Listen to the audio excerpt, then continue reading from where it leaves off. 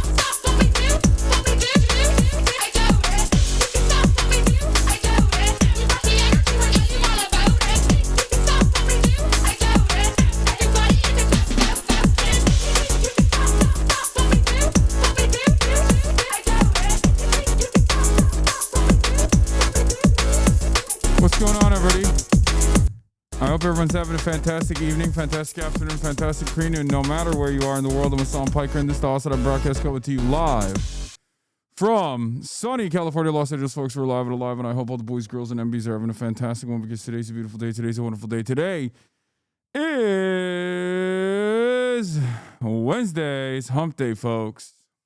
That's right. It's hump day. And also,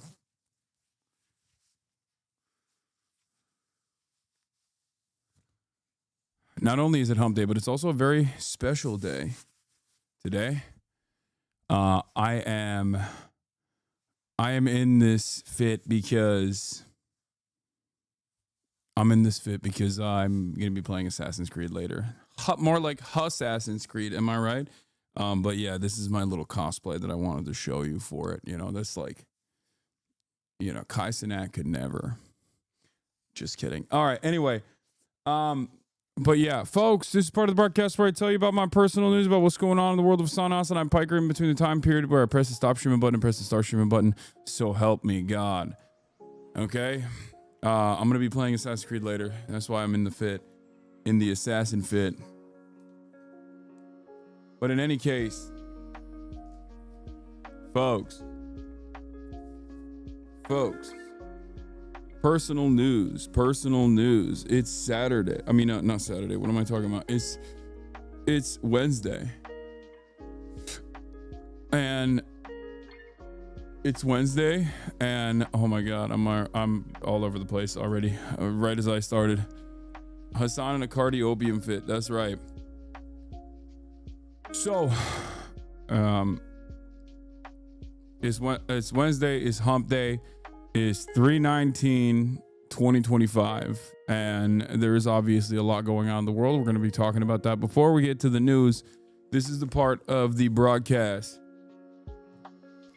where I tell you about my personal news about what's going on in the world of Hassan Hasanabi Piker in between the time period where I press the start streaming button and press the stop streaming button. And that's precisely what I'm going to explain to you. Abi Türkiye'de ne oluyor? I don't know what the fuck's going on in Turkey. Why is people freaking out about Turkey again? I don't know, probably some crazy shit.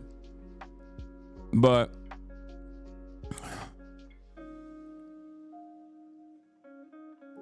I'll look into it. In any case, personal news wise, ended the broadcast last night, hung out with the fam. I've been doing a horrible job with my diet. I ordered them some chubby curry, some Japanese katsu curry. Okay. And let me tell you, okay, I had a little bit of that, and it's not good. It's not good at all. It was great. Like, it tasted great. But while it tasted great,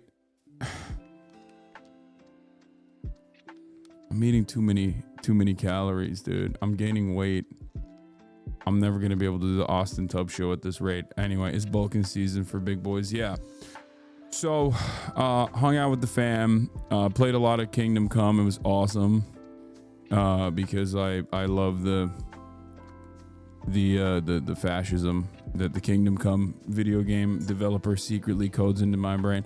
But, it's really good. It's a lot of fun. No games without a little sin and no worries. Yeah. Also, how far into KCD2 are you? I'm in the second map now. Like, I'm in Act 2. I've officially finished the storm mission last night.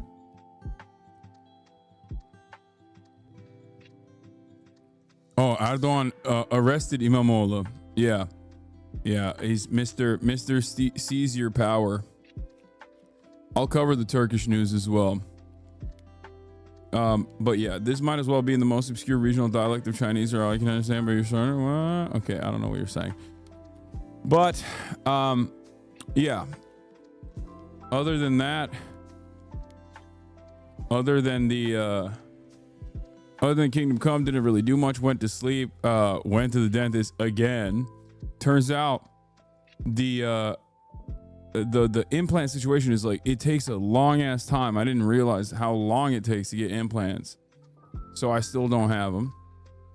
After the dentist, I took Kai to the park alongside Fiona. Murat's staying with me, my brother, and Fiona is obviously the mayor of the dog park, and she was just doing her mayoral duties, which is fine. Played a little bit of ball with while half of my face was numb, and I got cooked the first game, absolutely destroyed, skunked them the second game, came back in a big way, feeling pretty good, glad that I did that. Finally, my new phone. I have a new phone alert, ladies and gentlemen, new phone alert. I finally have the 16 or whatever, and it's black. There's no cool color for it, but yeah, it's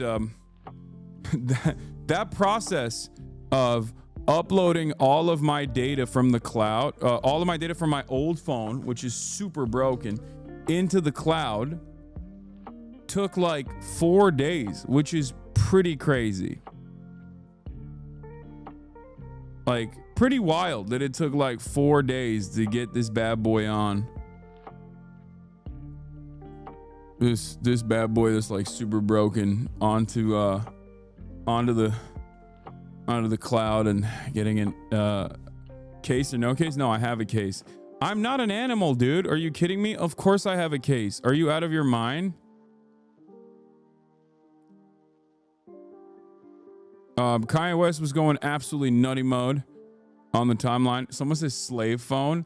That's so funny. Yeah, dude, you're right. Apple, notoriously the only phone that uses exploits the global south for it. Every other phone is so good with that practice, and it's just Apple. And I chose it specifically for that reason. But I also watched a Hulu special. I watched All Billy Bitch Tits, All Billy Bilbo Baggins on Hulu. And the first couple of minutes, like the Israel stuff is like, kind of lame. I'm thinking to myself, this is not good. Is this going to be another like old man yells at crowd type special? And I was wrong. Boy, was I wrong. He was killing it. He had killer bits.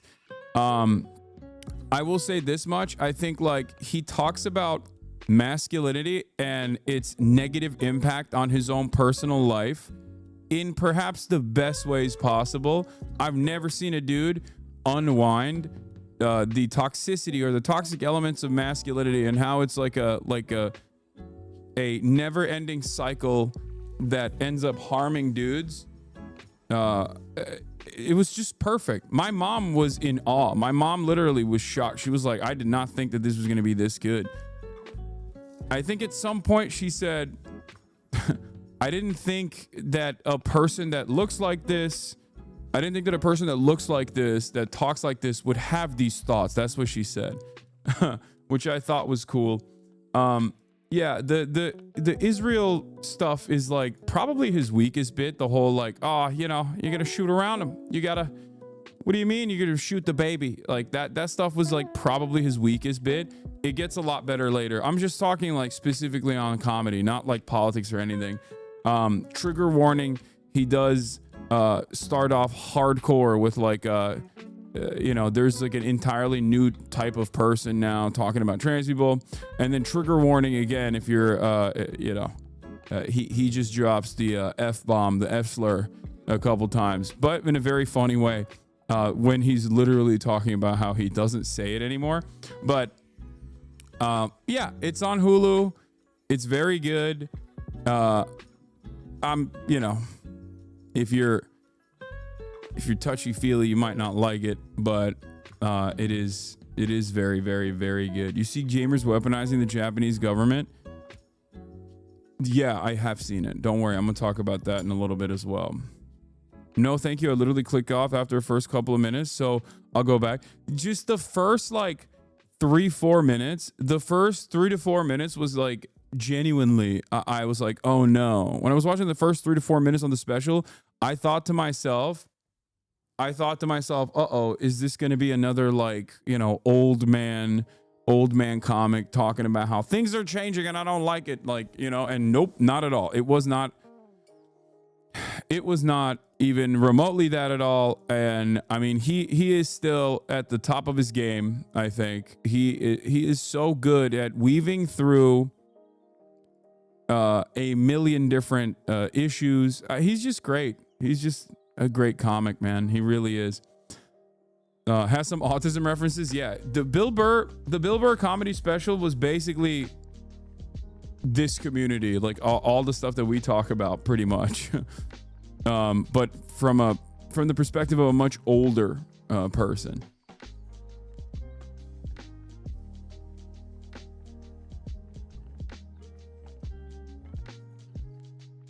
The soft take. Hey, thanks for watching my video. Never did I think someone as large as you would watch my video live on stream. My partner and I were until 5 a.m. watching your VOD, and I really enjoyed your commentary, so thank you. Yeah, it was great, man. You have a small channel, but I mean, it was a crazy video for a channel with 1,000 subscribers. It was wild. Found a TikTok account you love, less than 1,000 followers. When I found them, a fucking diamond. We get comments all the time, and I had questions about how dare you turn Dale Earnhardt into some leftist icon. We didn't turn him into shit. He already was. Yeah, I'm gonna talk about the Turkish stuff in a second. Yeah, Ekrem İmamoğlu and the Erdogan regime coming after him pretty aggressively.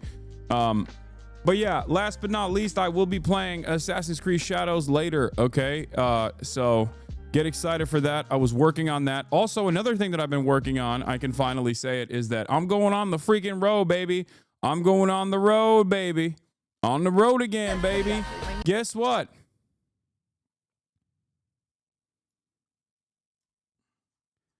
Tomorrow, I will be live from a different location. Okay? Tomorrow, I'll be live from a different location. We have some incredible interviews lined up in person, live and alive. Not going to Brazil. No, I am going to be, I'm going to be trailing Bernard Sanders. That's right. I'm going to be trailing Bernard Sanders, seeing what this whole socialism stuff is all about. What's he talking about? What's he saying? We're going to be doing a live interview before his rally. And then also I'll be filming the rally as well, hopefully. And we'll get to interview some of the people there as well. But yeah, that's it. So that's what I'm gonna be doing tomorrow. So get excited at that. You better not stop in Arkansas or whatever the fuck that chatter told you not to go. No, that was St. Louis. But yeah, You're kind of teetering on the verge of socialism, my guy, is what people say. But yeah, I'll be in Vegas. We are not going to be balling, unfortunately. We will not be balling. My man is busy, okay? My man is incredibly busy. I'm not going to be able to ball with the GOAT. But in any case, that's where we're at. Big news. Oh boy, huge news. Yeah. Play some Crash with Bernie, please. Yeah, that's what I'm gonna do. I'm gonna get Bernard to gamble. New merch when? New merch this Friday. That's right. New merch this Friday. More like Friday. Get your dollary dues out. Get your credit cards out. Get your pay stubs out. Go to a predatory payday lender and take a fat loan, because I'm about to dump some incredible merchandise on you. This one is obviously disinformation. This is the genre. Here's the last one. Narrative overcomes truth. Someone said BDS. Yes, do BDS on my merchandise.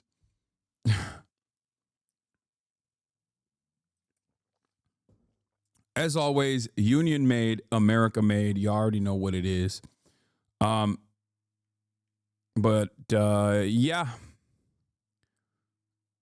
Big day, big week for Hasanabi has. Yeah, I just took out a second mortgage on my home for the new merge. That's what I'm talking about. Do it. Merch drop of anti-capitalism. Not funny. Yes. Commerce. And t-shirts. Commodities being created. These are all aspects of capitalism. Famously, no other organization or structure of the economy could ever actually produce commerce or produce commodities in any meaningful capacity. Socialism means no t-shirt. Famously. Anyway, I know. I'm going to talk about Turkey as well. Erdogan falsely imprisons rival Zelensky, ex-Trump, ex-Putin. Updates as ceasefire is short-lived. Israel updates. Constituents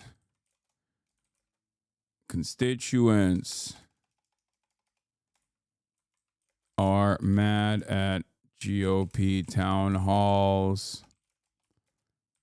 Assassin's Creed Shadows.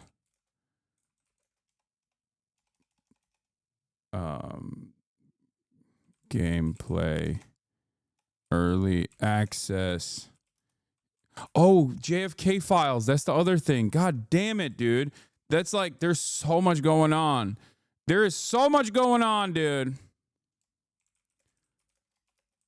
I can't believe I forgot about JFK files. I didn't actually forget about it. I've been reading up about it quite a bit this morning. But, goddamn, a whole lot of nothing? I don't think it's a whole lot of nothing. Hungarian Revolution CIA backed? Oh my God, I can't believe it. What? You mean to tell me that the CIA was egging on color revolutions all around the world? No way. Oh, no way.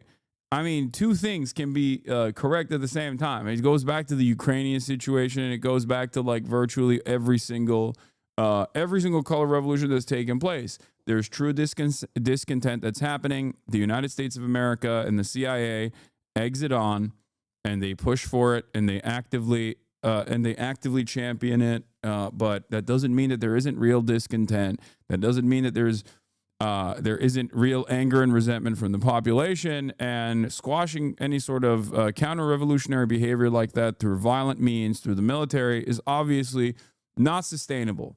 Let's be real. Okay. Hang on. You mean the tankies were right about the origin of the term tanky? Yeah, I don't like. That's ironically that's where the Hungarian counter revolution or the Hungarian revolution and the USSR utilizing tanks is unironically where the term tanky comes from. This was a big deal, especially in the UK, which have probably the worst socialist adjacent movements of all time, aside from the United States of America. But that's where the tanky term comes from. Anyway, do we have a blast off meme? Let's blast it off, and then we'll get into it. We'll get into all this stuff because there is so much to talk about. There is so much to cover. Oh boy, big news, big day, big drops. But yeah, causing. Also, there's the Serbian madness that's taking place as well. They made a Jon Stewart meme of you. Oh, that's funny. Okay, that's too inside baseball, but I'll allow it. All right, let's do it. Let's blast off. Let's get it twisted. Let's get it freaking twisted, dude. I know. I'm going to talk about Imamoglu. Okay, Turks, calm down. I know that there is no such thing as free press in your country. Okay, I know. I know that you literally have no way to learn about what the hell's going on in your goddamn country or talk about it. I will be talking about it here. Okay, I know. Yes, Imamoglu, Imam's son, the son of Imam. Okay. We're going to talk about it. We're going to get into it. We're going to talk about it. He was like the most popular opposition leader that Recep Tayyip Erdogan falsely has decided to imprison. It's just so stupid. It's so ridiculous. It's so obviously a power grab once again from a dude whose popularity obviously has been eviscerated due to his own dictatorial regimes, or due to his own dictatorial attitude. But yeah, holy moly, there's a massive rally taking place in Turkey right now. Gözaltındayken bize uyku yok. Ekrem Başkan gözaltındayken He's saying without, well, Ekrem, where Ekrem leader is under assault and in prison, we will not sleep. Çağlayan'daysa Çağlayan'dayız. Yanı başındayız. He says wherever he is, we're right by his side. Saraçhane'dir. İstanbul onu, Saraçhane'yi ona, onu Saraçhane'ye emanet etmiştir. Buradayız. Hep birlikteyiz. We're all here together. Sahip çıkmak için we're here to take ownership over Ekrem, the president. Terk etmiyor mücadeleyi ve sizin iradenizi sahipleniyoruz. Ekrem Başkan. He's a mayor. He's a mayor of Istanbul, but mayors are very important. They have like governor levels of power, especially the mayor of Istanbul is the most important, just so you guys understand. And he was seen as like the most popular opposition leader in Turkey to create a coalition that could finally topple the Erdogan regime through the democratic process. And that's precisely the reason why Recep Tayyip Erdogan has falsely decided to imprison him.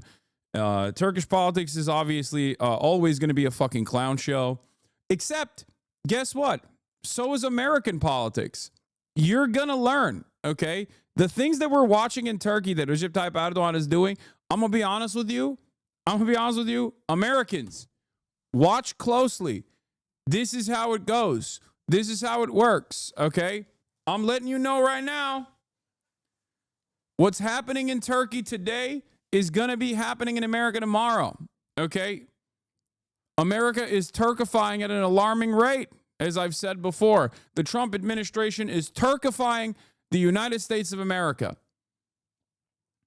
Little Orbans all around Europe, popping up left and right. And as you can see, this is a major coalition. While Imamoglu himself is, I think he's CHP, right? He's from the Social Democratic Party.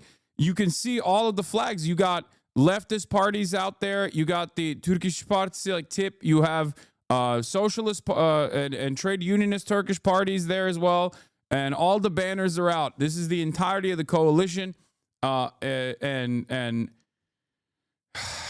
you know, this is a very, very, very frustrating situation for obviously the Turks who have been living under the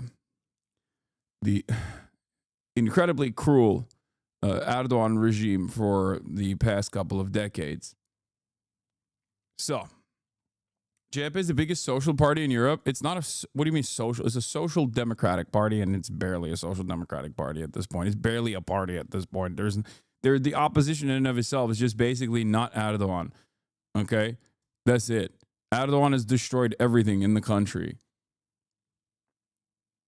In any case, has the watermelon salesman's time run out? That's really funny that you guys are asking that question, because the watermelon salesman's time should have run out a long time ago. And yet he is truly the Teflon Don. Okay? I don't know how to fucking explain it to you. Like, this guy has been able to withstand so much. Adamın diplomasını iptal ettirmek için elinden gelen her şeyi yaptılar son bir aydır. En son saçma sapan bir sebeple iptal ettirdiler. I know. I've been following this stuff I've been following the drama in the backdrop. In Turkey, you have to have a college diploma to retain certain positions in the government. What's ironic, of course, is that Recep Tayyip Erdogan doesn't have a real diploma, and everybody knows it, but it's more so like a fuck you're gonna do about it type situation. And yet he is now using that as a false justification to go after his main opposition leader, who is, of course, significantly more popular. I mean, he's probably the most popular opposition leader, and someone who could definitely overthrow Erdogan. Amına koyayım, was I know, ne I know, sen iddiaları okudun mu? Diploma sadece bir tane olay okudun mu suçlamaları? Niye okumuyorsun? Niye 3 sene önceden Cumhurbaşkanı adaylarını seçmek istedi CHP? Ben biliyorsun uşağıyım şeyin. İngilizlerin uşağıyım arkadaş. Ondan böyle söylüyorum. İsrail ve İngilizlerin uşağıyım.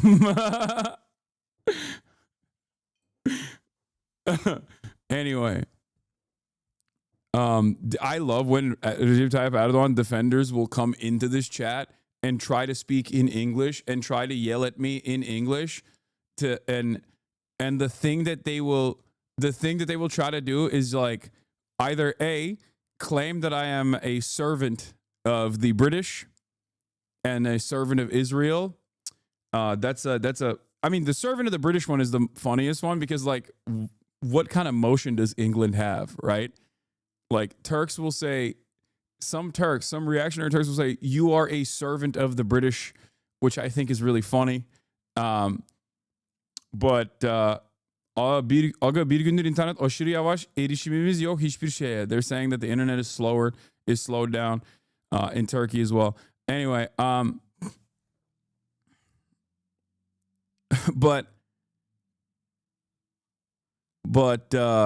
yeah, I mean, Turkey is cooked again, once again. Here, let's take a look. Let's take a look at what's going on here, okay? You guys might be, this is, breaking news, but this is where you get the breaking news, especially when it comes to breaking news about Turkey. Aktroller her yerde seni bile bulmuşlar. Bunlara platform verme. Ulan ne platformu vereceğim abi? Saçmalama. Burada biz herkesin sağcılarına basıyoruz yani. Türk sağcısı da olsa, nerenin sağcısı da olsa ağzına sokarım laflarını yani. Korkacak bir şey yok. Opposition have defied a ban of protests. It was issued after the arrest of President Recep Tayyip Erdogan's main political rival, the popular mayor of Istanbul, Ekrem İmamoğlu. Well, the protest ban... Ekrem İmamoğlu. Ekrem İmamoğlu. Which means the son of an imam. Okay? Anyway, listen. This guy is the mayor of Istanbul, and the mayor of Istanbul is a very important position in Turkish politics. It's not like fucking the mayor of New York, okay? It's not a real mayoral position in the way that it is in the United States of America. It's closer to a governor in terms of the awesome powers that and the leadership and the responsibility that this person has, considering that Istanbul is you know, the largest city in Turkey. When you are the mayor, you have a high likelihood of maybe even one day becoming the president, right? So he was the mayor and the most popular leader in the opposition, right? He was detained falsely for he had his diploma revoked. For the past week, Recep Tayyip Erdogan's been talking about Ekrem İmamoğlu's diploma, okay, his college diploma. He's saying it's fraudulent. Now, it's not, right? But they've just been claiming that, and they basically were able to revoke his diploma and then imprison him and say that, you know, your diploma that we stole from you is actually fake, and now for that reason you're going to jail because you lied about your educational attainment in order to get this position. Now, in the past, there are a million different reasons and a million different ways in which the Turkish government has falsely imprisoned people. The most famous one initially was, oh, you're PKK. If you're Kurdish, you know, you're a part of the PKK. You support terrorism. You're going to jail. Okay. Then it evolved into, oh, you're a part of the Fethullah Gülen movement. Fethullah Gülen he died, a American CIA asset from the same coalition that Recep Tayyip Erdogan is initially from as well. Right-wing Muslim cleric living in, or used to live in, a right-wing Muslim cleric that used to live in the Poconos, CIA asset, has a lot of fucking schools, has a movement, has a major movement, as a matter of fact, backed by the United States government, backed by the CIA, and some of the more famous people from his movement, of course, are Enes Kanter.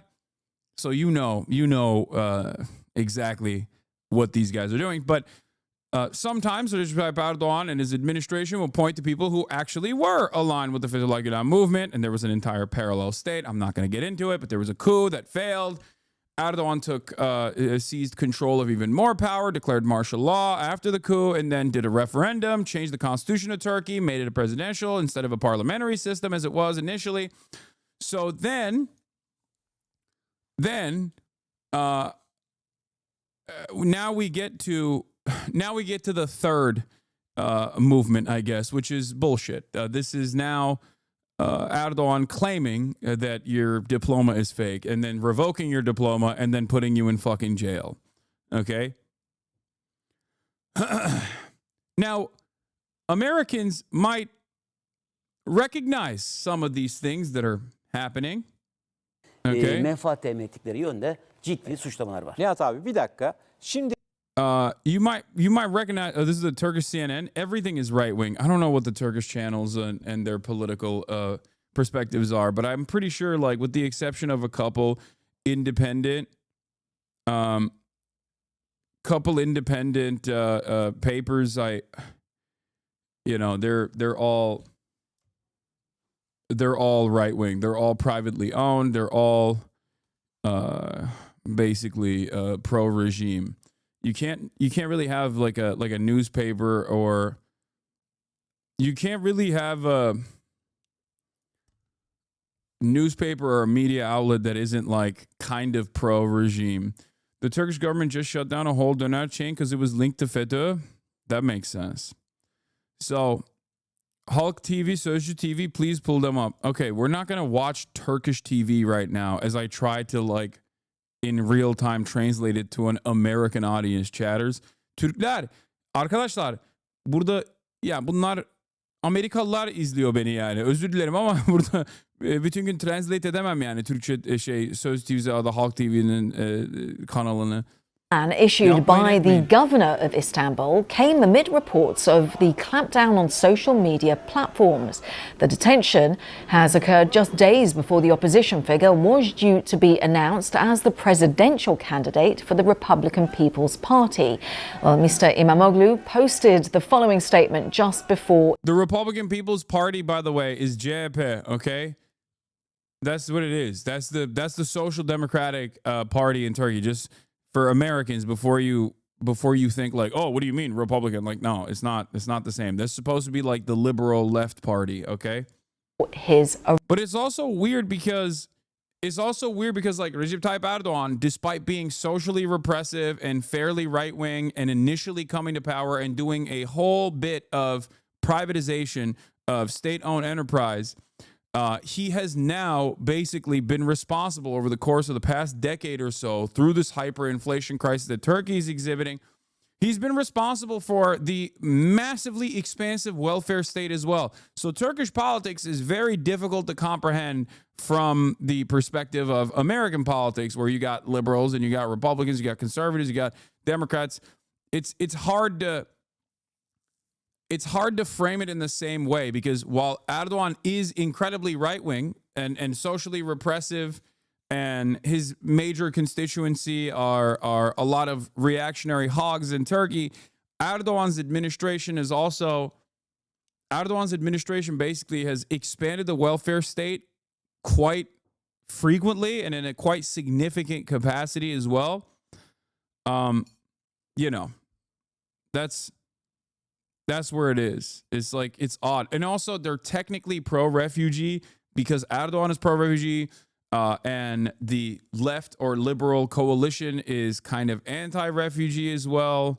They don't like Syrian refugees.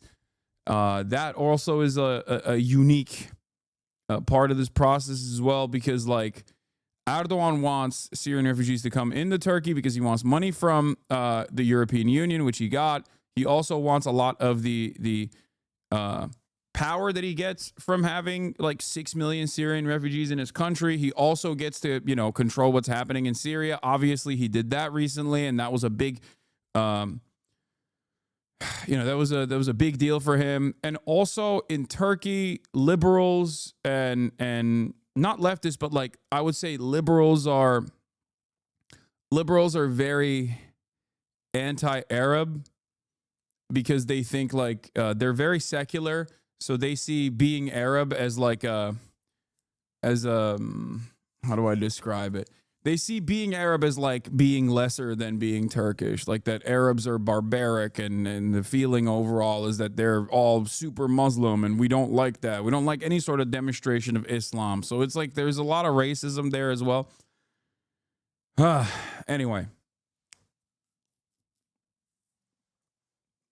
But this isn't to say that I, think that Recep Tayyip Erdogan is a good person at all. He is not. He is a horrible, incredibly corrupt monster. Incredibly corrupt. Like Recep Tayyip Erdogan's corruption it makes like the Doge, Elon Musk, Donald Trump saga look like the most above board legal thing you've ever seen. Like Recep Tayyip Erdogan and I would say like Vladimir Putin. Like these guys do corruption to a degree that is impossible to understand, okay? You can't comprehend it with your Westoid brain is what I mean. They basically run their governments like a fucking fleshlight, okay? There are non-racist liberals too, for those who might take that statement as all liberals, but it's true, there is racism to a degree. Yeah, exactly. There's, of course, it's a massive coalition of people that fucking range from like Kurdish parties, people that range from socialist parties all the way to like the most prominent social democratic party, and even like former Erdogan parties, former Erdogan aligned parties that are also a part of the coalition against Erdogan. So it's massive. It's like basically on the one hand you have Erdogan and you have the nationalist party, the ultra nationalists, MHP, right? These guys, the Grey Wolves. They're on the one side, they're the governing coalition in perpetuity. On the other side, you have the rest of the country that's like, dude, stop, pretty much. So there is no like real ideological consistency in that coalition beyond We just don't want fucking Erdogan to run the country anymore. Holy shit, he is so goddamn corrupt. So that's what it is. Arrest. Üzülerek söylüyorum. Milletimizin iradesini... I say with regret that this guy is doing a this is Ekrem İmamoğlu, by the way, the governor of Istanbul. He's he's doing a get ready with me, as he's like, get ready with me as I go to prison for being falsely detained by the regime that is terrified of being unseated. Okay, that's how you do a get ready with me, all right? You see that, Democrats? a handful of minds are trying to usurp the will of our nation by abusing the police. The security forces of this country have massed at the door of my home, homes of 16 million Istanbulites. Hundreds of police are massed. We are facing bullying, but I want you to know that I won't be undaunted. I love you all so much. I entrust myself to my people. Let all our nation know that I will stand upright. Hepinizi çok seviyorum. Ben kendimi milletime emanet ediyorum. I will continue to fight with that person and his mind, which uses this whole process like an apparatus. Aparat gibi kullanan aklıyla mücadeleye devam edeceğim. So that was Ekrem İmamoğlu speaking, issuing that statement just before his arrest. And of course, now we are seeing protesters out on the streets. So we are monitoring the live shot of that as well. But we know that supporters of this Turkish opposition have been defying what was a ban of protests. They are out on the streets. So a lot of fast-moving, developing situation when it comes to what is happening in Turkey. Let's cross over to Istanbul because Emily Wither joins us. Abi canlı yayında iktidar yanlısı kanal muhabirine saldırmışlar. Akit öfkeli kalabalık tarafından linçlendi. Gelecek diyelim bakın. Bak görüyorsunuz. Canlı yayındayız biz. Bu bizi yıldıran. So this is a pro Erdogan like regime news outlet. And he's trying to cover the situation. He's trying to cover it. And then the guys figure out what news outlet he's from and just beat the shit out of him. Bundan emin olabilirsiniz. Hiç önemli değil bizim için. Bizim için hiç önemli değil. Bizim için canlı yayındayız. Bizim için hiç önemli değil. Bro, can you imagine? I mean, I'm not going to say anything. Never mind. I am not allowed. I am not at liberty to say how I feel about this. But hey, I disavow these Turks for doing this.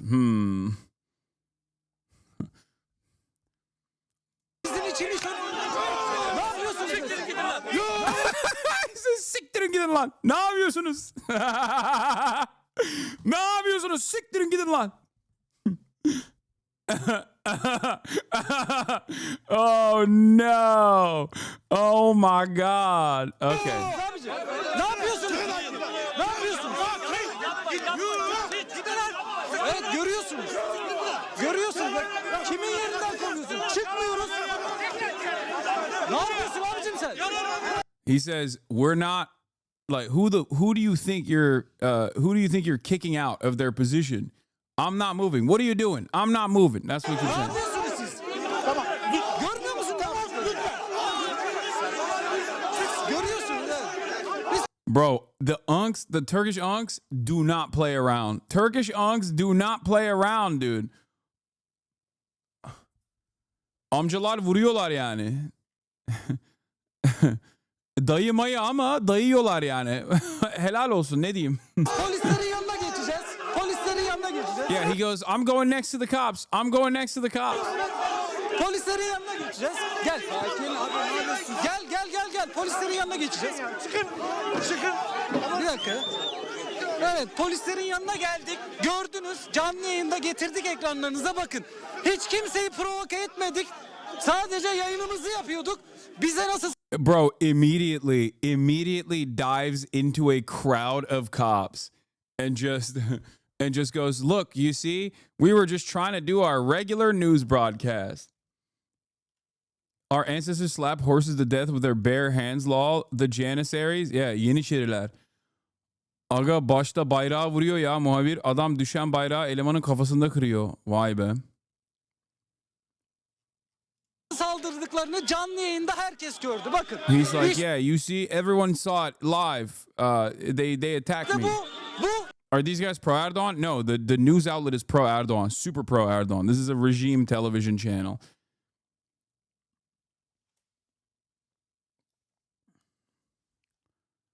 Yeah, Erdogan is a chameleon. He collaborated with the CHP when it was convenient to defang the military deep state, and with Gülen when it was convenient to access their network. Now it's with the ultra-nationalists. I mean, yeah, he just only cares about power and also making sure that he can use the government coffers as his personal wallet.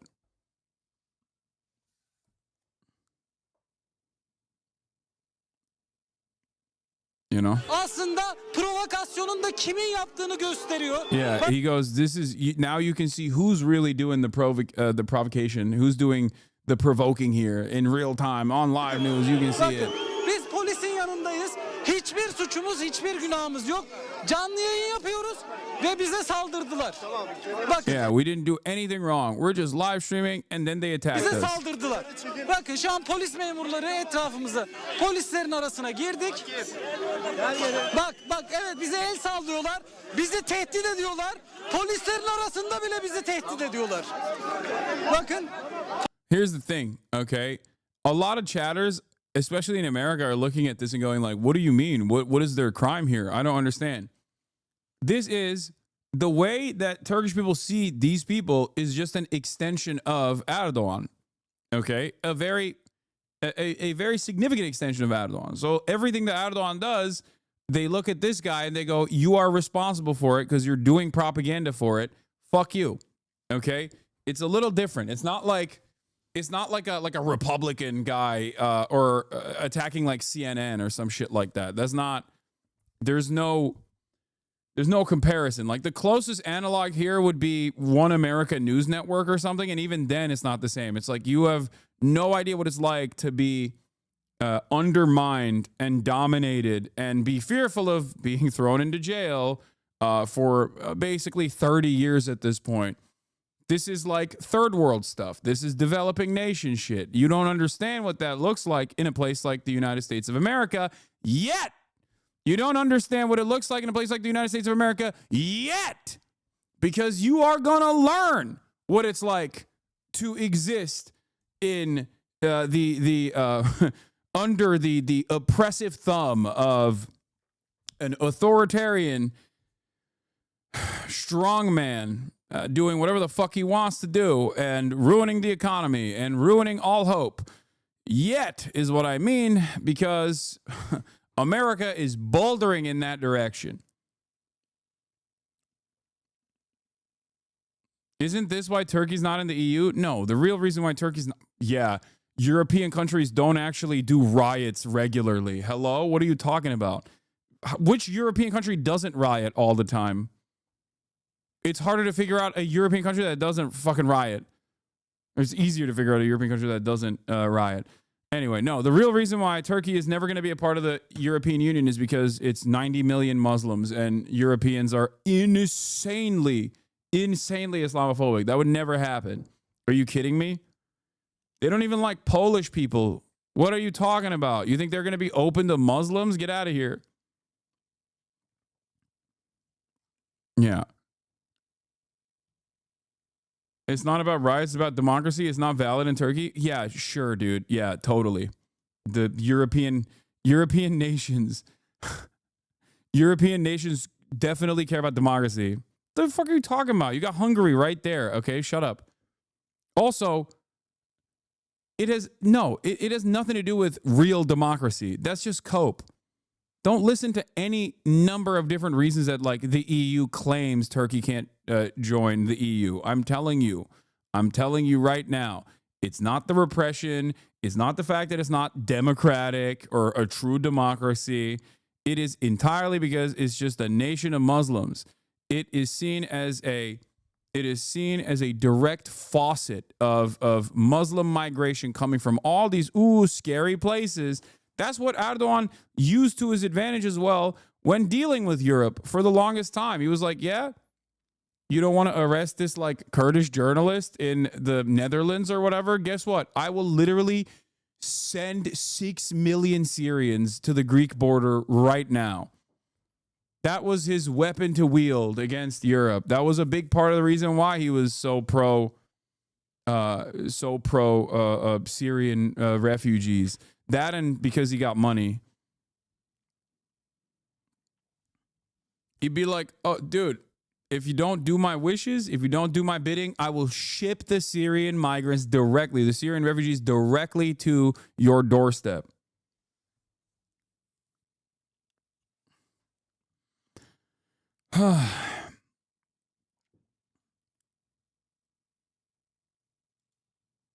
Yeah, they've seized all of his assets right here. Ekrem İmamoğlu ortağı oldu. İmamoğlu inşaata savcılık kararıyla el konuldu. They seized his company. This is his construction company that he is a partner in. He's a co-owner of. They seized his assets. They literally threw him in jail. It's just completely ridiculous. Yeah, it's just regular dictator shit, you know?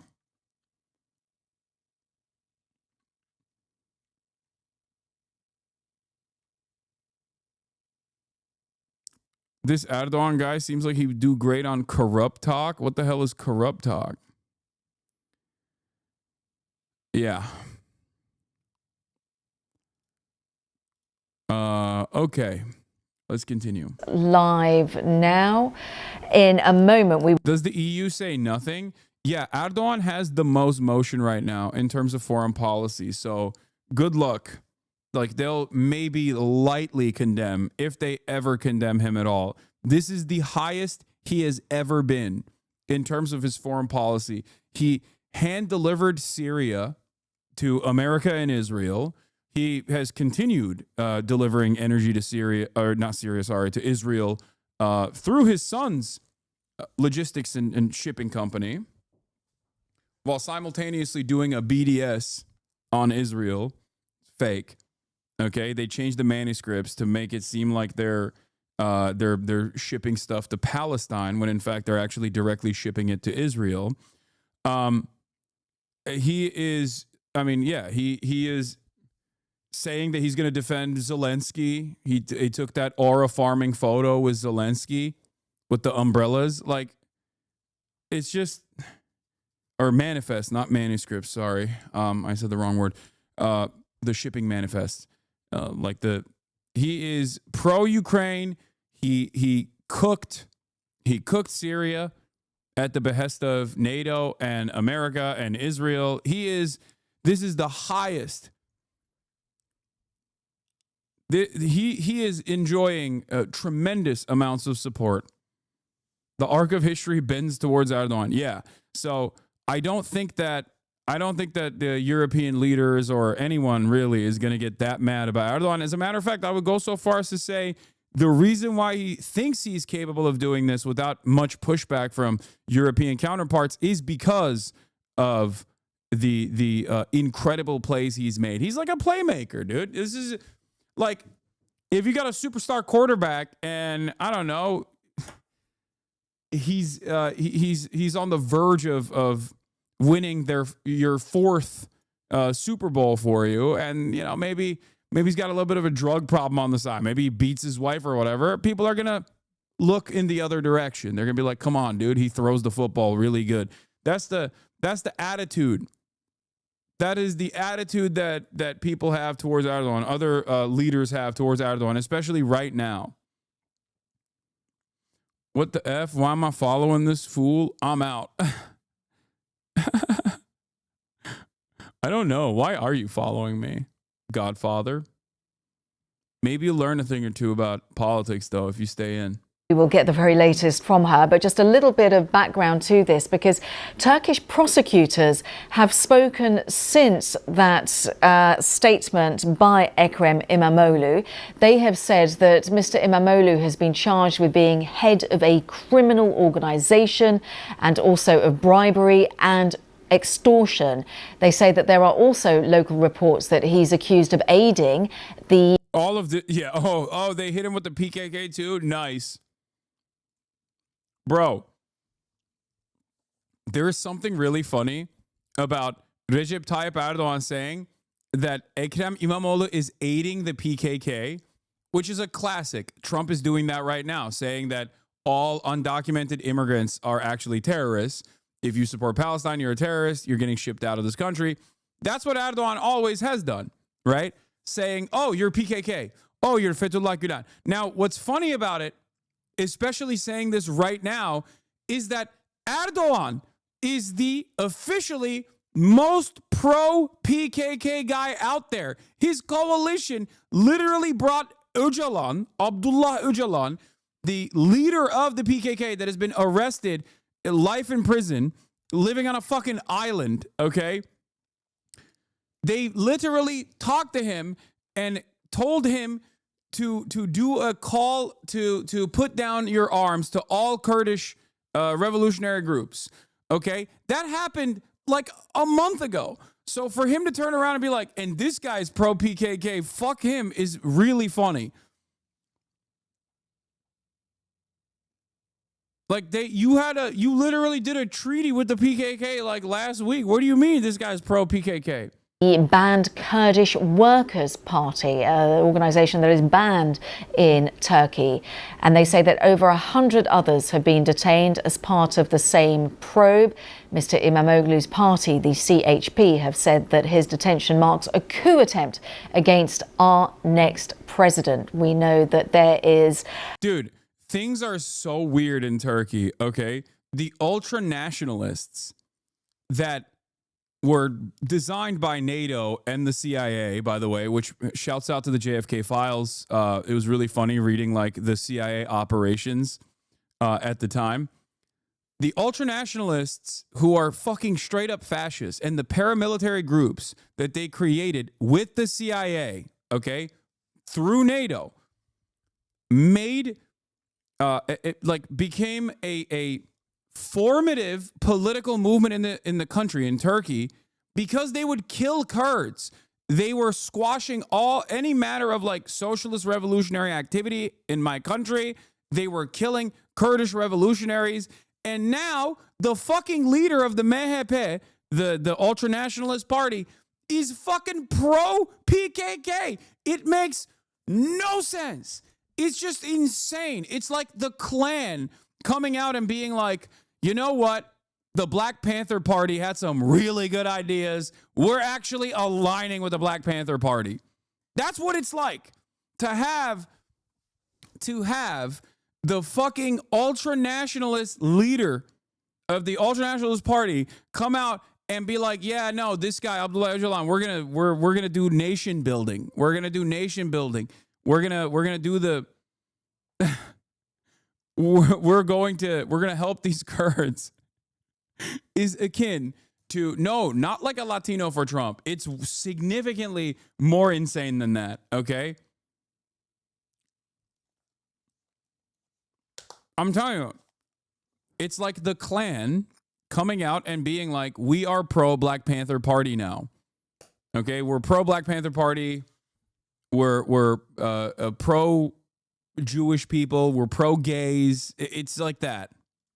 An election coming up, and that Recep Tayyip Erdogan, after his many years in power, will not be able to stand for re-election. So a fluid situation in Turkey. We can cross over live, as promised, to our correspondent there, Emily Wither, who joins us from Istanbul. Emily, I think it's important. Yeah, in 1998, when Erdogan was the mayor of Istanbul, his son Burak Erdogan, who has been living in the U.S. for over 2 decades, hit a singer with his car after running a red light and killed her. The city cleaning employees cleaned the crime scene right after. He didn't get arrested or anything. Yeah.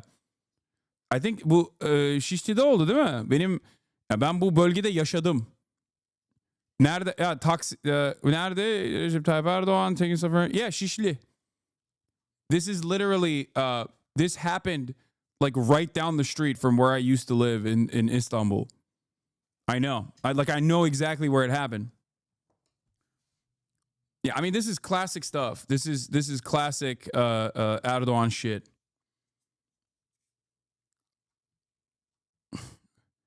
This is not even like, this is not even scratching the surface. Like, this heinous crime and its cover up, which is a crime in and of itself, is not even scratching the surface of the rampant corruption from the Erdogan regime. Important, just remind us what is happening on the ground, because despite a ban, people are out on the streets. That's right. We are seeing some small protests now in Istanbul outside the office. And can I go back to Turkey? No, I can't. Not until this stuff gets cleared up. No. University here. Those university protests have already been broken up by the police. I should say that the protests now are very small. The authorities are doing everything they can to make sure that people do not gather on the streets here. They've closed many major roads into the city. They have closed down popular metro stops. They have restricted the use of social media for some popular apps.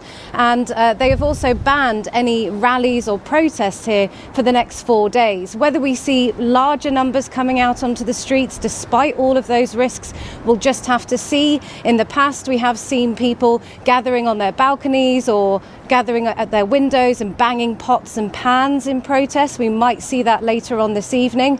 But at the moment, this is a city braced now to see whether these protests get any larger. And Emily, just remind us why Recep Tayyip Erdogan, the president of Turkey, why he feels so threatened by the mayor of Istanbul. The mayor of Istanbul is incredibly charismatic and he's incredibly popular. In many polls, it shows that Erdogan is pretty glaze, but true. Glaze, but also kind of true. Much neck and neck with Ekrem İmamoğlu. He was due to have a big rally today in support for his presidential candidacy. Bu haber biraz eski. Belediye binasının önünde 10 binlerce insan vardı. Gördük, izledik. Yeah, this is old news at this point. This is from a couple hours ago. Yeah, it's from 4 hours ago. We literally watched the mass mobilization take place when I first started. Which is due to be announced in the coming days. The opposition were going to name him as their future presidential candidate. And I should say that critics here are saying that this crackdown could backfire on Erdogan, because in 2019, when Ekrem İmamoğlu won the mayor elections here, Erdogan's government said that those elections were rigged and they called for a rerun. In that rerun, İmamoğlu came out even more popular, so it could be that this crackdown sees the mayor gaining even more votes. He's very popular across the political divide and he is seen as a key challenger to Tayyip Erdogan. And this has been going on for months now. The government here has been cracking down on opposition figures for some time. They have been arresting opposition mayors, journalists and business leaders. And I think what's interesting is there has been very little international condemnation of that. So it could be that Stream doesn't feel choppy today? Yeah, I fixed it. That's why it doesn't feel choppy. Hopefully it doesn't break again. But President Erdogan is also gambling that the arrest of this mayor will also go by unnoticed, given Turkey's strategic importance at the moment. Emily, thank you very much for bringing us up to date there. Yeah. For the record, Ekrem İmamoğlu is rising in popularity as Erdogan's popularity is finally coming to a close. So for that reason, this is the reason why. This is what weak leadership does, okay? No matter what their political alignment is, this is what weak leadership does. Weak leadership arrests. This is, you arrest your opposition when they're gaining popularity because you got no motion.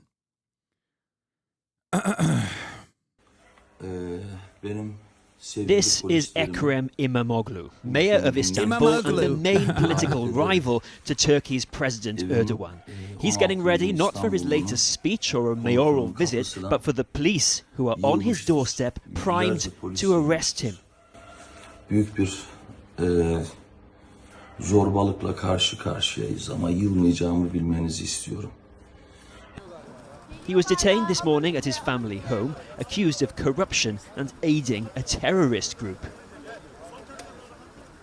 Böyle bir şeye gülünür sadece. Böyle bir şey elbette ki mümkün değil, olamaz böyle bir şey. Last year, İmamoğlu won a second term as Istanbul's mayor when his party swept local elections. It was the first time Erdogan was defeated across the country in his 22-year presidency. Imamoglu's arrest, along with 100 others today, comes just days before he was due to be selected by the opposition Republican People's Party as their presidential candidate to one day run against Erdogan. Turkey's government denied any involvement in the arrests. Yargının başlattığı soruşturma ve davaları Sayın Cumhurbaşkanımızla ilişkilendirmek en hafif. I can't believe this motherfucker's been in power for 22, dude. That's crazy. Oh my God. Oh my God. This is partially the reason why I hate Donald Trump so much. Because, like, he's so goddamn Erdogan coded. Like, it's just.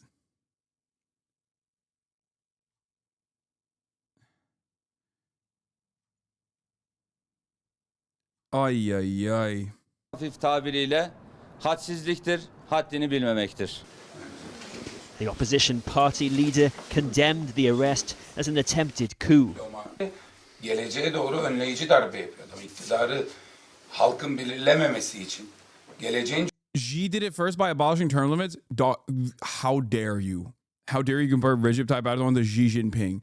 Look at China's trajectory under the glorious leadership of Xi Jinping versus the Turkish politics. Look at Turkish politics. Look at the lira, okay? That's insane. It's not even remotely comparable. Imagine having a competent leadership. Oh my God, that would be so sick. So dictatorship is fine as long as the country does well? Yes. At this point, yeah, FDR, okay? FDR is a dictator, is the energy that you're presenting here, and I would fucking die for an FDR. Oh my God, here in America, or in Turkey, or anywhere really. Fuck it. Yes. Cumhurbaşkanına darbe yapıyorlar. Imamoglu's arrest follows a stripping of his Istanbul University degree yesterday for alleged irregularities. Turkey requires... You're a hypocrite, fuck kings. Shut up. I don't want to hear from anarchitties in the chat right now, okay? Go take a shower. Go take a shower. Go take a shower. Go take a shower. Go take a shower. As all candidates it's shower time for you, okay? Go deal with ACAB includes teachers too type shit, okay? Go write another tweet about how ACAB includes teachers as well, by the way. We must abolish all unjustifiable hierarchies. A university degree. Almost in anticipation of the reaction, Istanbul's governor banned protests in the city. Yet students from the university came out in their hundreds, some struck with pepper spray as they clashed with police. Erdogan's government... Lira is fine, bro. Diamond hands. Yeah. ...has denied targeting its opponents and says the country's legal system is independent. That, once again, has been called into question today, with President Erdogan further strengthening his grip on power at the expense of his closest rivals.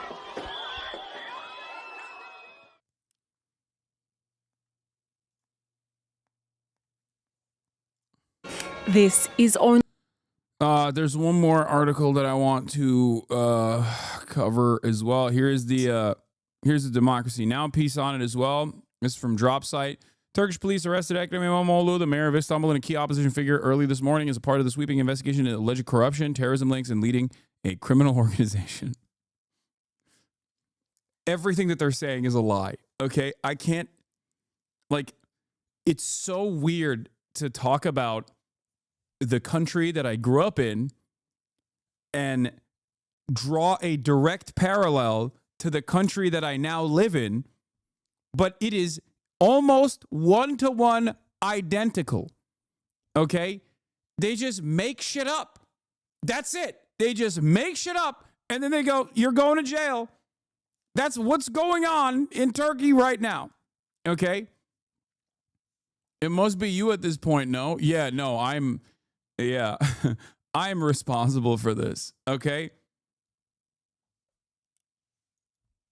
Yeah, I did this. Sorry, guys. My bad.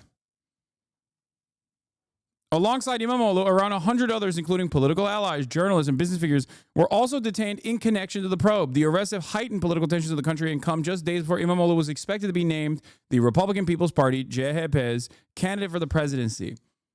Okay? Authorities imposed a 4-day ban on protests in Istanbul and restricted access, which is what you do when you have a popular democratic movement. That's what you famously do. Okay? Famously, when you have a popular democratic movement with the mandate from the people, dare I say, a mandate from God, okay, the heavens mandate, this is what you famously do. You arrest virtually every single person that is against you, that has any sort of motion whatsoever, and then you turn around and say, it's illegal to protest now, which obviously didn't stop people from protesting. That's so stupid. Critics have labeled the arrest as politically motivated, accusing President Recep Tayyip Erdogan's government of attempting to suppress opposition ahead of potential early elections. Imamoglu, who previously defeated Erdogan's party in 3 local elections, has been a prominent challenger to Erdogan's 22-year rule. This should give you an idea of how popular Imamoglu is. What?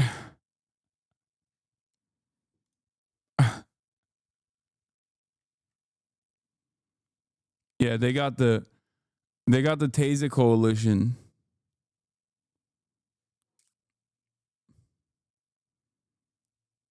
They got the grannies. They got the unks. They got it all.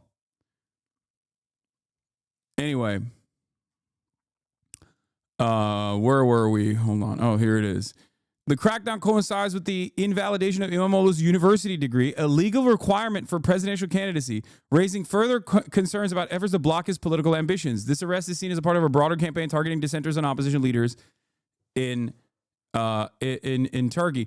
So, yeah, you have to have a college degree to be able to become a presidential candidate, which is ironic because it's like a known secret that Recep Tayyip Erdogan does not have a real college degree in Turkey. So it's pretty fucking ironic that they are, doing this. That's the reason. That's the angle that they're taking. Recep Tayyip Erdogan does not have a real college degree. It's not even a secret. Everybody knows it. And yet that's not a real point of concern or consideration at all. Yeah, he graduated the year the faculty opened. Police have arrested Istanbul Mayor Ekrem İmamoğlu on what his supporters say are trumped-up corruption charges ahead of primary elections scheduled for Sunday. İmamoğlu is a major challenger to Turkey's authoritarian president, Recep Tayyip Erdogan.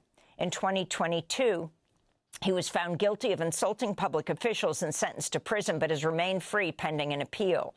Turkish police also arrested 100 other people, including one of İmamoğlu's close aides. Authorities have also closed roads around Istanbul and banned protests in the city for 4 days, while restricting access to social media sites.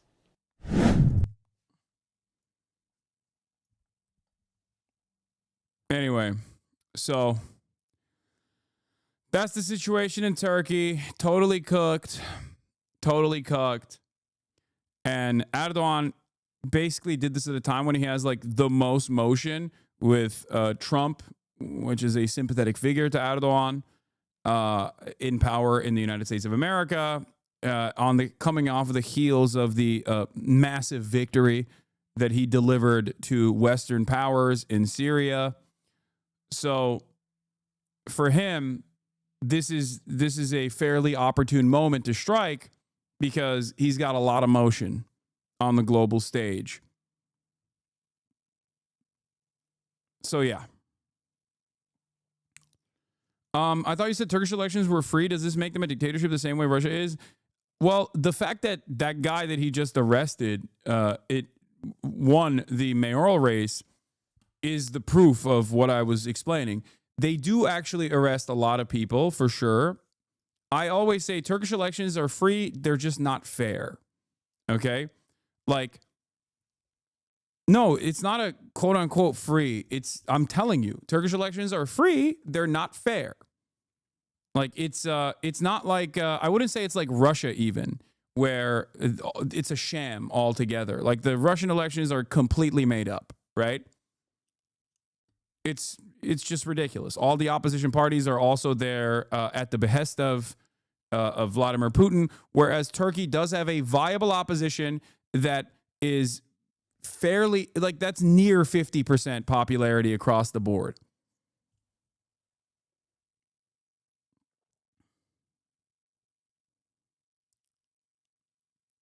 Erdogan is better than any other opposition. What?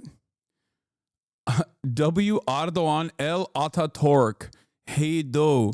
Erdogan is better than any other option. Atatürk, it's literally a terrorist. I don't see anything wrong with that.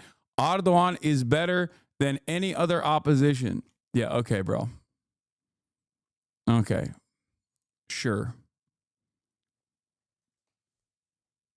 Yeah, this is the classic unconditional Ummah supporter in the chat being like, you don't understand. This man is the real caliphate, okay? This man is restoring glory to the Ummah. I promise. You're a fucking idiot, dude. Erdogan sucks the penis of Israel harder than any other fucking regional leader.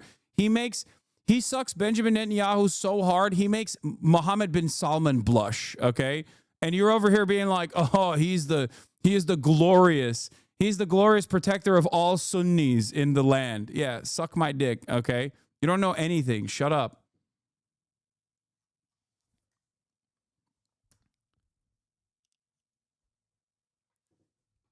There are so many like Pakistani dudes out there that just think that he is this incredible defender of the Islam around the world, you know?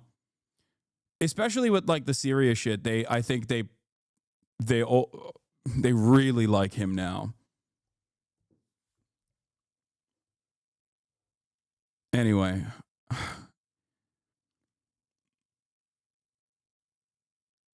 Somalis think that too. Yeah, that makes sense. Turkey has a really good relationship with Somalia, so it's just like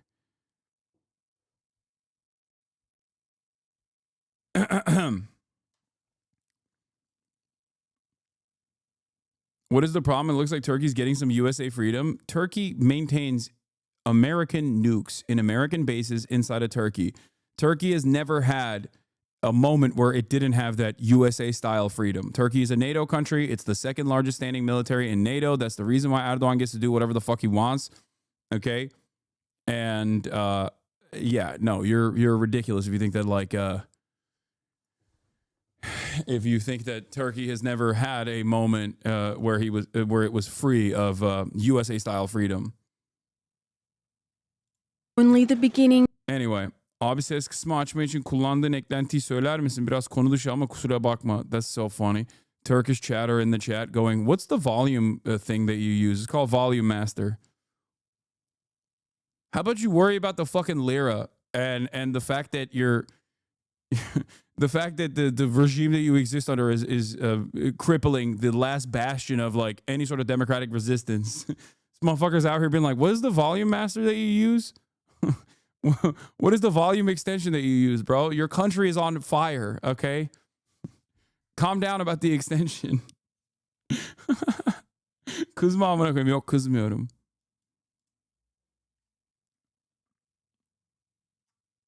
Anyway. Of Israel's. Now let's move on to another incredibly democratic country. Of course, the most democratic country of all time. The most moral democracy of all time, Israel. Renewed offensive, according to Prime Minister Benjamin Netanyahu. But for Palestinians in Gaza, it's the return to a nightmare. Digging through rubble to recover bodies, ferrying the dead and wounded to already depleted hospitals. Prayers. Yeah, here's Israel's new defense minister. After the former one had some back and forth, some friction with Netanyahu, even though the former one is currently has an active arrest warrant for being a war criminal, Yoav Gallant. The new one is Defense Minister Katz. And just like the previous one, he came out and said he's going to actively target civilians, which again is a war crime. But also, what the fuck are you going to do about it? You know what I mean? Who's going to say, hey, can you not do war crimes, please? You can't. There's no one that will be like, hey, this sounds a lot like you're doing a genocide. I don't think that is appropriate. Please, can you stop doing a genocide? You know, another good guy, if you will. Here, let's hear what he has to say. Okay, it's in Hebrew. Residents of Gaza, this is your final warning. The first Sinwar destroyed Gaza, and the second Sinwar will bring upon it total ruin. The Israeli Air Force's attacks against Hamas terrorists was only the first step. What follows will be far harsher, and you will bear the full cost. Evacuation of the population from combat zones will soon resume. If all Israeli hostages are not released and Hamas is not kicked out of Gaza, Israel will act with force you have not known before. Take the advice of the U.S. president, return the hostages and kick out Hamas, and new options will be open for you, including relocation to other parts of the world for those who choose. The alternative is destruction and total devastation. This basically is the final solution. He's saying it's the final solution time. If we actually don't ethnically displace you, then we're just going to ethnically cleanse you from the land. That is what he is saying. This is the defense minister, for the record, of the most moral army and the most moral military of the most moral democracy on the planet, Israel. Very not so subtle words here. And mourning. I lost my whole family. I got married recently in 2023. God honored me with Muhammad, who was so beautiful, and my wife was pregnant. She was martyred while she was pregnant. My son was martyred too. For the second night in a row, Israel struck several targets across the Gaza Strip, including this makeshift camp in Han Yunis. I want to tell Benjamin Netanyahu that it is not manly to attack civilians in their tents. Manly is to find the soldiers in the fields. Israel Defense Forces say they are targeting Hamas command centers, and in the last 24 hours have issued evacuation. This is the piece of shit Arab spokesperson for the Israeli occupying force. God, I know all these fucking villains now. It shouldn't happen, but yeah, all the while, the IDF have began targeted ground activities in central and southern Gaza over the past day in order to expand the security zone and to create a partial buffer between northern and southern Gaza. As part of the ground activities, the troops expanded their control further to the center of the Netzarim corridor. Netzarim is the one that crosses across the Gaza Strip, separates the south and the north. Simultaneously, it is decided that the Golani Brigade would be stationed in the southern command area and remain ready for operations in Gaza. The IDF will continue to operate against terrorist organizations in Gaza to protect the civilians, to protect the citizens in the state of Israel. Oh, God. Oh, no. That's the scariest thing you can ever hear from an Israeli is we have security concerns. That means ethnic cleansing is back on the menu. Whenever an official Israeli politician says we have security concerns, know that bombs are about to drop. Know that genocide is back on. Orders affecting nearly 100,000 Palestinians, raising concerns of another ground operation. While in Israel, resentment towards the government is pouring into the streets. Thousands marched towards the Knesset on Wednesday. It's not lost on me, once again, that the opposition to the Benjamin Netanyahu government is still waving the flags of Israel. This is important to understand. Think about the opposition in the United States of America, okay? Think about the opposition to the Trump administration in the U.S. Think about the opposition to previous administrations in the U.S. Who is the one that raises American banners and American flags? What is their attitude? I'm trying to get you Americans and those in the Western world to understand that this right here implies that they're not totally against Benjamin Netanyahu's actions. They're just against Benjamin Netanyahu. Okay? Accusing Netanyahu of resuming the war for political gains. It is the second day of protests, with many worrying he is further endangering the 24 hostages still believed alive, and outraged by his attempts to fire the head of Israel's internal security service, the Shin Bet. We want to be a democracy, and we are Crime Minister. Okay, that's a fire hoodie. On the way to dictatorship. And the hostages are still in the tunnels, and we want them home now. Public opinion polls in Israel show support. I just feel like the media is saying that Hamas didn't want to negotiate. I feel like we're being gaslit about the ceasefire deal. As you said, there was a phase 2 and 3. Why did Israel break? Why are people okay with that? Yeah, no, it's a lie. When Israel says Hamas is not negotiating with us, they're lying. That's just an abject lie. Think about it this way. Israel violated the ceasefire even on phase 1 with no intention of ever moving to phase 2 or 3, right? And even then, there was no retaliation from Hamas in that process. No retaliation whatsoever. And then they just basically decided it's over. It's completely over. We're just going to go back to full-blown ethnic cleansing, and immediately killed hundreds of Palestinians, 180 children that they slaughtered overnight. It's been the same exact lie that they've retold over and over again with no with no pushback from Western leadership against these lies. As a matter of fact, the Biden administration actively supported this lie. They lied at the behest of Israel over and over again. They actually overextended their lies so much that Benjamin Netanyahu, fearing political backlash from his coalition of even more further right neo-Nazis, decided to actively undermine the Biden administration. Whenever Anthony Blinken would be like, no, this is Israel's deal, Bibi would come out and be like, it's not. I hate this deal. I don't want to do this deal at all. For a second stage of the ceasefire, but Netanyahu has all but ruled out a return to peace, saying on Tuesday that future negotiations with Hamas will take place only under fire. Breaking news, a judge rules to move.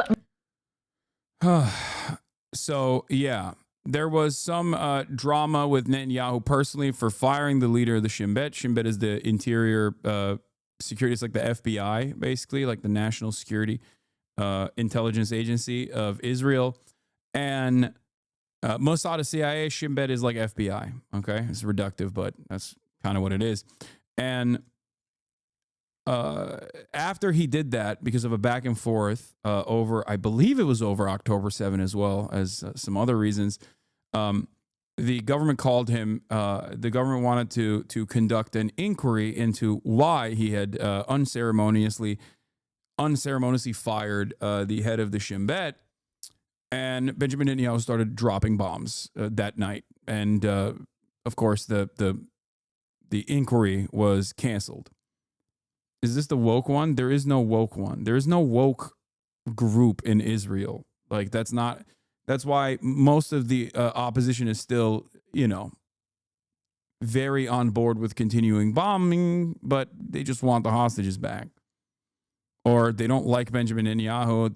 They don't have an issue with, like, if you want to understand the opposition in Israel, look at like Yair Lapid.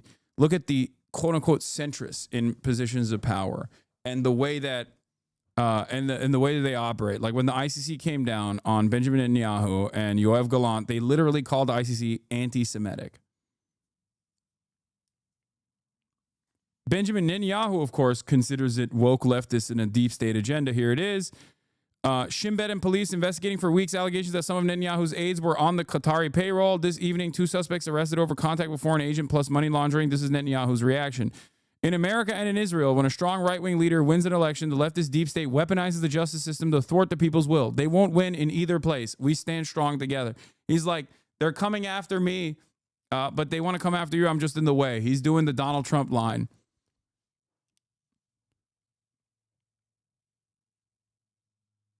But, yeah.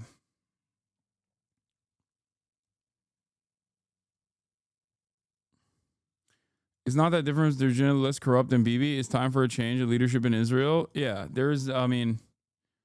yeah, they're process libs in the same way that our liberals are here as well.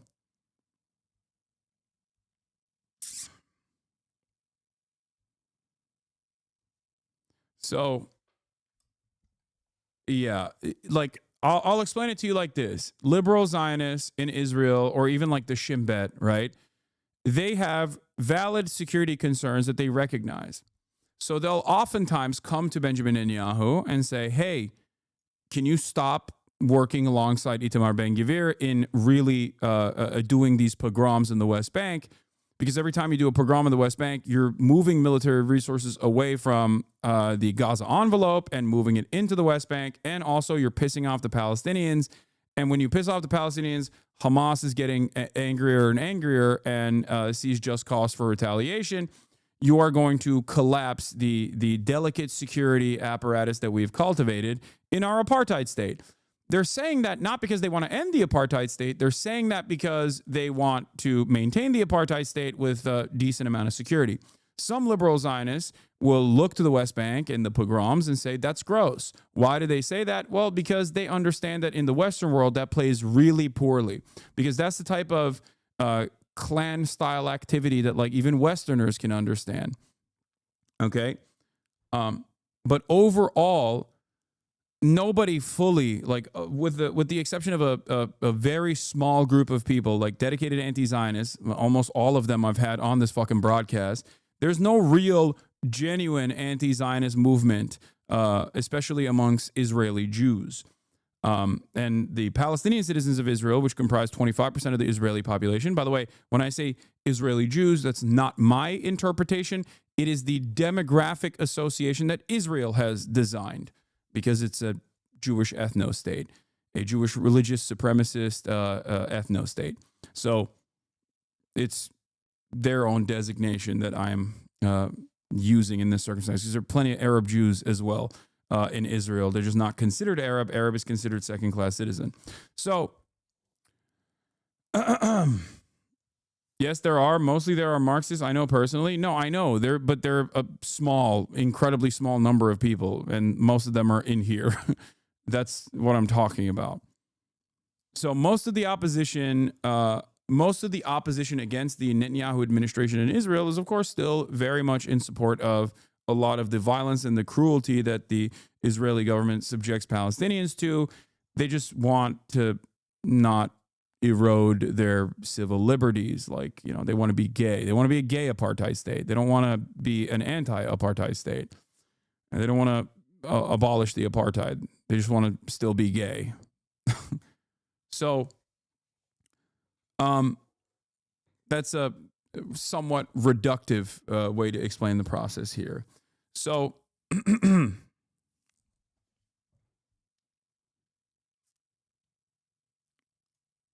I have long maintained the position that if you want to stop the insane reactionary support, you have to address and tackle and dismantle the apartheid, because the apartheid justifies the existence of the Jewish Power Party and many other more reactionary forces in Israeli politics. And because the overwhelming majority of liberal Zionists in Israel don't want to reckon with that issue, they just kind of put their hands up in the air and go, how the fuck did we get here? I don't understand. Well, that's how you got here.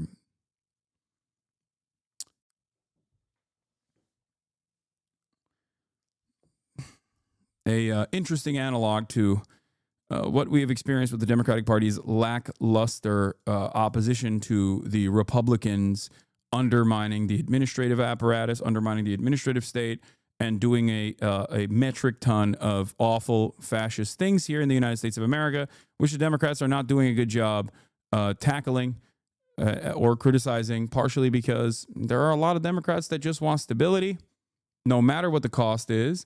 And also on top of that, there's a lot of Democrats that like the things that the Trump administration is doing. They're just too cowardly to openly state that they like the things that the Trump administration is doing. But it's great that they can maintain moral high ground while simultaneously, doing like the most cowardly, feckless little I don't like what you're doing style opposition towards the Republicans. So, yeah, they care about prices stabilizing. All right. Speaking of America and the Burger Reich undermining American democracy, once again, Mahmoud Khalil's case should be moved to New Jersey. The judge rules. Okay, let's take a look. Mahmoud Khalil's case to New Jersey. He is the Columbia University graduate detained by the government over his participation in pro-Palestinian demonstrations. Alice Gaynor covers courts and is here now with more details. Cindy, the government wanted the case to play out in Louisiana. Mahmoud Khalil wanted it in New York. Simply put, the federal judge in the Southern District of New York said Khalil filed his petition in the wrong district through no fault of his own. Khalil's attorney, the judge noted, was relying on information made available by the government at the time about his location. You're going to be under arrest, so turn around. On March 8th, ICE took Mahmoud Khalil into custody at Columbia University campus housing and brought him to a New York field office. He was eventually transported to a detention facility in Elizabeth, New Jersey, then flown to Louisiana. A federal judge in the Southern District of New York ruled that because Khalil's attorney filed a petition on his behalf at 4:40 a.m. while detained in New Jersey, a straightforward application of the District of Confinement and Immediate Custodian rules therefore dictates that Khalil's petition should have been filed in the United States District Court for the District of New Jersey, not in this court. Khalil's petition questions the detention of the green card holder who is married to an American citizen. The judge noted in the order, many of the facts in this case are hotly contested. Khalil's petition, the judge says, depicts him as an outspoken but peaceful leader of student protests held at Columbia University against Israel's actions in Gaza since the atrocities of October 7, 2023, and that the government, by contrast, describes Khalil as leading activities aligned to Hamas, siding with terrorists, and a threat to the foreign policy and national interests of the United States. On Face the Nation Sunday, Secretary of State Marco Rubio was asked repeatedly if there was any evidence of a link to terrorism. I'm asking about the specific justification for the revocation of his visa. Was there any evidence or material support for terrorism? Was the negotiator negotiating on behalf of people that took over a campus, that vandalized buildings? Negotiating over what? A French researcher was detained on arrival in the U.S., his computer and phone confiscated and searched, and his text criticizing Trump cuts to scientific research were deemed by DHS agents as a hatred of Trump that could be described as terrorism. He was deported the next day. According to a diplomatic source to the AFP, the incident occurred on March 9th. The space researcher was reportedly subject to a random check upon arrival, during which his work computer and personal phones were searched. The same source also reported that messages discussing the Trump administration's treatment of scientists were found. He was reportedly accused of messages that reflect hatred toward Trump and can be described as terrorism. His professional and personal equipment was reportedly confiscated, and the researcher was sent back to Europe the next day. According to another source briefed on the case to AFP, the French researcher was accused by the American authorities of hateful and conspiratorial messages. He was reportedly informed of an FBI investigation for which charges were dropped, the source continued. I'm telling you right now, it's already happening, and I've been saying that. It's being mean to Trump is terrorism, okay?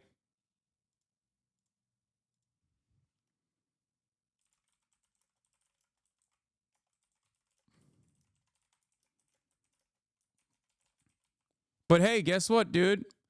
There's a high bar, right? To let people into this country. If you have mean thoughts about Trump, good luck. You can't come into the country. Yeah, based.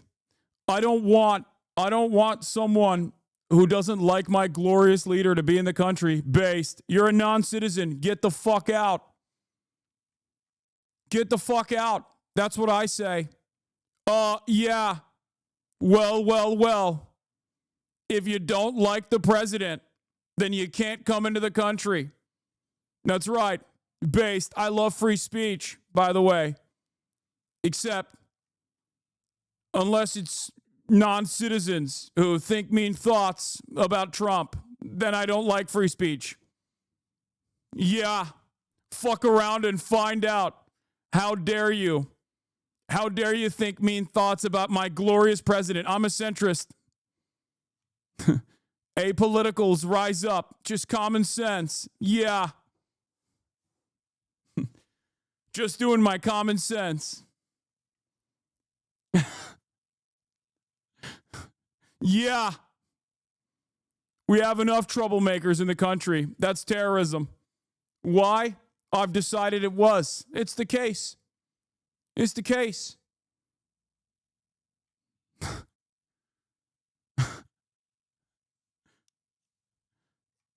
It's good stuff. If you don't like it, just change the law. Oh, my God. Oh, my God. Should have taken a fucking big-ass gulp out of my Dr. Pepper, extra large Dr. Pepper in between. That's a crime in and of itself, that they're involved in being the negotiator, the spokesperson, this, that, the other. We don't want it. We don't need these people in our country. In a letter dictated by phone from the detention facility in Louisiana, Khalil described himself as a political prisoner, that the Trump administration is targeting me as part of a broader strategy to suppress dissent.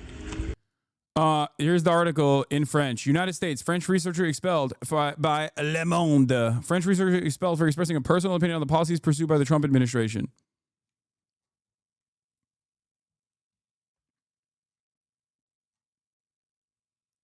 This is the article. Le Monde. Le Monde. Ouais. Yeah. Why don't you speak American? So it will be up to the court in New Jersey to consider Khalil's motions, like the motion to transfer him from Louisiana to a detention facility in this district and a motion for release on bail. Cindy. Alice, thank you. And stay with CBS News New York for any new developments in this case. Look for our previous reports on our website, cbsnewyork.com. President Trump, he says that he made progress in the efforts to end the war in Ukraine. In a long phone call yesterday with Vladimir Putin, the Russian leader did not agree to Trump's 30-day ceasefire proposal supported by Ukraine. Instead, Putin made his own proposal as both. I work at a Big Ten uni. We've been having our foreign students having their phones at uni own PC confiscated. Trump also pulls them 100 million following. Wait, what?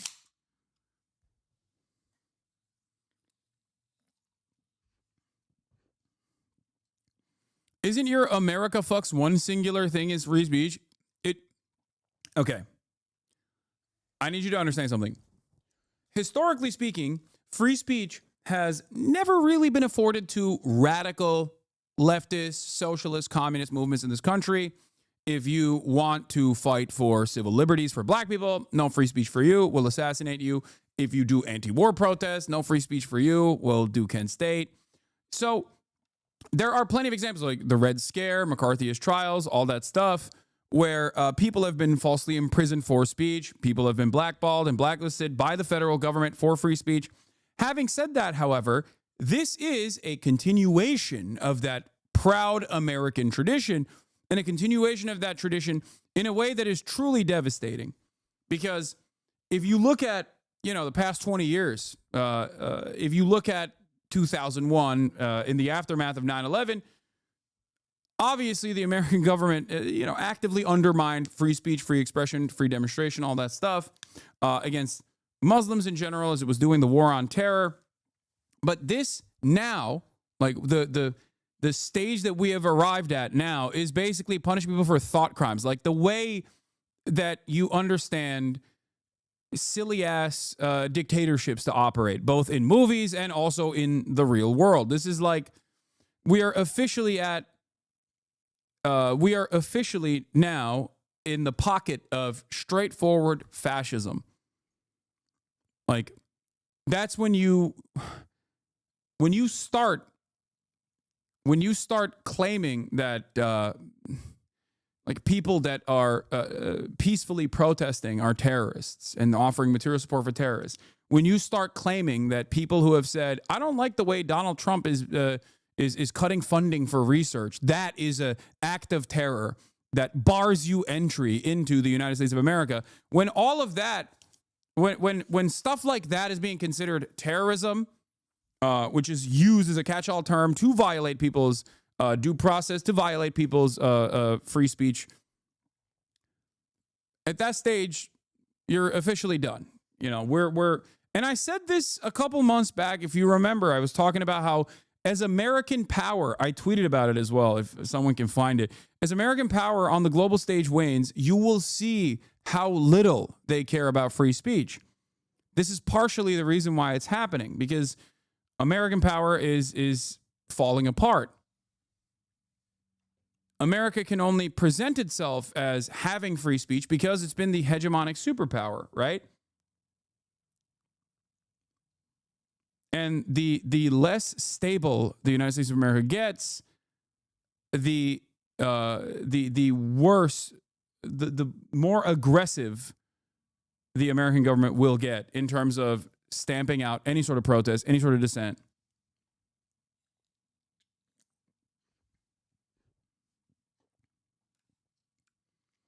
And this will eventually move in the direction that you saw with Recep Tayyip Erdogan as well. Does anyone have that tweet of me calling this out a while back in terms of like suppressing speech? Maybe someone had found it.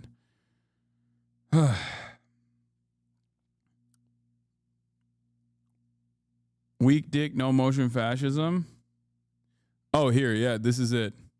As U.S. hegemony ends, you will see limitations of free speech in more egregious ways. You only get to have limited permissible critique when you're the only dominant power in the world. There was always a limit to free speech, Red Scare, civil rights, BDS. Now that limit's over. There it is.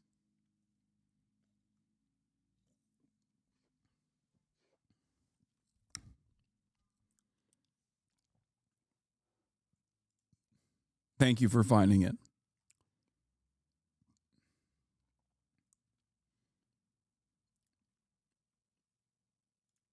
I'm going to retweet this. I'm going to like my own tweet and retweet it.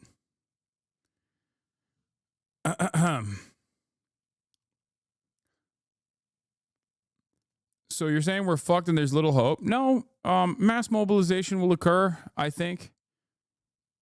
That's what I'm relying on. That's what I'm hoping for. So far, though, the liberal opposition has not done anything to mobilize.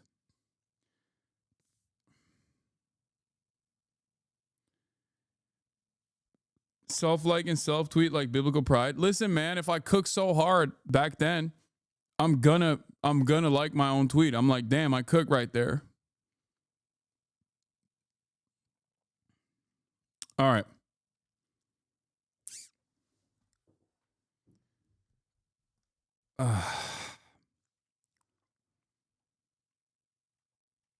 All right. So, getting back to the situation here. Oh, in terms of free speech restrictions, of course, Ben & Jerry's says his CEO was fired for the company's political posts. Ben & Jerry's is accusing its parent company Unilever of breaching its merger agreement by ousting the ice cream company's CEO over the brand's repeated public comments on progressive issues, removing its chief executive without the board's approval. It's the latest escalation of an increasingly ugly dispute between the brand and its conglomerate owner that began in 2021. In an amendment complaint filed Tuesday in New York, lawyers for the ice cream brand said that rules stemming from the 2000 merger protects Ben & Jerry's interest by precluding the unilateral removal of a CEO, but Unilever did just that, removing and replacing CEO David Stever by not following the proper protocols, and said it was because of the brand's continued comments on progressive issues. Ben & Jerry's is also pro-Palestine, for those of you who don't know, and lo and behold, they're owned by two Jewish men. Jewish anti-Zionists. The lawsuit said that Unilever's motive for the removal of Stever was due to his commitment to Ben & Jerry's social mission and essential brand integrity, rather than any genuine concerns regarding his performance history. Unilever didn't immediately respond to CNN's request for comment. The UK company announced in March 2024 it was looking to sell Ben & Jerry's and its other ice cream brands. It has not yet completed a deal.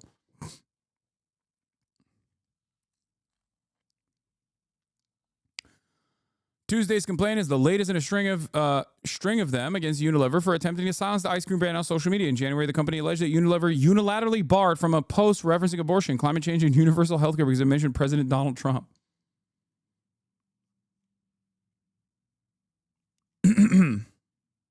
Founded by, not owned by anymore. Yeah, founded by. Yeah.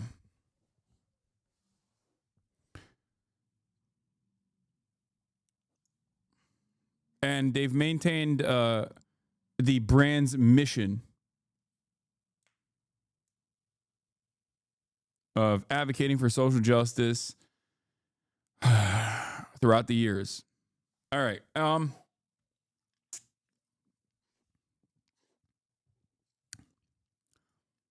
Great stuff overall. Also, there is more attacks against free speech and also control over Columbia University. Columbia University is getting close to yielding to President Trump's demands in negotiations to restore $400 million in federal funding. Columbia has until Thursday to agree to 9 far-reaching demands by the Trump administration. The demands include banning masks, empowering campus cops, and putting the school's Department of Middle East, South Asia, African Studies under academic receivership, which means it would no longer be controlled by the faculty. I talked about this yesterday. Megaphonics, I don't know where Libophonics is, but he had a really banger quote on this from Nazi Germany, which did the exact same shit. And the German dean at the time basically said, do we still get funding or what? After demanding that the all the Jews in faculty get deported, or not deported, but like fired. Megaphonics, where's that link you sent me? The one time I'm looking for Libophonics and he wakes up, but he's not ready to go. He's not ready to rip that.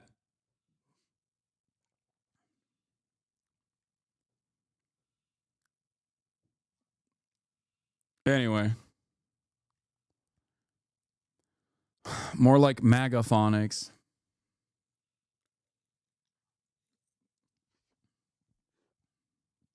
Here, I'll pull his. It's going to be impossible to find the actual quote because he posts non-stop. Look at this. This is only from like a couple days ago. How am I going to find it? Yep, this is it. Yeah.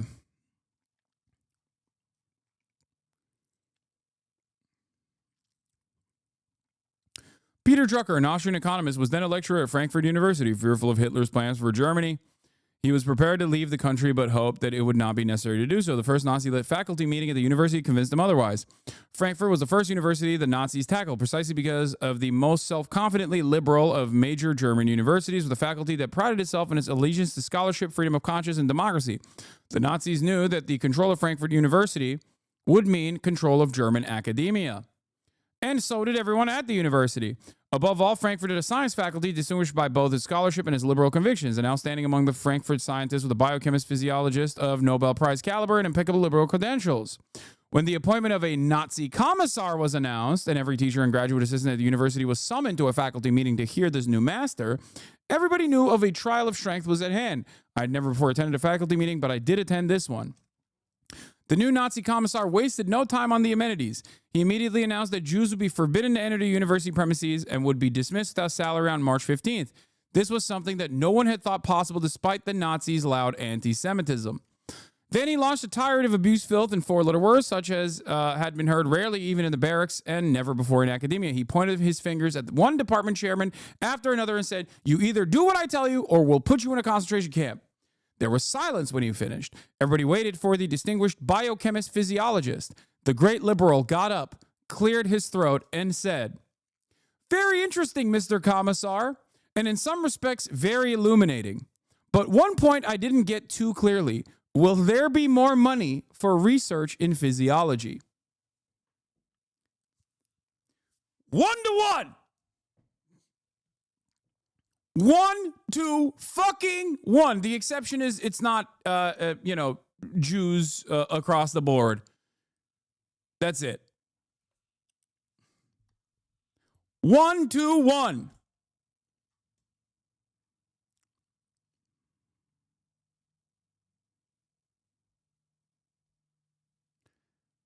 For the record, this matches up with what my grandmother said happened in her life story as she left Nazi Germany with her partially Jewish family back then. She passed away about 10 years ago. Well, rest in peace to your grandma. At least she didn't get to see it twice in her lifetime. You know what I mean? Like, she didn't get to experience it. She did not get to experience it the second time around happening in the country that she escaped to. You say Jesus, but like, that's literally, you're living in it. What do you mean, Jesus? You're living in it right now. It's happening to you, dumbass, and to me, to all of us.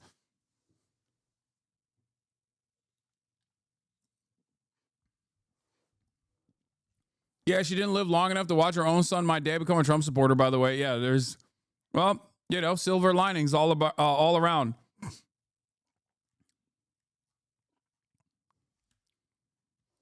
That's dark as hell. Wake the fuck up. We are living in dark times. Okay.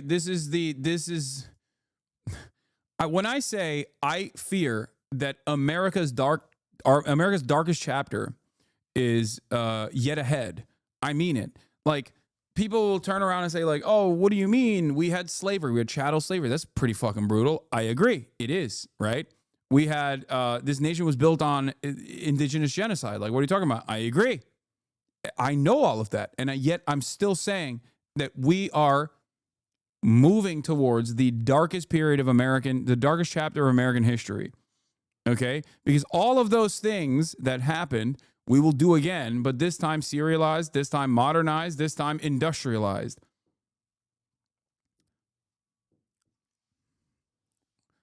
The current administration has even more tools at its disposal to do a metric ton of evil.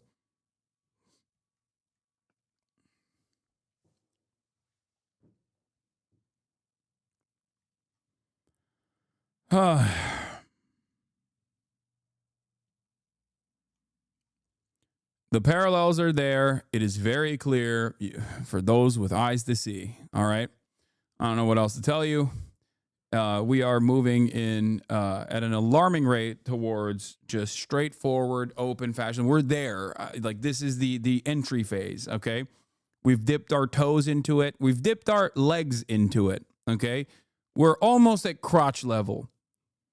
Once the permission boundary is breached through the court system, as the Trump administration is actively undermining the court system when it's doing deportations to El Salvador, we will officially move on to the next stage. You have to fund ICE. You have to fund the military. You have to potentially create just cause to be able to utilize the military, right? To do the mass deportation protocols.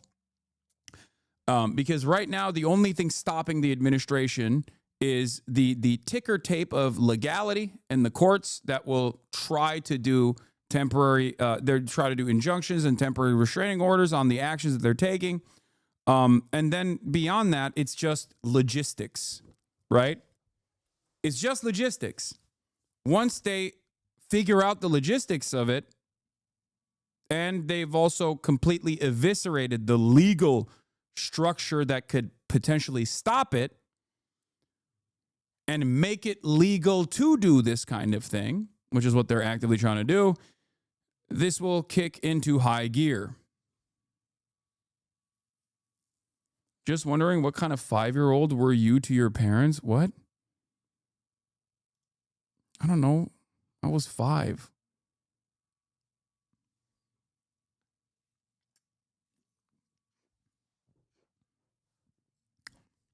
That's a very strange question.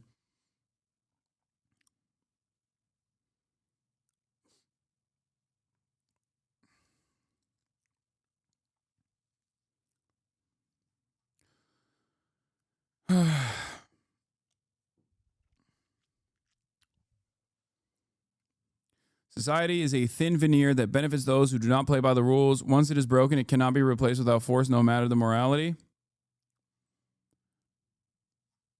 Anyway, we're here. News on the Mahmoud Khalil case. The judge rebuked the Trump admin. This case, the Mahmoud Khalil case, I think, is perhaps the most significant legal case of our time. What happens here will either completely erode the last legal bastion of defense that the institutions have in undermining the Trump agenda. If this court case sides and the Supreme Court sides eventually with the administration, it's over. They now have destroyed one plank. It's already basically like the little crispy Cheeto holding the door together. Okay, once they boulder through it, it's over. It's done. The legal side is cooked. It's over. The only way that the court system will work is at the behest of the administration. Everything that they do will be considered legal, of course. Obviously, they will enforce it through the pre-existing legal structure that will use the institutions to their advantage as long as, the institutions remain. And then the only thing stopping them will be logistics. It is incredibly difficult of an undertaking for this administration to go out and do mass door-knocking operations and fucking arrest everybody. Okay? Very, very, very difficult. My friends, oh yeah, this is basically, yes, the courts against the Trump admin. That's what this is.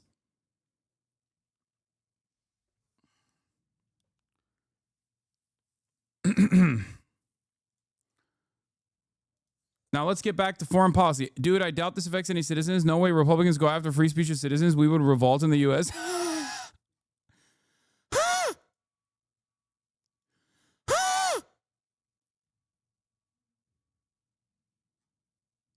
Come on, dude.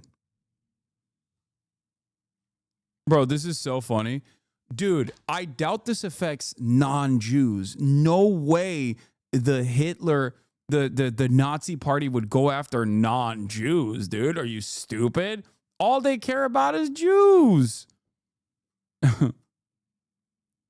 We'll revolt.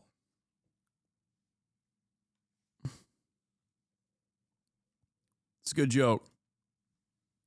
No, dude, they're just going after trade unionists. They're just going after communists. They're just going after socialists. They're just going after Jews in academia. You know, they're not going to come after me. What? Just stop. They would never do that. Come on. Come on.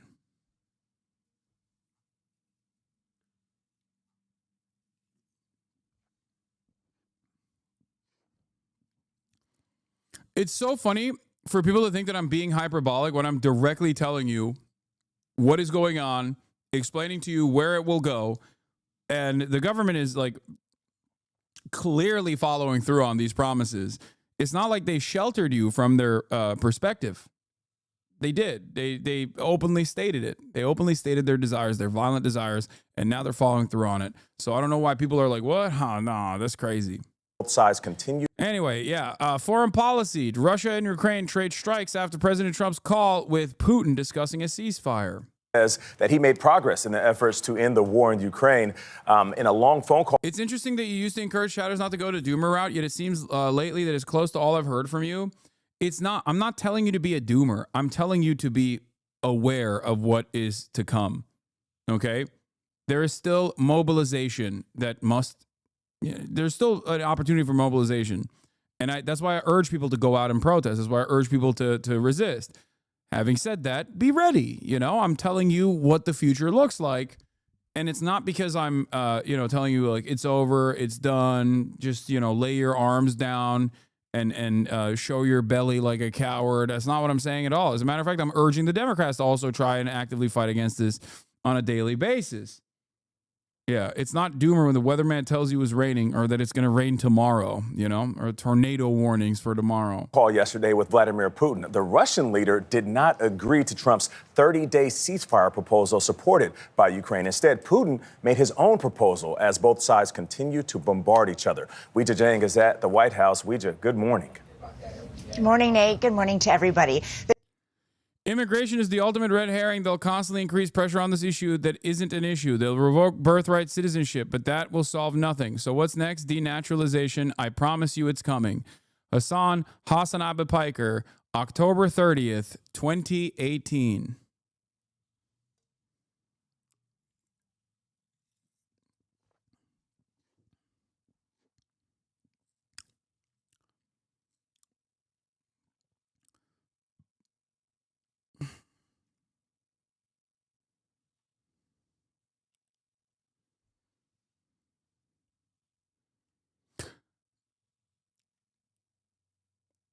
It's always really interesting when I got so many like liberal naysayers, and you will never hear a perspective like this from them ahead of time. As a matter of fact, all the role that they serve is to precisely defend the current cruelty that you are experiencing. Can you start predicting good shit? If good shit was happening, I would.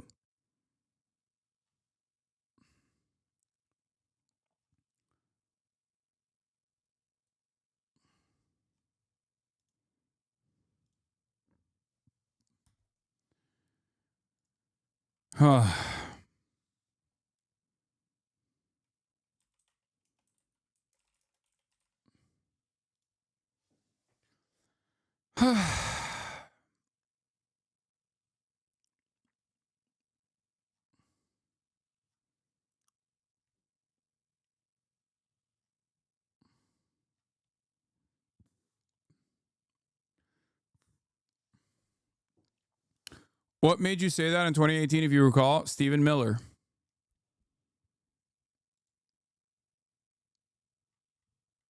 That's what made me say that. This is also part of the reason, for those of you who are always like, you know, for people that say like, I've changed. My attitude has changed on things. My perspective has changed on things. Like, no, it hasn't. You've changed. You probably started watching some dumbasses and decided that those dumbasses were able to convince you. He hasn't changed. His face got better. That's it. Yep.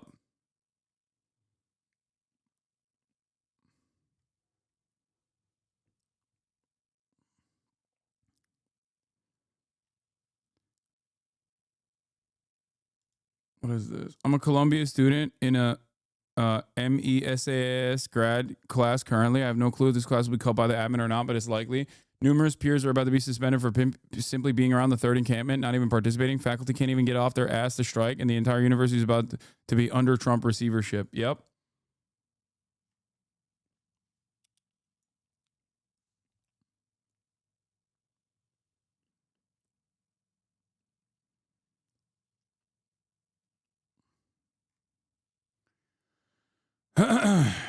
Wall Street Journal says Columbia is negotiating to call the receivership something more palatable and present it as a win. Yeah. No, it's just totally. Columbia is nearing the agreement to give Trump what he wants, according to Wall Street Journal. They're doing it. They're doing it. And they care more about like a aesthetic victory. So they will concede, they will yield. And then they will turn around and be like, but see, we got a lot of amenities out of this. Like, we were able to secure our funding. The two leaders spoke. A receivership is when an institution, a receivership is when an academic institution or specific studies at an academic institution are placed under control by a third party. In this circumstance, an independent third party that the government has designed. It is directly to change the curriculum. It's directly to change like what you get to teach at your school. It is a clear-cut violation. It is perhaps another glaringly obvious violation of the First Amendment.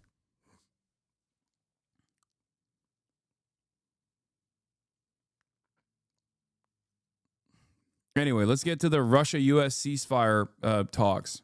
Spoke for nearly 2 hours, and the call ended with Vladimir Putin agreeing to a partial ceasefire on energy and infrastructure. The White House views that as important progress, but as you mentioned this morning, both sides are launching fresh attacks. I think we had a great call. President Trump was optimistic about the developments following his call with Vladimir Putin, but just hours later, Russia launched an airstrike that sparked fires around Kyiv. It came as Putin agreed to pause all attacks on Ukraine's. Most of my leftist friends think they win arguments on the border while they're caving on it. Yes, the border is an issue, but actually the Dems are the only ones who want to fix it. What are you saying? You gave up fighting the narrative? Yeah.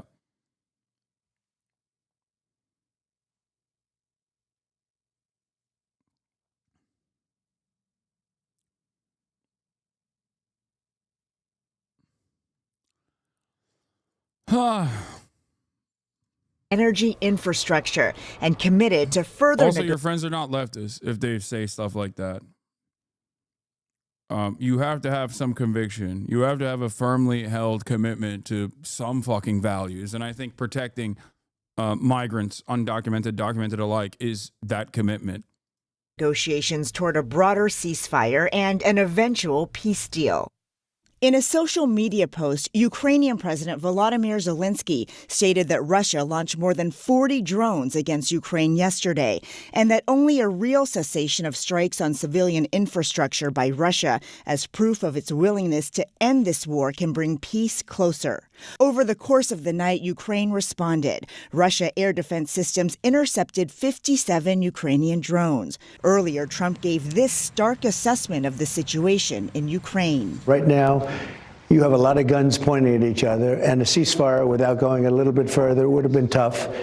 Russia has the advantage. In the readout after his call with Putin, the Kremlin put conditions on any lasting peace, saying all foreign aid and intelligence sharing to Ukraine must stop. William Taylor served as former U.S. ambassador to Ukraine. The Russians are saying in order for there to be a peace deal, all aid to Ukraine must come to a halt. Is that a realistic outcome here? No, not at all. And the Ukrainians will never agree to compromise their security by saying.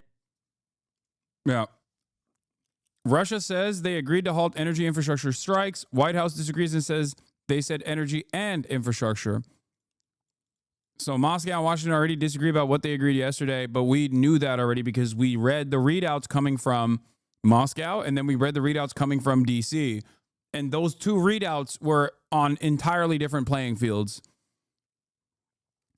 Now, under normal circumstances, yes, you write stuff that is more favorable to your side as your takeaway from this collaborative relationship as you look to arrive at a ceasefire. But in this circumstance, the dynamic is clear. Vladimir Putin made Donald Trump wait for an hour before he even did the call. He made him actively wait, publicly wait for an hour. And I think it's because Putin understands that Trump has internal pressure in the United States of America. Okay. What is this? This is another older tweet that aged well. The free speech conversation is not a serious one. It has legal limitations and vibe-based limits, like when someone openly claims they love Hitler. Nazis also don't believe in free speech. They just want to sucker people into allowing them a seat at the table until they get power. Well, they did, and they got power, and they're here, and they're using that power to literally fucking suppress speech.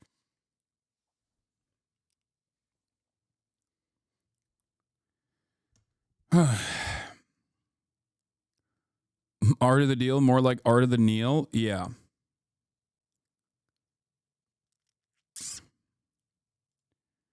Trump told Zelensky today that he should run the Ukrainian nuclear power plants. I suspect that is because if the United States owns it, in his mind, one, you can maybe get a pretty penny out of it by controlling Ukrainian energy in its entirety and making a lot of money off that. But then also simultaneously, Russia won't be able to bomb it because it's now an American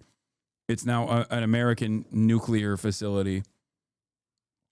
You know, that beautiful security assurance by selling your country to the United States of America. Saying that they won't accept.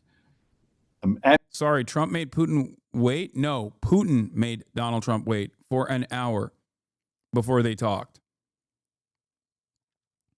Not only did he make Trump wait for an hour before they talked, he was live, like he was on camera. He did this on camera.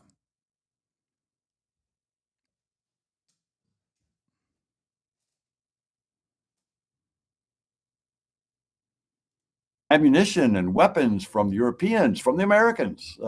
They will not accept that. Well, last night, President Trump said that the issue of aid never came up on his call with Putin. But this morning, the Kremlin is responding, insisting they did talk about it. And President Zelensky said this morning he plans to speak with Trump today to hear more about yesterday's call. Tony? Weijia, thank you very much. A high-stakes 2-hour call today between President Trump and Vladimir Putin ended without a full agreement to implement a ceasefire, but the Russian leader did agree to a temporary halt to attacks on Ukraine's energy infrastructure as long as Kyiv agrees to do the same. Ukrainian President Volodymyr Zelensky said his country is going to support the pause as well, but later Zelensky said Russia had launched a barrage of drones toward Ukraine in an attack aimed at civilian infrastructure across the country and included a direct hit on a hospital, he said. Clarissa Ward reports from Kherson, where the streets are often empty and residents say they're targeted daily by drones in the sky. On the streets of Kherson, anyone is fair game. Every day, swarms of Russian drones glide across the river on a deadly hunt that locals have dubbed a human safari. They target the old and the young, men and women. Flying low, they taunt and terrorize their prey. A man crosses himself, preparing for the worst, before the drone buzzes on. Others are not so fortunate. Russian social media is awash with these videos, complete with heavy metal soundtracks and gloating. It's really interesting how closely this resembles Israel-style activity, by the way. Also, not lost on me that they never have done a piece like this about Israel, for the record.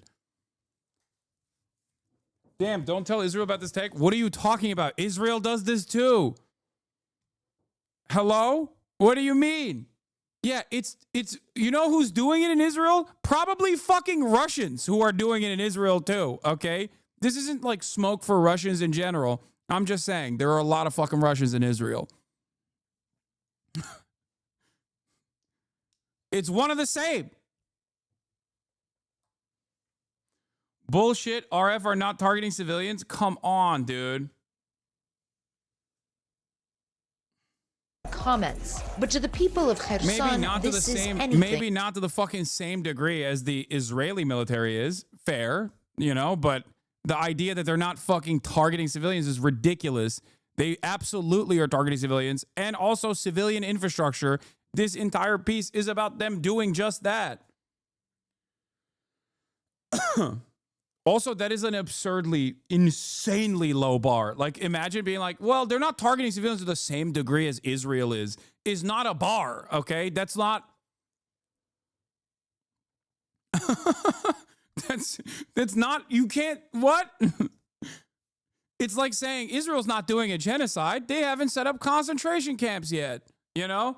It's not the Holocaust, literally, so I guess it's not a genocide. That's what it sounds like.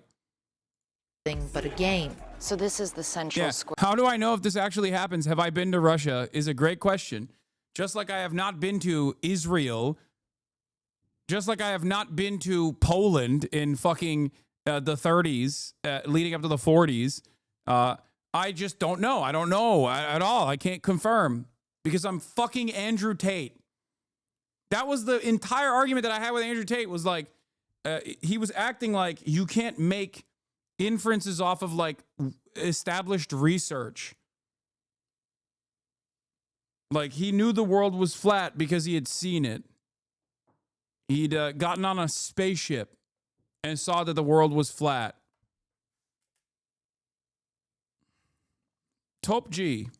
Square here in Kherson, and you can see it is eerily deserted. Just a few people out on the streets. It was raining and cloudy earlier, which means sometimes more people go out because that's not good weather for flying drones. But now, again, just a handful of people. All no, the sorry, he knew it was round. He wasn't a flat earther. I apologize. Basically boarded up. I forgot. The one supermarket open is heavily fortified. For Kherson residents, the simplest daily errand is the riskiest part of the day. Some can't even get to the supermarket. We drive to meet volunteers from the local administration. So we're heading now to the eastern outskirts of the city. This is one of the most dangerous parts of the city, and they're getting ready to distribute some aid. They have to do it quickly and efficiently to ensure that they don't get seen by the drones. The area is very exposed. We're told to hide our body armor under our coats. Okay, so we've just arrived at this point. You can see they're starting to distribute the... I just want you to understand something, by the way. She can't do this in Gaza because Israel won't let her. Israel is a foreign ally. Russia is a foreign adversary. She can do this in Ukraine. She can't do this in Gaza. If you want to understand the dynamic there, like, if you ask me, Clarissa Ward would love to go to fucking Gaza. She would. She has. She is literally secretly using, I think it was a Qatari envoy, snuck into Gaza before.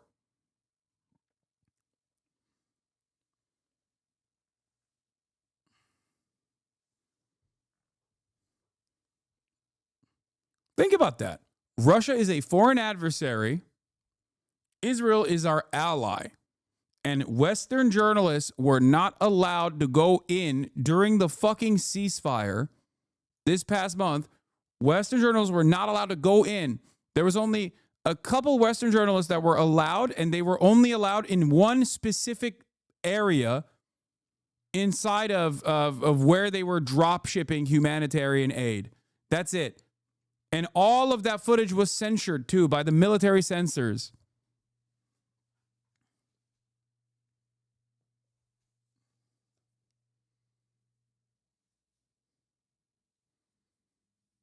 Yeah, she snuck into Gaza once. I know. The first ceasefire, the 7-day ceasefire. I know. I'm talking about that. This is in Ukraine, though, Kherson. I know. That's my point. My point is,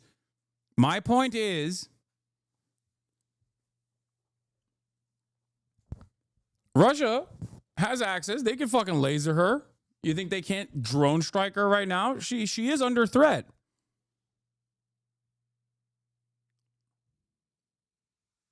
Yeah, keep watching CNN for accurate coverage. Okay, you got them, chatter. I mean, I do watch Fox News for accurate coverage as well. Don't worry.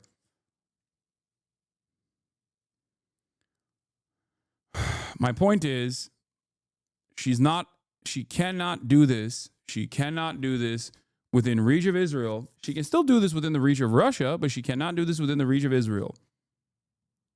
This is not to defend Russia in any capacity. I think that much is clear. You know where I stand on this.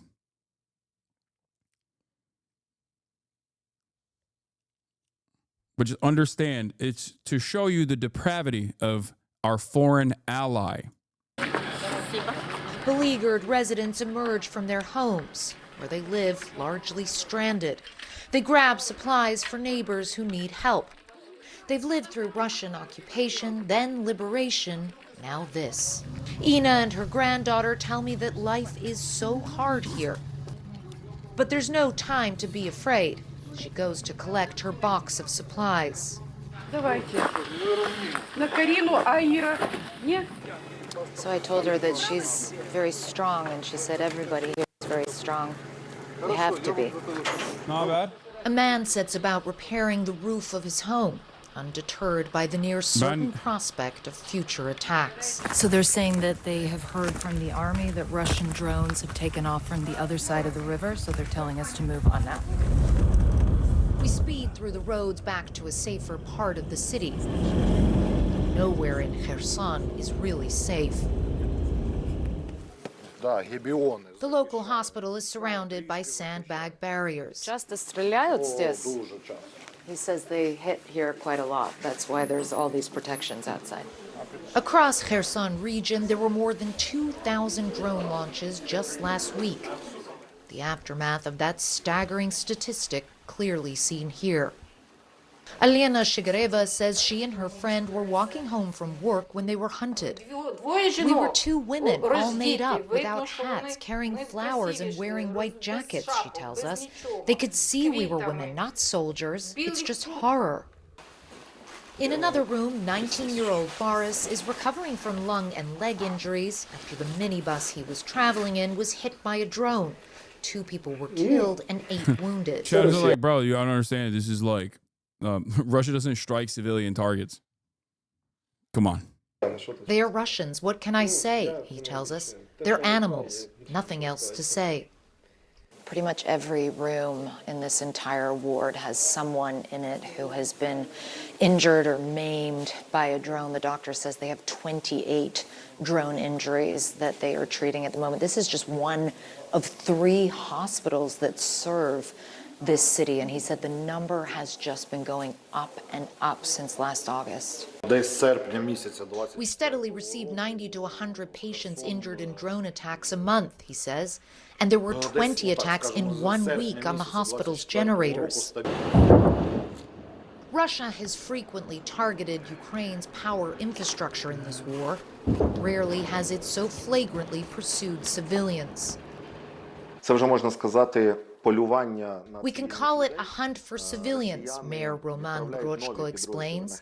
The Russians send fresh drone units to Kherson region, and they train by attacking ordinary people with drones. Then send these units to Donetsk and Lugansk. Then they send another new unit here to continue the human safari. Ukraine is Hamas, according to Russia and Israel. I mean, that is... The arguments are the same. So yes, Russia behaves exactly like Israel. You're not wrong. What can you really do to protect people here? There's no panacea to fully cover the city because the Russians are developing their technologies, he says. There's no jammer that can fully close the sky. Sources of Zionist and not trustworthy? Yeah, I know, Clarissa. Sally, shut the fuck up. I know. I'm very familiar with Clarissa Ward's work, okay? I know what she did in Syria, and yes, I know what she did in Israel. She is a careerist, okay? She is a careerist. Sometimes she does really good journalism, okay? Like when she snuck into Gaza. Other times she does really bad journalism. It's not always at the behest of the State Department or its agenda.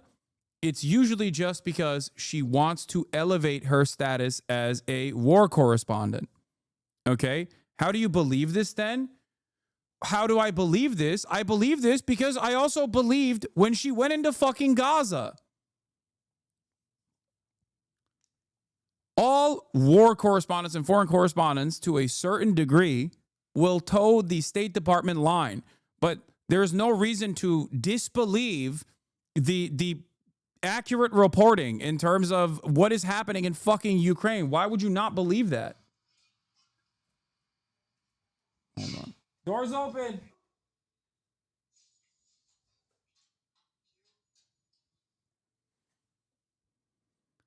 I personally can't believe a systematic liar. Okay, well then she lied about the conditions in the Gazan hospitals too, I guess. Hey, Fiona. And so the people of Kherson suffer on. As outside powers bargain for an end to this war, nowhere are Russia's intentions felt so intimately. Clarissa Ward's... How do I know that it's accurate? What do you mean? I have fucking eyes, dude. Like, I see the Telegram channels too. What are you talking about? Like, what are you disputing from her coverage here? That, like, what, Russia hasn't invaded Ukraine? Is that what you think is going on? Like, it's all just made up? I believe other sources more. Which source? Like, what? Explain to me what in this coverage, because sometimes she does real journalism, other times she does shoddy journalism. What are you disputing in her coverage here? Just say what you are disputing in her coverage. Other source RT. No, Russia Today or Al Jazeera. Wait, what? Al Jazeera. Okay. What are you talking about? Is Al Jazeera saying that, like, Russia is not invading Ukraine or something? Explain to me what you are disputing with her coverage here. Because Clarissa Ward is a self-interested careerist. Okay? She is. Which is why she sometimes does ridiculous coverage.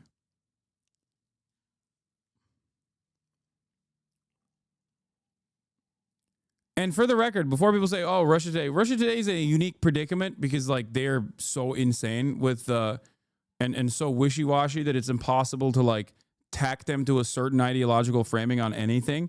But yes, Russian sources like what is it, TASS? Like, Russian sources are also valuable in understanding what the Russian propaganda looks like. I will never discount a source across the board and never look at it.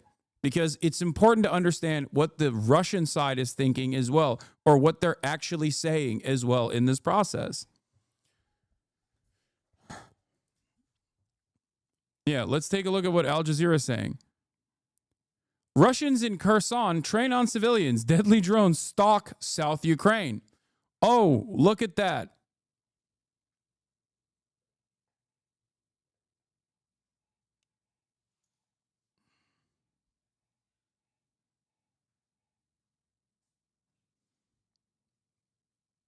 There you go, chatter. Here is a resource that you actually don't dispute. I dispute that Russia is targeting civilians. Okay, well, Al Jazeera also goes against what you're saying. Perhaps it's because it's happening. Like, what the fuck do you mean?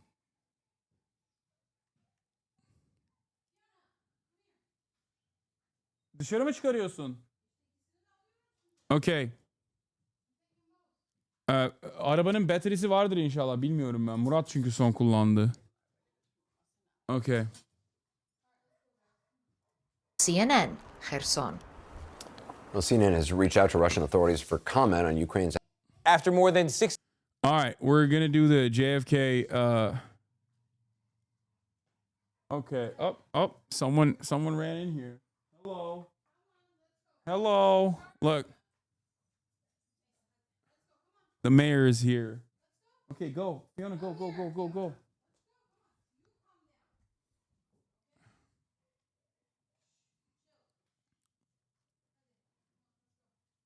We can still look at Clarissa with a critical eye. I do.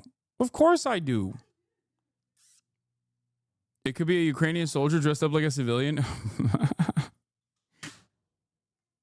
Bro, it's so funny when it's so funny when people just want to be like, you're doing Israel propaganda for Russia. It's fucking ridiculous, dude. Come on.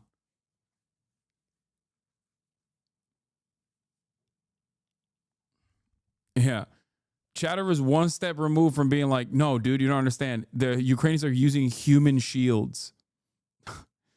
Ukrainians are using human shields. Oh my God. Yeah, Ukraine wood. They're doing Pali wood in Gaza, and they're doing Ukraini wood in Ukraine. Slavov wood.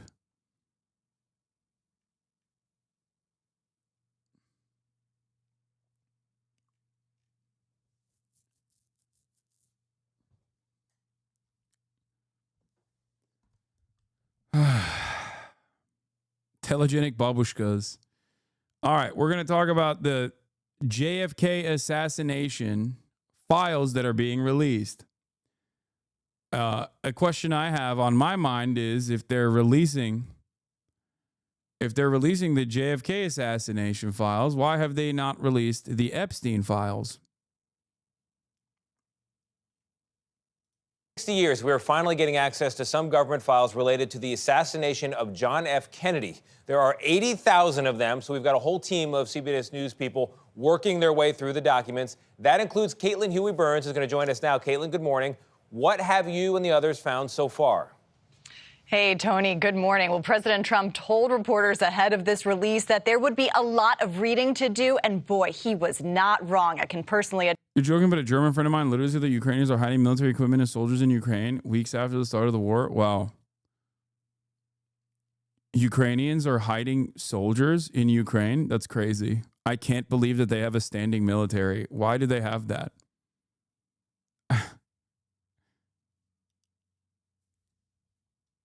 Did you see the parts on the Hungarian Revolution? I did. I mean, but this is like, guys, no shit. The CIA actively played a role in mass instability against a foreign adversary like the USSR. Like, yeah, no shit.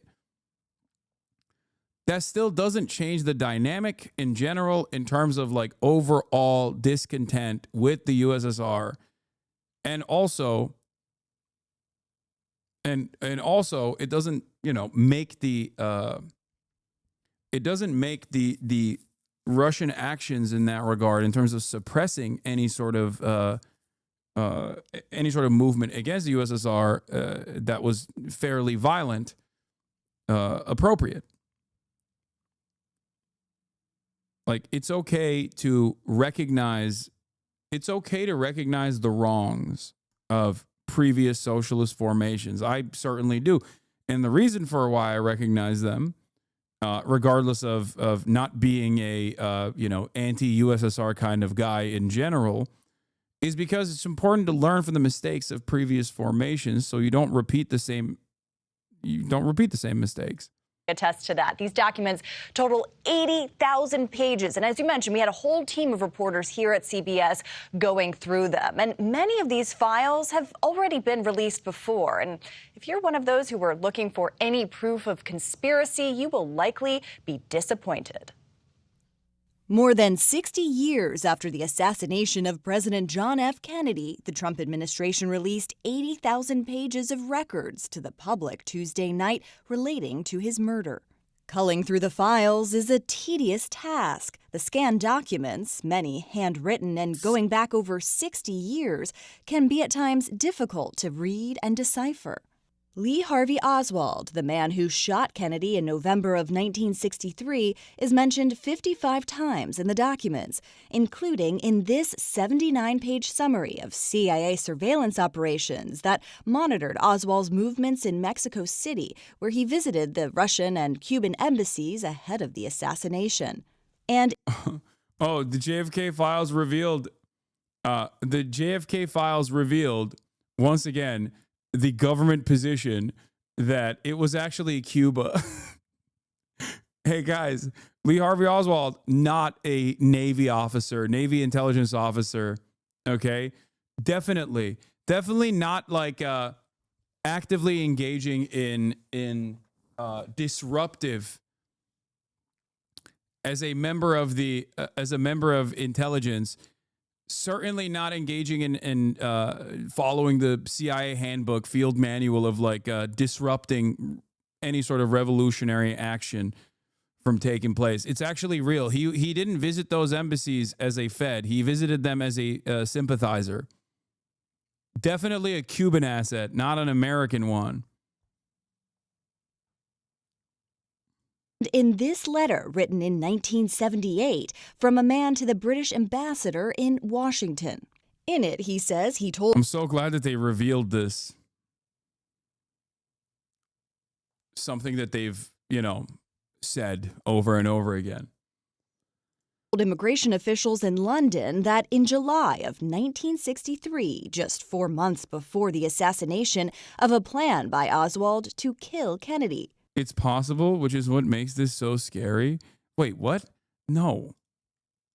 But so far, the trove of mostly unredacted files show there is nothing that changes he was the sole assassin. The documents, they don't show a conspiracy. David Barrett, a professor of political science at Villanova University who studies the Kennedy presidency, says that while these files are not a smoking gun, they provide government transparency. Maybe it will lessen the suspicion that the FBI or the CIA or some other government leader or agency were involved in a plot to kill Kennedy. The Trump administration says the release represents a campaign promise kept, a promise he made the day Robert F. Kennedy Jr. endorsed him. I have never had more people ask me, please, sir, release the documents on the Kennedy assassination, and we're going to do that. And during a visit to the Kennedy Center on Monday, he announced they were ready to go. So people have been waiting for decades for this. I don't believe we're going to redact anything. Now, anyone can see these documents on the National Archives website, and more are going to be added once they are digitized, but others still remain under court seal. Now, you may remember the president's executive order also demanded the files from the assassinations of Robert F. Kennedy and of Martin Luther King Jr. to be released, but it's not yet clear when those will be published. Gail? All right, Caitlin, got it. Thank you very much. I've been in Spokane for 39 years. I hate when this chat becomes the Alex Jones of the left moment. Something like this happens. What do you mean?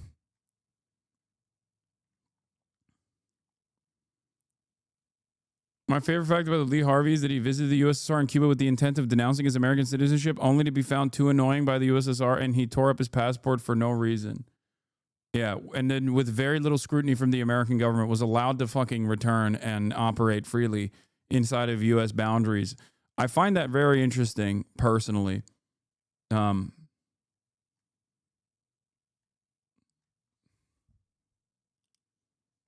I guess it's one of those. It is one of those conspiracies that I'm like not firmly on the government side on. Like I think that the established narrative is not the correct one. I don't think it is. Yeah, before we get to the Spokane, Washington, or Spokane, or sorry, not Spokane, Washington. Before we get to the GOP lawmakers eating all the smoke from their own constituents, let's continue with the JFK stuff, because the original anti-imperialists who were smeared as so-called tankies were correct. The commander of the U.S.-backed insurgents in the violent 1956 counter-revolution attempt in socialist Hungary, General Bela Karali, was a CIA asset. This has been confirmed by the JFK records. So my attitude on this is the same attitude that I have. The same attitude that I have with discontent in general in under Soviet rule, okay? I don't think that the actions of the USSR were appropriate, regardless of the fact that the CIA certainly played a role in this. Now, the CIA playing a role in this doesn't also change the dynamic that there was also real discontent. No country is powerful enough to whip enough votes or to create this level of backlash. They can only exacerbate existing tensions. Okay? As far as the discontent, as far as the discontent goes, of course the CIA was helping the Hungarian counter-revolution. Like, it's just not. This is basic CIA shit. That's not surprising to me at all. What's more interesting for me is like what the USSR's attempt in squashing this protest looked like and why they were a failure in general. A copy of a letter of the subject's file dated 22nd of November 1963, signed by the subject's Secretary for Military Affairs, Executive Committee, Movimiento Democrata Cristiano, is addressed to Major General Bela Karali, President, Hungarian Freedom Fighters Federation, Inc., offered the services of the MDC in arranging meetings and discussions with other anti-Castro organizations and the Hungarian Freedom Fighters. The Hungarian Freedom Fighters was interested in information on the MDC before granting approval of contact between two organizations. Subject, a 32-year-old Cuban exile, was from a wealthy Cuban family, and in Cuba, he was a banker. He was granted a POA in December 1959 and an NOA in February 1960 for the use of FP agent in Havana, Cuba. A copy letter in subject's file dated 22nd of November 1963, signed by subject as Secretary of Military Affairs, is addressed to Major General Bela Karali, President, Hungarian Freedom Fighters Federation, with other anti-Castro organizations. Bela Karali dies at 97, led revolt in Hungary.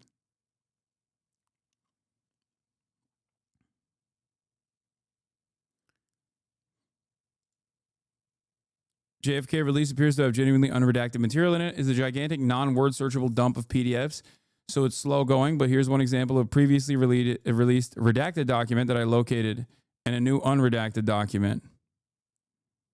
Oh yeah, the Hungarian Freedom Fighters were agency sponsored is the part that was unredacted. I don't think they would have inserted false material or whatever, but it remains to be seen if they have released / will release the really important stuff, e.g. the Angleton docs that Jefferson Morley has emphasized in his reporting. Holy cow, this guy found a sick one. James Angleton, Central Intelligence Agency official, is in charge of the Special Projects Unit located in the Foreign Intelligence Division of the CIA. During the past year, he has been very cooperative and has volunteered voluminous information of interest to the Bureau. At the present time, he more or less falls in the category of confidential informant.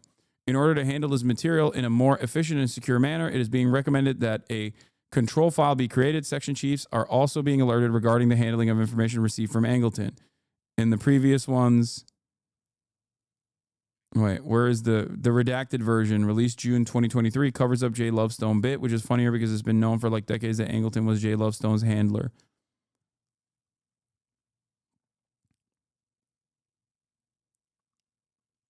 So Noah is like pouring through the data and looking at what was previously redacted and is now unredacted in this data dump.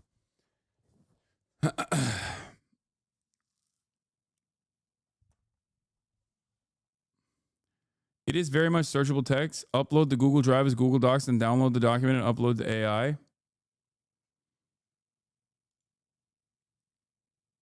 Jefferson Morley says, this morning at 8 a.m., I can't search these new JFK files. I hear you cry. Alas, the National Archives/Trump team failed to take the simple step of OCRing the released JFK files. But fear not, fellow researchers. The Mary Farrell Foundation is coming to your rescue. MFF will soon post searchable PDFs of all the new JFK files. In coming days, you can escape the clunky NARA site to go over to maryfarrell.org, the largest online archive of JFK records, to continue your research. Stay tuned for details. I know, like, this shit is bad, but I still read it and find it exciting. No, I don't think this is bad. I think it's not bad to understand how it's not bad to understand how the American government operates, especially the CIA. Like, I think the more informative stuff here is not to like arrive at a truth about who actually killed JFK. It's more so to get unrestricted, unfiltered access into how the CIA operated at the time and what they did. This is proof of a lot of the things that leftist tankies, whatever you want to fucking call it, will openly talk about in terms of like what the clandestine operations of the American State Department, the statecraft, looks like. This basically is just like proof of a lot of the things that they talk about, and they are the ones who oftentimes put the unredacted pieces of information together.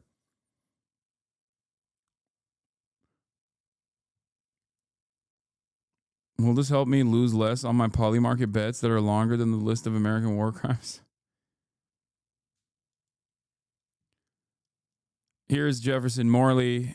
He's formerly of the Washington Post, author of The Ghost, The Secret Life of CIA Spy Master James Jesus Angleton. Jefferson Morley is at least according to Noah, a trusted resource on JFK related information, so I trust him as well. While we continue, he says, while we continue to look through the new JFK documents, a couple of observations. First, this is a breakthrough. The absurd and suspicious redaction that have denied us the full story are, for the most part, removed. We know why JFK wanted to splinter the CIA into 1,000 pieces and scatter it into the winds. Because as Arthur Schlesinger told him, the CIA was effectively usurping presidential authority. The agency censored Schlesinger's case for 6 decades to obfuscate the reality of CIA power. Schlesinger warned JFK that CIA encroachment on the traditional functions of the state undermined his ability to conduct his own foreign policy independent of CIA. No, this isn't a smoking gun, but that doesn't mean it's historically irrelevant. Far from it. Schlesinger's memo lays bare the origins of JFK's mistrust of the CIA, which continued for the rest of his presidency. Kennedy's suspicions were matched by CIA alienation from JFK's liberal policies. This was one cause of the assassination.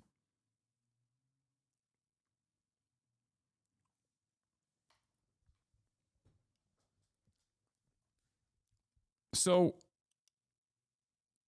the way I explain it is like everyone basically knew that this was the case, but this offers like direct proof, if that makes sense. A ton of Israel/Mossad mentions in the JFK files about Angleton. Yeah, of course. JFK files reveal CIA Israeli intel pipeline. But once again, a thing that we know, right? A thing that we know that is well established, that everybody fucking talks about, but now there's more proof for it. This is not shocking or surprising. This is more so just additional proof for a thing that everybody understood was the reality.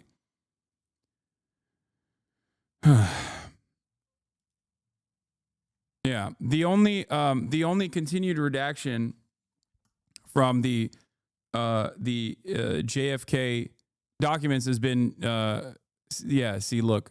James Angleton's CIA underpart emanated from a liaison agreement which CIA maintained with the Israeli intelligence service and from other sources under the control of Angleton. Much of the information developed by Angleton was not disseminated within the CIA, but he felt that the data should be passed on to the Bureau.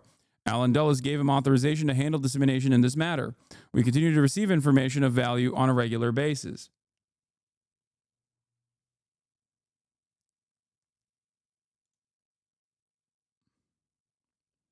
Maybe the most damning, the CIA put contaminating agent in Cuban sugar headed for the Soviet Union. Also under the heading of old business. Wait. Oh, there it is. I remember the hue cry, especially in Carl Kazin in the White House when, bleep, this was initially redacted. Here it is, unredacted. Also under the heading of old business, I will remember the hue and cry raised, especially by Carl Kazin of the White House, when the agency injected a contaminating agent in Cuban sugar bound for the Soviet Union. Shortly after the Cuban Missile Crisis, there was a disposition in Washington to re-examine the Bay of Pigs, and the fact that several Alabama National Air Guard officers lost their lives in the Bay of Pigs was surfaced, with surprisingly little excitement at the times.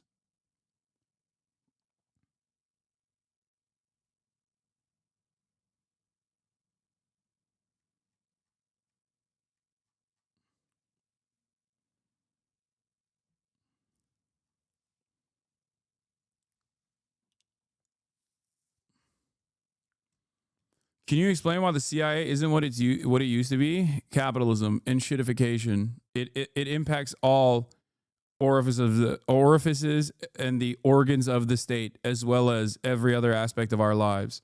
I genuinely think that. I think like the private-public partnership and the like funding being limited, I guess, even though they have expansive budgets, has definitely changed. Like they won, you know what I mean? They won the Cold War. Capitalism won, socialism lost. And in the process, I think year over year, the deregulation, the deregulatory aspects and the lack of interest in or the lack of appropriate avenues and targets for the CIA made it so that it was no longer as necessary, as needed in the minds of those who control at least the funding structure. It's not because everyone is more aware and connected in the present day. I don't think so. I mean, look at fucking Israel, dude. Everyone is incredibly connected to the crimes of Israel, many crimes of Israel, and yet people seemingly turn the other cheek and look the other way and still fucking call me a terrorist, for example, for accurately explaining.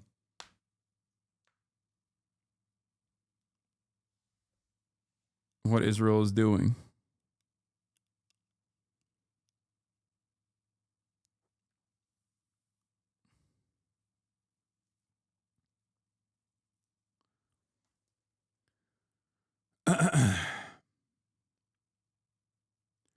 The CIA is a terrorist organization?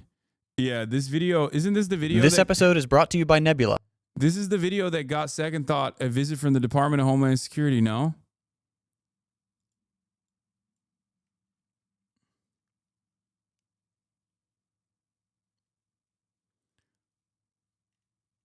In some ways, people were more informed in the 50s and 80s because journalism existed in a meaningful way. Maybe.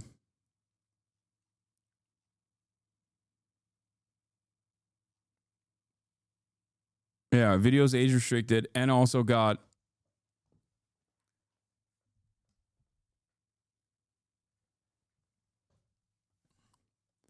unsurprisingly, this entire page was previously redacted. Turns out the FBI and CIA jointly bugged a fucking ambassador's office, and CIA panicked and shut it down when Hoover planned to tell the Senate that it was a CIA operation before asking to start it up again later. More CIA domestic contact service activity.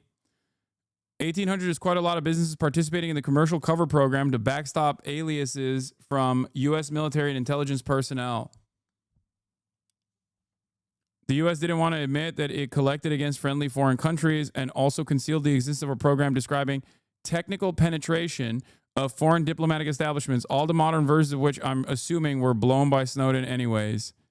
Intelligence coverage of friendly foreign countries developing positive intelligence information regarding personnel.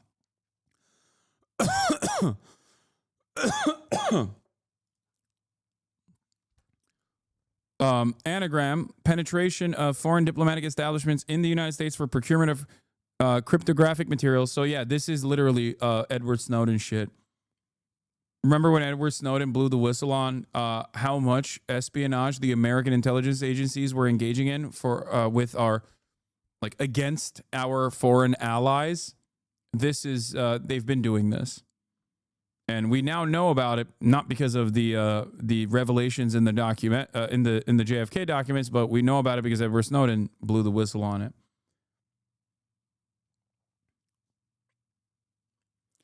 Continue from the previous memo. This doc was initially notable for confirming the existence of ProHo, but in 2023 they still wanted to postpone releasing all the info about all technical collection programs against Soviets under a catch-all clause to protect national intelligence and defense interests. A 1973 memo from CIA's ORD, Office of Research and Development, that, as of 2023, withheld info about CIA and Bell, now known as AT&T, testing microwave technology to intercept domestic telecommunications.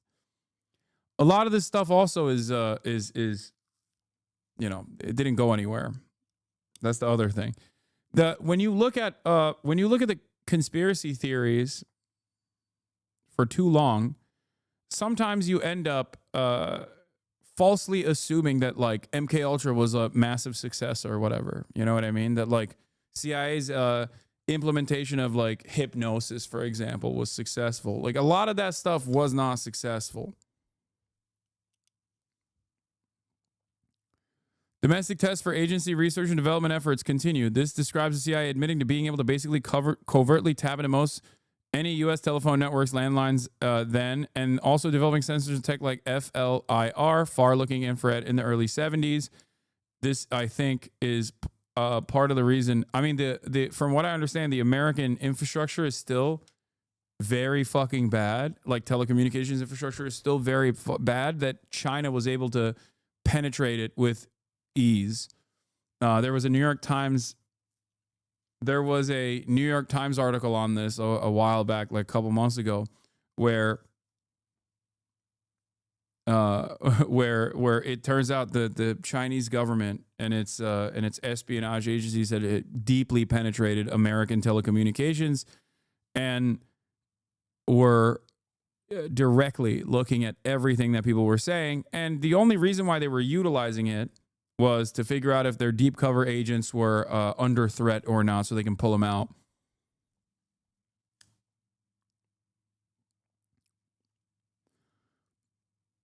Birds are real and they work for the government. Oh my God, someone show this to fucking, oh my God. Oh my God, hold on. Ain't nobody show this to Adapt. He's going to lose his mind. Oh my God. Adapt was right. This was a previously redacted piece of information. Let's take a look. G. Trained birds. Birds have been trained and tested in the United States to carry small intelligence collecting packages such as audio surveillance devices, small cameras, and current measuring devices. Any data collected from unwitting domestic sources would have been used only for engineering purposes and then destroyed. Adapt! It's real!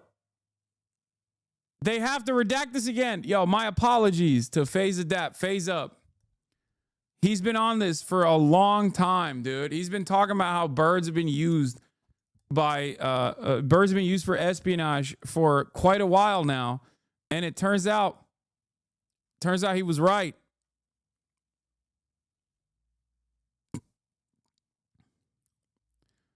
NSA participated and controlled most elements of the U.S. material. Oh, shocking. Redacted memo about intelligence coverage of diplomatic representatives of friendly foreign nations, with a particular warning to U.S. officials working closely with French, British, Israeli, and German intelligence officers. So this entire memo was redacted. Let's take a look. Intelligence coverage of diplomatic representatives of friendly foreign nations. As you are aware, at the present time, our coverage on the intelligence efforts of foreign countries here in the United States is primarily aimed at the activities of Soviet and Communist bloc countries. This has been brought about by the fact that those countries represent the greatest threat to the security of our nation, both in the international and domestic fields. Notwithstanding the foregoing, a number of instances have been brought to our attention reflecting so-called friendly nations are engaging in direct intelligence activities against the United States. The case involving Joseph Sidney Peterson Jr., who was engaged in furnishing top-secret information from the National Security Agency to representatives of the Netherlands government, fully portrays the inherent danger in such intelligence activities. They were doing to us what only we get to do to them. See, now, this only goes in one direction. Only we get to spy on our foreign allies, our friendly foreign nations. Our friendly foreign nations don't get to spy on us unless you're Israel, in which case you get to do whatever the fuck you want, okay? Which is part of the reason why I always say, like, half the CIA loves Israel and actively collaborates with Israel. The other half of the CIA fucking despises Israel and wants to stop the cross-pollination. That's... I think we all know which side won. For quite a while now, actually.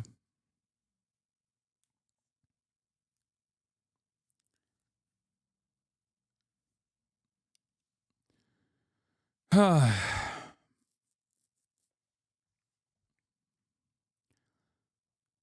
right. It reaches another nation. Our security with respect to such information is only as good as the security of the foreign government. The purpose of this memorandum, therefore, is to alert you to the necessity of promptly bringing the Bureau's attention any information developed indicating representatives of foreign countries are engaged in intelligence activities here. Our basic policy is to conduct investigations only in instances where we receive allegations indicating an individual representing a foreign nation is engaging in activities in violation of our laws or otherwise constitutes a security menace. The Bureau is aware that the French, the British, the Israelis, the Germans, and a number of other nations either have regularly assigned intelligence representatives in the United States or, from time to time, send such representatives to the United States. In many instances, such representatives deal with the United States government agencies on an official basis. At the same time, it is possible that such representatives are engaged in other intelligence activities while here. We are requesting other government agencies who deal with intelligence representatives of foreign governments to keep us advised of the identities of foreign intelligence operatives in the United States.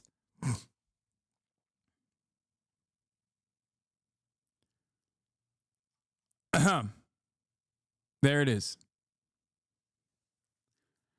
It apparently wasn't until 1955 that the FBI decided it should be spying on friendly nations. State Department had their own views on which country's staff should be targeted and surveilled first: Egypt, Syria, Saudi Arabia, and Israel, although it turned out Israel was already covered. Look, he stated that no coverage would be advisable at this time on such countries such as Greece, Turkey, Iran, Iraq, since the conditions in those countries are not, I guess, appropriate. In 1958, FBI was surveilling over a dozen Israeli nationals suspected of engaging in intelligence activities in Washington, D.C. and New York City, which was redacted previously. State Department told the FBI to proceed with caution when trying to develop informants within Israeli diplomatic establishments because most of the U.S. citizens hired by the Israelis are pro-Israeli in their thinking, i.e., watch out for double agents. Oh, no.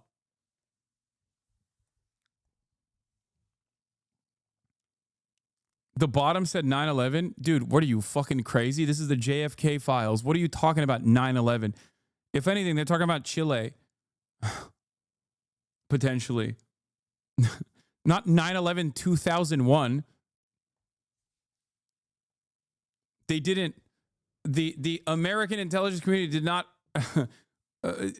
become the architects of 9/11 in like the fucking 50s.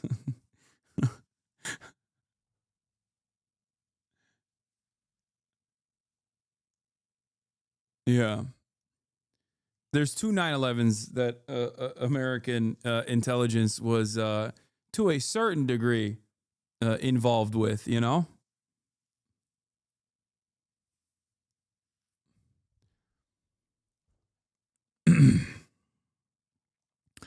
More evidence of U.S. CIA involvement in Sudan, Egypt, Syria, Yemen, and Libya.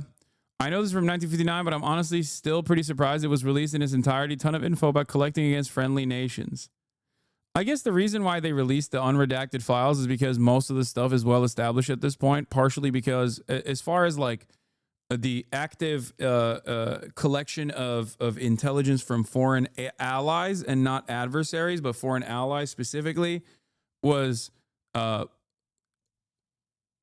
uncovered by Edward Snowden. So in that regard, they don't see any issue just openly releasing this stuff. I don't know. There's still information, I think, that you can derive out of this. This obviously specifically looks at like what the previously redacted, now unredacted files are.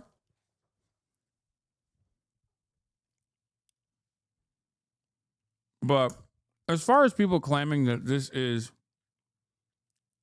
as far as people claiming that this in and of itself is like irrelevant data, I disagree with you. I think that there is some worth in this information. Like, this is valuable information. It's important to now officially confirm previous assertions that were made through circumstantial evidence. This is now direct evidence. You know what I mean? Like, there's only so much you can do as far as developing a theory about clandestine activities of the CIA. But when they do deliver unredacted information like this, it basically solidifies those theories. It turns them into facts.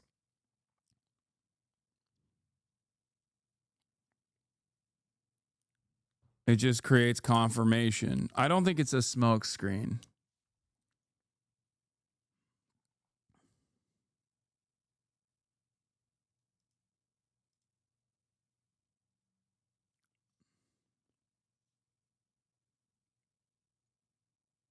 Anyway.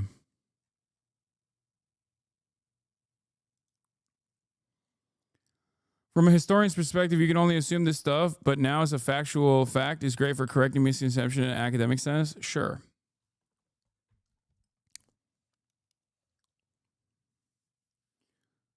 As far as like figuring out who did it, who done it, I don't think we know.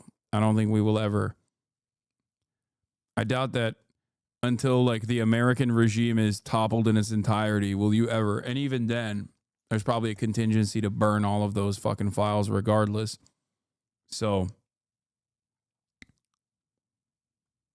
I doubt that we'll ever truly get this level of evidence on the who done it.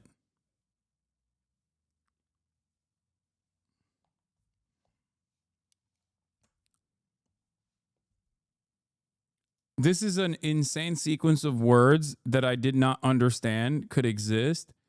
Granny Hawktua was a CIA informant on the CPUSA, apparently.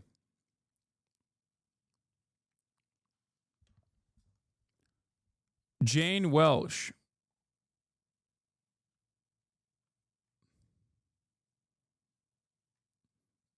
As the informant is aware, no connection between Lee Harvey Oswald and North Carolina branch of the Communist Party is known to exist. Actions before assassination consistent with previous behavior. Soviet connections recently sent memo denying any connection to Oswald to CPUSA governing committee. Opinion among membership divided on cause and justification of assassination. Party weapons appear to be accounted for with involvement neighboring vicinity of assassination. What? Withstanding neighboring vicinity of assassination? What does WI mean? Member Bleep, who previously served under Bleep, has been unaccounted for since February, although no reason to suspect involvement is currently known. The CIA or CPUSA party meetings at informant Falconry Ranch continue weekly as before assassination. No suspect.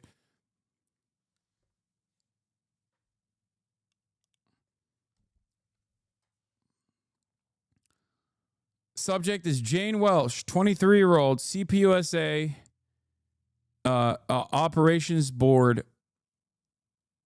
I cannot believe that Hawktua's grandmother was a fucking CIA informant for the Communist Party of the USA. What the hell? So Hawktua is a PSYOP. Schizos confirmed. Schizo's vindicated. Schizo's vindicated again. God damn. It's a joke, dude. Falconry Ranch equals Hawk. Yeah, I'm joking. I don't think this is real. But it's fun to entertain it. Hawk to a girl's grandmother breaks silence and reveals one wish. Hawk to a girl, whose real name is Haley Welsh, has posted a video on her Instagram account. The sweet montage set to Small Town Talk shows clips of the meme star doing her makeup in bedroom and stroking horses' muzzles. Close relationship with Granny Jane, who Haley appears to be devoted to. Speaking publicly for the first time, Granny Janie revealed her response to the viral meme, as well as her one wish when it comes to her granddaughter. Granny Janie said, "I don't know how to feel. It's crazy. I never thought anything like this could happen. It's too much to comprehend." She hopes her granddaughter will still stay near her for the rest of her life, stating, "I just want her to stay with me as long as I'm here." Internet sensation Hawk to a girl. How do we know this is like the same person? But this is so stupid. These people are so dumb. I mean, it's a meme.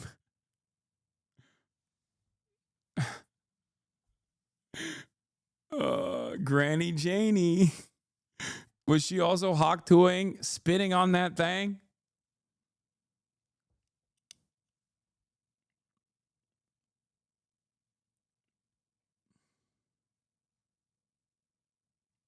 Read the last line. What is the last line? She has been offered $600 to spit in a jar and send it over to... Man, y'all are dumb as fuck. This is a classic go back on the video moment. Like, you're so stupid, chat. Stop.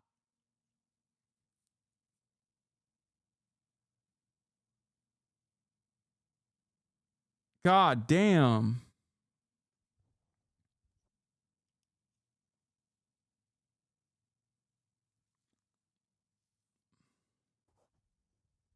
Covering protests in Turkey today? I did already in the beginning.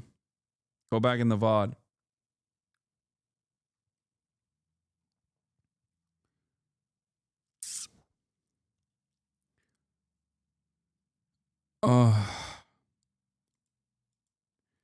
Here, let's look at why the CIA is a terrorist organization.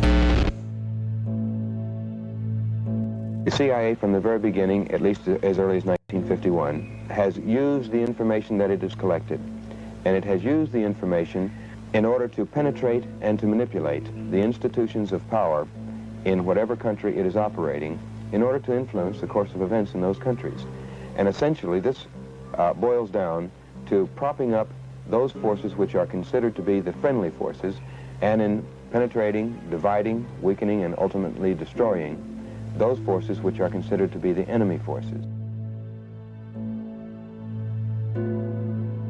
Since its very inception as the Office of Strategic Services, the clandestine operations group known today as the Central Intelligence Agency has engaged in some of the worst atrocities in modern history.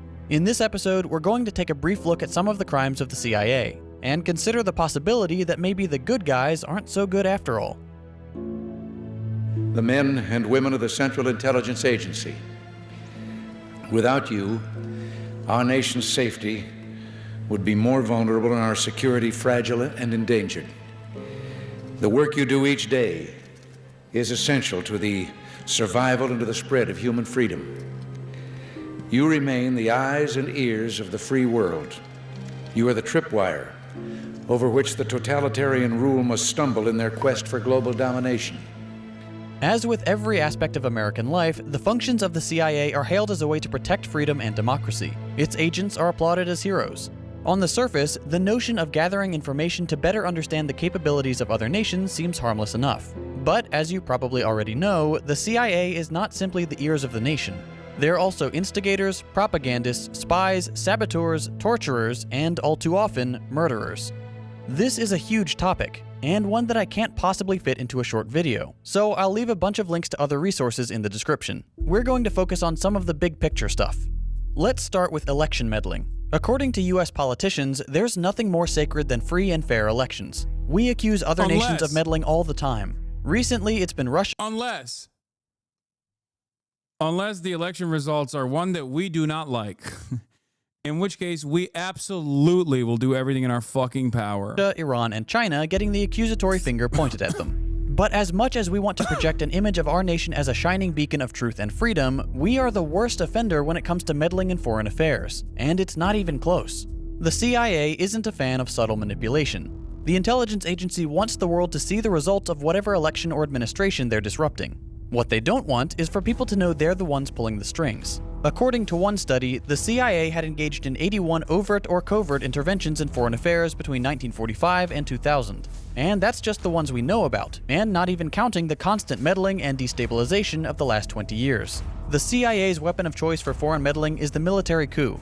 One of the earlier examples is the overthrow of the democratically elected Prime Minister of Iran.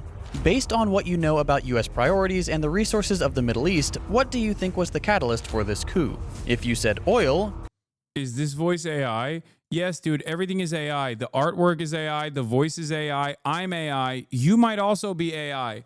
There's nothing real anymore. Everything is AI. I feel like Zoomers' brains are so fucking broken, dude. Oh my God. Every fucking video that we watch is like, is this AI? Is this AI? It's not! Jesus Christ. Congratulations, you're right.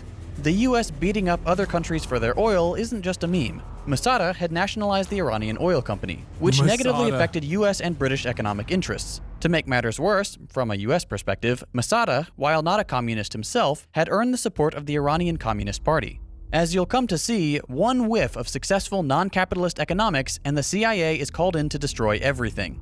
In this particular instance, Winston Churchill and President Eisenhower decided to overthrow the government of Iran. The CIA paid some of Tehran's most violent mobsters to stage protests across the city, and orchestrated trucks and buses full of people to come in and seize the area. Between 200 and 300 people were killed in the conflict, which of course the CIA expected would happen. The intelligence agency then propped up a government under the rule of the Shah, who reigned as a monarch heavily dependent on US support to maintain power. Masada was arrested, convicted of treason by the new US-friendly government, served 3 years in prison, and spent the remainder of his life under house arrest, all for the crime of trying to lead his country out from under the boot of Western imperialism. The truth about this coup wouldn't come to light until 60 years later, in 2013, when CIA documents on the subject were declassified. These documents prove the CIA's planning and execution of the coup, their use of propaganda, bribery of politicians, security and military officials, and their approval at the highest levels of government. You may be thinking, okay, if they declassified this information, that means they don't do that kind of thing anymore, right? Well, no. Have we ever tried to meddle in other countries' elections? Oh, probably, but it was for the good of the system in order to avoid the communists from taking over. For example, in Europe, in 47, 48, 49, the Greeks and the Italians, we don't do that CIA. now, though? We don't mess around in other people's elections, Only for a very good cause. Can you do that? Do a Vine video on a former CIA director. Only for a very good cause in the interests of democracy. All right, thanks. Laura Ingraham clearly gave this guy the chance to lie and say that we don't meddle anymore, but he didn't take it. The CIA director openly bragged about meddling in foreign affairs for, quote, very good reasons. Call me idealistic, but I don't think there's any reason for a country to disrupt the election process of other nations. But here we are. It's out in the open that we do it to this day. Here's another example of a CIA operative bragging about the types of crimes the agency commits. We need to make the Iranians pay a price in Syria. We need to make the Russians pay a price. The other thing I would do... We make them pay the price by killing Russians? Yes. And killing Iranians? Yes. Covertly. So you don't tell the world about it, right? You don't stand up at the Pentagon and say, we did this, right? But you make sure they know it in Moscow and Tehran. Here's the other thing I want to do. I want to go after those things that Assad sees as his personal power base, right? I want to scare Assad. So I want to go after his presidential guard. I want to bomb his offices in the middle of the night. Well, that happened about 2 years ago. As you remember, when his brother-in-law was... I want to destroy his presidential aircraft on the ground. I want to destroy his presidential helicopters. I want to make him think we're coming after him, right? These people aren't exactly subtle about the sabotage and violence committed by their organization. But let's return to the past for a minute. There are plenty more coups to discuss. Another Choking study chick found you, that the U.S. was responsible for no fewer than 61 attempts at regime change during the Cold War alone, all spearheaded by the CIA. Just 1 year after the overthrow of Mosaddegh, the CIA launched another coup to oust Jacobo Arbenz, the democratically elected president of Guatemala. This is the moment the CIA established itself as a weapon to be wielded by Western capital. The agency was approached by the United Fruit Company, a US-based corporation, because they were afraid new anti-exploitation laws in Guatemala would negatively affect their profits. The CIA also suspected Guatemala had ties to the USSR. And these two reasons were sufficient for them to launch a coup, oust the Guatemalan president, and install the first in a long line of right-wing dictators friendly to the US. This coup also set the precedent of the CIA lying to the president regarding casualties. So, by 1954, we had a largely unaccountable secret agency undermining democracy and national sovereignty around the world. This trend would continue throughout the decades. In 1963, the CIA planned a coup that culminated in the assassination of the president of South Vietnam, once again in the name of fighting communism. This particular coup resulted in US involvement in a foolish 10-year war, which cost the lives of 58,000 American soldiers and almost 1 million Vietnamese, many of whom were civilians. The CIA would go on to launch coups in Iraq, Cuba, the Republic of Congo, Laos, the Dominican Republic, Brazil, Chile, and countless other countries. Each time with little reasoning besides, what you're doing isn't ideal for the US. These coups often led to horrible destabilization, including civil war, economic depressions, and hundreds of thousands of deaths. Over the course of their reign of terror, the CIA would develop techniques to aid them in the destruction of foreign nations. One such batch of techniques was compiled in a 90-page handbook titled Psychological Operations in Guerrilla Warfare, which was distributed to the US-backed Nicaraguan Contras, and detailed how armed propaganda teams could build political support in Nicaragua for the Contra cause through deceit, intimidation, violence, and assassination. This was a trend that would prove very useful to the US. By outsourcing their more heinous crimes, including over 50 assassination attempts on world leaders, to local US... Yeah, how can I say America's bad when we've liberated so many people from communist dictatorship, dude? By actively liberating them from their lives. This is...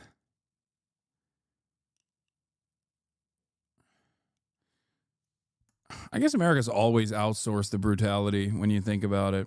And now we're just going to have concentration camps on the Mexican side of the southern border. Fantastic. Friendly groups, the CIA could maintain a level of plausible deniability. Here's former CIA officer John Stockwell discussing his time in the agency and what their goals were. They undertake to run operations in every corner of the globe. They also undertook the license of operating just totally above and beyond U.S. laws. They had a license, if you will, to kill, but also they took that to a license to smuggle drugs, a license to do all kinds of things to other people in other societies in violation of international law, our law, and every principle of nations working together for a healthier and more peaceful world. We manipulated and organized the overthrow of functioning constitutional democracies in other countries. We organized secret armies and directed them to fight in just about every continent in the world. We encouraged ethnic minorities to rise up and fight, people like the Mosquito Indians in Nicaragua, the Kurds in the Middle East, the Mongs in Southeast Asia. We have organized, and we still do, and fund death squads in countries around the world, like the Treasury Police in El Salvador, which are responsible for most of the killing of the 50,000 people just in the 80s, and there was 70,000 before that. And orchestration, CI, secret teams, and propaganda led us directly into the Korean War. We were attacking China from the islands, Quemoy, Matsu, Thailand, Tibet.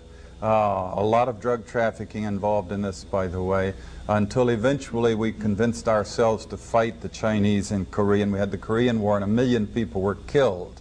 Same thing for the Vietnam War, and we have extensive documentation of how the CIA was involved at every level, or the national security complex, because it's a very cooperative thing, into manipulating the nation into the Vietnam War.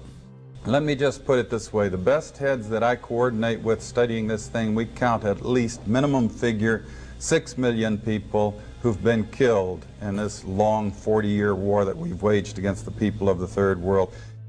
But funding coups and destabilizing entire regions takes a lot of money. Luckily for the CIA, their scope of work was broad enough to include a particularly lucrative industry, drug smuggling. At least as far back as the Vietnam War, CIA operatives were heavily involved in trafficking drugs into the United States. CIA planes would make routine trips to and from places like Costa Rica and Honduras, working with cartels to secure massive amounts of heroin and cocaine, which they would then shuttle back to the US and sell for a healthy profit. Because of their secretive line of work, these planes could land in places where normal customs regulations don't apply. It's a dream scenario for drug smuggling. The piles of money the CIA makes from this practice have directly funded the undermining of democracy throughout the world, with the added effect of introducing harmful drugs to the American population. I mean, we would never do that now, right? Like, obviously, we would never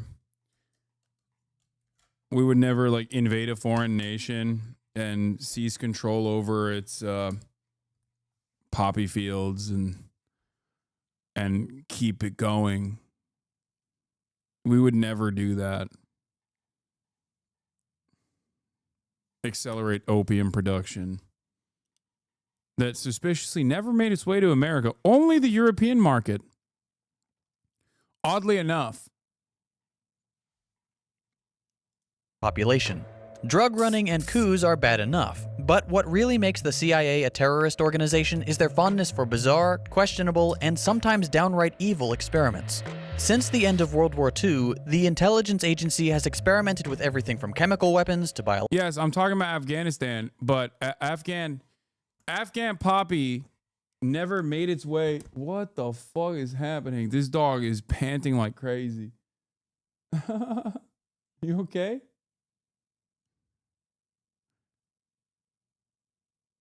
You got a big walk in, huh?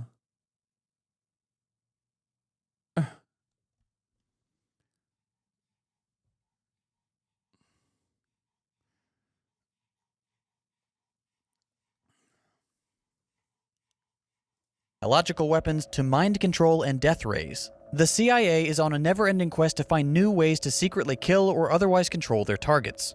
You may have seen the movie The Manchurian. Only 95% of European heroin comes from Afghanistan. Shit, my bad. I'm sorry. I apologize. My mistake. Candidate. The film was based on the CIA's experimental mind control program, where a subject would be hypnotized and programmed with an activation word or phrase, something that, when heard, would trigger their CIA training and turn them into a sort of deadly automaton. The CIA wanted to create these sleeper agents and plant them in target countries around the world. It sounds absurd, but the Cold War was a scary time, and the CIA... Yeah, you're right. Heroin in America has been Chinese, China white for years, brown shit from Mexico, but all the Afghan shit gets pushed elsewhere. Yeah.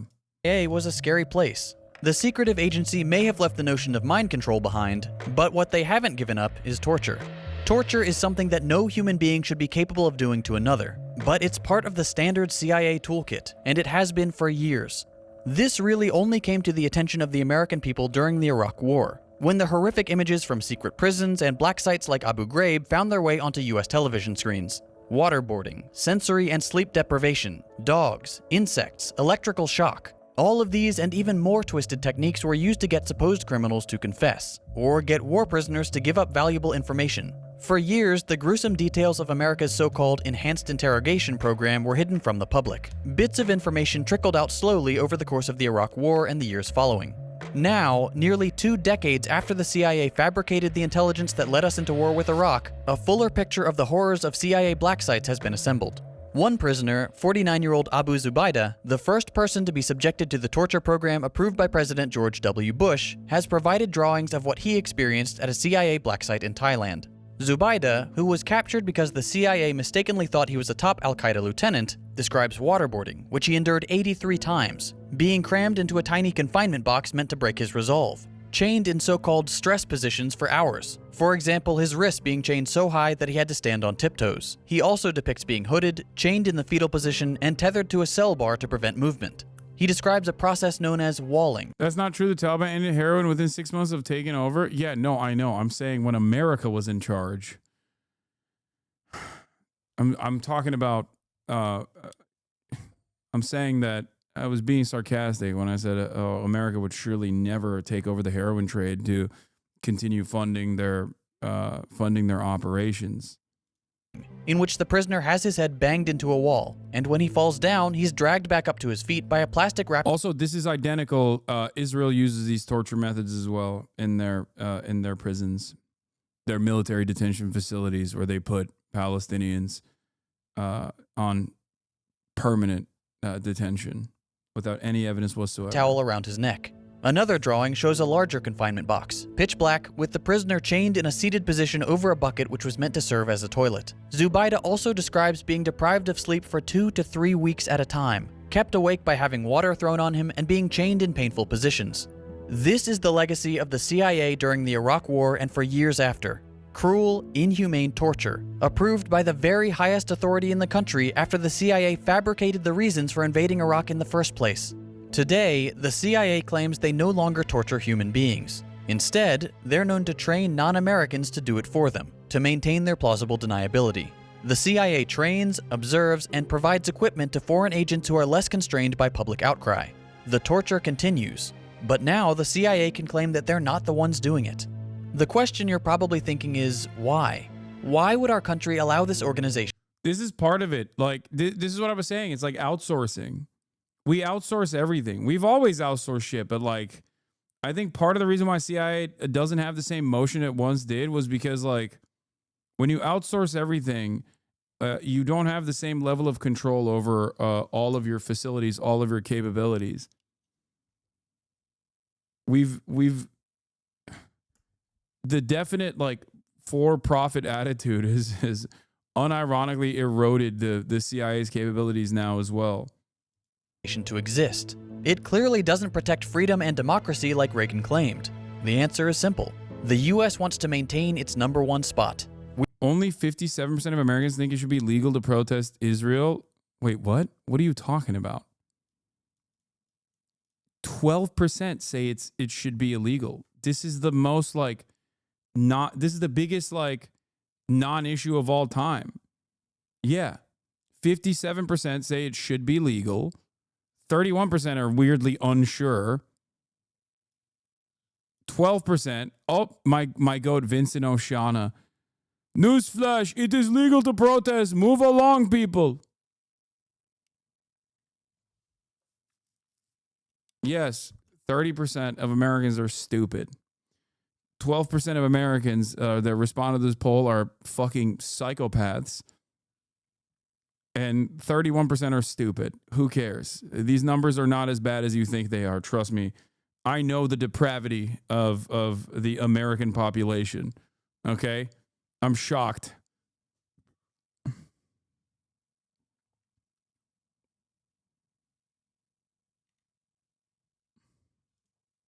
We're currently the sole world superpower. And in order to maintain that position of power, the country needs to make sure that the rest of the world depends on us. And it needs to make an example of alternative economic structures that would undermine the notion of American capitalist supremacy. But don't just take it from me. Here's former CIA operative and whistleblower Philip A.G. talking about the U.S. Aga baktım Türkiye'ye, konuştum. Abi konuştuk. Relationship with Cuba and why we were so adamant in destroying them.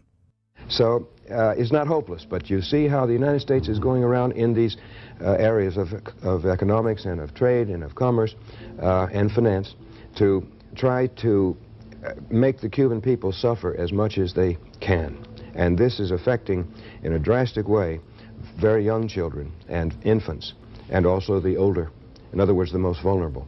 And it is an eternal shame on the United States, in my opinion, that we would do such a thing to an entire country, just because we don't like the system, just because they won't come under our protection, basically. It's a kind of a mafia attitude, and it has been that way since Eisenhower.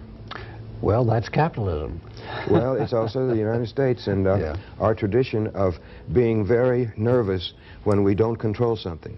And when a country like Cuba slips out from under our control, after we had ruled it practically as a neo-colony or a protectorate for 59 years or so, then it makes people nervous because they know that if the Cubans are successful in their example of being able to provide, as a poor country, the best medical care in the third world to the whole population because it's an inclusionary system. It's not like we have here, where you have this huge bulk of the population, you know, marginalized.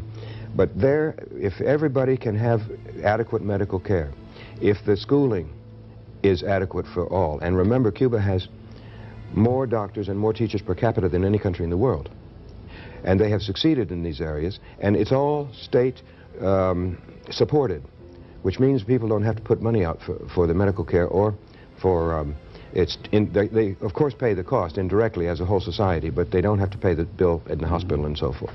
And so that cannot be allowed to stand. It's a very bad example for the United States. So there is a very large mass of people out there who can look at Cuba and say, well, if they can do it, and on a per capita income of $2,000, $2,500 a year, where ours is $22,500 a year, what's wrong with our system? I mean, maybe we ought to consider an alternative.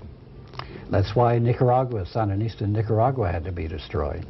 Exactly. They were a bad example, and that's why Grenada had to be destroyed, because any movement that comes to power with the idea of providing for all the people and of escaping the control of the United States and its economy, let's say the corporations and so forth, then that is bad news here in the United States in the upper circles of power. So there you go. It really is that simple. The U.S. wants to maintain its global supremacy, and that requires destroying any competing economic system to prevent people from questioning capitalism. And I can't think of a current nation that at least bills itself as a transitional socialist state that the American government is actively looking to attack relentlessly and is positioned as the #1 foreign adversary. I can't think of a single one. Certainly all of the things that we say about our foreign adversaries, especially one that would bill itself as a transitional socialist state, would probably be true and valid, and you must hate them and you must fear them, and you must justify any and every action that we take against them. Requires keeping the rest of the world under the boot of the... Yeah, I'm talking about Canada. That's what I'm talking about. I was actually referencing the socialist transitional state of Canada. United States. It's criminal and morally reprehensible, but who's going to stand up to the most powerful bully in the world? For those of you thinking that this doesn't matter because you live in the US, I've got bad news for you. In 1975, a U.S. intelligence committee found that the CIA owned more than 200 wire services, newspapers, magazines, and book publishers, and subsidized many more. A separate New York Times investigation revealed an additional 50 media operations run by the CIA, both within the U.S. and abroad, and another 12 publishing houses which had produced over 1,200 books secretly commissioned by the CIA. Okay, what does this mean? It means that the CIA has been running a secret propaganda campaign on American citizens for almost half a century. More recently, the agency has awarded contracts worth billions of dollars to Microsoft, IBM, Oracle, Amazon, and Google to complete assignments issued by the CIA. The Central Intelligence Agency has its tendrils in every single aspect of modern life: books, magazines, movies, television, social media, and big tech. Just as the CIA works hard to undermine freedom and Johnny Harris. democracy around the world, it also works hard to keep Americans convinced that they live in the greatest country on earth, and that there is... I think after almost a century of successful Red Scare propaganda and the complete elimination of the USSR,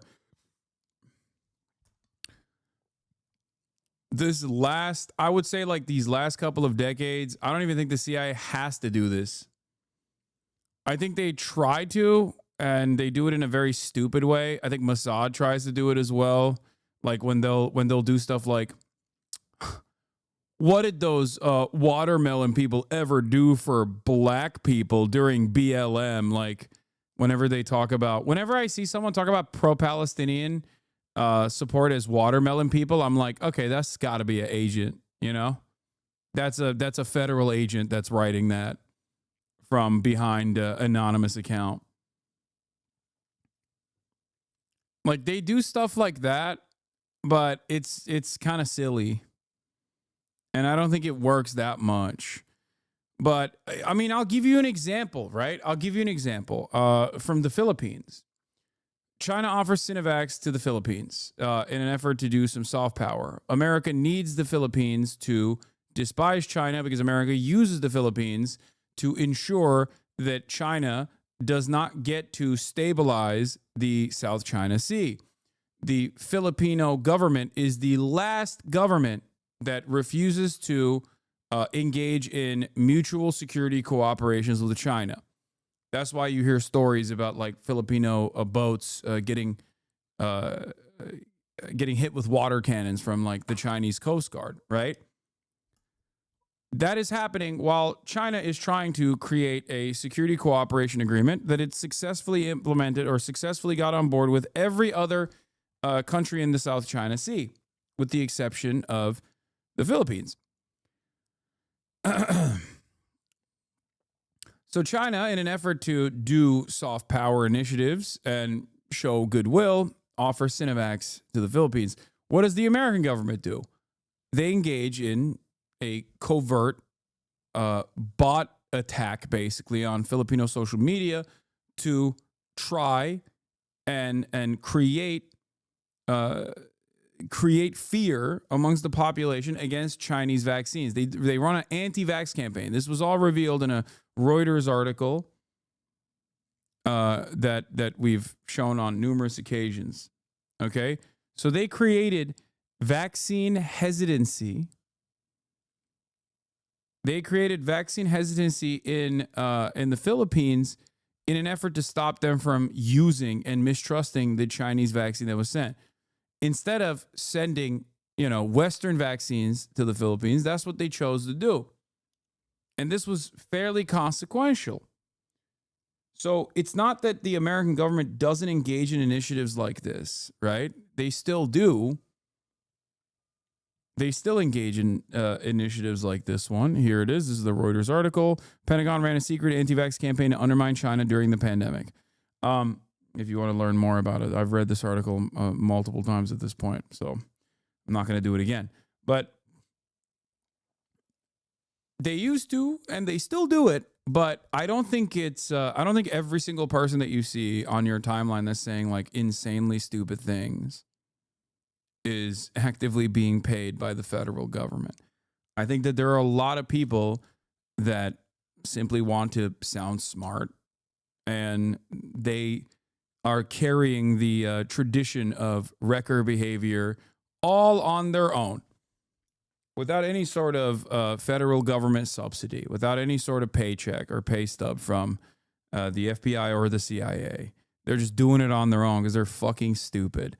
Part of the reason why they're doing it on their own because they're fucking stupid is because American education is completely collapsed. There's no critical thinking skills, and social conditioning is so firmly set and so firmly anti-communist, anti-socialist in this country that they don't even need to do it. Like, they can just get it for free. There's no alternative to American supremacy. The CIA is a terrorist organization, the biggest one in the world, and it needs to be abolished and its records made public. The United States has no right to impose its will on the rest of the world, and it certainly has no right to do it in secret.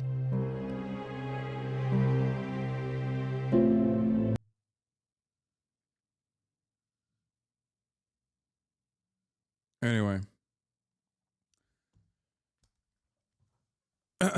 I tell people that Americans have been lobotomized.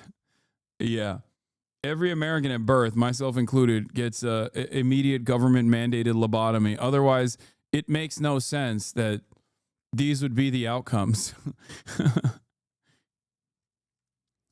Yeah, that video that we just watched got a Department of Homeland Security visit for JT.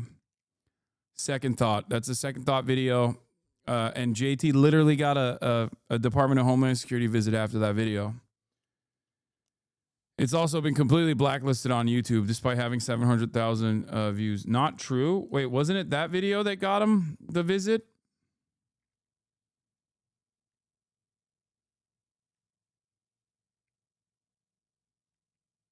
Was it another video? I'm pretty sure it was a different video. I thought it was that one. Which one was it? I need to find the tweet. Go find the tweet and then send it to me. CIA fell off as a self-perpetuating machine now. I think there's some truth to the American psychosis being self-perpetuating, but these ideas aren't just occurring spontaneously. They absolutely still have an insane amount of influence in the rhetoric and propaganda that floats around, even in a lot of progressive spaces. I think that they do have influence, but it's like the same principle behind manufacturing consent.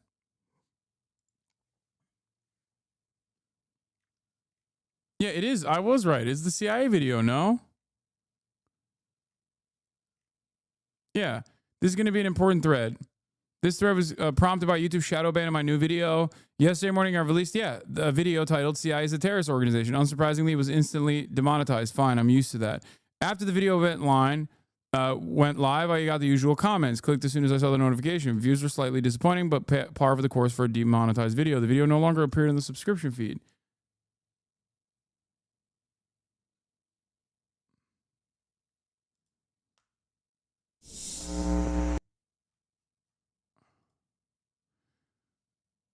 Wait, what? This was an obvious lie. And an insulting one at that. Remember that video was only age-gated. Why wouldn't my video on the CIA, which did not show any explicit violence, receive a harsher treatment? YouTube is notorious. The fact that the video went live received notifications. No, the CIA is a terrorist organization. Am I wrong? Look at the tweet right above.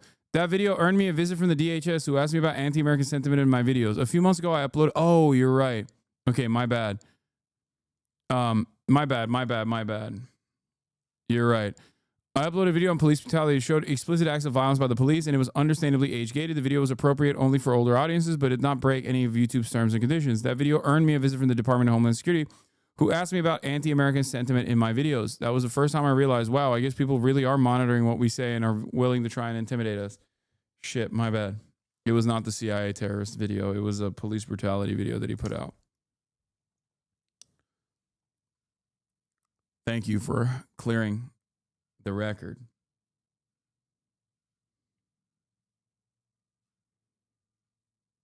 Thank you.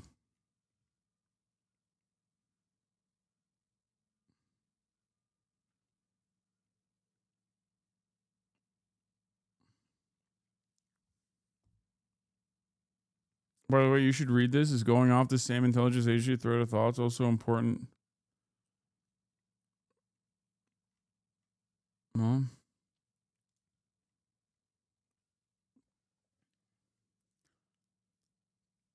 Have you gotten visits from the Department of Homeland Security before? Do you think I would reveal this information? Are you insane?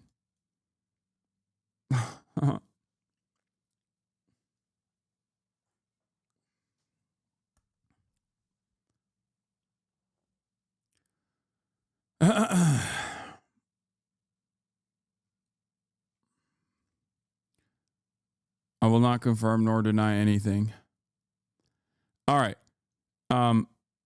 This is huge. Priscilla Johnson McMillan interviewed Lee Harvey Oswald in the Soviet Union in 1959. She played a key role in shaping public perceptions of Lee Harvey Oswald as mentally unstable lone wolf communist after JFK's assassination, but her role in the cover-up went a lot deeper. In September 1964, the Warren Commission was desperately trying to square the circle on Lee Harvey Oswald being in two places at once, Mexico City and Cuban exile, Sylvia Odio's home in Dallas, Texas. The Mexico trip in and of itself is deeply suspect. Warren Commissioner Senator Richard Russell disbelieved the single bullet bullshit and that Lee Harvey Oswald had gone to Mexico. So Priscilla miraculously found a bus ticket stub showing Lee traveled there while interviewing his wife Marina at home. More here. Then in 1967, Stalin's daughter defected to the U.S. with CIA help. Upon arrival, she stayed in Priscilla's grandfather's home while Priscilla helped her write an autobiography. JFK researchers have suspected she was CIA for decades. That has now been confirmed. Appears to be a new file on CIA's witting collaborator and Marina Oswald friend and biographer, Priscilla Johnson McMillan. Looks like she was very active going back to 1958.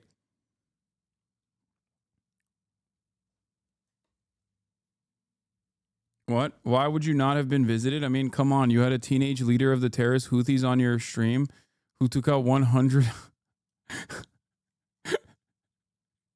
Why would you not have been visited? I mean, come on. You had the teenage leader of the terrorist Houthis on stream who took out 100 U.S. ships and mass murdered Jews. I know you're joking, except there are people who legitimately think this. I understood that you were joking, except there are people who literally think that. There are people who actually think this.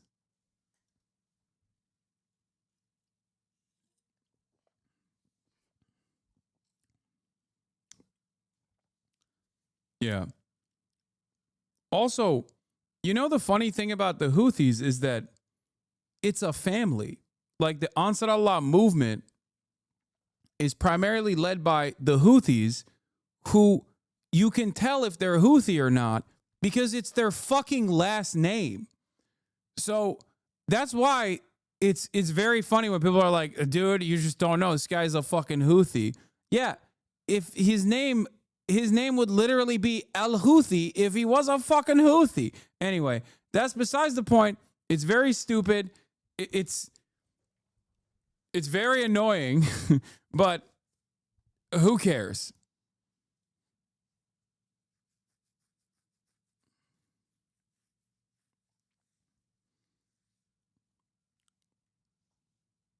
I can't believe you're laughing at someone that personally murdered 5,000 U.S. troops. No, how about 5 million, dude?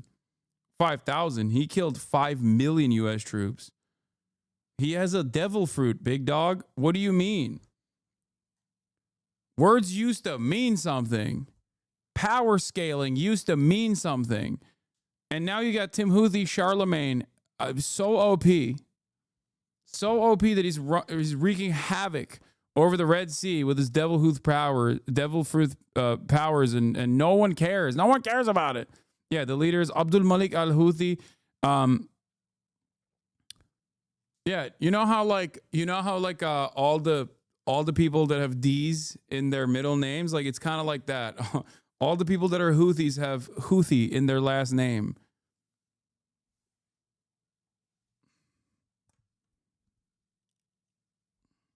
Yeah, he got the hockey and the devil fruit. Abi coverladın mı İmamoğlu'nu? Yes, coverladım. Sabah. İlk iş. This appears to be the nose of a HSCA staffer who's reviewing CI documents on PGM. It would be nice if we actually had access to those original files. Actually, this file was previously released with a few redactions, such as the case officer's name and various sources and operations name.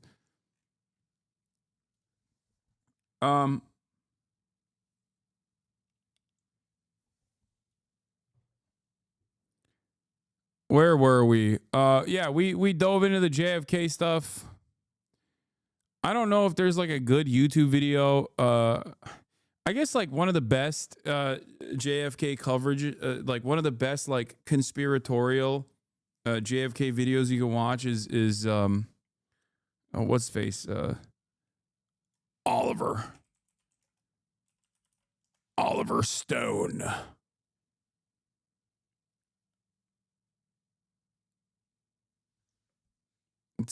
It's not a documentary, but it's a fucking, the JFK movie is pretty good.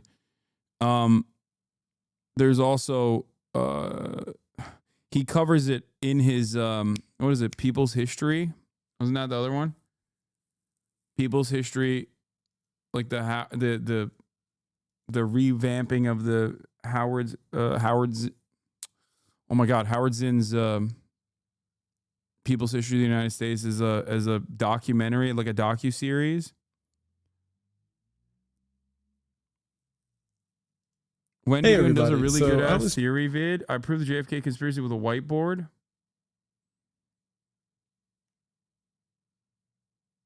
Nah.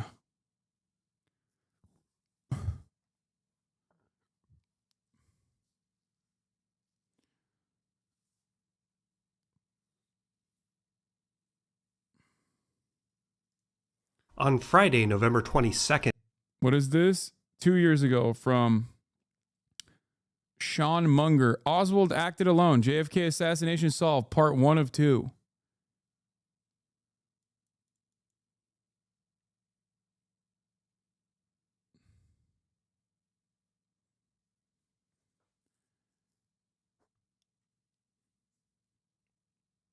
The Sean Munger video confirms the previously established government narrative. Then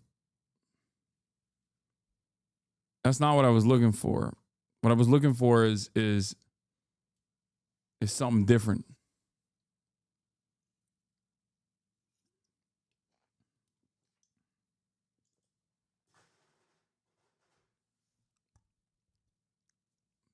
There's a video that goes into the Foster Dulles angle that I found compelling.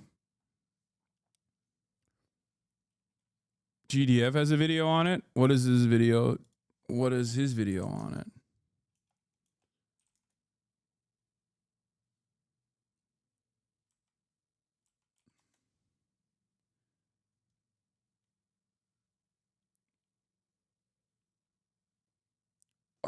Is it the why America really supports Israel? Because I'm going to be a little suspicious on that.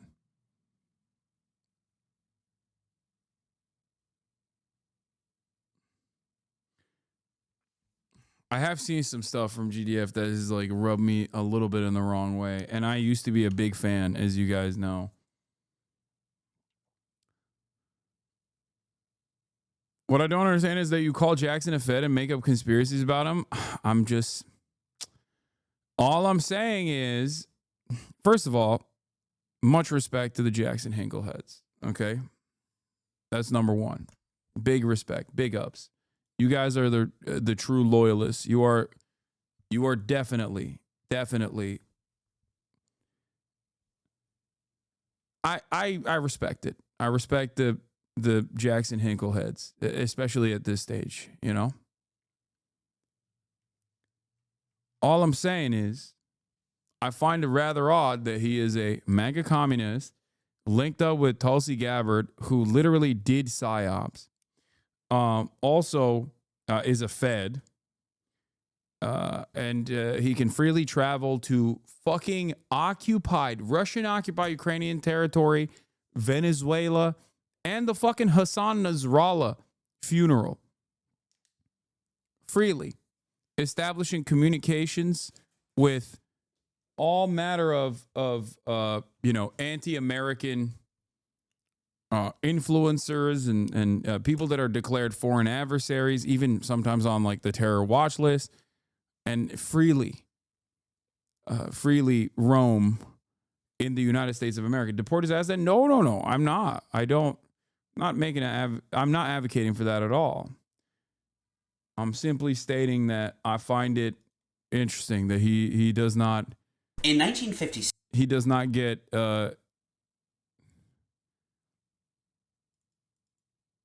What is this? This is an unlisted link. This video that you sent me is unlisted.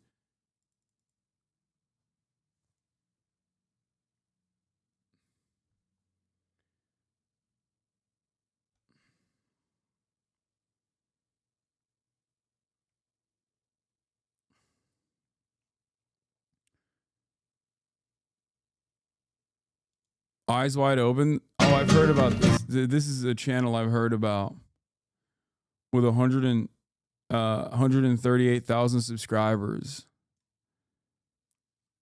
Bush the Father Chapter 1. God damn, this channel is popping, dude. Holy shit. Whoa.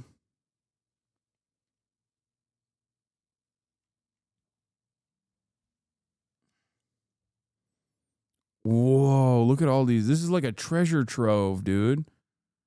This is a treasure trove. Does he have anything on JFK? I mean, I'm sure he has something on JFK, but like directly on JFK. Whoa. Incredible. Maybe this? Maybe this would be.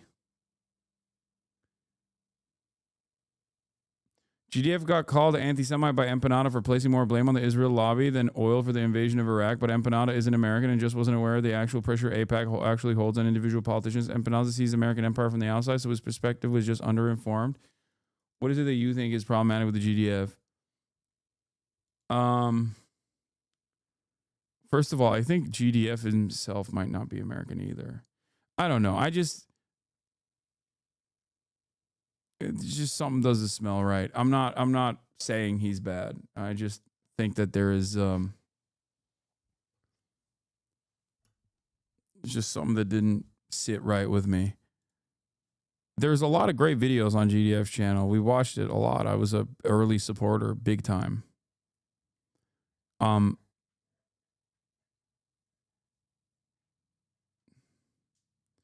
The video is just describing the Israel lobby by Mersheimer and Stephen M. Walt. It was literally published by Harvard University Press. It's absolutely crazy to claim the GDF video on the book is sus at all, to be honest. Bad Empanada's wrong on that. I haven't seen Bad Empanada's takes on it.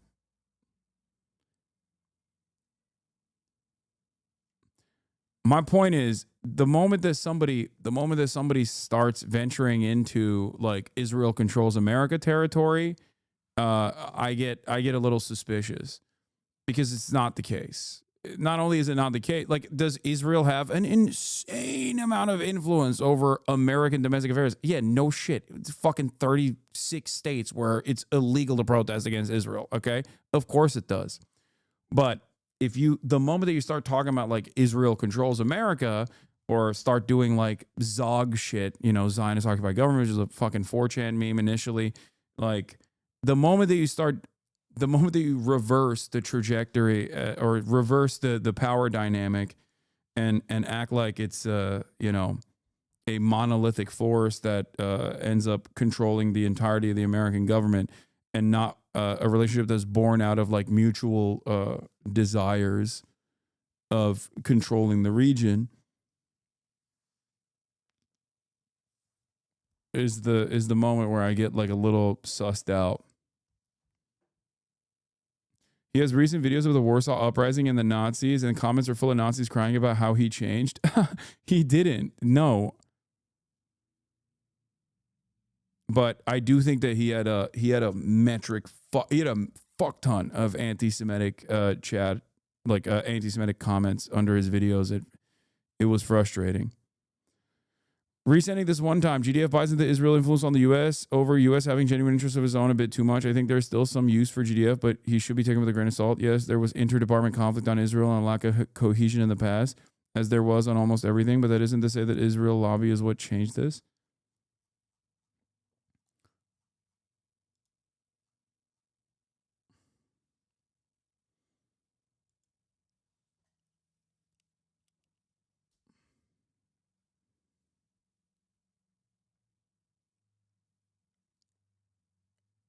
Anyway, let's I'll watch the Did the CIA Kill Kennedy video from GDF. Gamal Abdel.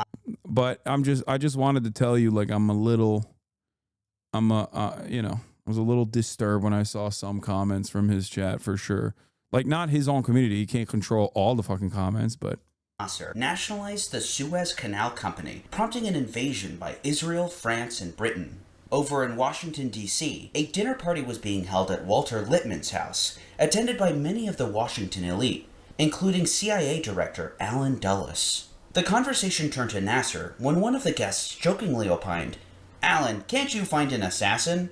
But Allen Dulles responded in all seriousness. While smoking his pipe, he replied, "Well, first you would need a fanatic, a man who'd be willing to kill himself if he were caught, and he couldn't be an outsider. It would be very difficult to find just the right man." What if I told you that Lee Harvey Oswald, the man charged with John F. Kennedy's murder, had no motive to kill him? George de Mohrenschildt, Oswald's dear friend and CIA handler, testified to the Warren Commission that Oswald... What is the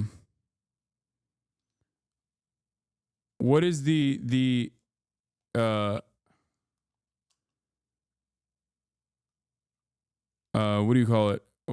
Why is this video unlisted?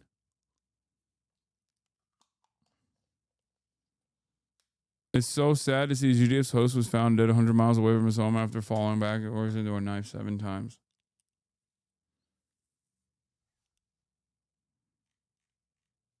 was jealous of Kennedy's wealth, success, and his beautiful wife. But he later published a book in which he recanted all those damning statements that helped frame Oswald as the killer. Lee was not jealous. He was an admirer of President Kennedy. But one man in Washington had all the motivation in the world to kill Kennedy, and he had all the means to do so.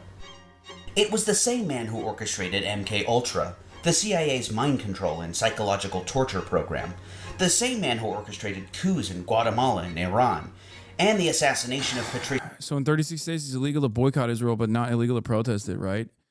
It's not even like directly illegal in the sense that like you will go to jail for it, but in the proper way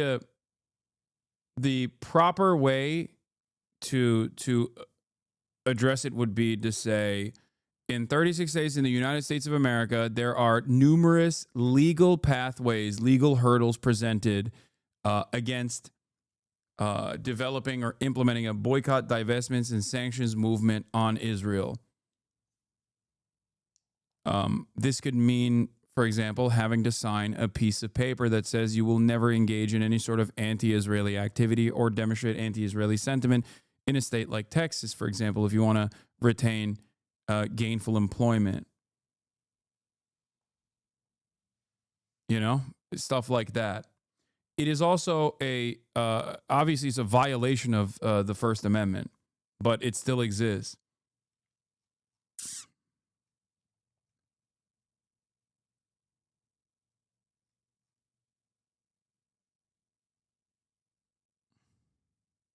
Lumumba. He'd also launched the Bay of Pigs invasion, which very well may have led him to conducting an assassination of another head of state on American soil. This is the story of Allen Dulles. Yeah, React channels, don't upload my reaction to this video. It's an unlisted video. I don't know exactly what the reason is for why it's unlisted.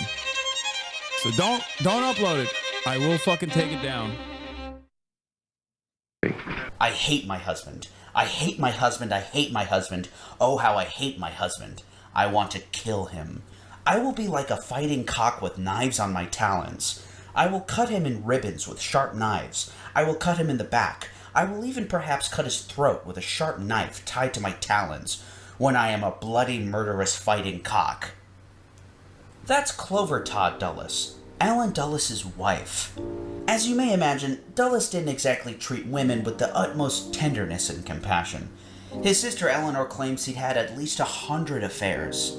During World War I, when Dulles was working as a diplomat in Switzerland, he began an affair with a young Czech woman in the U.S. legation office. When British intelligence told him that she was actually a double agent working for the Germans, Dulles took her out to dinner, then took her on an evening stroll along the cobblestone streets, right into the arms of British intelligence. She was never seen again. Dulles had quite the capacity for cruelty. He showed a coldness and lack of empathy for others from a young age. Eleanor Dulles, his sister, described an incident at their family's summer getaway in Watertown, New York. When Allen, who was 9 at the time, watched his 5-year-old sister Natalie fall into a lake. She was flailing and unable to rescue herself, and he just stood there and watched, even though he was a strong swimmer. His mother had to run out from inside the house to save her. This cold detachment from others would serve him well into his adulthood, as it allowed him to work with the most unsavory of characters, including fascists and war criminals. Allen and his brother, the future Secretary of State John Foster Dulles, would run Sullivan & Cromwell, the corporate law firm in New York. Their clients included Germany's Krupp Steel and IG Farben, which produced the Zyklon B poison used in concentration camps during World War II. They also made extensive use of slave labor. The Dulles brothers would go to great lengths to keep these nasty secrets from coming to surface. Shredding of captured Nazi records was the favorite tactic of Dulles and his associates. At the war's end, Allen Dulles would secure the escape of untold numbers of Nazi war criminals while he served as chief of station at the OSS Bern office. In April 1945, Allen Dulles is a true demon, a real one. Dulles personally snuck SS General Karl Wolff and Colonel Walter Rauff to freedom as part of Operation Sunrise. Rauff was the one who created the Black Raven gas vans that killed as many as 250,000 people on the Eastern Front. These vans would be the precursor to the gas chambers. After being put up in an apartment in Rome by the U.S. Strategic Services Unit, Rauff escaped and winded up in Chile, where he became an advisor to Pinochet's secret police. That apartment in Rome would hold numerous Nazi war criminals. There they were protected from army Nazi hunters. Back in Washington, Dulles helped create the State Department's Office of Policy Coordination, which would be headed by Frank Wisner. There they'd use millions of dollars in stolen Nazi loot to fund anti-communist operations, as well as skimming from the Marshall Plan Fund. They would employ Nazis and Nazi collaborators for propaganda and covert operations, numbering... Okay, but to be fair, if your enemy now is communist, who's the best at killing communists? The remaining Nazis that were not punished. So you gotta align with them, you know? Come on, guys. I mean, that's the big bad, right? Communism is the big bad. You gotta go with the anti-communists. Who are the anti-communists with like combat experience? Oh, that's right, fucking Nazis. And there you have the invention of NATO. In the tens of thousands. The Dulles brothers leveraged their powerful corporate positions to insert themselves deep into Republican politics. They provided one of their own attorneys to run Dwight D. Eisenhower's presidential campaign, and apparently tapped Richard Nixon to be his running mate. Allen used his position at CIA to good use, digging up dirt on Democratic candidates and funneling money through front groups to the Eisenhower-Nixon campaign. Allen and Foster earned Eisenhower's good graces, and they were generously rewarded. Foster would rule the diplomatic arm of the federal government at U.S. State, and Allen became the Director of Central Intelligence. That year was 1953, and Mohammad Mossadegh of Iran would nationalize the Anglo-Iranian Oil Company. What followed was the plot to overthrow him. After a crippling economic blockade, the CIA paid agents to create large angry mobs, which stormed the Prime Minister's residence. Rebel forces rolled 24 tanks alongside them, and fired an artillery shell into the residence. Mossadegh barely made it out alive by scaling a fence. Mohammad Reza Shah would take his place, and with the help of the CIA, Yeah. Another amazing footnote of American democratic initiatives is actively undermining the democratically elected leadership and putting in place our guy who happens to be a fucking monarch, also incredible torturer, like just crazy amounts of torture. Petition to skip this video. Wait, why? they'd create a security apparatus that tortured thousands of people. The next year came the toppling of another government, this time in Central America.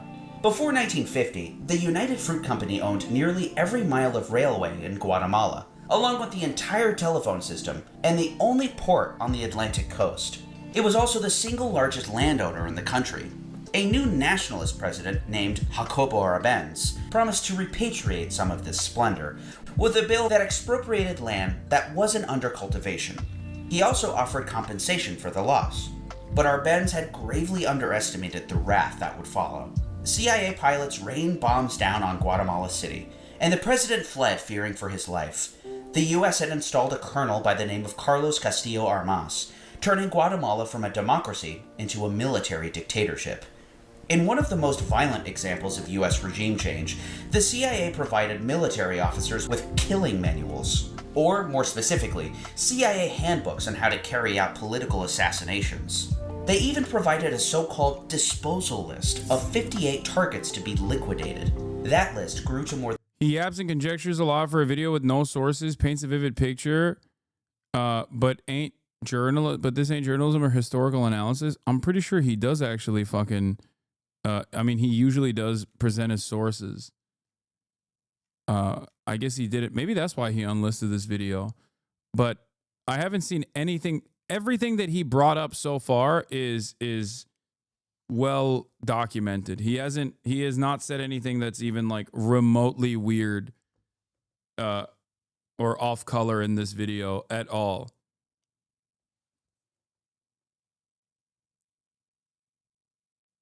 Like virtually everything that he has said so far is not even, I mean, you could say it's like a little bit reductive, or maybe it doesn't like cover everything because he's just like kind of going over it.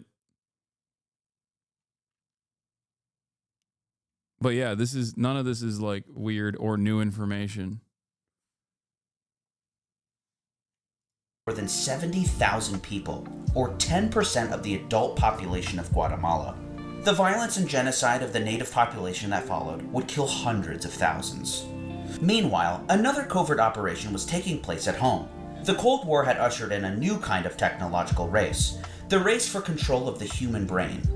The CIA would utilize university professors, doctors, and scientists at dozens of institutions to study brainwashing and psychological coercion, or more accurately, psychological torture. Expanding on the previously named Operation Artichoke, the program would take on a new name, MK-Ultra. Subjects for this human experimentation were the most vulnerable, including prisoners at CIA black sites, who suffered drug-induced psychosis and even death. Others were found in the halls of hospitals and mental asylums. Without their consent, the sick and the mentally ill were fed mind-altering drugs, such as high doses of LSD and methamphetamine. They would be kept in solitary confinement for days or even weeks. Allen Dulles' depravity knew no bounds, as even his own son wasn't spared. He sanctioned CIA doctors from the MK-Ultra program to conduct experiments on Allen Dulles Jr., who had suffered a brain injury in the Korean War. These experiments included insulin shock therapy, intentionally overdosing Allen Jr. with insulin, causing violent convulsions and excruciating pain. Did the current news dry out?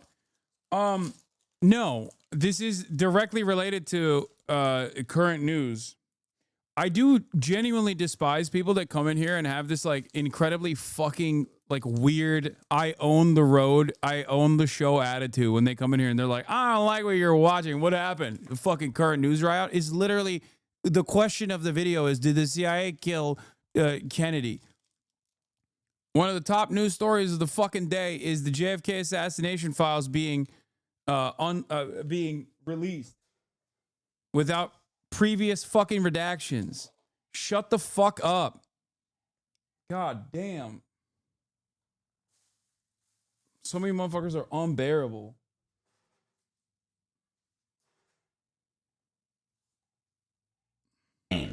He told his sister Joan, "Can't you do something for me? I'm going mad." In April of 1959, Allen's brother, John Foster Dulles, would die of an aggressive colon cancer. The Dulles brothers as a pair were no more, and it fell on Allen to carry on their legacy. With Eisenhower's second term coming to a close, the race was on to secure a seat in the new administration. He'd played both sides of the 1960 presidential campaign, feeding intelligence to Richard Nixon and Democratic candidate John F. Kennedy. Kennedy would of course win by a razor-thin margin, and to appease the Republicans still in the federal government, he'd keep two Republican bigwigs. J. Edgar Hoover would remain at FBI, and Allen Dulles would remain the Director of Central Intelligence. As usual, Allen Dulles' clever political maneuvering would pay off. Dulles would undermine Kennedy's foreign policy immediately. Actually, before he even got into office, Dulles was conspiring with the Belgians to overthrow the democratically elected government of the Democratic Republic of the Congo. Dulles' CIA would provide intelligence and material support to the military, particularly those loyal to future despot Joseph Mobutu.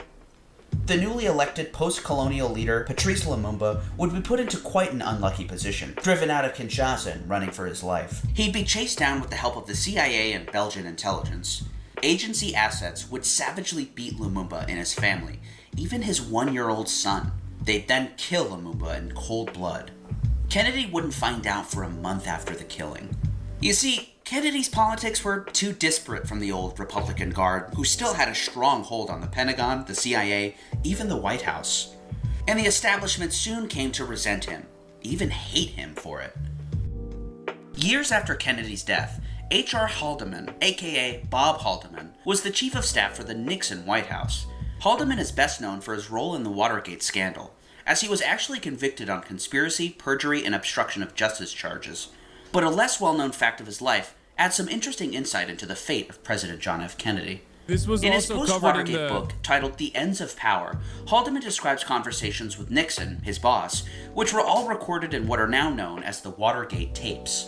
In these tapes, Nixon is heard covering his tracks and trying to keep his team of CIA conspirators from talking, including Howard Hunt, the ringleader of the Watergate burglars. Nixon is famously heard offering $1 million in cash to shut them up. But Nixon is very clear on keeping Howard Hunt quiet specifically, based on his long history with the CIA. Hunt had overseen the Guatemala coup and other covert operations, like the Bay of Pigs fiasco. Hunt will uncover a lot of things. You open that scab, there's a hell of a lot of things. This is going to open up that whole Bay of Pigs thing, and it's going to make the CIA look bad. It's going to make Hunt look bad, and is likely to blow the whole Bay of Pigs thing. And we think it would be very unfortunate for the CIA and for the country at this time. Bob Haldeman would later clarify these remarks in his memoir.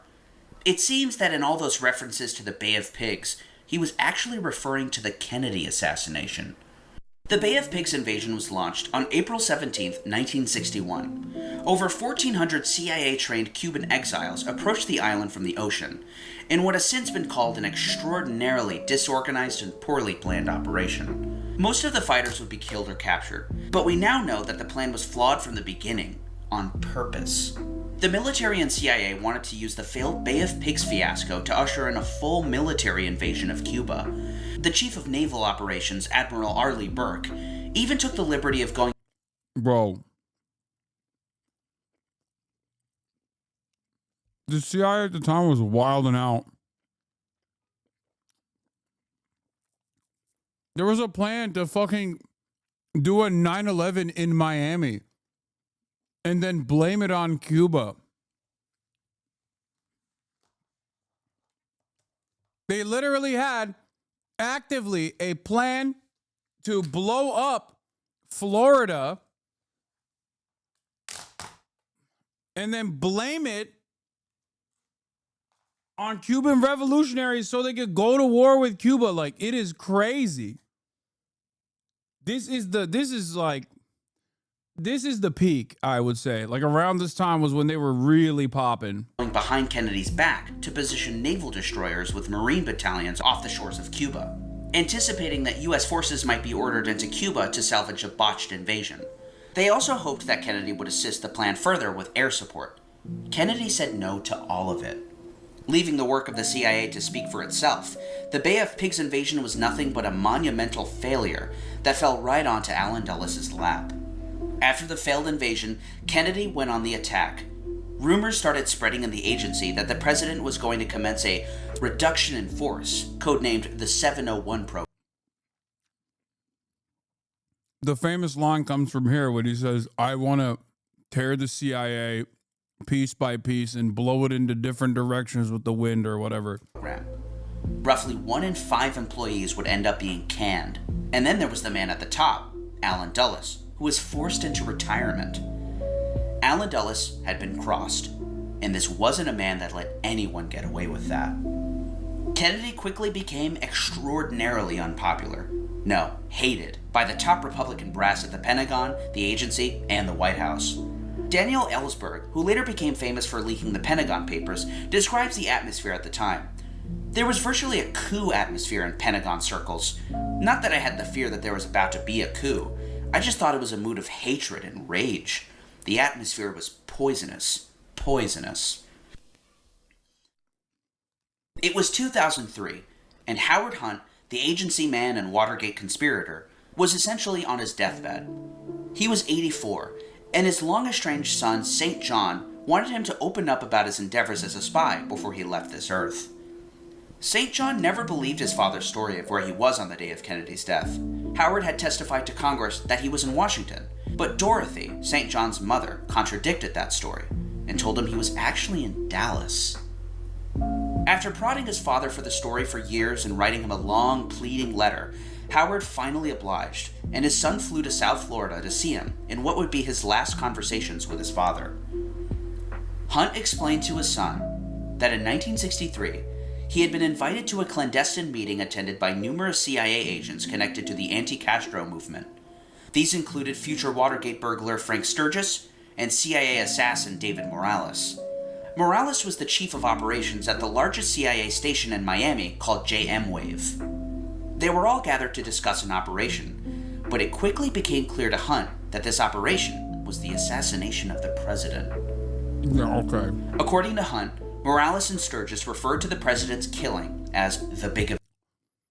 I mean, look, it lays out, to a certain degree, major reasons as to why the CIA would want to assassinate him, which I understand.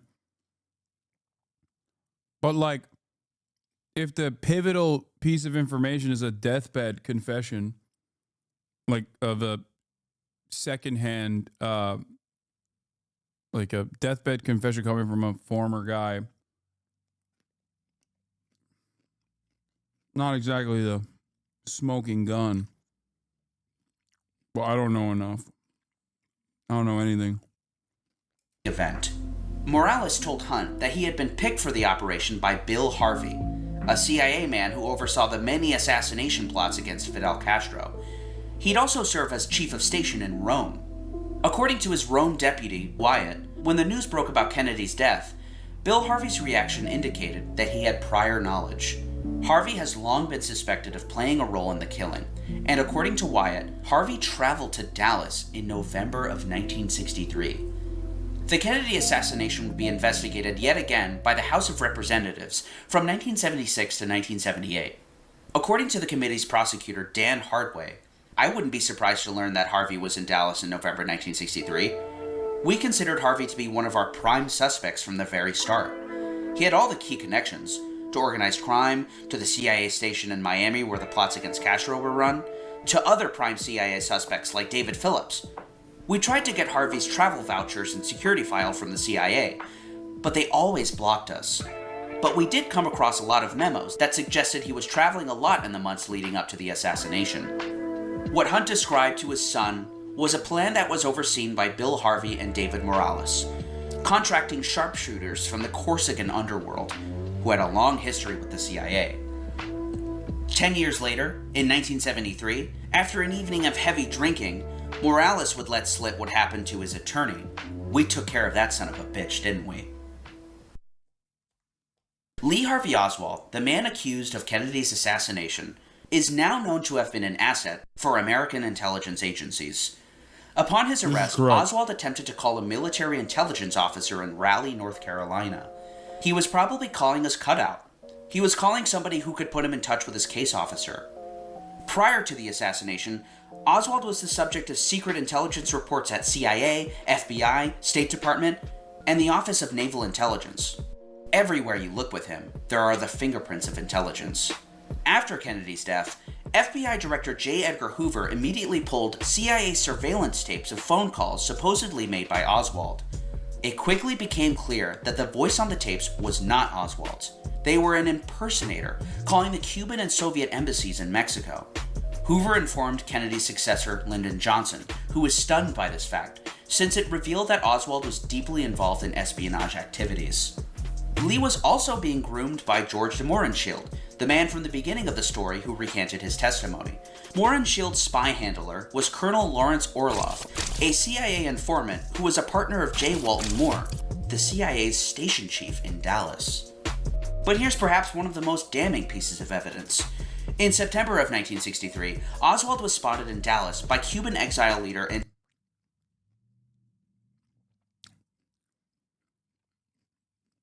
What's happening? Do we have a...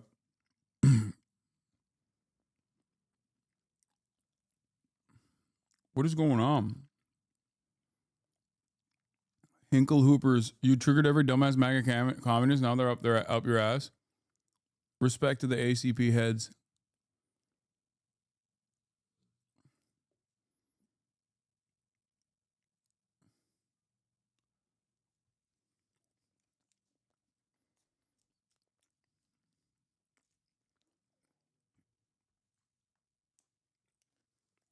Antonio Veciana. What makes this sighting so spectacular is that Oswald was accompanied by David Atlee Phillips, a CIA legend and a major player in Latin American intelligence operations. He would later be investigated for his role in the assassination by the 1976 House Committee. This gave much further weight to his close ties with American intelligence agencies. So, was Oswald the CIA shooter? Well, there are serious issues with the evidence. We need only look directly from the Warren Committee. I think it's pretty funny that all the Jackson Hinkle heads are coming in here right now and yelling about me suspecting him of maybe being potentially a federal agent, as we are literally looking at a guy historically who was declared sympathetic to socialist causes and assassinated JFK for that reason, when in fact he was quite literally a naval intelligence officer and actively worked with pro-Fidel Castro or pro-Cuban Revolution movements in an effort to establish himself as a revolutionary figure in America. Commission and House Committee investigation reports and transcripts. What follows is just some of that evidence that throws a wrench at the official narrative. Starting with the gun. According to the government's firearms expert for the Warren Commission, a gunsmith from Aberdeen Proving Ground, the sight on the rifle was built for a left-handed shooter. Also during the Warren Commission, Oswald's brother John testified that Lee was right-handed. The rifle, an Italian Mannlicher Carcano, was also horribly inaccurate. Test firing done by Ronald Simmons, the chief of infantry weapons for the Army, showed it fired high and to the right. Then there was Sebastian Latona, the FBI expert for the Warren Commission. He personally dusted the gun for fingerprints, and, well, here's an exchange with him and assistant counsel Melvin Eisenberg. I was not successful in developing any prints at all on the weapon. I also had one of the firearm examiners dismantle the weapon, and I processed the complete weapon, all parts, everything else, and no... What is a mudfucker? What is that? Is that like some racial term? What does that even mean? What the fuck does that mean? I've never heard that before. It sounds very racist. Bro, Jackson Hinkle fans know different levels of racism that I've never heard before. Like, I've never even encountered before. And I know all the fucking racist terms.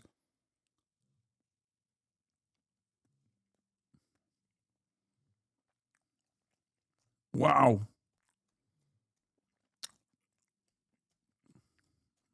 That's wild.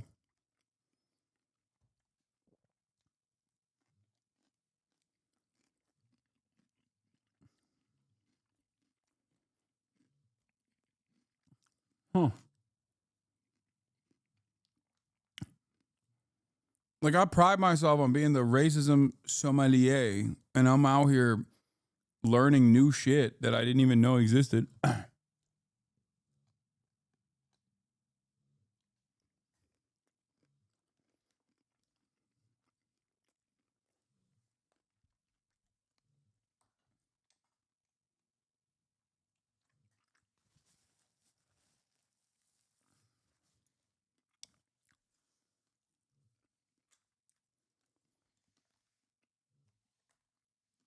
What does it mean?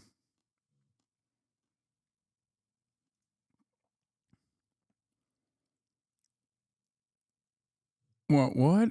Anyone who uses falsehoods and blatantly lies to justify a self-elevated position? When someone is having anal sex and person taking it up the ass shits? Huh. What? God damn, stop fucking posting. Oh my God, dude is like losing his mind. He's like, dude, you have to understand what this fucking term is. It is alarming. I must get it to you.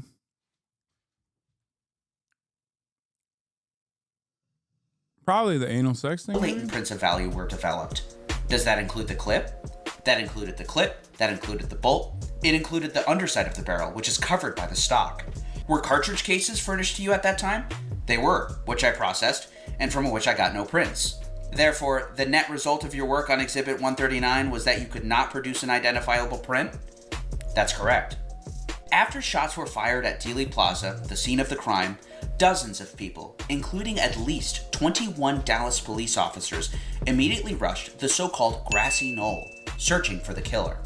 The grassy knoll at Dealey Plaza stands in front of where Kennedy was shot, while the Warren Committee concluded that all shots were fired from the president's rear. Out of 216 witnesses, 52 said they heard shots coming from the grassy knoll, while 48 said the book depository. 37 couldn't tell where the shots came from, and 70 weren't asked at all. An hour after the assassination, Secret Service agent Richard Johnson received the so-called magic bullet, which traveled through Kennedy's throat, from Parkland Hospital head of security O.P. Wright. Wright was previously a Dallas police officer himself, and well-versed in rifle cartridges. He described the bullet as a .30-30 round with a pointed tip. It did not resemble the magic bullet that was shown to him later, the one now held at the National Archives. That one has a flat tip. It wasn't only Wright who didn't recognize this new bullet, but also Secret Service agent Richard Johnson, Secret Service Director James J. Rowley, and the orderly who found the bullet at Parkland Hospital, Darrell Tomlinson. Also at Parkland Hospital were the two surgeons who operated on Kennedy and attempted to save his life. Both surgeons believed that Kennedy had been struck from the front as well as the rear. The bullet that killed him, I think, was fired from the front and hit him in the hairline and then blew out the back of his skull on the right side. And this is where your thinking differs from the Warren Commission's report? Yes. They reportedly came under intense pressure to remain quiet about it and wouldn't come forward for nearly 30 years. Dulles would claim that after he heard the news of Kennedy's death, he would head back home to Washington, but his own personal datebook reveals that this was a lie, and he actually spent the entire weekend at Camp Peary, known by CIA case officers as the Farm. The Farm is the location of a secret training base for CIA officers of the Directorate of Operations, the clandestine service of the agency. Here, recruits are trained in espionage before they're sent overseas. From November 22nd through the 24th, Dulles, the now retired spy chief, would set up a base of operations there. This highly eventful weekend would see the arrest of Oswald, his questioning by Dallas police, the return of Kennedy's body to Washington, and the return of his limousine, where Secret Service agents dumped water into the bloodstains in the upholstery, completely destroying the evidence. Oswald would also be murdered over the weekend. Future CIA Director Richard Helms would personally persuade President Johnson to appoint Dulles to the Warren Commission. He wanted to make sure no agency secrets came out during the investigation. And of course, if Dulles was on the commission, that would ensure the agency would be safe. Johnson felt the same way. He didn't want the investigation to dig up anything strange. Over the course of the investigations, Dulles would write novelist Rebecca West, struggling to come up with a motive for Oswald. I wish sometime you would sit down and write me a line as to why you think Lee Oswald did the dastardly deed. All I can tell you is that there is not one iota of evidence that he had any personal vindictiveness against the man Kennedy. 3 years after the Warren Commission ended, 2/3 of Americans polled did not agree with its outcome, which said that Lee Harvey Oswald acted alone. At the end of 1969, Allen Dulles came down with a bad case of the flu, which was so severe that it left him bedridden. By Christmas Eve, Dulles would be in Georgetown University Hospital. The infection had spread to his chest and turned into pneumonia. A month later, on January 29, 1969, Allen Dulles finally passed away due to complications from his illness. He lived to be 75 years old. So, who do you think killed Kennedy? Let me know in the comments. Thanks for watching, everyone, and a special thank you to my patrons. Plenty more videos on the way. Be sure to subscribe so you don't miss out. Thanks, everyone. Bro, I don't know. Okay? I don't know. I still think it's sus. Guess who's back in the Israeli government? Oh, yeah, of course. Ben-Gvir. Of the Jewish Power Party. Thank God, they're back.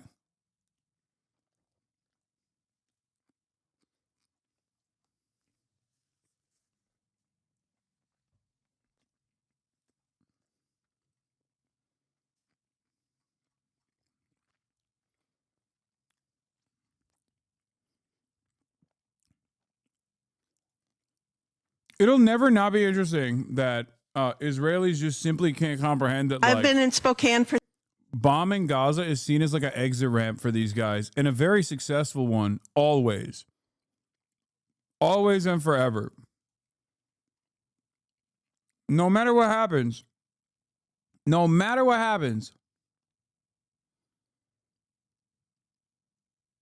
you predicted denaturalization was coming 7 years ago and it still hasn't happened, and you highlighted this false prediction. That's such a funny thing to say right now.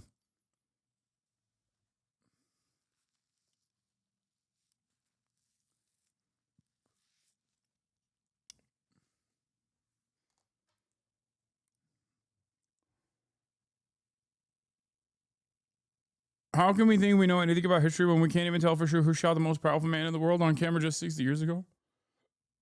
I don't know. It makes sense. It happens. Let's see what this guy's best video is. The history of the CIA, Operation Sunrise, and the plan for a new Europe, Part 2. I kind of want to watch one of this guy's videos, but before we do that, let's do some HOGWATCH. And by that, I mean, we're not even watching hogs, really. We're watching the hogs rise up, liberate themselves from their chains. For 39 years from New Jersey. I've never been involved in politics before, but this is getting really scary. Okay, so the things that frighten me is the way this insane president talks about Canada as a 51st state. Taking Panama by force and buying Greenland. How does this person qualify as sane? Why is he not being impeached right now?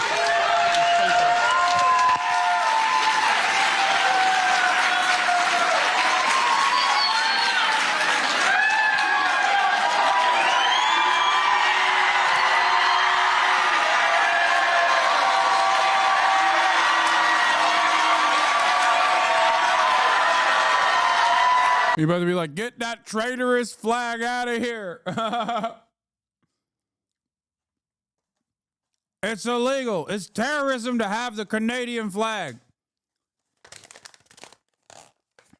You will only fly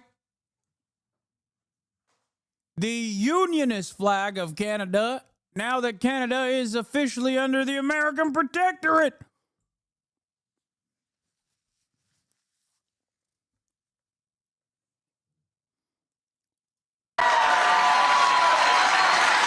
Yeah, look out, lady. You called Trump insane. That's terrorism. You might get some serious penalties for that sort of thing nowadays, you know?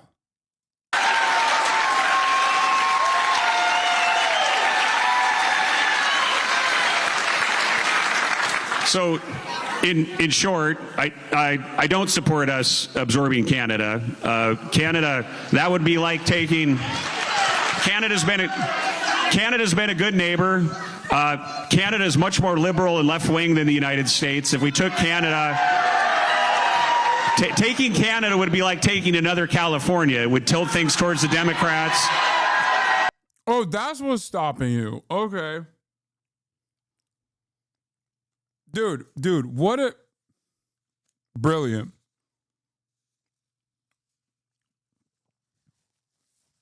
Yeah, the real issue is if we take Canada, they're too libtard. We're just gonna be liberal.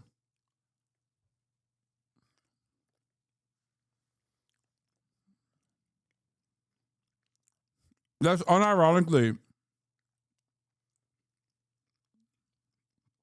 the reason why we didn't seize more Mexican territory back in the day, because people were so racist. They were like, that would mean we would have to live alongside more Mexicans. We don't want that.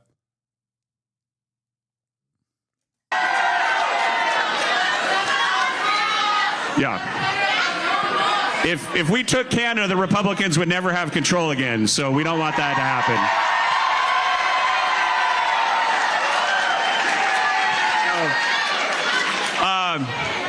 On the other two, if we could get Greenland peacefully, I'm all for it, and we should have never given up Panama.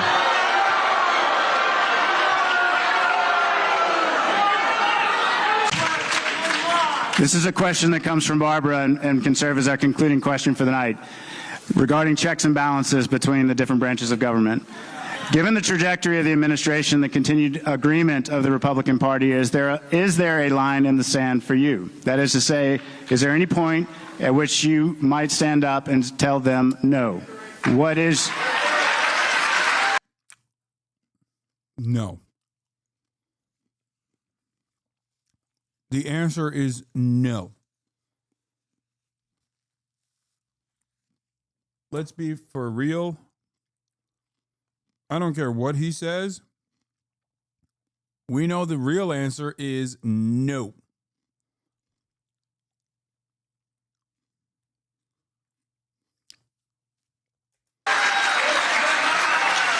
In the interest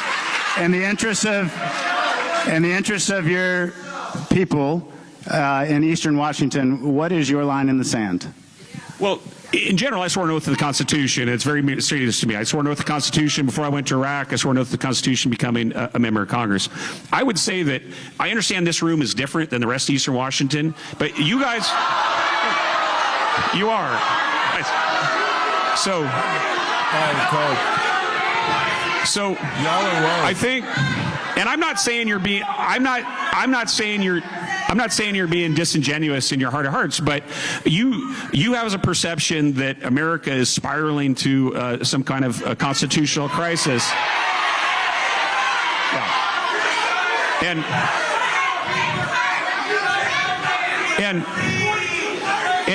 And by and large, while I would have some disagreements with President Trump on some things like tariffs and some other issues, by and large, what people of America see, what people of Eastern Washington see, is President Trump delivering on his promises. And so,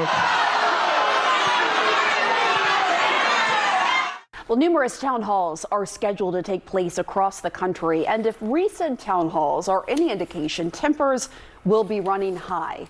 Here's Republican Congressman Michael Baumgardner's town hall in Spokane, Washington last night. Watch this. You have a perception that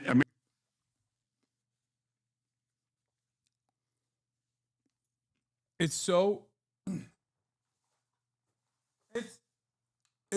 cooked.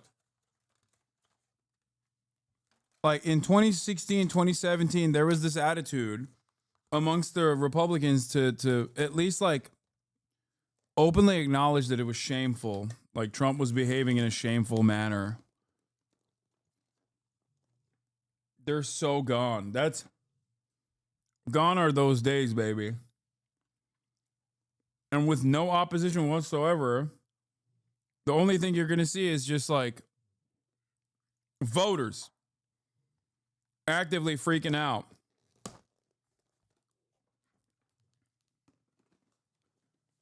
That's it. Yeah, I thought it was Spokane, but chatters are saying no, it's Spokane. America is spiraling to some kind of constitutional crisis. Yeah. By and large, what people of America see, what people of Eastern Washington see, is President Trump delivering on his promises. And so,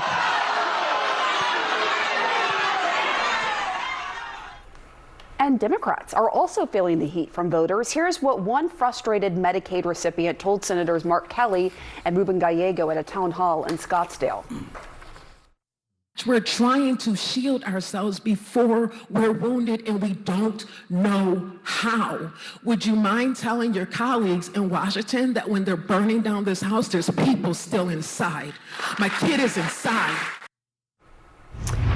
A lot of emotion and passions there. We're joined now by CNN Chief Congressional Correspondent Manu Raju. You know, Manu, typically during recess, as members of Congress are in right now, they hold these town halls, but you don't typically see this kind of fiery reaction. Yeah, you really don't. In fact, this reminds me a lot about 2010 during the old Tea Party wave, and as the Obamacare was being pushed through Congress, we saw Democratic members at the time really getting a lot of backlash from voters. This time you're seeing Republicans also in a lot of the spending cuts that have been happening, the DOGE effort and the like, a lot of anxiety among voters. Republican leaders have counseled their members not to have town halls because they're concerned about these viral moments distracting from their message. They contend that some of this is manufactured, but it's clearly some real constituent concern as well. There is also concern on the Democratic side of the aisle, as you saw there from those Democratic senators from Arizona feeling some heat because members are not happy with their own party. We saw that from CNN polling this week about how they are held in such low regard among Democratic voters. And of course, this comes as amid this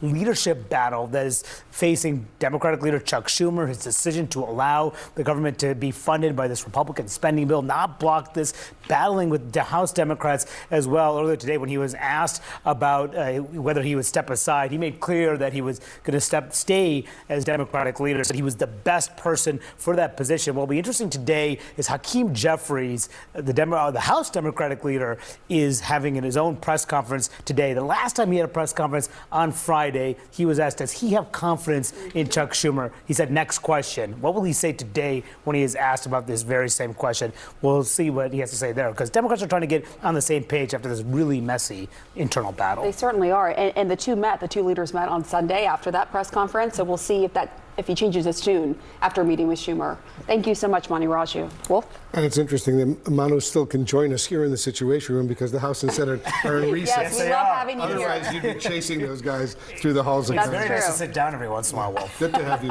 in the Situation Room. Respect us! We already decided already! This one's my favorite. This is the best one, especially because he's such a funny looking guy and his facial expressions throughout this process are hilarious. When they start screaming tax the rich, he's just like, oh, I don't know what you're saying. A heated town hall. Whoa! Showing a lot of leftists out here. Hey. Yo, chill out with these radical Black Panther Party Maoist third worldists out here. Yo! I didn't know Nebraska ran like that. I didn't know Nebraska was equipped with the revolutionary potential of a developing nation that has been undermined by global capital, Western Empire. I didn't realize these were the real Maoist guerrillas. Debate in Columbus, Nebraska for Republican Congressman. Yeah, we went from Antifa to Grantifa. Antifa. Goddamn. Someone said baddies. They are baddies. That's a bad bitch right there. That's a bad bitch that wants Social Security to remain what it is. That's the baddest bitch. Mike Flood. Politics, it can be passionate. It can also be polarizing. Tonight, all of that is on display as Nebraska voters want answers to real-life decisions impacting them. First Alert 6 reporter Bella Caracta has our coverage.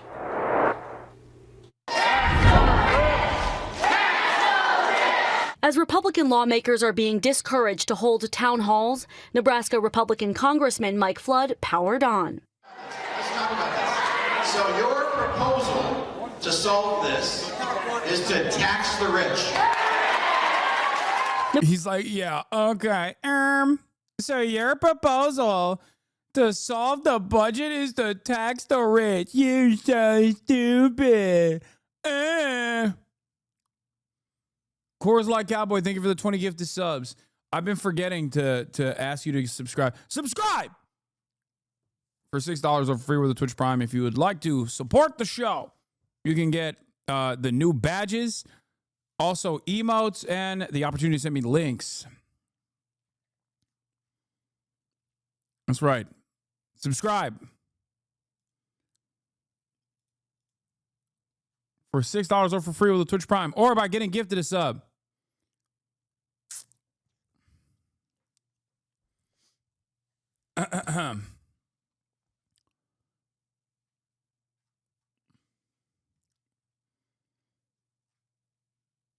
Nebraskans grilled Flood from Social Security to international relations. 20. Stifo Magnifico, thank you for 5. Yes. Naruto A&B from 2007, thank you for 5. Canada is a longtime important ally of the United States of America. This tense town hall is just a snapshot of politics across America, with others in North Carolina highlighting discontent with Republican political leaders for not pushing back against President Trump's cuts in federal funding programs such as the VA or support for Russia's Vladimir Putin. Would you agree that your constituents are the boss of you, not President Trump? I am accountable to you. For 90 minutes, about 400 Nebraskans attended the town hall.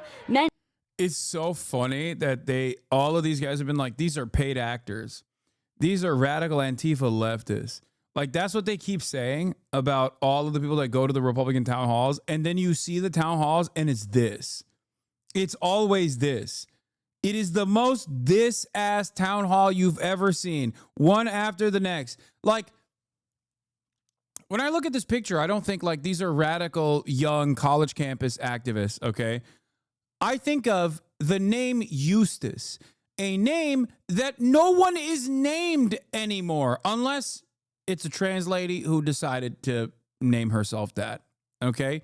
Nobody fucking calls women Eustace anymore. There is no There's no Eustaces. There's no Gertrudes. They're in the room. This is the Eustace. This is the Gertrude. This is the Beatrice. Okay? That's it. This is the Ethel, the Agatha. They are the ones who are yelling.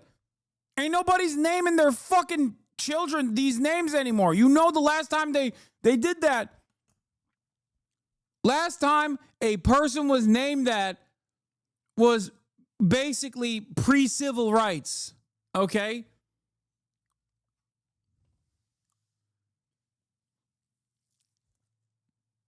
If your resistance movement is comprised of people that are named Ethel and Eustace, then yeah, it's not fucking woke college campus activists. Trans girl erasure? No, I already said that. The only people that are named Ethel or Eustace or those like old school ass names is trans ladies now. Okay, that's it.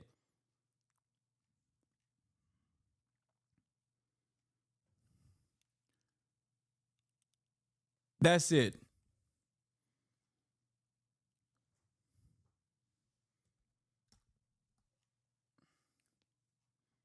Many taking aim at Congressman Flood. Is there anything you will do to stand up against Trump? A great majority of Nebraskans and those in the 1st District voted to elect Donald Trump president in this state.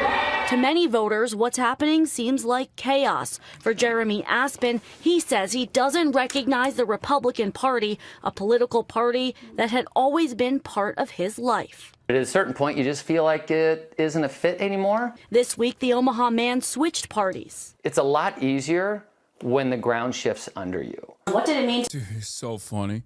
Like, Nebraska is such a tiny ass fucking state that when one guy in Omaha changes party loyalty, it makes it to the local news. I love that. Like, what the hell, man? This Omaha man changed party affiliations. But is it far too late? What the fuck? To be a Republican for you. Individual rights and freedom, especially free markets. Aspen, what? Talk about your real country, you shill. Dude, I did. I did for hours in the beginning. Will you talk a bit about Hasan? Been a big fan. As Turkish immigrants to America living on the East Coast, we're visiting LA. Would be cool to join the stream or something when we're there. Love politics/comedy. Did politics at Harvard, not to brag, just to get your attention.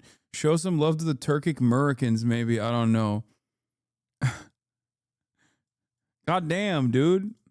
All that Harvard education, and you couldn't even fucking figure out to search, to Google, to see if to go to the VOD, to see if I actually had covered this thing.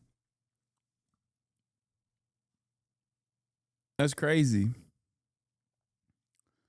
Talk about it when I'm here. Yeah, that's basically what this is. It's like, you might have covered it, but I wasn't here, so you might as well have not covered it.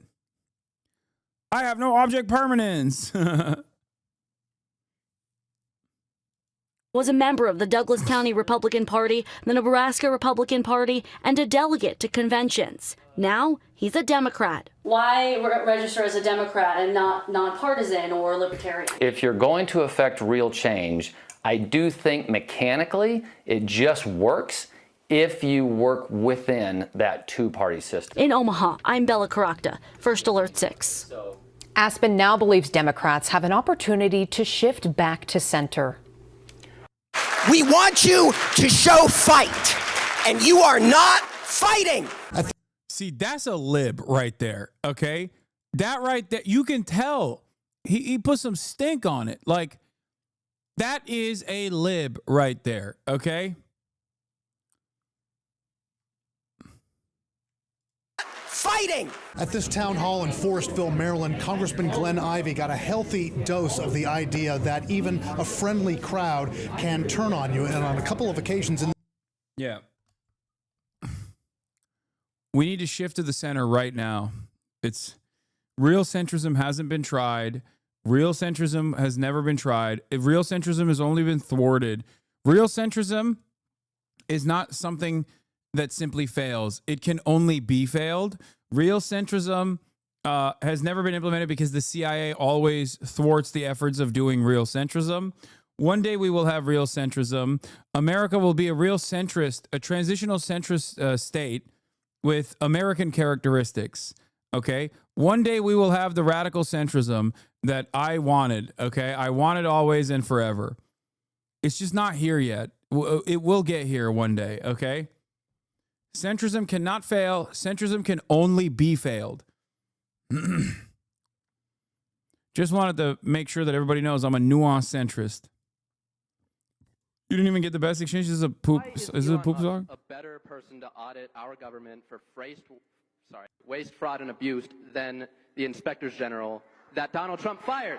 Because Elon Musk has conflicts of interest out the wazoo. He gets $40 billion Okay, this might be a Hasanabi head. I'm gonna be honest. Like, this is probably a year in federal contracts from the. This looks a little bit more like a Hasanabi head style situation. Okay, I will take ownership over this one. All right. I don't know which one of you actually went there and spoke out on the microphone, but you know, the previous old ladies were definitely not a part of the coalition, but this is a parasocialist out there. From the federal government. Trouble hearing you. Can you slow down a little bit? Elon Musk gets $40 billion a year in funding from the federal government. What makes you think that has no conflict of interest, that he has no conflict of interest?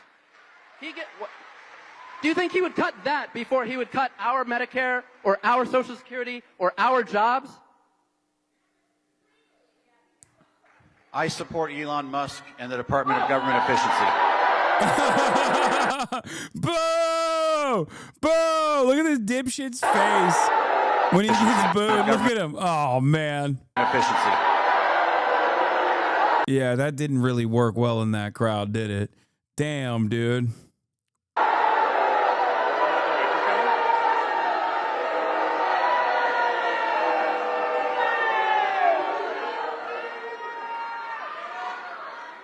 Next question. Oh my God, that was so loud. It killed my brain. I'm sorry. Online public comment on Delaware 2B21 off to a hot start. Let's see what this is. Fascist Nazi billionaires are taking over this country and firing federal employees en masse and trying to annex Canada and arresting dissent, blah, blah, blah. And this bill gives billionaire Nazis more power and not less power. Nazis are taking over and we're actually leaning into it. This is somehow dumber than what Cuck Schumer did. And no matter what you say, it really is because Elon was here a while ago. Because you're like, Daddy Musk, tell me what you want. I'll pass your bills. I'll suck your toes. I'll carry your babies. I'll sig hail, but not really. Oh, it did Okay, the look, blowjob noises. all of you who voted for or will vote for this garbage, you are a traitor not only to the state and nation, but humanity itself. Objectively speaking, the world would be better off had you never been born. But it's not too late. You can still Bud Dwyer yourselves. At least I would enjoy watching that. So, yeah, let's go with that one. Motion to adjourn. Can I get a second?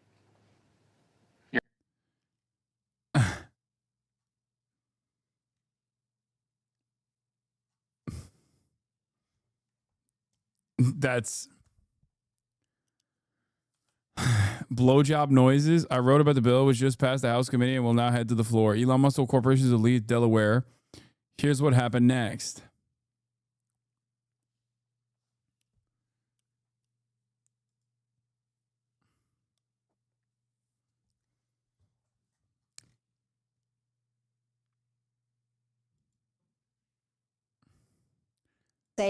Senator Lisa Murkowski said at a presser in Alaska yesterday that Elon Musk may take the next $1 billion that he makes off Starlink and put it directly against her. As the GOP colleagues are silent because they're afraid they're going to be taken down or primaried. Why aren't you a better Republican? And if you're not, get out of the party. You know what? You know what? By the way, I do want to say something, but listen. Listen. These people are they're fraudulent. Okay? They're fraudulent. They're the whole like, oh, you know, I'm going to do dissent. Like, it's bullshit. Okay? until Alaskans tell me, Lisa, it's just not working Figure out, anymore, figure out. I'm going to give you every last breath that I have, No, and I'm let going her to try to out, solve. dude. You can't, because you're already riling her up by petting her. Let her out. Okay, you can play with her if you want. Every little problem, and I'm not going to compromise my own integrity by hiding from my words when I feel they need to be spoken. I'm going to take the criticism that comes, and it may be that Elon Musk has decided he's going to take the next $1 billion that he makes off of Starlink and put it directly against Lisa Murkowski. And you know what? That may happen. But I'm not giving up 1 minute, one opportunity to try to stand up for Alaskans. But I got to figure out how to do that, and I need Alaskans' help to tell me what they're feeling, so that I can help deal with that. It is, you know, I don't mean to be critical of you. You and I, we can spar at these things, and I actually like the engagement. Boo, I don't care. Fucking actually put up a strong opposition. If you have any sort of real ideological commitments, get out of here. Tom Tillis released new voicemails, but it might be too spicy for the stream. I'm just calling to let you know that I listened to the Raleigh News and Observer. Why does Tom Tillis keep posting his L's like this? It just like it doesn't make any sense. He's just like, yeah, that's right. I'm Tom Tillis, and all of my constituents want to assassinate me. Here are their words. And it's just like why? Why are you posting this? Everybody feels this way, and you're just it's only going to get worse. You know what I mean? Hello, my name is Tom Tillis. All my constituents want to assassinate me in increasingly more violent ways that they describe in gruesome detail. They also keep saying where their home addresses are, what their occupation is, basically goading me to call Secret Service on them. It seems that many of the average age of my constituents that keep saying death threats to me seems to be around 55 years old, as in the primary age for being an active voter for either party. It seems odd that they are so careless in the way that they are doing death threats. I do not understand it. It must mean that they're being brutally honest about their hatred for me. Now, of course, for legal reasons, we disavow. This is unacceptably violent rhetoric. I mean, how could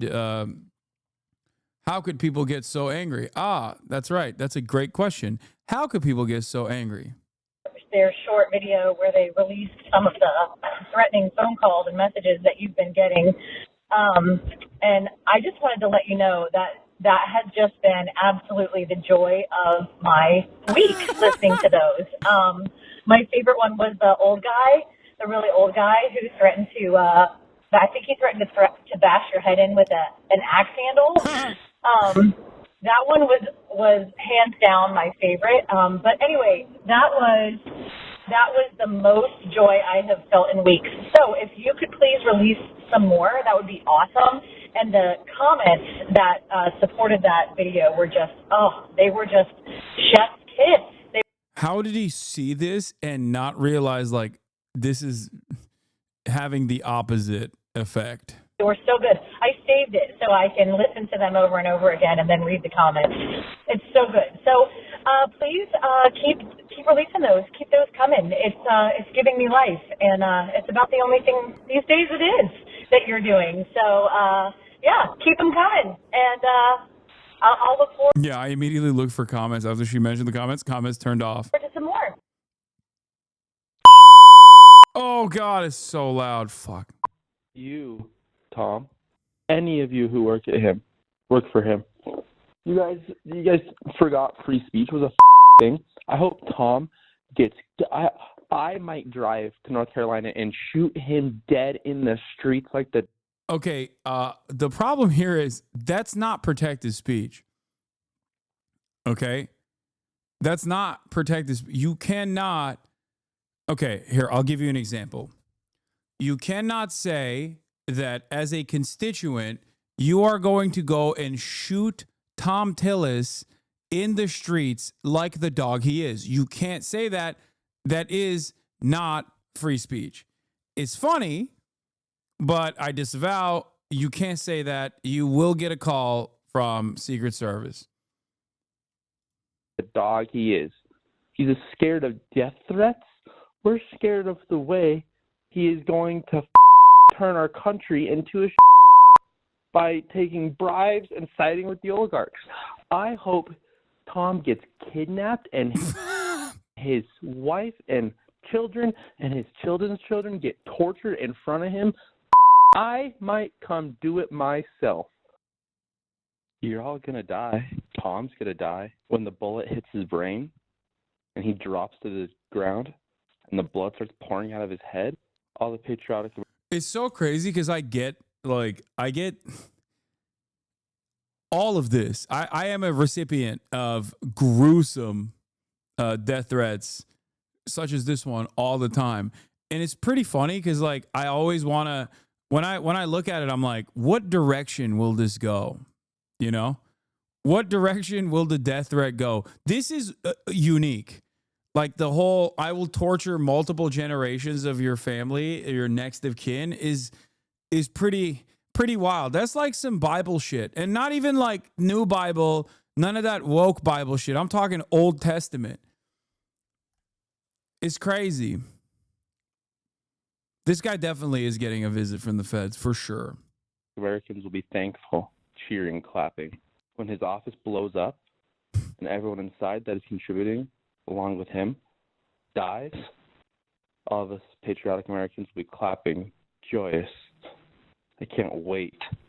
I can't wait till Tom is dead. The time is coming. Look out. Hey, I saw you released all the death threats, and I just wanted to say good for them. You guys deserve it. I hope you get more. I hope they get worse. I hope you are scared to come out of your house and leave your office, and I hope you do die soon. I just want you to know that the only thing I hope and pray for every day is your death. You have taken all of the hope, all of the will out, except to hope and will and pray that you die every day. I hope one of those people that sent you death threats comes and does their due diligence for this country. Every single day I wake up and I hope and pray that you don't take another breath. Have a terrible, awful day. I also hope everybody you love and care about, every member of your family, also experiences that same fate. I hope, I really hope that you either meet the guillotine soon. The guillotine. Yeah, she took time while on the walk to work to be like, here's a message for Tom Tillis. I think the reason why the beeps are so loud is because, like, if anyone enjoys this conversation, I feel like they are. I feel like they're trying to make you deaf. You're like, oh, you wanted to hear the next drop of Tom Tillis death threats? Well, guess what? You're gonna get punished for it. Or have a come to Jesus moment where you realize that Marie Antoinette asked everybody in France to eat cake. And in comparison, we are not driving fucking Teslas.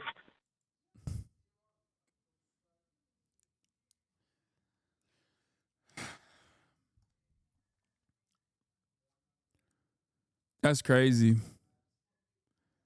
Yeah, I disavow, of course.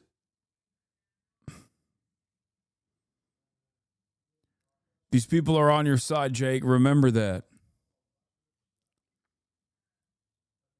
Watch the first vid. I already did. It was filled to the brim with statements that I disavow, of course. In this town hall, the crowd did turn on him. The message that was sent by Democrats in Congress with the CR catastrophe was clear. It's not that you're in the minority, it's that you aren't even working together on a shared strategy. And that is failure. We are not interested in hearing that you are in the minority. We know that. We want you to show some of the backbone and strategic brilliance that Mitch McConnell would have in the minority. Thank you for being polite with us, but when it comes to fighting these fights, we need you to be a little bit less polite, a little bit more hell no instead of a little bit no. That's, dude, you can look at the energy of the people the liberals that go to Democratic lawmaker town halls, and then look at the energy of people that are, calling into Tom Tillis's office or going to the Republican town halls. God damn, dude. Like, that's the difference between an NPR lib who just gets a steady dose of NPR every day and watches MSNBC all the time and is like, can you please respectfully do something? I would like it. Meanwhile, the Republicans or constituents at the Republican town halls are like, if you don't change trajectory, I will change it for you. I will change your oil next time you're at a Jiffy Lube. And it turns out I've done more than that. I put a bomb under your car. It will explode with your children in it. Like what the fuck? The difference is stark, okay? Liberals are like, please, it would be really nice if you were to maybe not allow the Republicans to, I don't know, undermine the federal government and dismantle the regulatory apparatus by laying off tens of thousands of employees. That would be so nice. That's awesome. Fair enough. And there may be a time when you and other congresspeople need to do civil disobedience. You need to be arrested. Sure. And I will go with you. I will stand next to you and be arrested. My lead source tonight is the independent senator from Vermont, Bernie Sanders. And Senator, it's great to have you here because you issued your own rebuke, as I'll call it, and basically said that you think President Trump needs to turn off Fox News and, quote, read the Constitution. Look, the guys who wrote the Constitution back in the 1790s were nobody's fools. What they wanted to do is have a separation of... It's my moot, yeah. I'll be hanging out with him tomorrow.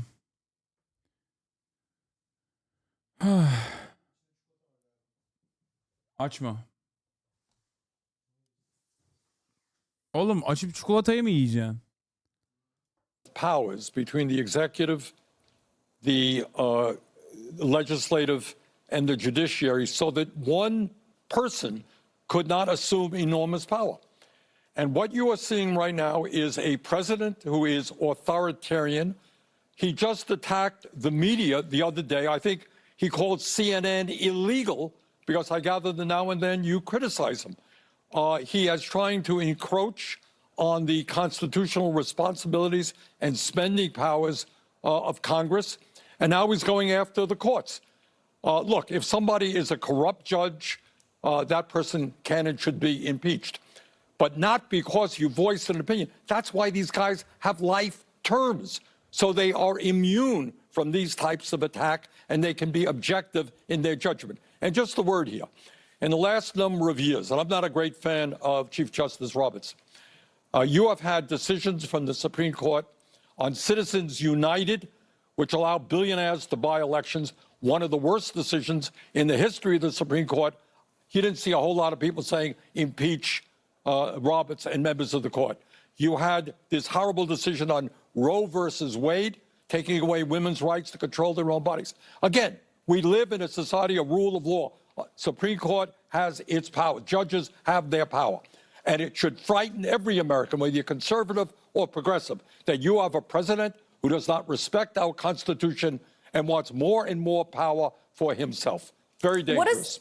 What does it say that the Chief Justice, who, that's a great point, you have also criticized decisions that the Supreme Court has made with John Roberts as the Chief Justice, but what does it say that he felt the need to come out and issue this rebuke of Trump tonight? Well, I don't know Roberts all that well. I'm not a great fan of his court, but I think he does understand, I suspect, the danger of a president who does not respect the Constitution of the United States and wants more and more power for himself. It would take 67 senators to remove a judge from the federal bench. That would mean that every Republican would have to vote for it, and I believe 14, Ain't gonna happen. No, 14 don't Democrats. Have to go into it. It's not going to happen. Okay, Okay, period. We don't have to. But what we have to worry about is this movement toward authoritarianism. Trump admires and loves people. He thinks they're great. They're beautiful people when they agree with him. But if you criticize them, you're acting illegally. You should be impeached. You're terrible, etc. You're a left-wing fanatic, whatever he calls people. A very dangerous trend. Look, I don't have to tell anybody that we are living in difficult times. And it's not only this movement toward authoritarianism, it's this movement toward oligarchy, where you have a number of billionaires running the United States government, where you're seeing right now with Musk and others massive attacks against veterans and the Veterans Administration. They want to lay off some 80,000 people in the VA who provide health care to our veterans, who make sure they get the benefits that they deserve. You're now seeing a massive attack on Social Security. Presumably they want people with disabilities to now walk in to some Social Security office, although they're cutting back on these Social Security offices all over this country. And at the end of the day, Caitlin, in my view, you got a bunch of these oligarchs who want to destroy virtually every program in America that works for working class people, so that you have massive tax breaks to the 1% and the billionaire class. Yeah. And as you may know, I'll be on the road with Alexandria Ocasio-Cortez the next few days, trying to fight back against this horrific set of activities. Yeah, you've been on this anti-oligarchy tour. You've been making stops. I mean, it's really, notable to see the crowds and how many people are showing up. We're showing one of the pictures of you speaking here, and you've been going to all over. I know, to Colorado, to Wisconsin, all over the country. I know you have a lot more stops planned next week. What you just said about Elon Musk and what Trump are doing now that he's back in power, it's safe to say there's a lot of despair in the country over what Democrats are doing, how they're responding to this. You're an independent, but you caucus with the Democrats. I want you to listen to what happened at a town hall tonight with Democratic Congressman Glenn Ivey. You aren't even working together on a shared strategy. And that is failure. We are not interested in hearing that you are in the minority. We know that. We want you to show some of the backbone and strategic brilliance that Mitch McConnell would have in the minority. Is that what you've been hearing out on the road, Senator? I think there's a lot of discontent with the Democratic leadership.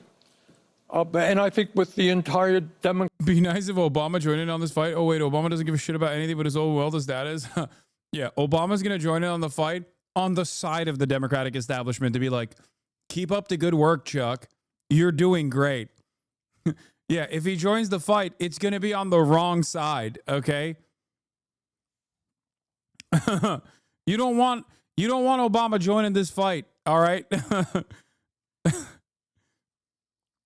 Democratic Party. And one of the things that I and Alexandria will be trying to do is get people involved in... What's he going to do, another Netflix series? He's going to drop another music playlist, dude. ...the political process, either as independents or as progressive Democrats, to stand up for a working class in this country, which is being hammered every single day. Real inflation accounted for wages have not gone up in 52 years, while the very richest people have become much richer. Our healthcare system is broken. Our housing system is broken. Our child care system is broken. We're not making the progress we need to address the climate crisis that we face. And yet the majority of the American people believe that we should have a government that works for them and not the few, which is what we have right now. So I hope we can rally the American people in so many ways to understand the critical moment that we're in and to get them to stand up and fight back, not only against Trump, but in the richest country in the history of the world, we should not be the only major country that doesn't guarantee health care to all people, or paid family and medical leave, or have 800,000 people sleeping out on the street. We're the richest country in the history of the world. we can have a government and an economy that works well for all. When it comes to that effort in the Senate, do you think Senator Chuck Schumer is the right person to lead it? It's not. I know everyone's beating up on Chuck, and I strongly disagree with him. Strongly. No one is in the caucus more critical of Schumer than I am. But it's not Schumer. It's the caucus. It's not the caucus. It's the Democratic Party. You got to take a deep breath and understand that you have a Democratic Party. You know, you got a Republican Party, which is owned by Musk. Any Republican who defies Donald Trump will be primaried by Musk, unlimited amounts of money. In the Democratic Party, you got a party that is heavily dominated by the billionaire class, run by consultants who are way out of touch with reality. The Democratic Party has virtually no grassroots support. So what we are trying to do is, in one way or another, maybe create a party within the party of bringing millions of young people, working class people, people of color, to demand that the Democratic Party start standing with the working class of this country and take on the very powerful corporate interests that have never had it so good. You've been out on the road hearing that from voters with Congresswoman Alexandria Ocasio-Cortez, as you mentioned. People are saying she should primary Schumer. Do you think she'd be a formidable opponent if she did? I don't want to get that. Look, the issue right now is not worrying about a primary 3 years ago, 3 years from now, whenever it's going to be. That's media stuff, Caitlin. That's not what people are worried about. It's Democratic voter stuff too, though. Wake up. What we have got to do now is wake up the American people. The vast majority of the American people do not believe that we should give tax breaks to billionaires and cut Medicaid, cut Social Security, cut veterans programs and nutrition. And our job is to rally the people at the grassroots level, have them run for school board or Congress or the Senate on an agenda that says that we're going to stand up for working class people, not the rich. That's what we've got to do in this moment. And certainly, I mean, we have seen this at your town halls, and for people who haven't been watching where you've been going, I mean, my moot, Caitlin Collins, interviewing my other moot, Bernie Sanders. What a time to be alive. My Twitter moot. My Twitter moots are talking to one another on CNN. It's so stupid. Your stops across the country. It's been quite fascinating to see just the audience reaction. Senator, I do want to ask you, because tonight we have breaking news that President Trump has fired the 2 Democratic members of the Federal Trade Commission. Usually the president's party has 3 seats. The opposing has 2 on that board. No. Do you believe that move is illegal? Yeah. I mean, he tried to get rid of the National Labor Relations Board people as well.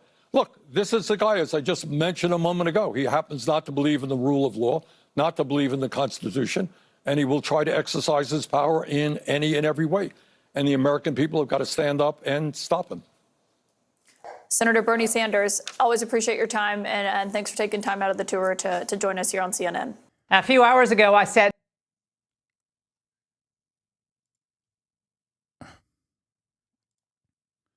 Fetterman got gifted a silver pager from BB. Gross. Yuck. I'm giving him a beeper. Oh, it's a. No, this is a silver-plated beeper. The real beeper is like 1/10 the weight. It's nothing. Really? Yeah, but it changes history.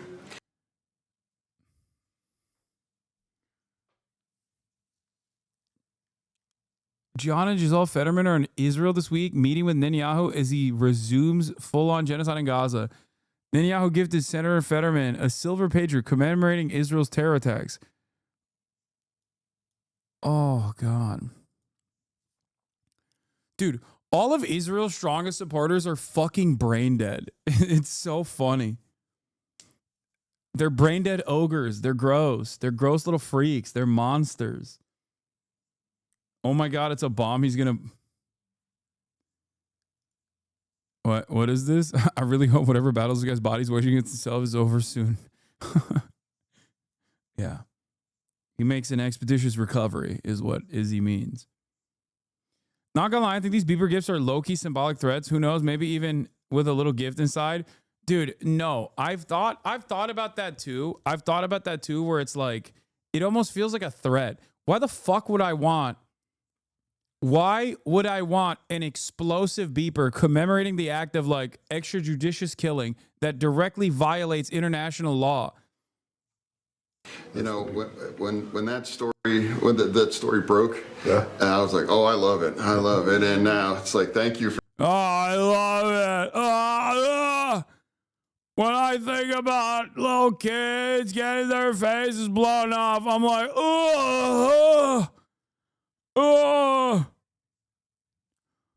it's my favorite. For this, yeah. No, all right. No, thank you. Thank you. Oh, yeah. Did you miss when the U.S. gave out silver-plated waterboarding tablets? Tables? Waterboarding tables?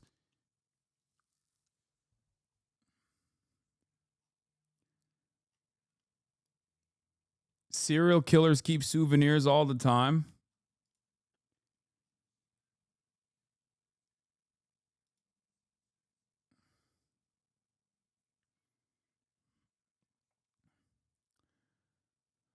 Oh.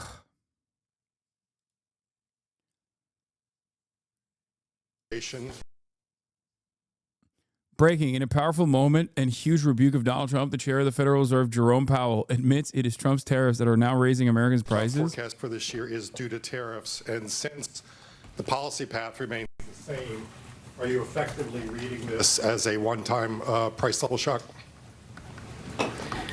Okay, so how much of it is tariff? So let me say that it is going to be very difficult to have a precise assessment of how much of inflation is coming from tariffs and from other, and that's already the case. You may have seen that goods inflation moved up pretty significantly in the first 2 months of the year.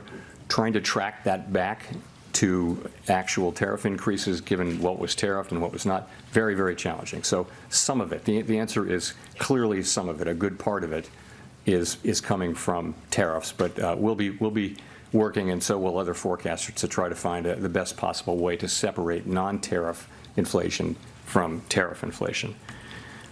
How much of the higher inflation?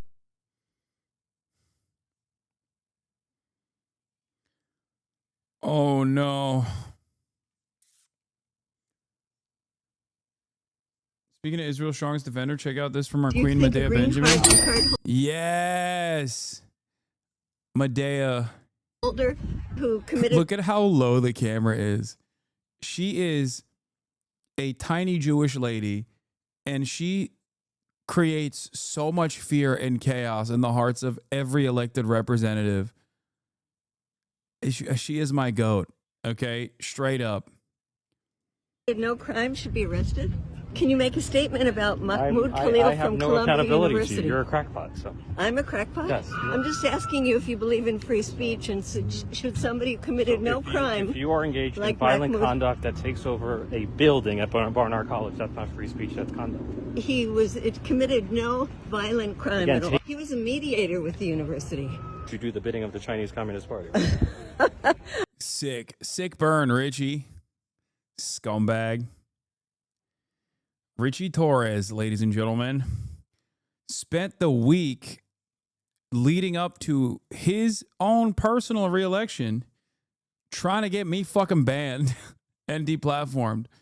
That's how low he will go for Israel. Like, it's shocking. It is shocking how low he will go for Israel, that he will like duke it out with fucking Twitch streamers. I despise him so much. Oh. I don't even know any. How was your trip to Xinjiang, by the way? I didn't go, and I Which don't is know. ground zero for genocide against the Uyghur Muslims. I didn't go, and I don't know anybody in the Chinese Communist Party. But you get all your money from a entity that supports a foreign government, APAC. Anyway, you have a lovely day. Yeah. Can you say something that you support free speech? Yeah, he tweeted about me 10 times. He tweeted about me 10 times in the week leading up to his reelection, more than he tweeted about his own district. That is how no motion this motherfucker is. He wrote a letter with a congressional letterhead urging Amazon to ban me. Oh my God. The poorest district in the nation. Dude, think about that.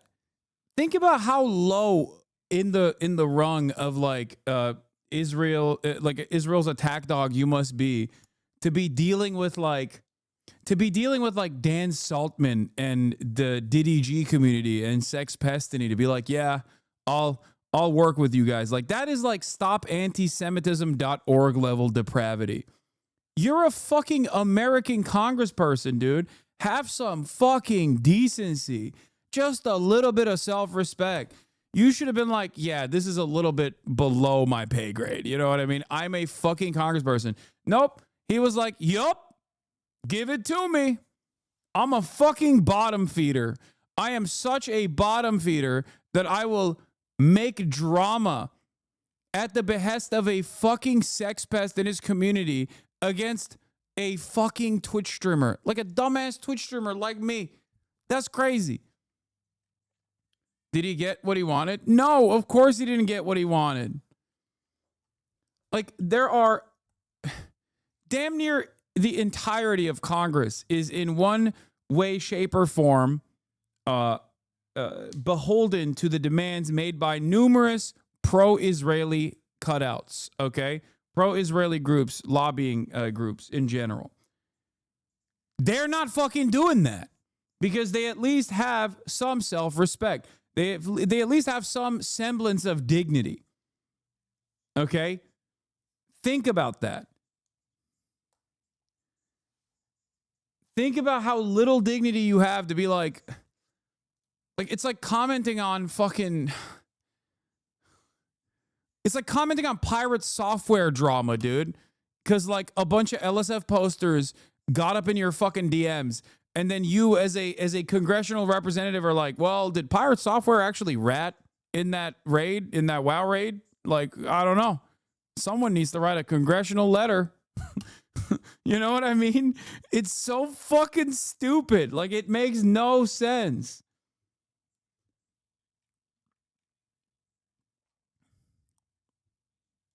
I strongly support free speech. How about saying free Mahmoud Khalil? Have a lovely day. Ugh, he's so gross. I despise him. He's such a little shark.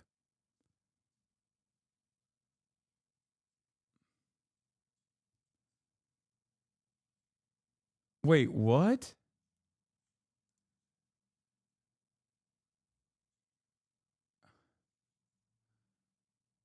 Wait a minute. The misfit patriot that was crying for Israel is out here posting fist me on Growler, which I assume is Grinder for bears. Oh my God.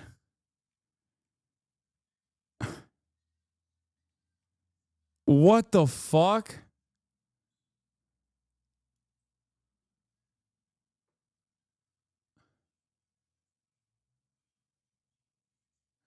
Wait, what the fuck? The guy who posted this is literally... Dude, I hate this fucking platform. I just looked up... First of all, let's search who actually sent this to me in the chat really quickly, because I'm going to ask why. WarBearGG, are you aware that the account that you linked me, his name is Carl Roddle? Okay? Let's look at his description. Okay, let's look at his description. This is a good educational opportunity. Okay, this is a good educational opportunity for everybody involved. Okay, you got to look at where you're getting your information from. Okay, you look at the description. It says PhD in history. Okay, fine. Academic. Polyglot. Father. Okay. Resident experts on merchants. What? Resident experts on merchants. I wonder, is he what kind of merchants is he talking about? Attack dog of the Fourth Reich.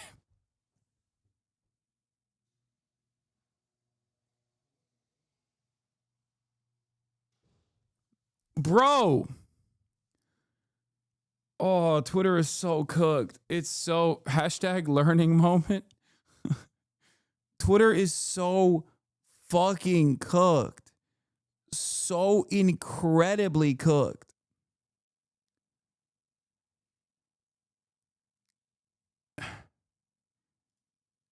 let's exercise a little bit of caution on what kinds of people we're linking, okay?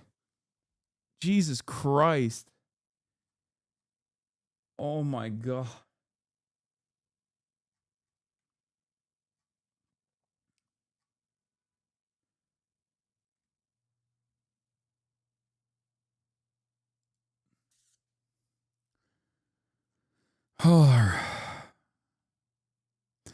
It's a fake post. Someone pulled it off his Facebook, then photoshopped it all. Wait, why is there so much? It's crazy that you guys know all the lore of Misfit Patriots. Like, I mean, respect. Yeah, he was an expert on the Mercantile School of Venice and not like using that as a substitute for Jew.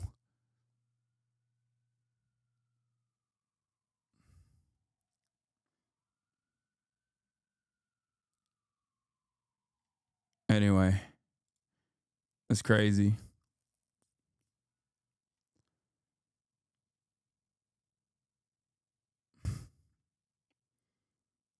Oh, the book he wrote, sources on Jews and communism. Okay, we're done. I'm done looking at this dude. Remember when the New York Times dropped the investigation revealing how the Israeli diaspora minister Amichai Chikli used a bot campaign targeting black and minority Congress people? Torres included to support Israel, and immediately afterwards, Rishi tweeted, "Dear Amichai Chikli, I don't need bots to support Israel." Absolute banger. Yeah. He's like, I already am your guy. Why are you botting my replies with pro-Israeli sentiment? I already am the attack dog for Israel.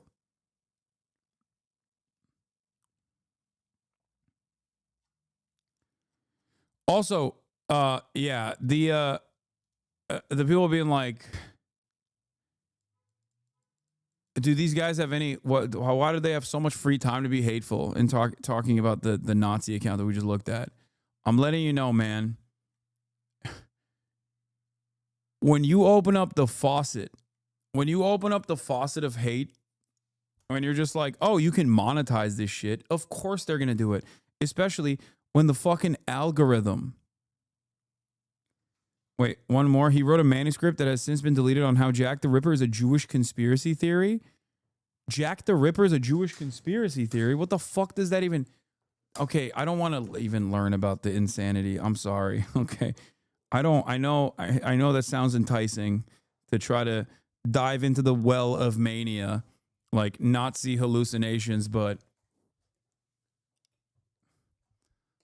sometimes when I hear about a new like anti-Semitic conspiracy theory, I'm like, I've never heard that one before, and that's crazy that like people are inventing new ways of doing this. All right.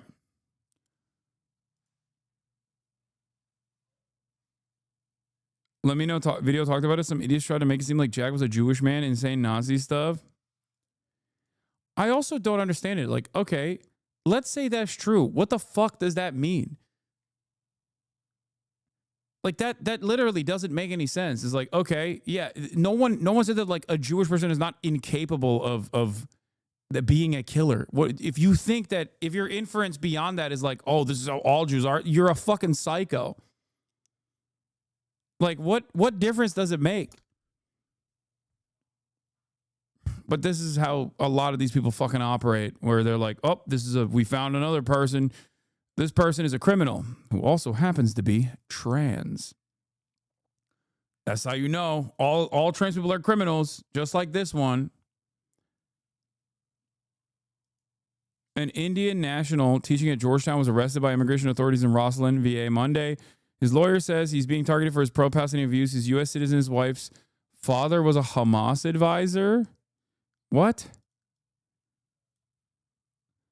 Badar Khan Suri has not been charged with any crime, but his lawyer says DHS whisked him to detention Monday night. He's since been transferred to the facility in Louisiana. His lawyer compares Suri's plight to Mahmoud Khalil. We came across a case earlier on federal docket in VA, but the habeas petition was not public. A quick search of Suri's name, though, revealed his Georgetown connection, as well as numerous articles about his wife, Mafeze Saleh. We then tracked down the petition at the federal courthouse in Alexandria, where a physical copy was available. Georgetown University has issued a statement on Suri's detention. Dr. Hans Suri is an Indian national who was duly granted a visa to enter the United States to continue his doctoral research on peace building in Iraq and Afghanistan. Big mistake. We don't like the type of stuff that he's researching to begin with. We should not be doing peace building in Iraq and Afghanistan. He should have done a doctoral research on war building in Iraq and Afghanistan. We are not aware of him engaging in any illegal activity, and we have not received the reason for his detention. We support our community members' rights to free and open inquiry, deliberation, and debate, even if the underlying ideas may be difficult, controversial, or objectionable. We expect the legal system to adjudicate this case fairly. Okay. Georgetown University has a better fucking take on this than Columbia does. Holy shit. Yeah.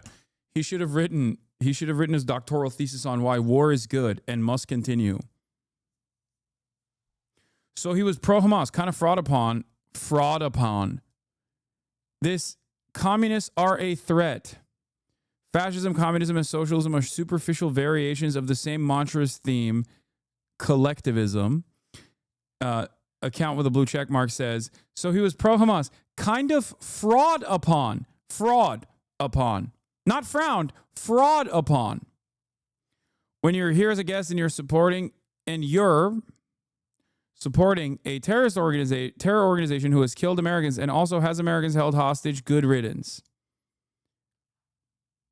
Yeah, we're cooked.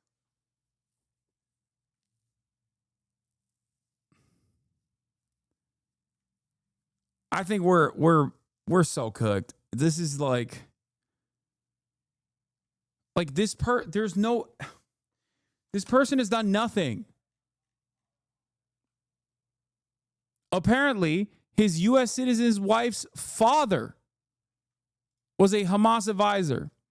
That's his association. That's what we're doing now. Now we're like, well, the person is a U.S. citizen. We can't do anything to her. Okay, but we can actually deport the husband. Like, that's good stuff, man. There isn't even actually any guilt in this situation, but like, we're just now deciding guilt by association when no guilt should even exist. It's not even it's a father-in-law too.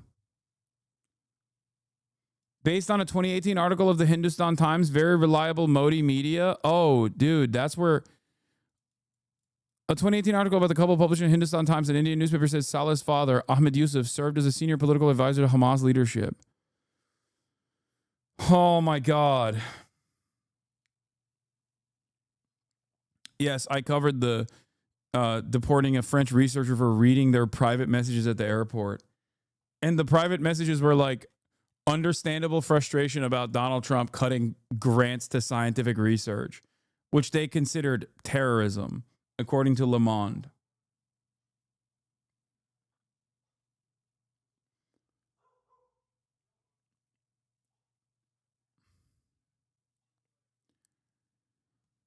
We are beyond repair, dude. Yeah. Michael Teresi says the term deep state has officially lost all meaning. Benjamin Netanyahu, in America and in Israel, when strong right-wing leader wins an election, the leftist deep state weaponizes the justice system to thwart the people's will. They won't win in either place. We stand strong together. Elon Musk replies, 100. Like, who's the deep state if it's not you two? Like, you are the state and the deep state. What the fuck do you mean?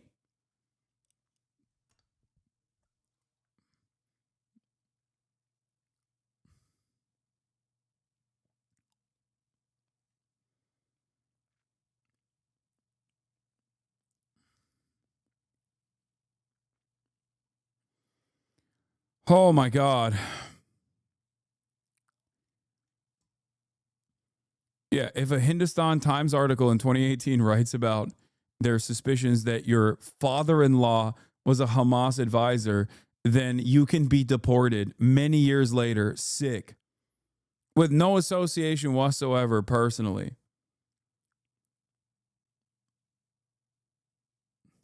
The people that kept complaining about free speech turns out were fraudulent charlatans. It turns out that they didn't care about free speech at all. Shocking. Shocking, everybody. It turns out that they did not care about the free speech shit at all. Not even a little bit. All right. So here's what's going on. Dexerto, as always, is fucking stupid. And they are, once again, doing bad journalism because they're not a real journalist outlet at all. Assassin's Creed Shadows is about to come out. I'm obviously going to do a hashtag ad in a second. Okay? I did want to, before I started this hashtag ad, show you some of the funny things that people have been saying and doing about it. Obviously, I talked about like the Japanese right wing trying to build momentum around the game, which inevitably led to a comment from Japanese Prime Minister Ishiba. Except the comment itself had nothing to do with the game and everything to do with hoping that tourists that play the game don't actually, desecrate these shrines thinking that they can climb on it. Okay, here's what the actual thing that happened. Kata, I fear that allowing players to attack and destroy real-world locations in game without permission could encourage similar behavior in real life. Shrine officials and local residents are also worried about this. Of course, freedom of expression must be respected, but the acts that demean local cultures should be avoided. Prime Minister Ishiba responded, how to address this legally is something we need to discuss with the Ministry of Economy, Trade, and Industry, the Ministry of Education, Culture, Sports, Science, and Technology. God, this is the most Japanese conversation of all time. Oh my God! Okay. Defacing a shrine is out of the question. It is an insult to the nation itself. When the self-defense forces were deployed in Samawa, Iraq, we ensured that they studied Islamic customs beforehand. Respecting the culture and religion of a country is fundamental, and we must make it clear that we will not simply accept acts that disregard them. That's it. Okay? That's his take. He's talking about shrines in Japan, like real existing physical shrines in Japan, because one of the dudes brought up in the fucking Diet session that what if people watching Assassin's Creed and playing Assassin's Creed, what if they turn around and try to climb on these fucking shrines in Japan? We're scared. We're fearful. We're Japanese. This is how we do it. This is how we do it. Today I learned that Japan sent soldiers to Iraq. If you were actually a real head, if you were a real Hasanabi head, you'd know that not only did Japan send self-defense forces to Iraq, but they also sent water tanks to Iraq. And because the show that was distributed in the Middle East, including in Turkey, was Captain Tsubasa, they actually painted Captain Tsubasa on the side of the water tanks with the hopes that the insurgents would not shoot at them. That's right. Japanese self-defense forces, in a show of appreciation and support for America, also illegally occupied Iraq. And in the process, they sent humanitarian aid. And the humanitarian aid was water tanks. And because they didn't want the insurgents to shoot at the water tanks, they painted the side of the water tanks with Captain Tsubasa. And it worked, actually. I didn't know this either. You are not alone. Okay, dude, it's fine. I've talked about this before. You could fuck up the shit out of the shrines in Rise of the Ronin, Japanese game taking place in the same time period, and no one ever gave a fuck. I know. The only reason why people decided to give a fuck about this is because American hogs decided to speak out on behalf of Japanese people, and then Japanese hogs caught wind of it and decided to make up their own psychopathic conspiracy theory, which I also have mentioned before. Yasuke is a black retainer. There's dispute on whether or not you could technically consider him a samurai or not, but that doesn't matter. He was a retainer, right? And he's a beloved figure in Japanese culture. And they've actually, he's been featured heavily in Japanese art for years. He's been in numerous other video games as well. Okay? He's been in animes. He's been in video games. He's been all around. Now, in Assassin's Creed, at a time when people are very upset about any kind of black person being shown in a video game, the American right and the Western right have decided this is the most inappropriate thing that anyone could do. They're just like ruining Japan, blah, blah, blah, blah, blah. Except the Japanese right wing also found out about this and saw the momentum and saw the motion and decided to come up with their own insane conspiracy theories about it.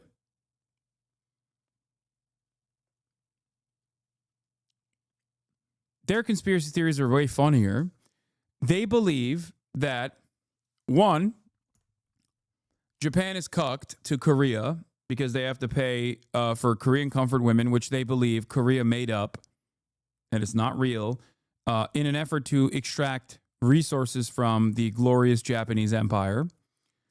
They now believe that the Quebecers who made Assassin's Creed, or Montreal, whatever, like the French Canadians that made Assassin's Creed, made it with the intention of claiming that Japan actually did chattel slavery before anybody else in the West, with the hopes that Japan will pay reparations similar to Korea to African nations now. That's what their conspiracy theory is. They think that Japan is so cucked and they're going to start paying reparations for slavery because this video game proves that slavery existed in Japan. And that is the big conspiracy theory that is the reason why French Canadians made this video game. They also think that there will be unlimited immigration from African nations to Japan because of this video game, because Japan will feel embarrassed that they engaged in slavery. That's the Japanese right-wing take on it. It's fucking hilarious.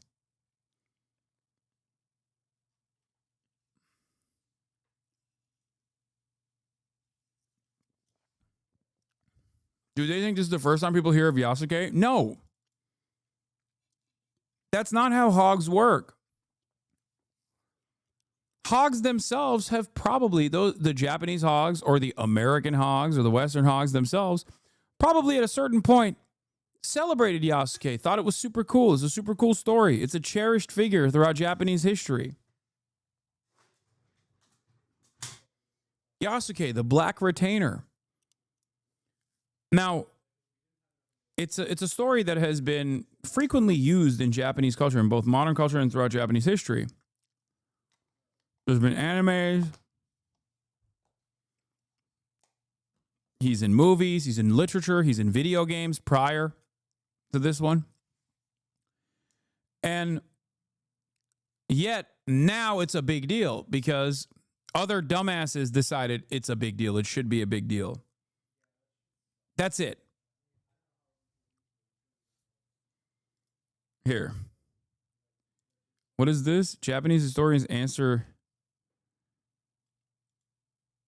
What the fuck? You said exact timestamp and then you sent me a video and the timestamp is after the video ends. I don't even know how you physically did this.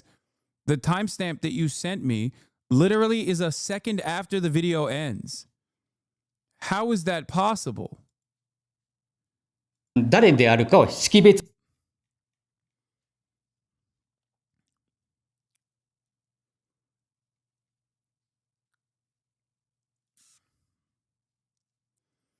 Some netizens are mad that the new Assassin's Creed game includes an option for Yasuke to romance Nobunaga's sister. 2023 Japanese film Kubi, which is also historical fiction, depicted Yasuke as Nobunaga's gay lover and did not spark internet rage. Yeah.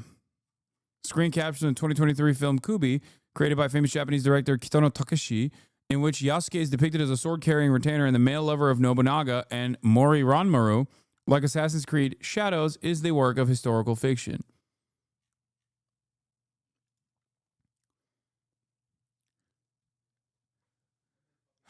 This is just people looking for outrage, trying to find something to be outraged about. That's it. And they found it because they're fucking bored and stupid. They're bored and stupid. That's what it is. When you're bored and you're stupid, this is what you do.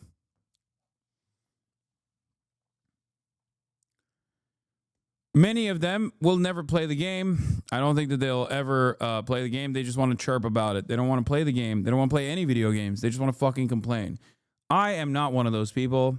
I, of course, will be playing this game. Stop giving them cloud. I'm not giving them cloud. I've been looking forward to this game for quite a while.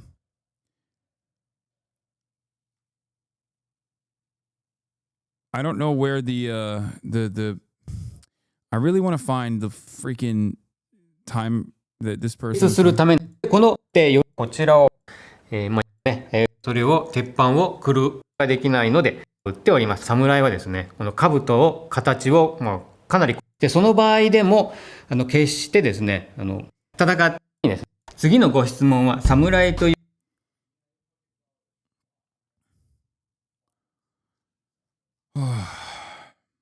1050いらっしゃるんですね。日本人でも安家知らない人がね結構いらっしゃると思いますけれども、安家何かと言いますとですね、フットはいた安家なんですけれども、この人は日本のですね近世の足がかりを築いたとされる織田信長という人がいるんですね。16世紀の終わりに日本の天下統一に名乗りを上げた人なんですけれどもね、日本において当時一番力を持っていた侍ですね。で、この安家というのは何かと言いますと、イエズス会の巡察 There was an Italian Jesuit missionary by the name Alessandro Valignano. 巡察使だったですね。アレッサンドロ・バリニャーニというですね、イタリア人の、イエズス会の宣教師がいたんですけれども、その人がですね、連れてきていた護衛のですね、アフリカ人だったんですね。出身はモザンビークと見られておりますけれどもね、この人を信長が見たときにですね、バリニャーノに自分にですね、自分の家臣にしたいということで、1582年に織田のIn 1582, Nobunaga was killed by one of his retainers, Mitsuhide Akechi. 信長はですね、家臣の明智光秀という人に撃たれて亡くなっているのでですね、その時の混乱に乗じて逃げたんだろうというふうにね見られておりますけれども、その後の消息もねよくわかって。But his whereabouts after that are untraceable. That's crazy. How are you the only black guy in Japan and your whereabouts are untraceable? いないというのがね、安家ということですね。家臣にはなっている。そんなに待遇が良かったのかどうかということになると、甚だ疑問と言わざるを得ないですね。安家の立場がね、どこにあったのかが分かんないので。Okay, this guy's a little bit biased. I've heard other Japanese historians say the exact opposite of what this man is saying. 侍だったのかどうか、いろいろね揉めてますけれども。But there's not enough records left to prove that. 侍と定義づけるだけの資料は残されていないということですね。Okay, this part is correct. He was a retainer, but there is debate on whether he was a samurai or not. 次のご質問は侍の戦い。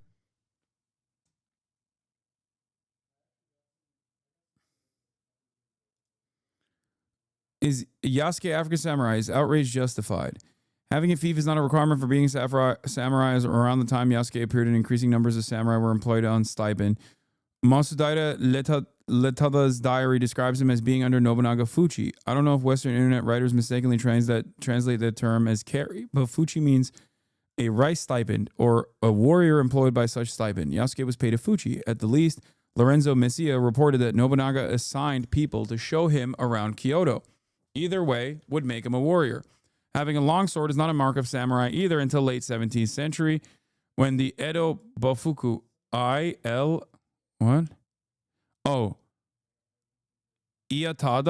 Matsudaira Ietada? Oh, sorry. Edo Bofuku outlawed wearing of the longsword in public by non-samurai population of the cities, and in any case, Louis Ferraz recorded Yasuke as having fought at Nijo, where he surrendered his sword, so he had one. So he definitely was a samurai, and considering he was among Nobunaga, Nobutada's pages guards, a relatively important one at that. I still disagree. He was obviously one of Nobunaga's pages, but that doesn't mean he was samurai. As I stated, as sandal bearer Toyotomi Hideyoshi was one of Nobunaga's pages while he was a peasant, a position that would have also seen him receive a stipend. Samurai status was gained mostly through birthright. It was really close to nobility. If you were a supreme badass with a huge military accolades, a high-ranking noble could possibly elevate you to that status. Also, I do want to maintain one position. It is debated whether he was a full-fledged samurai or not. It is not debated that he was a retainer for Nobunaga. Okay? That is not up for debate. That is not up for dispute. But throughout history, Yasuke has been depicted in many different Japanese or even Western works of art about Japan as a samurai with no controversy whatsoever associated with it. No controversy whatsoever.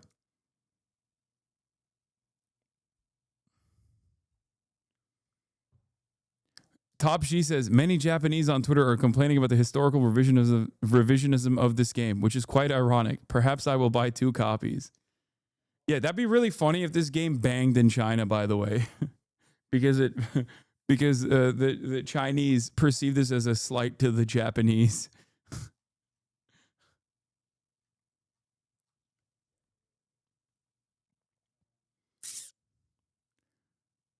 Yeah.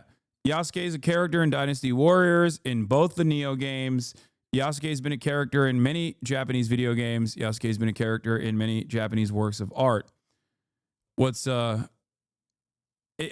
entirely made up controversy surrounding a video game that focuses on historical fiction, not real accurate analysis of history, where, you know, you basically are a fucking time-traveling assassin cult. Like, what are we talking about?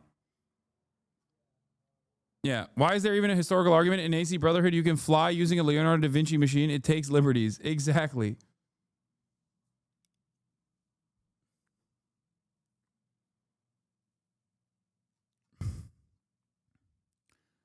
You know what this reminds me of? Yeah, you fist fight the Pope in one of them, which is real. It happened. I believe it happened.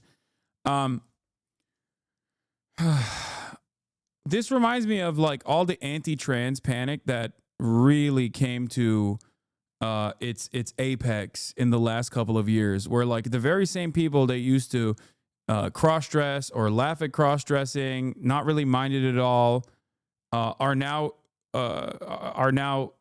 deciding that cross-dressing in and of itself is a expression of being trans, and therefore it's it's woke and unacceptable. I find it really strange that people have this kind of attitude. I guess it's not so strange. People are very stupid.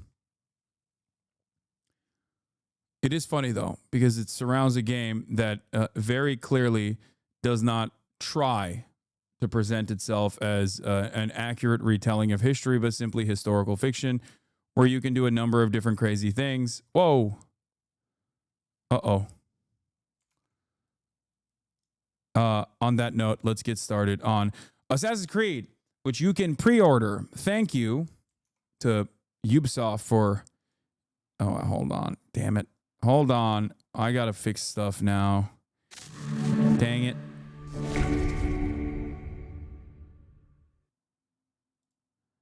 Boom. I found myself. Okay.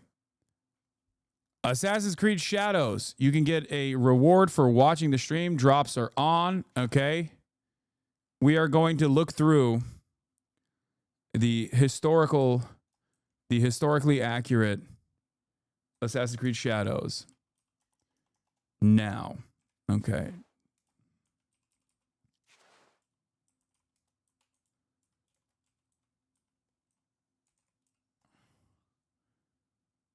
Hold on. Let's flip it to Assassin's Creed Shadows.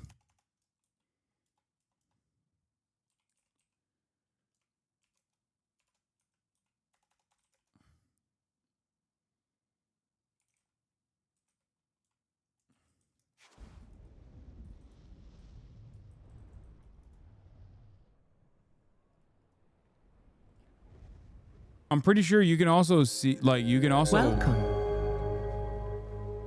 A beautiful place, isn't it? A fresh sea breeze, the warm sun. This beach belongs just to you.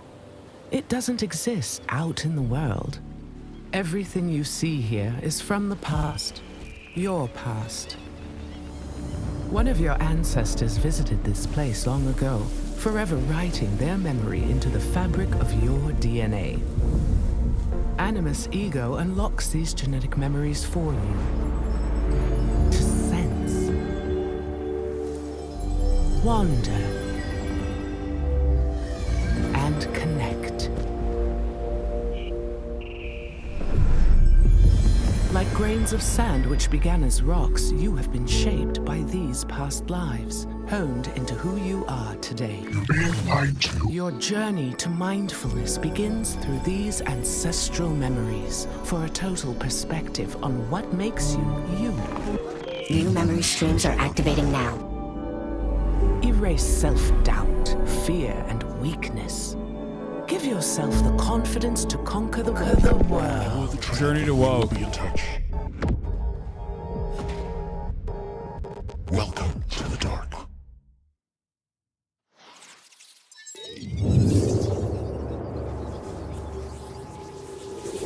If you pre-order Assassin's Creed before March 20th, you get the HOGWATCH expansion. You can explore a mysterious island, face deadly foes, master the bow weapon, unlock new gear and abilities in 10 plus hours of additional content.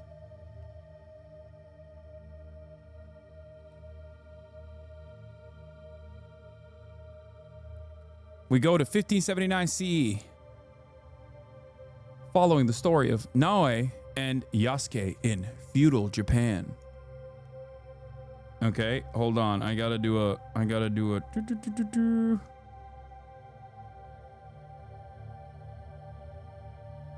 Here, I'll do a tweeter.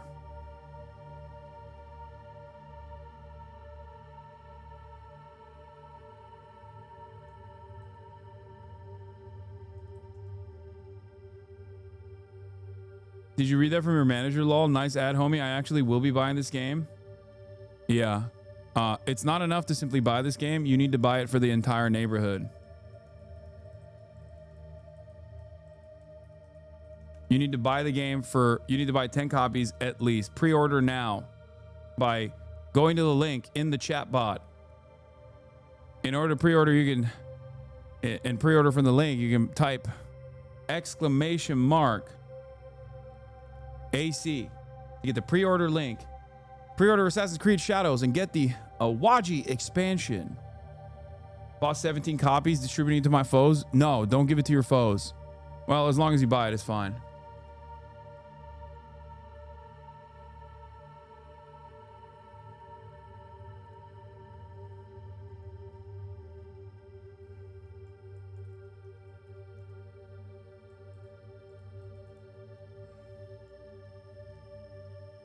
What is this? At Assassin's Creed, hashtag ad.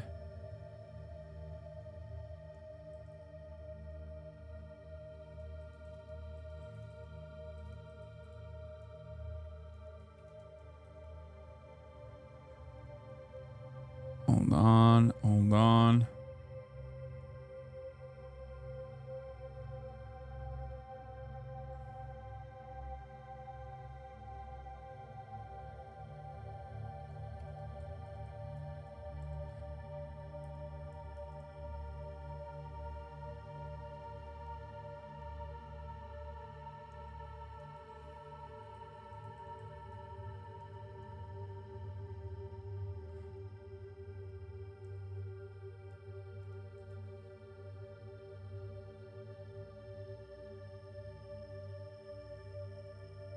Posted, blast it.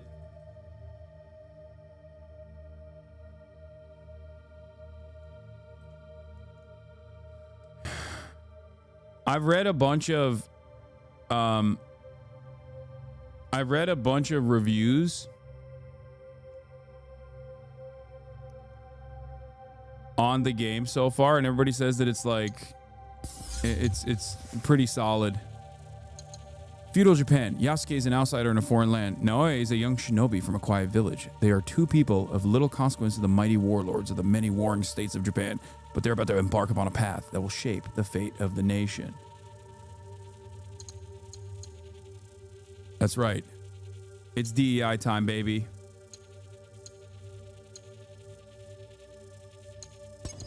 New game. I'm gonna...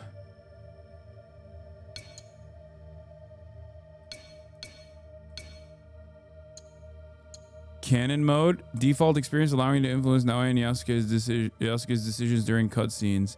Immersive mode. Activating this option automatically sets and locks the voiceover language to Japanese and blends Japanese and Portuguese dialogue. No, I'm not doing that.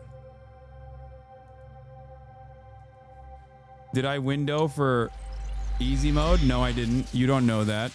Memories come to us in You don't know that. You relive a jigsaw of experiences and emotions. No, I Some didn't. memories are Shogun mode. soothing and familiar. Wrapped inside them, you feel tranquil, complacent. And then there are the ones I have reconstructed. What I am about to show you. In these memories, there are imperfections. I'll open the box in a that second. defy algorithm and biology. I'm getting ahead of myself. Your You ETM may not tracking parameters understand fall off. what People you buy the see non-PC at first. version. I don't care. But you must trust me. Trust yourself.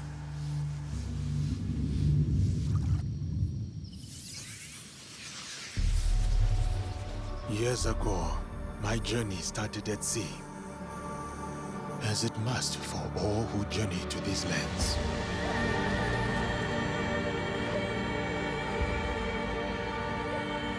A complex and precarious place,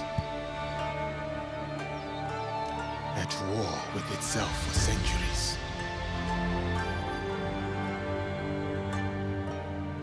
From the chaos and bloodshed, my opportunity surfaced. In the form of the most powerful warlord their history had known. I can't wear the balaclava because I can't see if I don't have glasses on. Who took an interest in me. An outsider among outsiders. This is historically correct, by the way. This part is.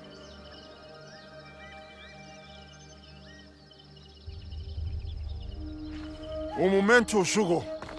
Tragam a cadeira, irmãos. Chegou na hora certa.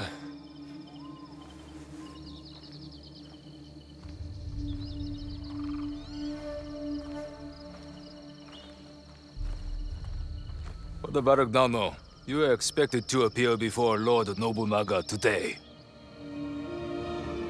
Thank you, Sir Mitsuhide. We are ready.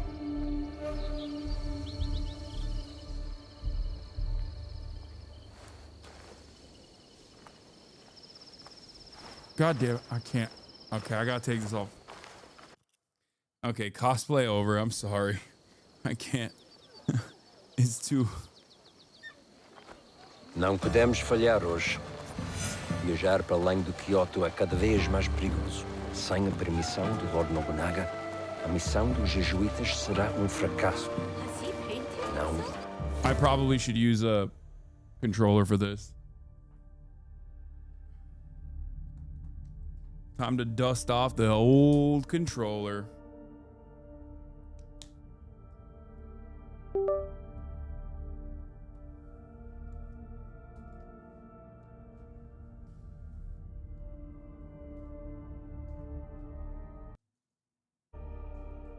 Uh-oh.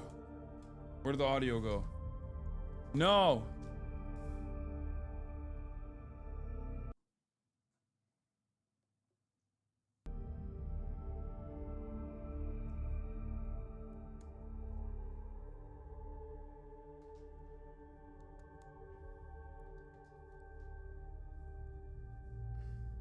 I don't hear it. Well, I do hear it now. Okay, we're good. Oh crap, audio's going to the controller now. God damn it. I gotta fix that real quick. Sorry.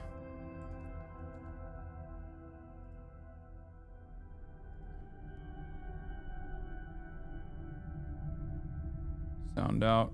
Speakers. Você manteve os monges e os bandidos bem longe. Wait, what? O Diogo não os deterá para si. I still don't hear it. What the heck?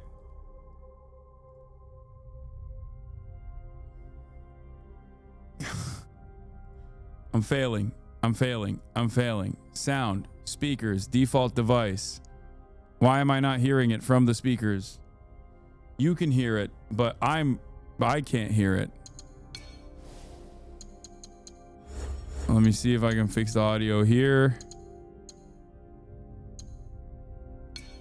Controller speaker off.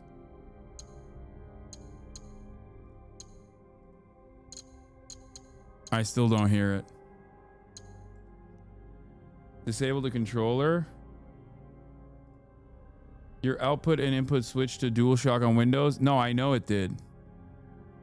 I'm trying to fix it. Hold on. Open volume mixer. My input device is also the headset dual. No, that's not right. Okay.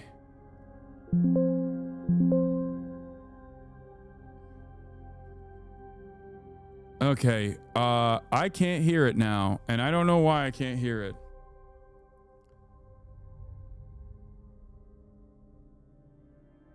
Set Windows sound settings to your headset. I'm doing that already. Look. It's on my stereo, but it's not coming out of my stereo. I'm going to turn it off. I'm going to turn off the game and then turn it on again. We're going to try again. Unless it's like completely broken now and I can't hear it at all. Let's see. Oh yeah, I can't hear it at all now. As long as the speakers are... As long as the controller is plugged in, I just cannot hear it. You can hear it, but I can't hear it. Which is interesting.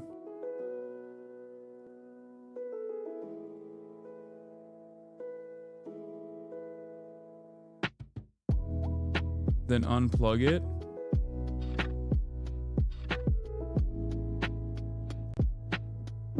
I'm just gonna unplug it. Okay, now I can't hear it at all. What is going on? I should have never done this.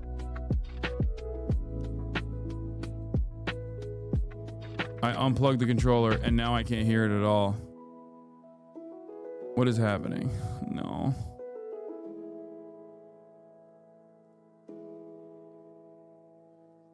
It's a PS5 controller. Switch the sound device. I did that already, chatters. It's look. It's not even plugged in and I still can't hear it. You guys can hear it, but I can't hear it. You understand?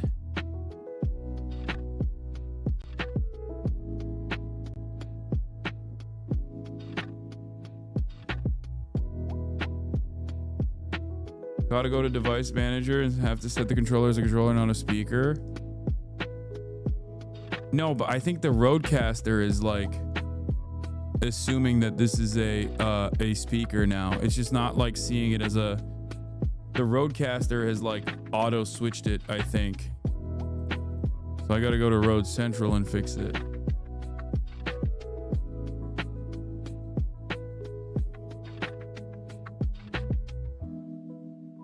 How do you route your audio? I route it through both Windows and through Rodecaster. Through Rode Central. It's not an in-game issue because right now you can listen, you can hear the music. I can't, which means 10 minutes. I told you it would be 10 minutes of tech issues. It wouldn't have been any tech issues if I hadn't plugged in a controller foolishly. Hold on. Let's see. Device settings. Great. Disable the PS5 controller as a speaker. I don't know how to do that.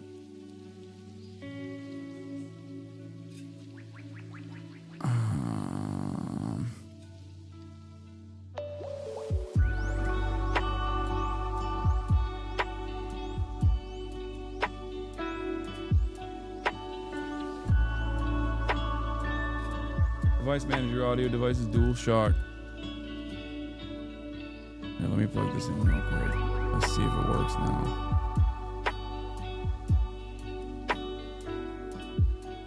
It's not even showing up on here as a device, as an audio device. Oh, wait, it just showed up. I think. No? Oh, here it is. Don't allow. It's still not working.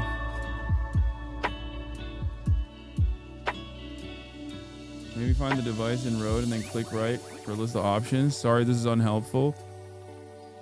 Yeah, that is unhelpful, but it's okay. I'm gonna find it. Why is this happening? Device configuration, maybe? Metering? Nope. System, output.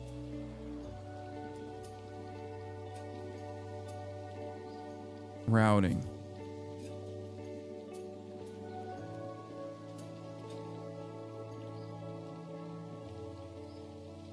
Main mix.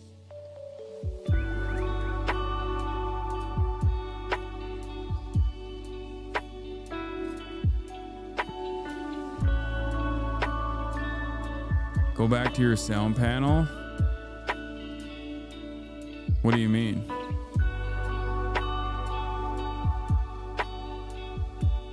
Chat, it's not. It's on the main stereo. I just don't hear it. You hear the music. I don't hear it.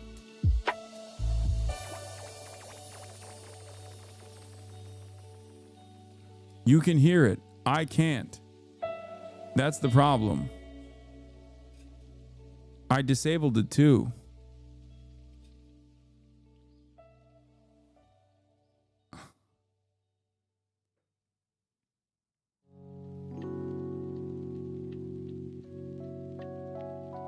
No, the audio was being filtered through the...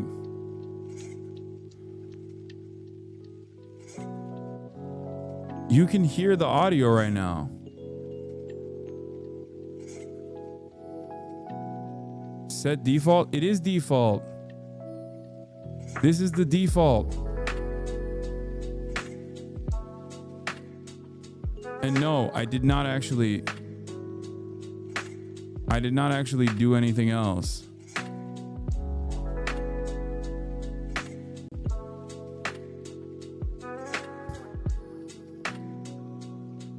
Save us March. March can't do anything about this. It's not an OBS either, chat. No, you're not hearing you're not hearing the issue here. Okay?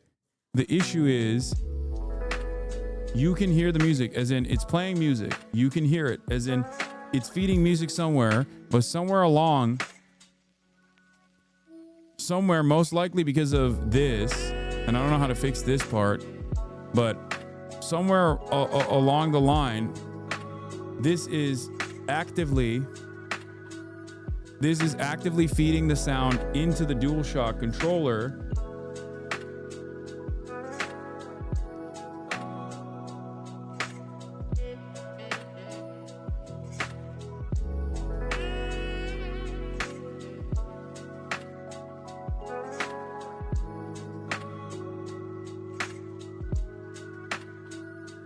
Get the DualShock device in device settings. In-game settings, audio, turn off computer. Dude, I'm not in the game. You can hear lo-fi hip hop playing right now. No? Here, I stop it. You can't hear it. Let me tell you something. I can't hear anything. Okay? Which means that there's music playing. It's just not routing it out through the hardware. You guys are trying to play the role of tech support back there without understanding what the hell's going on. Oh, see, I hear this. I hear when I say, but you don't hear it. Wait, that's weird. Hold on.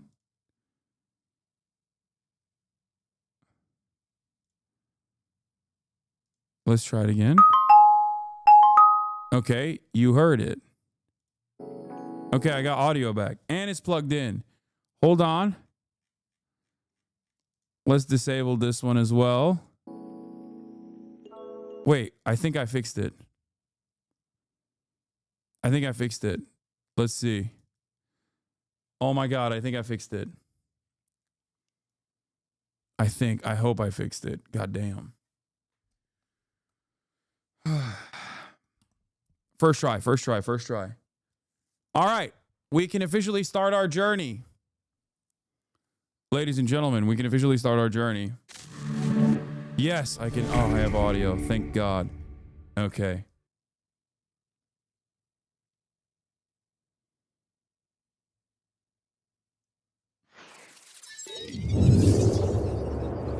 This wasn't chat's advice. I did this on my own. Don't even act like you can take credit for this. All right, we're back.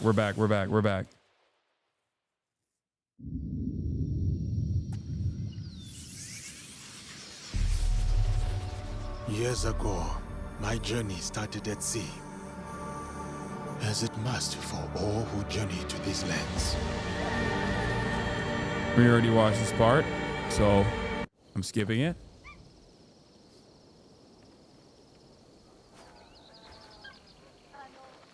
Não podemos falhar hoje. Viajar para além do Kyoto é cada vez mais perigoso. Sem a permissão. That sounds Russian, bro. Portuguese sounds Russian. A missão dos jesuítas será fracasso. Não podemos permitir. A nossa segurança deve-se ao Diogo. A sua presença manteve os monges e os bandidos bem longe. O Diogo não os deterá para sempre. Temos de garantir o favor de Nobunaga. Vamos ficar bem ocupados quando nos deitarmos a mão. O que tens a dizer sobre isso, Diogo? Gostavas de voltar a ver o oceano? Não sinto grande falta do mar. Considerando a quantidade dele que tinhas engolido quando te encontramos, percebo. Isso foi há muito tempo.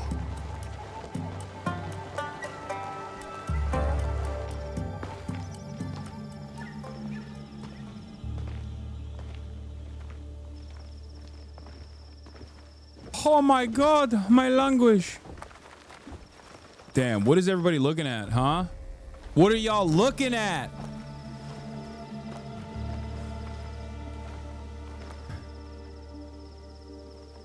Messed up. E aqui temos a senhora Nene. E junto dela mora Maru, o vassal mais próximo do Lord Oda Nobunaga. Araka Tabakari. E isso só nos dificulta as coisas.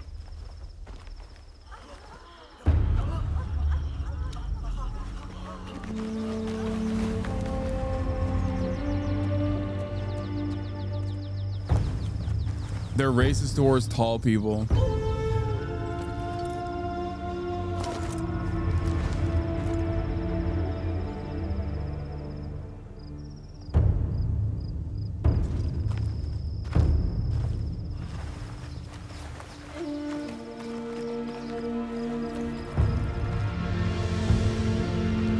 That's a big old wolf, dude.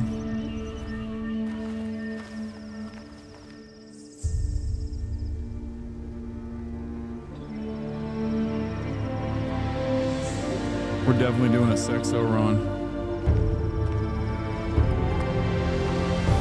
That's a boar?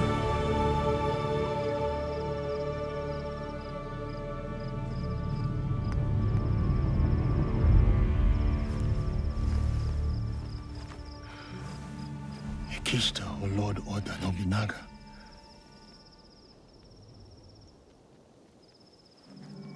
Vão chamar-nos para falar com o Lord Nobunaga em breve.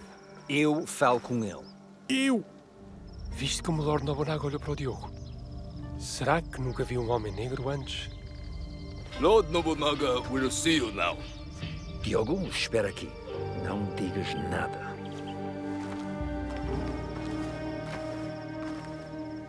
Lord Nobunaga commands that the black man join you. But Chill. he is my sword bearer, a slave. He does not speak the language. Lord Nobunaga commands it.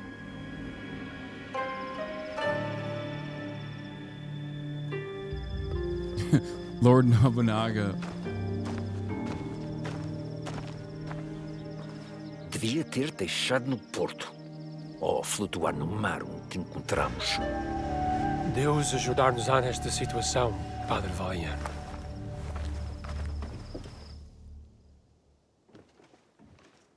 Lord Nobunaga was an OG woke man. He was woke.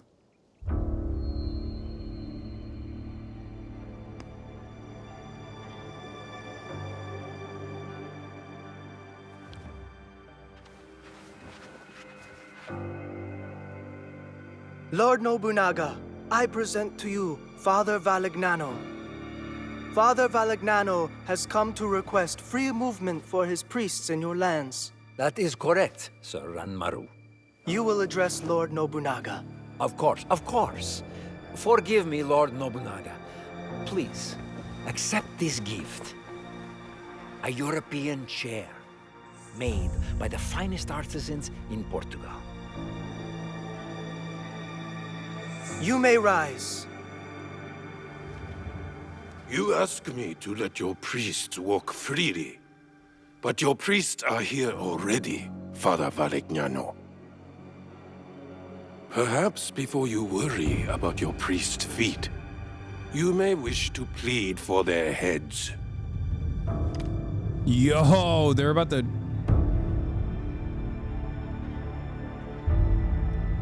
Your black man has the instincts of a warrior. As he realized the danger you are in, his eyes found every threat in the room.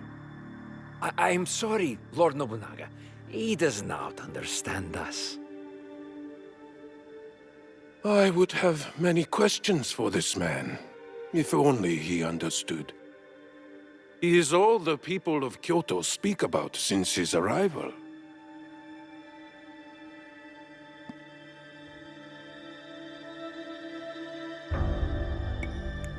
Lord Nobunaga, I do understand you. Damn!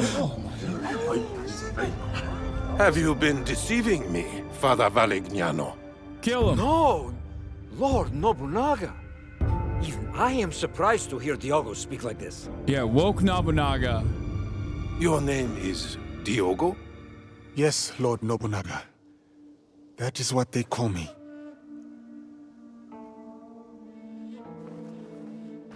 Lord Nobunaga would like to speak with Diogo. Kill him. Kill him! Alone. Kill the Portuguese, now. All the missionaries. We're wrapping this whole colonial expansion up right now, right at this moment. Yasuke is about to... Diogo, now known as Yasuke, is about to end this entire enterprise, okay?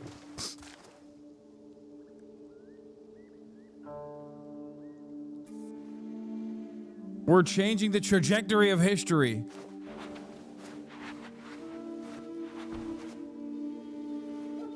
Sit.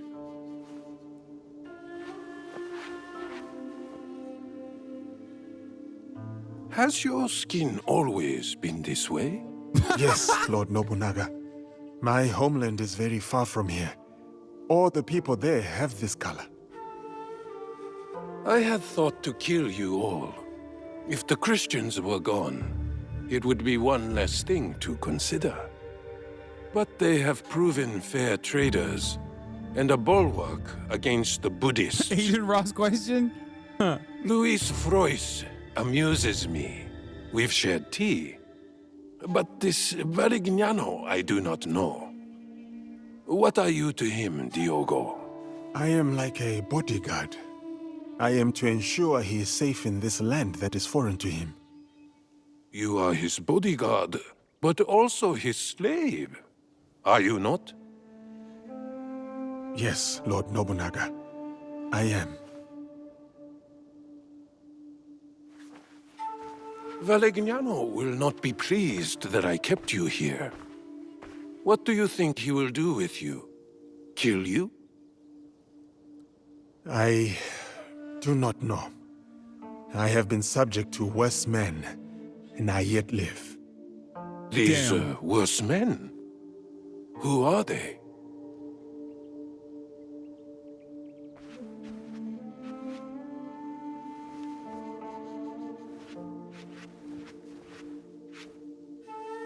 Father Valegnano, I will grant you what you came for.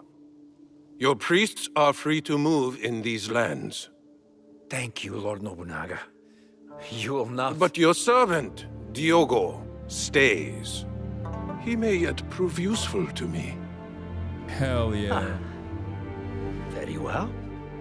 Though he is good for little more than bearing your sandals. Under me, sandal bearers become lords. I see potential in this man. A warrior whose spirit can inspire armies. He will be tested. He may become a legend. Or he may die. This memory is fractured.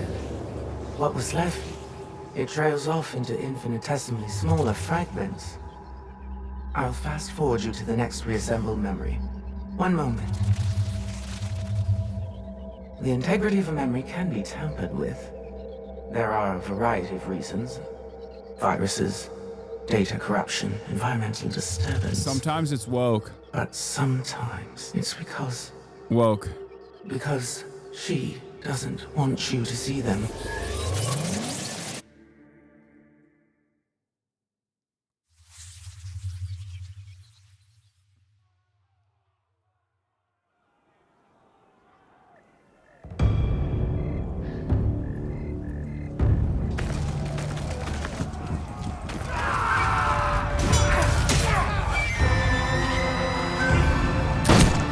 God damn!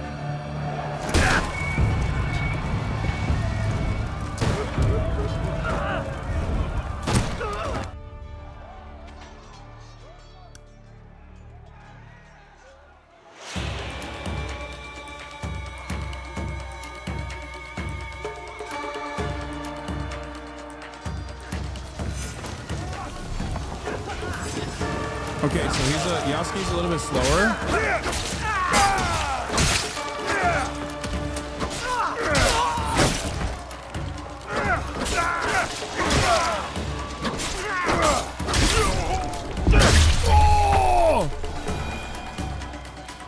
Okay.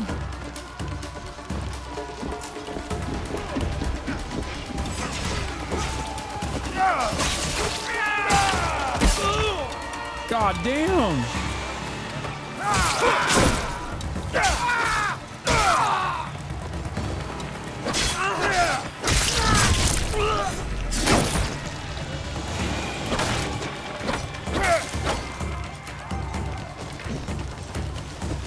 Double sound? Wait, what? Are you actually hearing double sound?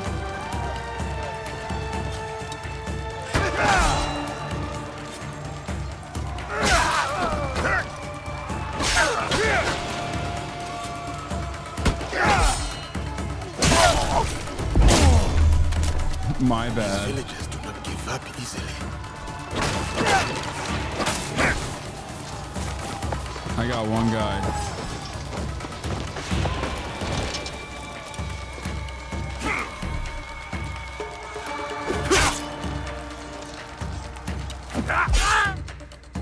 Vulnerable state, light attack. Oh shit. Come on.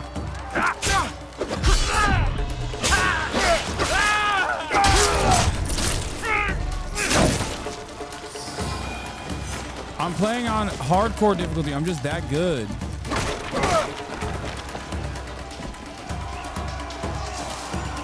Wait, what? The boundaries of my memory.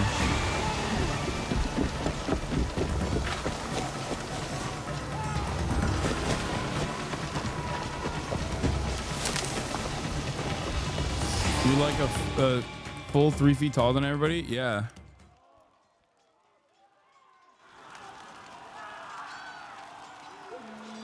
LeBron playing against plumbers. Can you feel the breeze, Yasuke? It fans the total destruction of Iga. A most perfect night. Ready to finish them off? At your command, my lord. What is it? I've never fought a battle like this. So many lives. Ever the righteous man.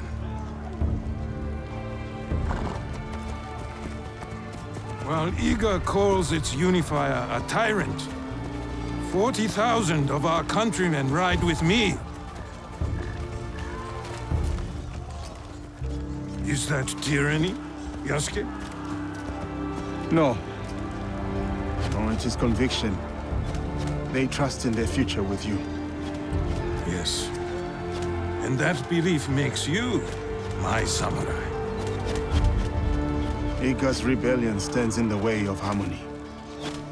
I ride with you. I am more kidded than the boss man himself. Find Momochi Sandayu. Because I'm actually fighting. His death will sever the sword from the hand of Iga. It's time to unite Japan. By killing a bunch of peasants. Light your fires! The wind will spread them! Arrows! Watch yourselves!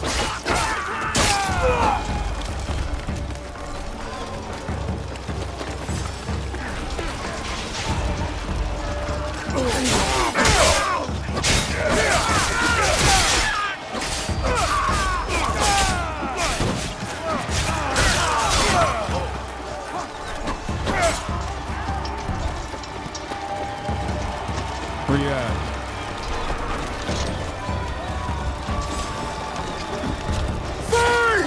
For Lord Nobunaga! Oh my god, I almost killed that. I almost cooked that deer. Bro, I was about to have venison, dude. Here, watch out, watch out, watch out, watch out. Watch this, watch this, watch this.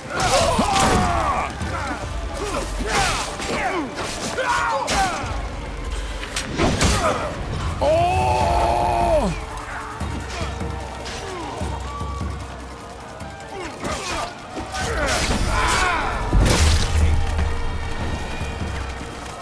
This gate will not stop me. No! That's stupid. All up, blades.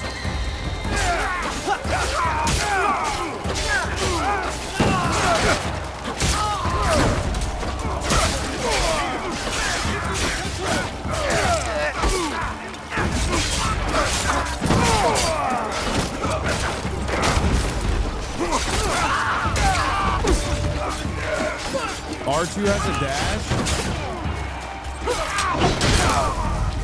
Or I can slash cut? Or a kick? R2 kick.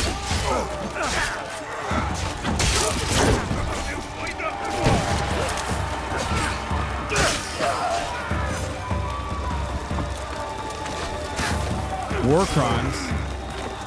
Whoa, what is this? I will refill rations.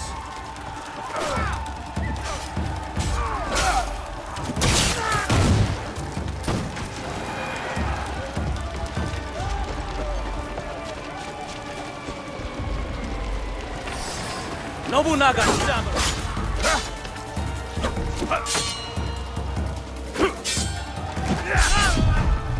your armor is strong. I must break it.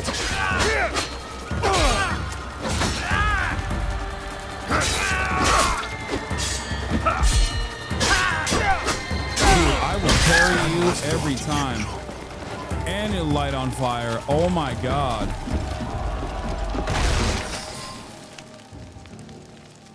I will break your poise. I'll cut you up. I'll gut you like a fillet.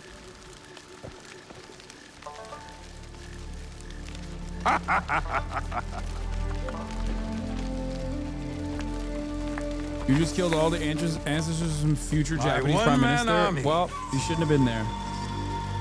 Shouldn't have been a part of Ego's protectorate, don't you think?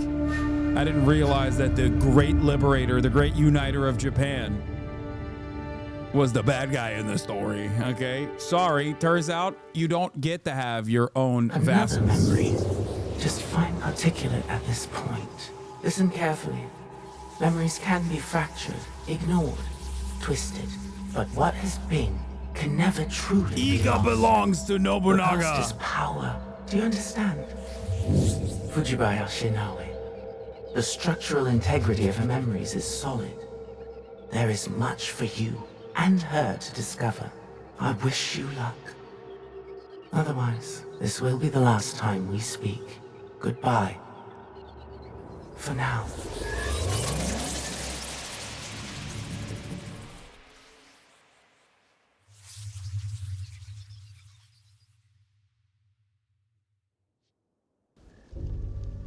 Wait a minute. First we played as a black man, now we're playing as a women's. No! Oda Nobunaga.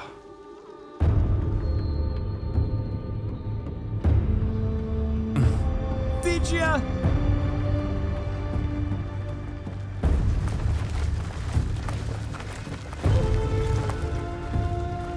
Bro, it is crazy that I, as Yasuke, am more kitted up than Oda Nobunaga. We need a plan. Steward, what do we do? We ride to Aikuni's shrine. Now. How come I have a better kid? He's the president, dude. You're not telling me everything. I can see it on your face. What was in Hattori Hanzo's letter? The world is at many wars now, eh?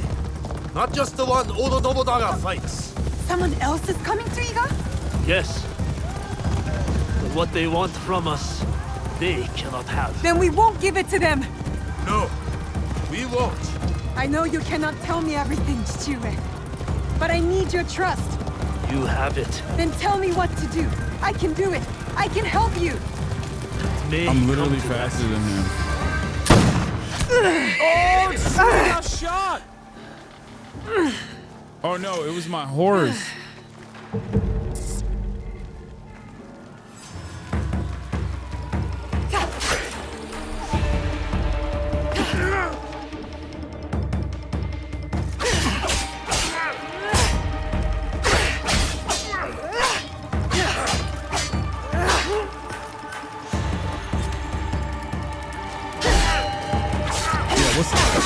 Oh crap. Okay, I have way less health.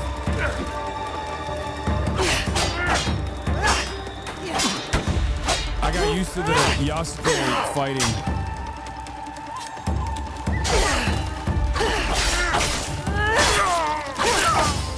I got used to Yasuke's way of fighting.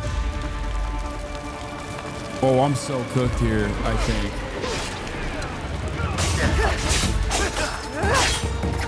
Okay, I like the Yasuke's. I like the situation with the Yasuke a little bit better.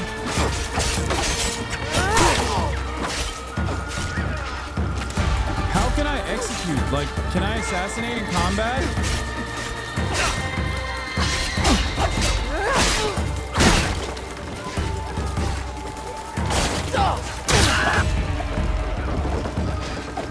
Her movement is so much better. Oh my god.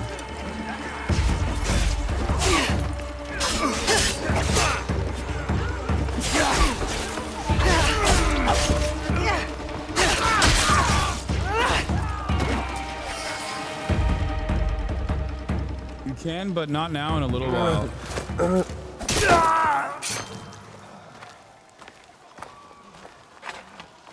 20 of them for every gun. I do main Dex characters normally. That's why I like Naoe's movement set better. She gave it to you. But she definitely needs like finishers. Protect it if they came. What matters now is defeating Oda. Oda forces pour in from every direction. The mountains, the tiger mouths. And I will meet them there. Is that not what we have pledged? We pledged our oath to her, and they died with her.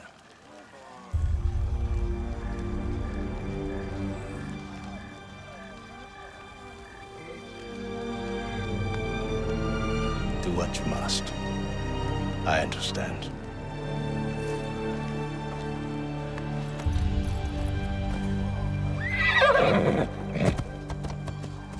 Wait! My heart belongs to you.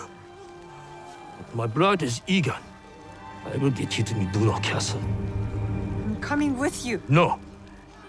Traitors. Elsewhere. Traitors to Oda Nobunaga!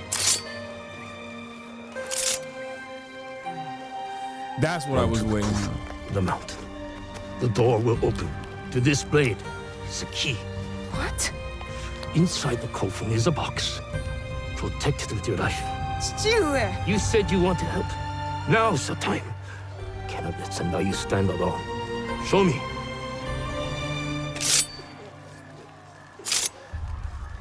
That's right. Go. Give me some kunai on top of that, and we're cooking, dude. And some smoke bombs. Box. It cannot be opened. It cannot be taken. Promise me, Plum. I get to have. I promise. I get to have the best of both worlds. I play Shinobi and Samurai. Samurai. Nagato!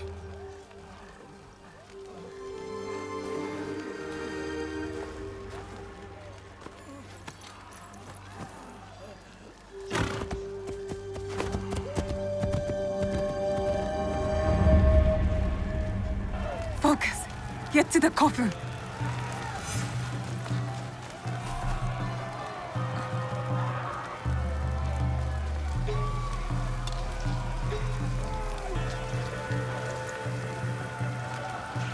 Wait, why can't I? Okay, just tagged Fail one. me now, Blade.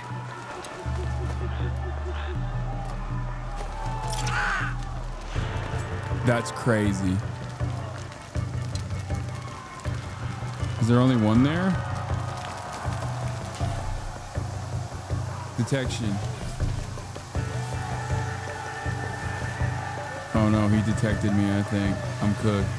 Or maybe I'm not cooked. Peace!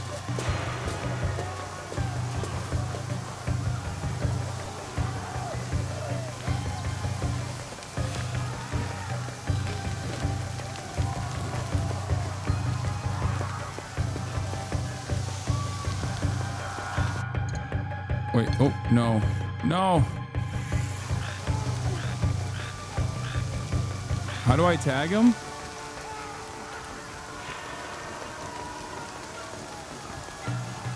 Wait, why can't I tag him?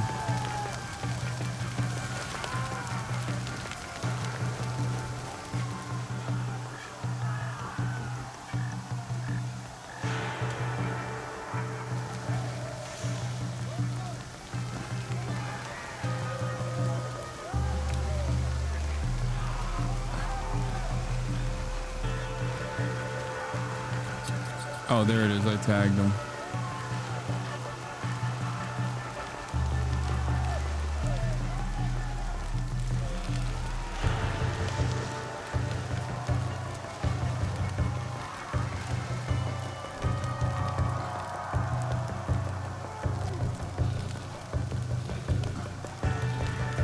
How do you sneak?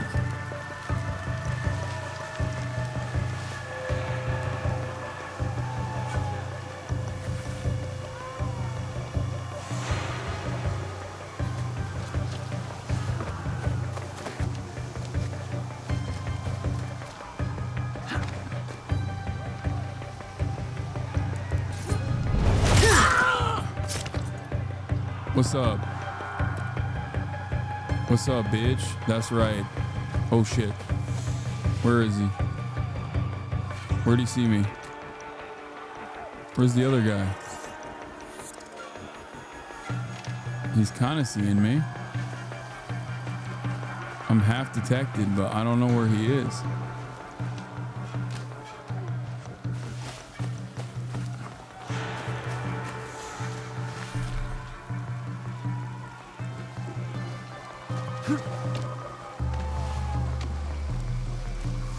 Don't stop. Just find the box. Okay, I guess I'm running.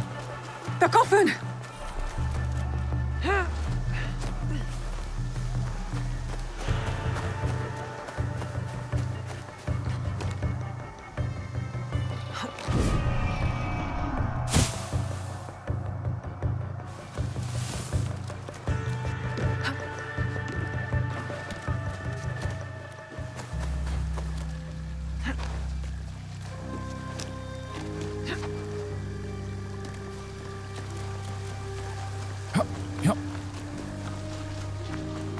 So is this a coffin?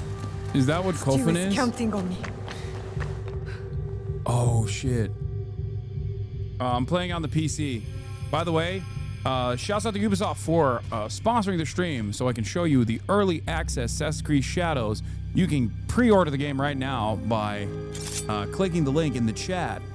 !AC.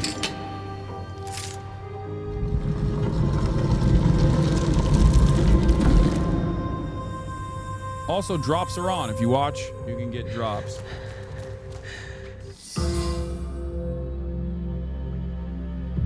I got it because of your endorsement.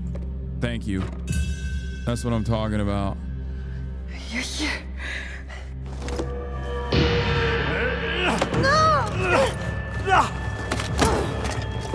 Uh-oh. Whoa, bro, chill.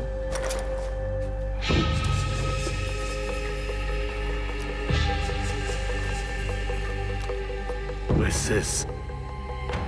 We rewrite our history. Hurry! Someone's coming!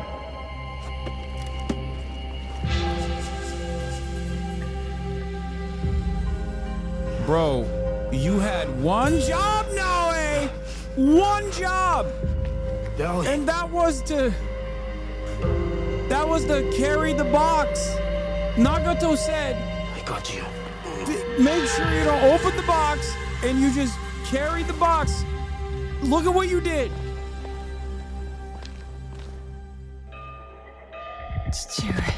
You are alive. Rest, my plum. I've got you. The box. I couldn't stop him. I should not have put you there. My oath. So many secrets. The jewel. The box. Your Japanese history mother. is now ruined. It's So changed much like permanently. Naoe! Never saw her again. If we can just reach Tomiko's, there is hope. Dude is She riding with will an help arrow us. to the back. That's crazy.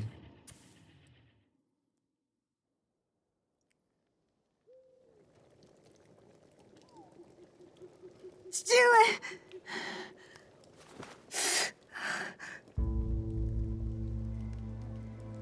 I guess it's okay because Japanese history after all of these events did invent anime, so I'm still I'm thankful. Tomiko. Your father brought you here. And I'm anime surprised was he so made powerful it in that his even condition. Korea started He making fell into a dead mawas, sleep after and dragging that's you how in. we arrived at solo There will be leveling. some hard days ahead, but he'll live. You can sit up. How's the rest of you? Nothing's broken. I can move. I can fight. Fight? I didn't fix you up just so you can bleed again. I have to go. I lost something very important to my father. I must get it back. Lost? What? I can't tell you. Nagato has his secrets and I look the other way. It's best for us both. You know my father well. And my mother? Less well. I've lost too much time. I've got to go. Go? Go where? Do you even know where to start looking? Then help me. Tell me what you can. How did you come to lose this thing? There was a man in armor. A samurai. He came up behind me. I was careless. What did he look like? It was dark. He wore a mask. Many samurai do. Wow. Can you describe it? Yeah, that's It was really gonna pale, whittle down like an who onryo. this could be. Thank you, think father Naoe. grabbed it from Naoe, him. you suck! It might be among Nagato's things. I put them aside when I dressed his wounds. He had a sword and samurai armor, and he wore a mask. This is it. I've seen one like it. Years ago. What does it mean? Who is behind it? I'm not certain. But you should go to Katano. There's a connection there. I'll take my father's horse. I could reach the castle tonight. And what will you do if you find your samurai? What I should have done at the tomb. Take his life and take back what's ours. She's doing See that shower you do. thoughts. Oh, I would have beat his ass real good if only I saw him now.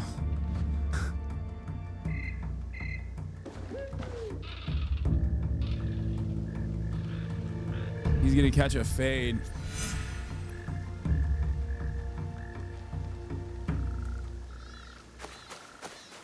She just came up with a perfect comeback. If only she could have come up with it right there.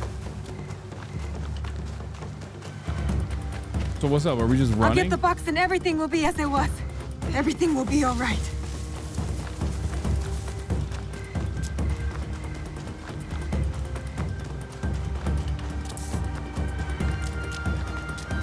I'm just gonna run back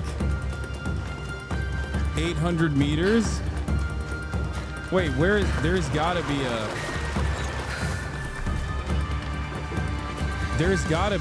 I'll get to freaking Katano faster by horse. Where? Oh. There we go. That's. I was like, there's got to be a horse heave situation. To Katano! Ride, kitty! Whoa, look at the stance change. You can jump off the horse and assassinate. What is Chichue hiding, kitty? What's in the box?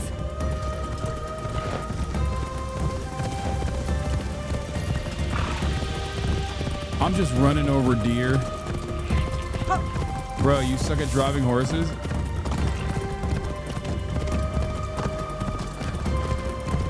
If Chichue is willing to risk his life, I can do no less. I will not regret my mistakes, kitty. I will fix them. I'm not gonna lie, it is very pretty. Literally just like when you grew up in Turkey, yeah. That exactly. When my father tasked me with a... When my father the box thief will be somewhere he feels safe. Wait, a well-guarded place.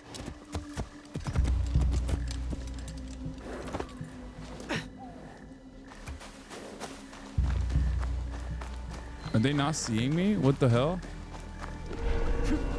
My grappling hook will get me up there. I guess not.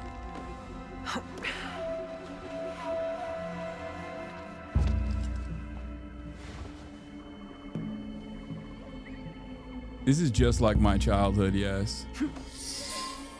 Observant intuition.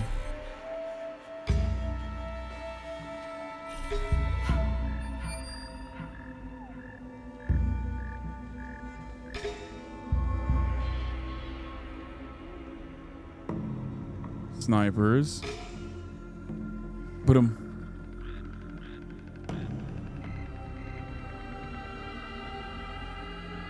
Okay, I don't see anyone else right now.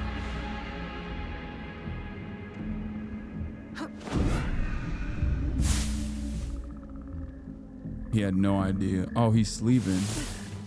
It's time for a permanent slumber, baby. I can't.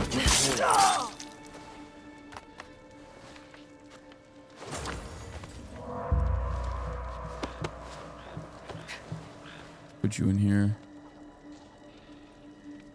She's doing a lot of calisthenics. Yeah, but she's also, it's hard.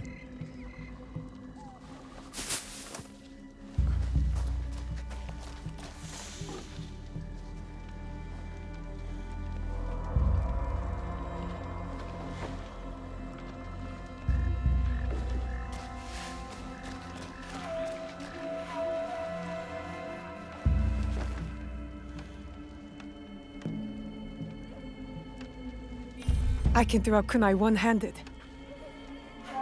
Use L2 to aim and hold R2 to throw. Oh, dude, easy.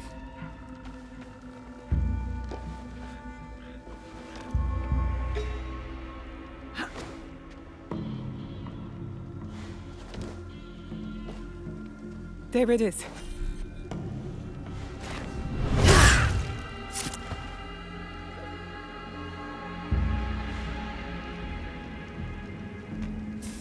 That's not the box they stole from me. I need to keep looking. No, this is a different box. Oh no. Wait, how do I throw the...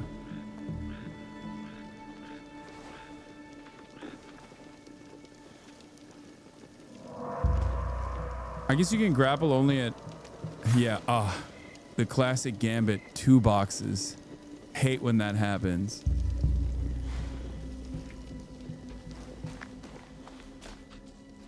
Real 2-box situation here. Oh crap. Whoa, whoa, whoa. Chill, chill, dog. Yo, ain't nothing to see here, okay? Ain't nothing to see here.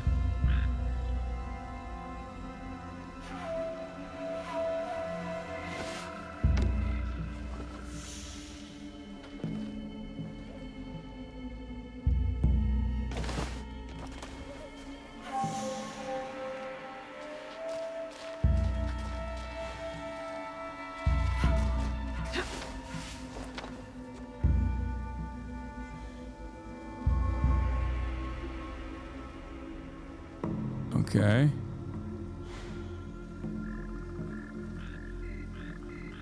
If it's a 3-box situation, I'm gonna lose it.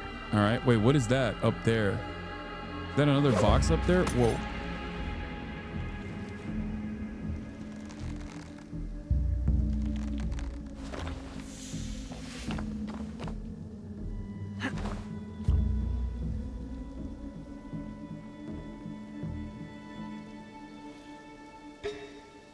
Clock those guys.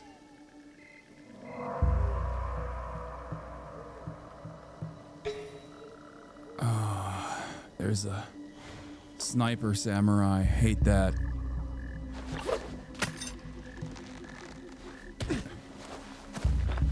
Oh, luckily he's sleeping.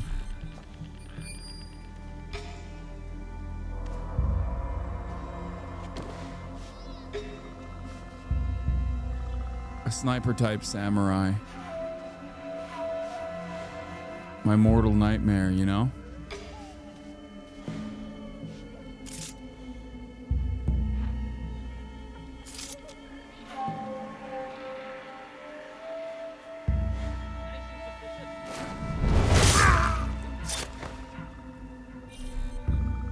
Another box. Ashes are full. A conveniently placed hole.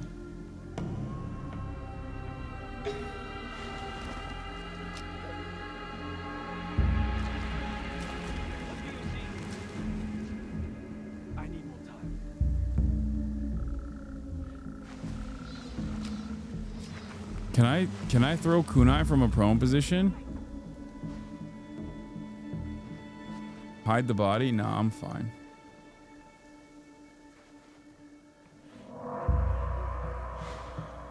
Oh, wait, if I do, these guys are gonna see it.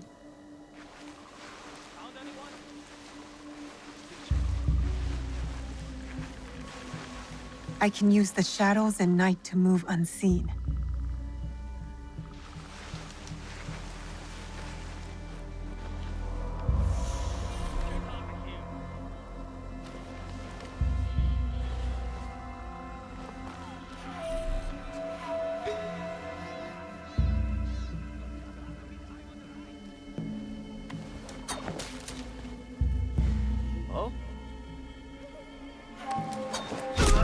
Don't worry about it.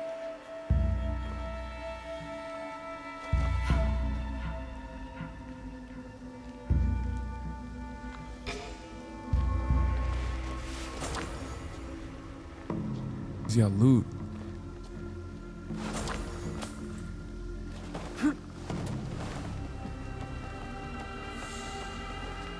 That was a humble gardener. Well, should have thought about that before he became a part of a group of people that stole my box. You know what I mean? Yeah, I'm not so hot on Nobunaga no more. You know what I mean? I'm cold on him now.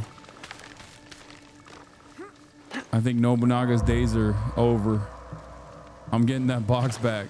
I'm fixing Japanese history again.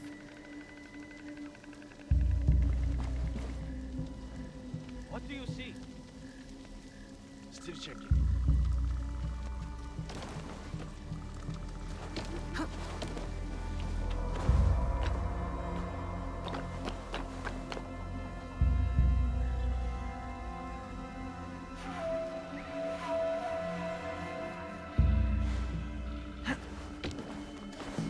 Anything suspicious? I need more time. Put those away! Quickly! They are coming!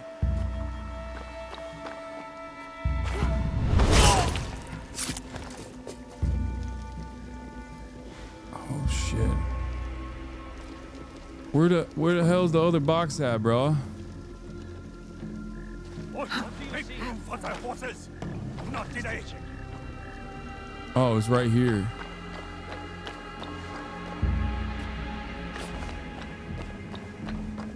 I probably should have disposed of that other one too. I suspect that's gonna be a problem for me later. You know what? I'm gonna go over there.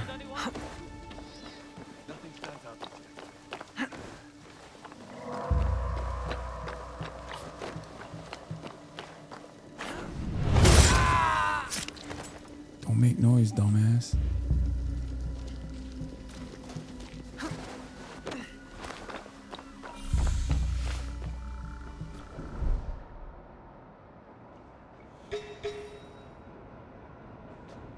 Eagle vision. Holy crap, there's hella people in there. Or no, it's not. Oh. What do you see? Still checking. How do I get in here? I've said nothing that isn't true. Senior ass citizen gameplay? Dude, you have to play carefully. This is sneaky. Sneaky. What's wrong with you? Found anyone? I need more time.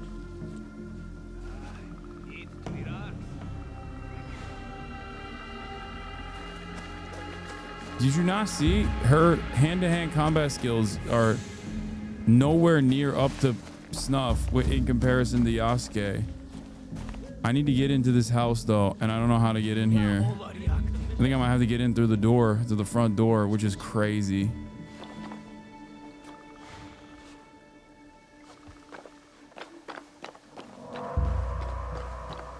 Yeah, chatters are like, why aren't you playing this like COD?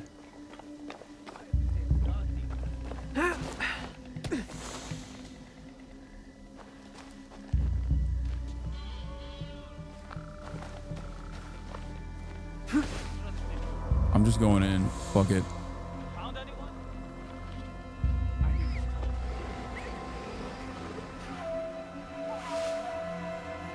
This isn't my fault.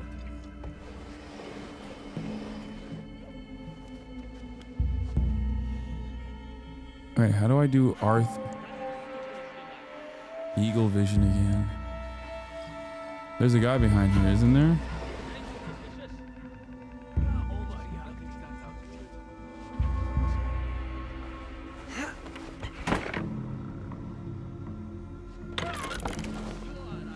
Oh, there's the box.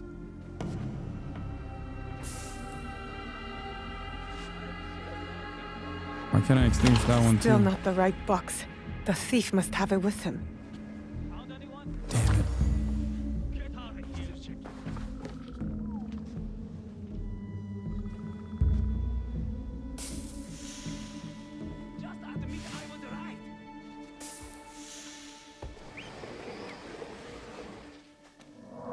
So where do we go now?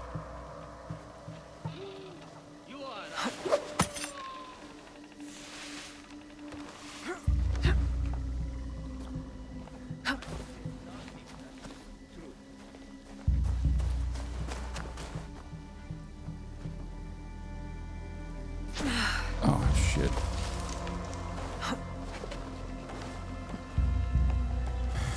Hold right stick, Eagle vision. I know, it didn't do it. It's not doing it.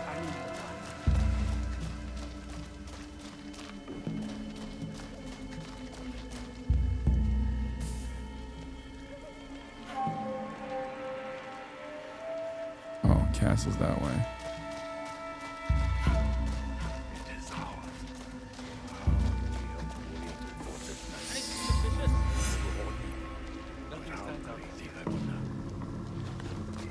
Oh, there's a big boy. Is that Yasuke?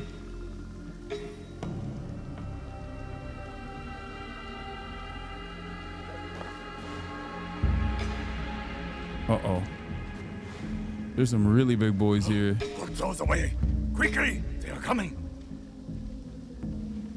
What do you see? Still checking.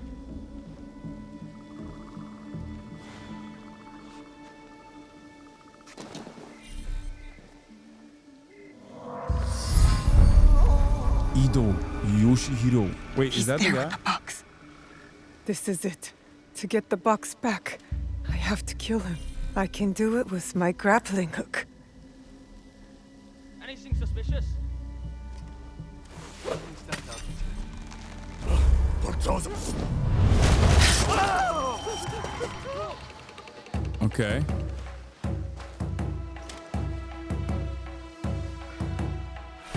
I have to leave. Assassins among us!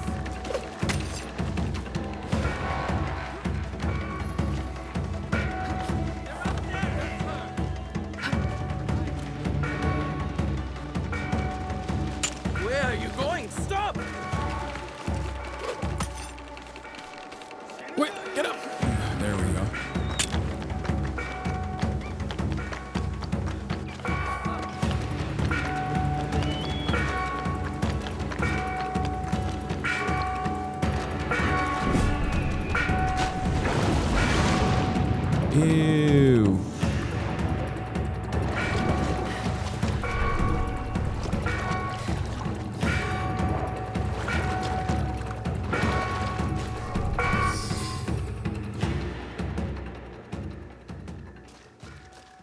That was a poopy ass water.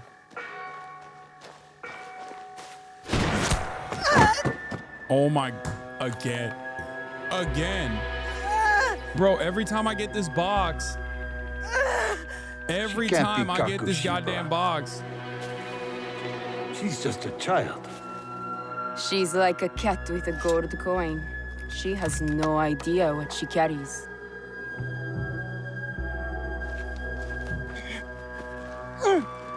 You legit play that better than any streamer I've seen? Yeah, it's because I tried hard to not get caught, and then everyone made fun of me.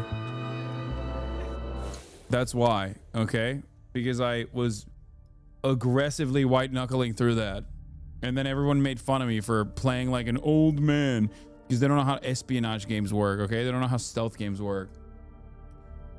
I have to pee really quickly. Hold on.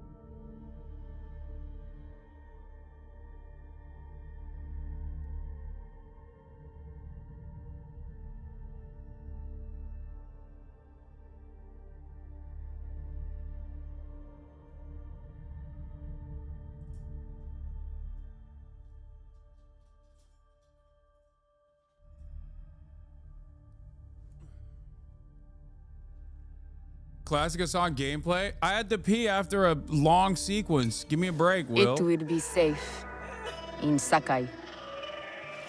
You will be safer with me.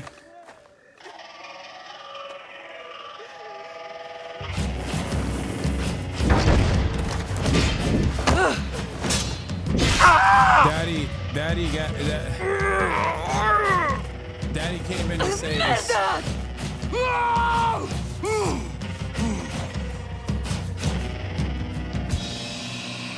Box is not for you.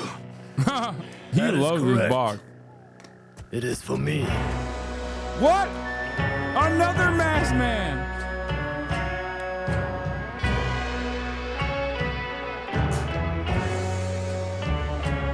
And an entire squadron of characters that we are going to have to assassinate one by one. I like that.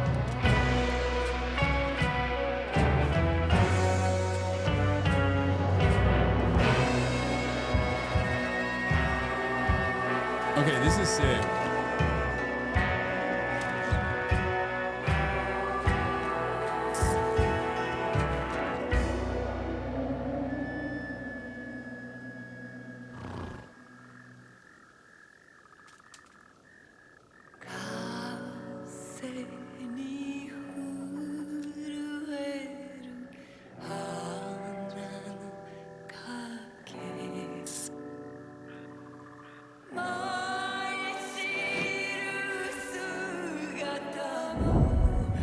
Bro, that's unwise, okay? I'm sorry. I thought you were a wise old man.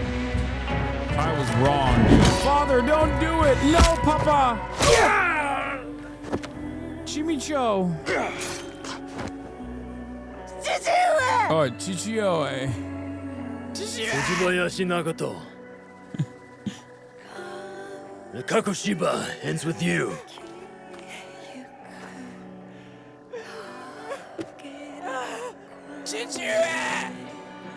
Nani! Put them out of their misery.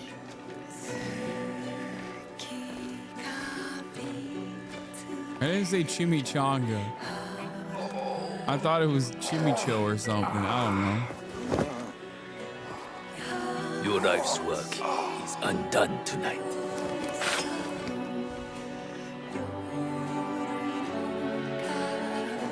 I want to thank Ubisoft for sponsoring this stream. Let them suffer. Let them die in pain. Fine. We have what we came for.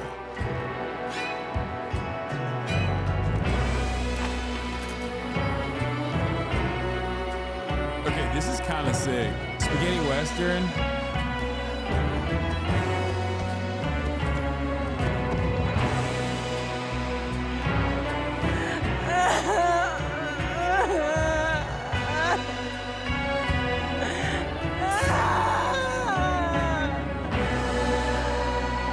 They even had Hattori Hanzo. This is Kill Bill. There was a Hattori Hanzo mention. Ramen Western. Yeah, spaghetti Western, ramen Western. I'm coming! What are you gonna do? Nanoe, what are you gonna do? Nanoe, you have no skill right now. I'm sorry. We really gotta upgrade you. Let's do it!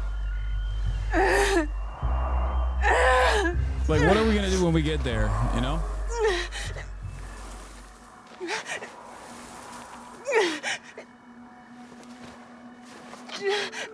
Ramen Eastern.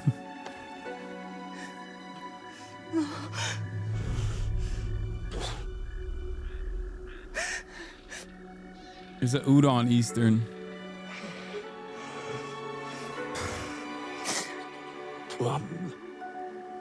Yeah, Nano has no motion, I'm sorry to say, so far. You let Nagato die.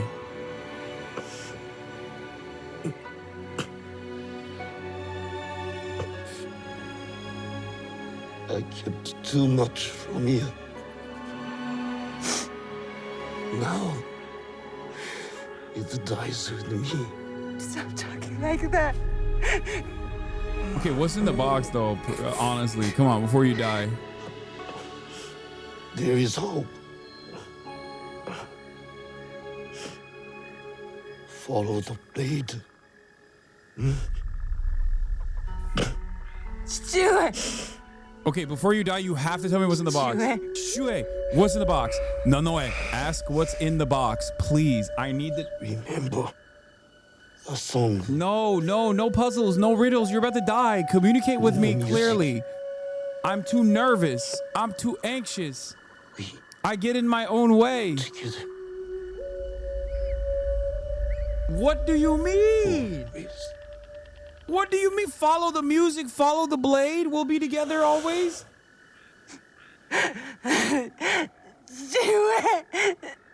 Shue's like, it's my porn collection.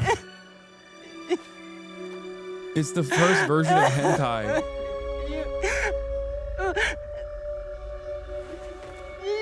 That's what's in the box. It's the first ever hentai invented.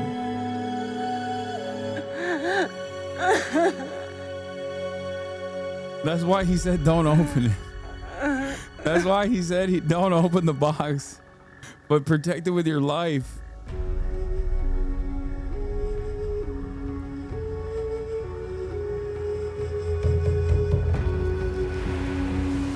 Ancient Yaoi collection. Shue was a real gooner, dude. Takes one to know one. Thank you, Ubisoft, for sponsoring this stream for me to play Assassin's Creed Shadow before it comes out. You too can pre-order the game right now.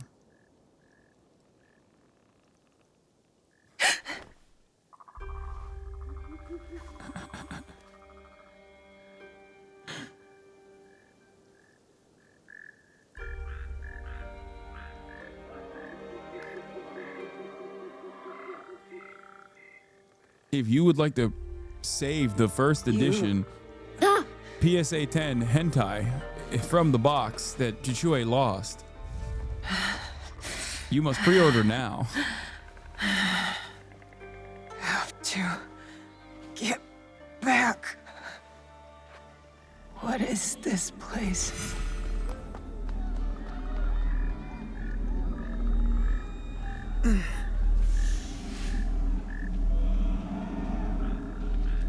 How did I get here? Stu.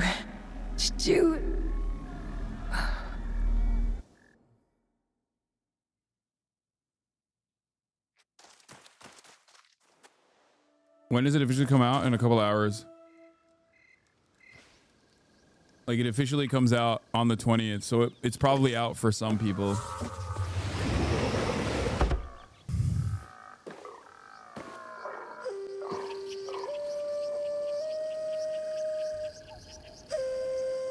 It might have literally come out for...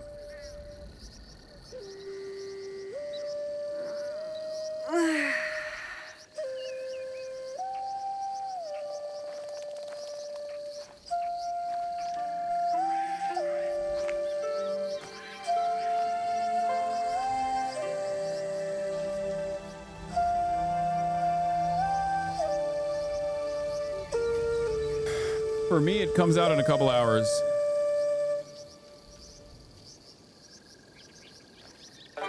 Morning, Chichu. Morning.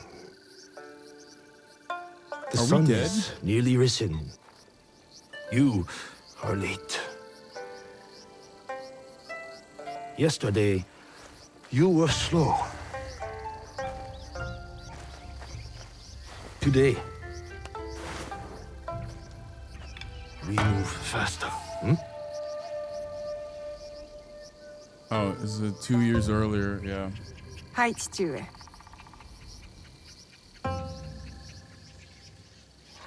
Getting past me is the first challenge. What did I say? Okay, goddamn. Faster. You cooked my ass, dude. Chill. Oh, what God. did I say? Faster. Okay, that's too fast. Too fast! Too what fast! What did I say? Chichu, you're too fast, bro. Faster. Let us begin. Come. Hold the posture, but always defend.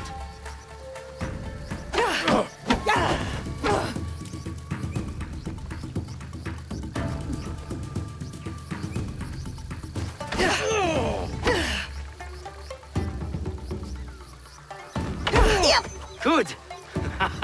There's weight behind your strike. Don't go easy on your father.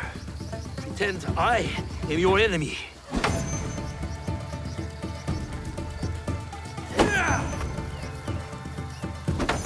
Easy. It's easy. It's easy to me. It's nothing to me. I'm getting better. I am. Show me. You win this match, and I will cook tonight. Deal. Uh-oh. He's gonna cook my ass, I think. Chichu, don't do it.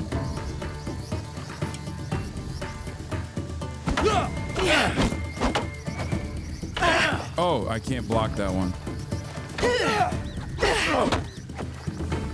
Oh, shit.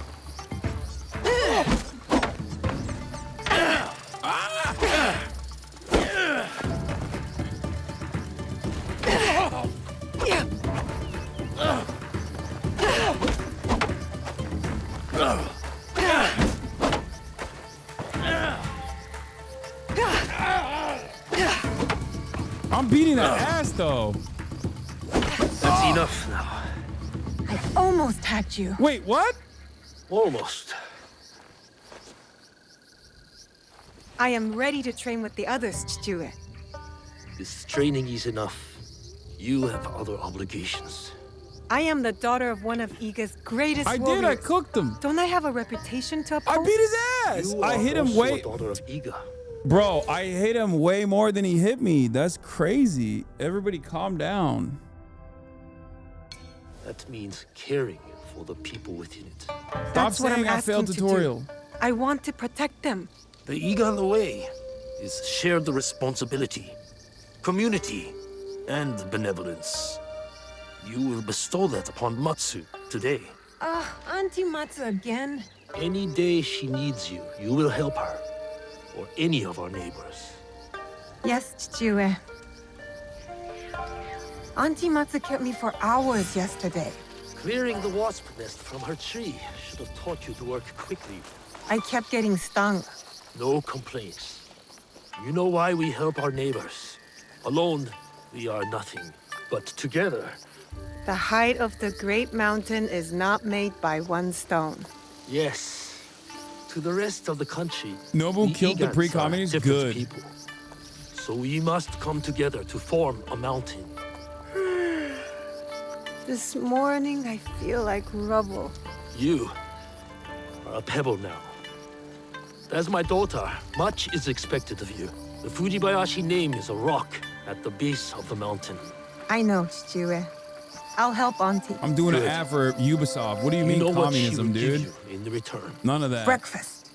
So, it's not for nothing. You give, and you receive. That's Whoa, hold up. I have my own work to do. I wasn't finished. Oh, I have to do something important. Wait, why can't I pet him now? That's crazy. You listening now? I have my own work to do. Be on your best behavior. I will.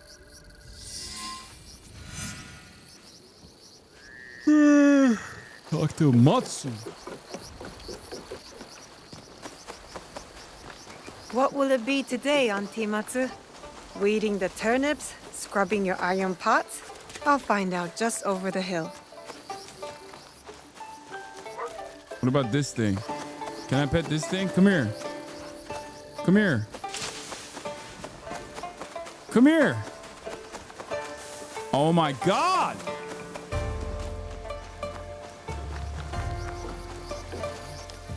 Good morning, Auntie Matsu. Naoe! Smelled my miso shiru brewing across the village, eh? Eggplant and daiko? Your favorite. But not ready yet. Come later. My father said you needed my help. So. An old woman forgets. Let me help. I don't want to pet the old lady. These knees don't bend like they used to. It's the jewels of my land, my crops. I give them water, wish them well, and in the morning, they disappear. Something wanders my yard. Beast or spirit, I am sure. Spirits, Auntie? They are everywhere, you know, like gnats. Whatever it is, you will find it. I can always count on my Naoe. Observation is the first step to victory. You need higher ground to find what haunts me. Climb the old tower. Tell me what you see. For a bowl of your miso shiru? Work first, then rewards. And lucky you, it will be my best one yet. I won't let you down. All right, I mean, that's easy. That's easy I can see peasy. Matsu's crops from up there.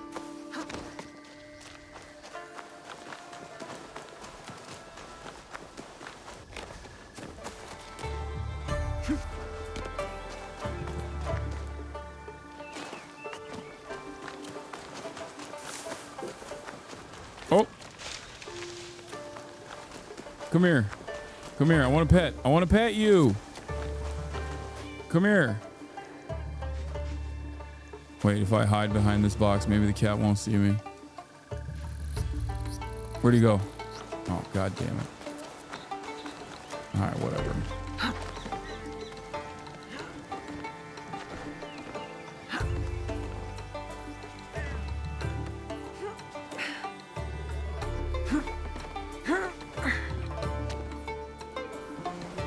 Easiest mission of my life, dude. It's an animal.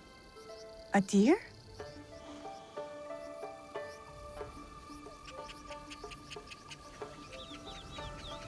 Do I just jump down there now?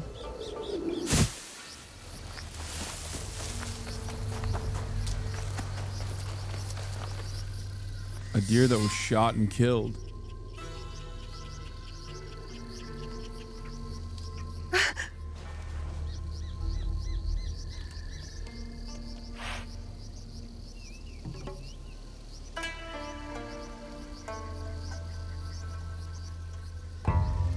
all right. Don't... Good luck explaining that. That deer thinks you killed her. Oh my God, the Whoever mount. did this will pay.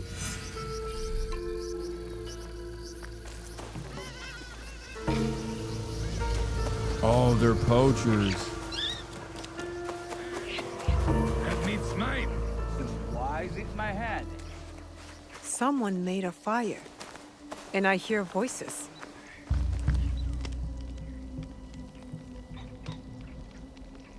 Yeah, Who I are stepped you? over it. He's dead. The deer's dead. Who wants to know? I do. We are innocent survivors from battle, starving and alone. You would turn us away? Not with that flimsy bookends, you won't.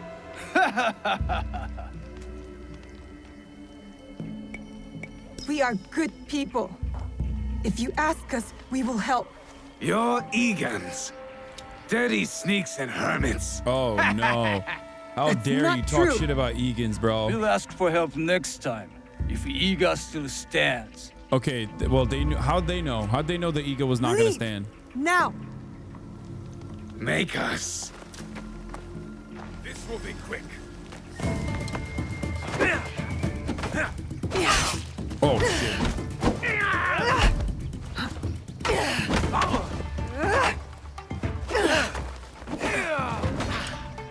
You can get some of the smoke too.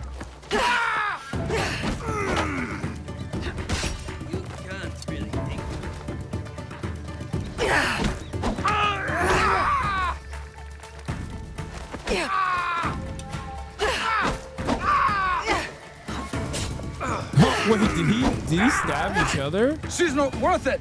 Go, go. Sis is using a twig? Yeah, but I beat that ass though.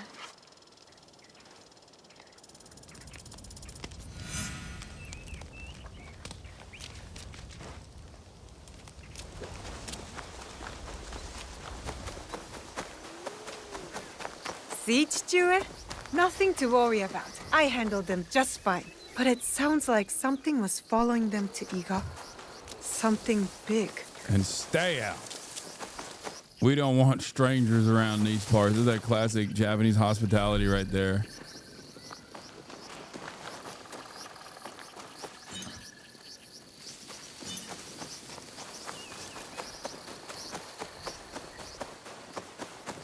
Arigato. Domo arigato. What? Can I pet this?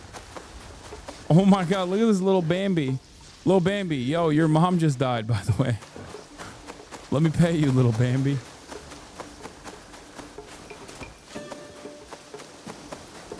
Arigato. It's crazy that I just like beat the ass of two poachers and now we're just gonna eat dinner like nothing happened, you know? Arigato gozaimasu. So tell me, beast or spirit? Peasant Ashigaru from outside Iga. I fought them off. Of course you did. You're a Fujibayashi. How did they get in our village? My father says Iga is a locked door. What matters is that you chase them off. Eat. Good for the heart and the bones. Those soldiers, they spoke like something is coming. A battle. You are strong. You will meet trouble with courage and a full stomach. Mazu just wants me to shut the fuck up and do eat. it without me. Why? My father said you were once a great fighter. That is long behind me. Mazu's like, come on, just eat. These Come on. days, I am only good with a hocho to chop vegetables. Don't talk like that. Your spirit is young. My body is old now, eh? It is tired. Soon I will venture up the mountain and never return. Happily. Well, Is that what happens as to long Japanese as people you're when they around, die? They I just will walk take up care the of you. mountain? And when you can't even use a hocho, you can live with me and my father. A generous soul, like your mother. Oh, how Japanese proud people never Suyu die. They would just be walk up the mountain. to see who you are becoming. Oh, no, My father doesn't like to talk about her. My he dad has keeps his reasons. threatening to do that. Forgive me. Eat more, huh?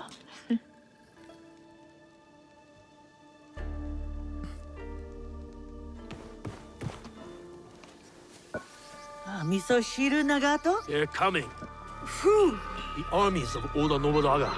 His son is at our borders. Nobukatsu, ready to attack Iga. I must meet them Like head Joe on. Biden. We can't let them reach the village.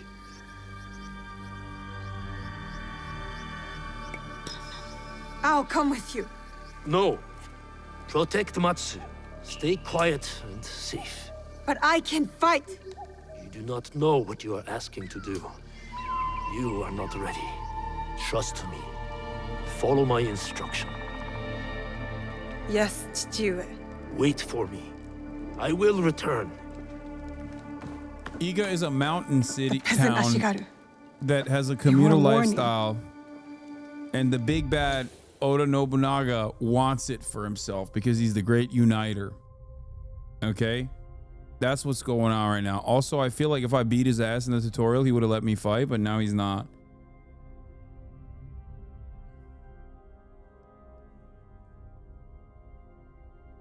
Now it feels like he's like, you can't even beat my ass. Like, I don't. Sit, eat. Matsu, all you care about is eating soba. I love the ramen noodles, but god damn. All you've been telling me, the enemy's at the gates, and you're like, come on, eat this.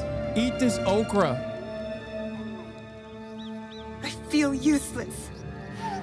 Waiting is not useless. Like I say, observation is the key to victory. Or else we are carps on the slab. I shouldn't have taken no for an answer. Yeah, eating I and should be beside my observing. father right now, fighting. He thinks I'm weak. No, Naoe. Yes, I'm done waiting. To I be want fair, to I am help. weak. I want to fight. So let us go. You have kept your bravery dark behind your eyes so your father does not see it. Enough hiding. Enough hiding. I know just where to begin. Off we go. We're going to get more food.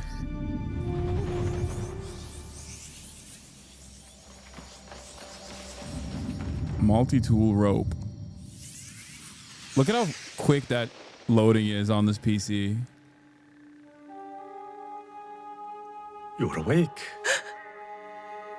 That's good. Can you hear me? Understand me? Now, I'll ask you politely not to run away again, hmm? I can't go anywhere. Not like this. Glad you have come to your senses. Have you ever seen a bone pierce its way through the skin? That's crazy to talk like that in front of Not a kid. my own. If you were to take another stroll on that leg, I imagine you'd see it firsthand. Bro, Chatter said boo old people. What do you think Japan is, man? I guess even back then, but certainly now, okay? You can't is a say you're a miracle weeb and then say you are boo alive. old people in Japan. This is accurate. I'm not that young. When you get to be my age, everyone is young. What is your name?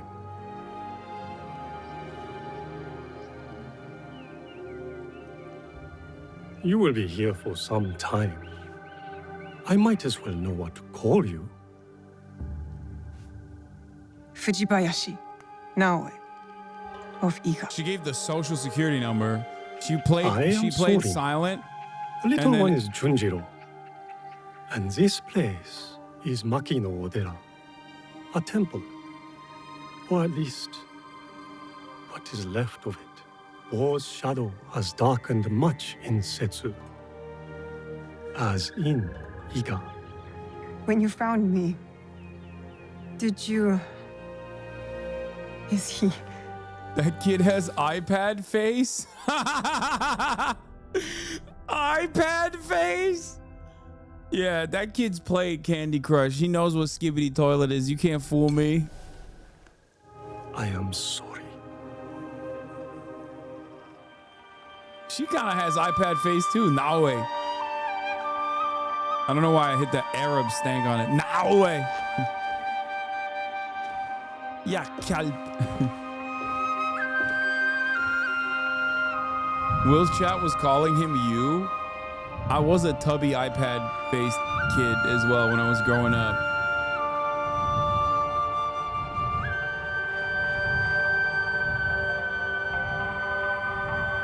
Boomerai versus Zoomerai.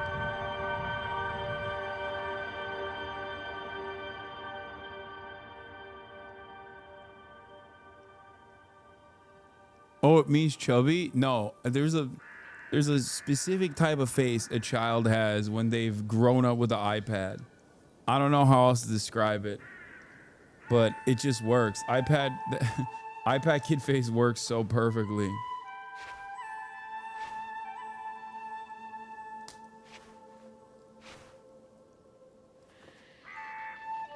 You. Oh yeah. Spit it out. Well, say it. You should eat more. It's ungrateful to waste Bro, food. everybody's trying to get me to eat food. What the hell, man? Now he's got an ED, dude. Junjiro, what the hell? Fetch me a blade, would you? I believe it's time we freed our guest from her splint.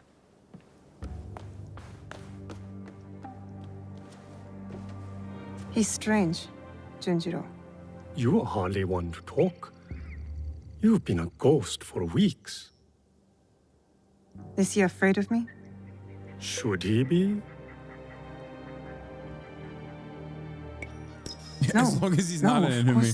Good. That's a crazy talking. You should know it was Junjiro who tended to you day and night. As long as he's not an Junjiro enemy kept is a a cross crazy on thing to your say brow about an to break 8-year-old. Safiba. Is that when he painted all those portraits? The Damn, boy I'm paints dunking on his what he painting too? sees. Be kind to him now, eh? He's lost more than you know. I'm shitting on his paintings of the 8-year-old. This is crazy.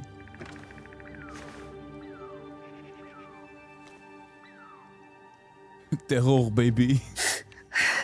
Pain is expected, but you can walk. It will be some time before you're at full strength, but you can work toward it on your feet, and maybe even help around the temple for once. What a thought.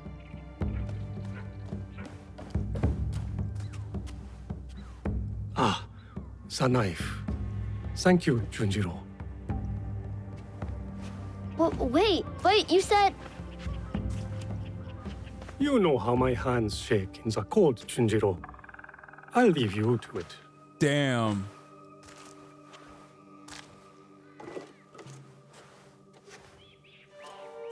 Go on.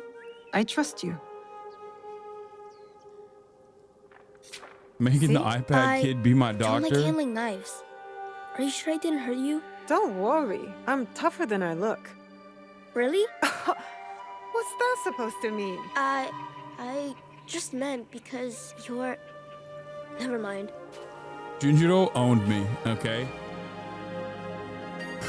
Junjiro owned me. He's like, yeah, really? You're tougher than you look? Because you look like doo-doo.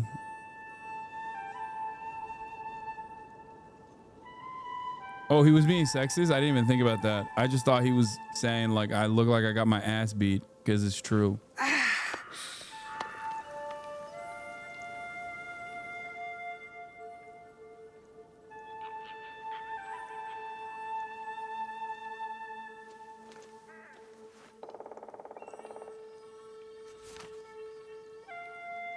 Eight-year-old misogynist? That makes sense. Andrew Tate style. Oh my gosh, he painted me as the devil. No, wait, I was hoping...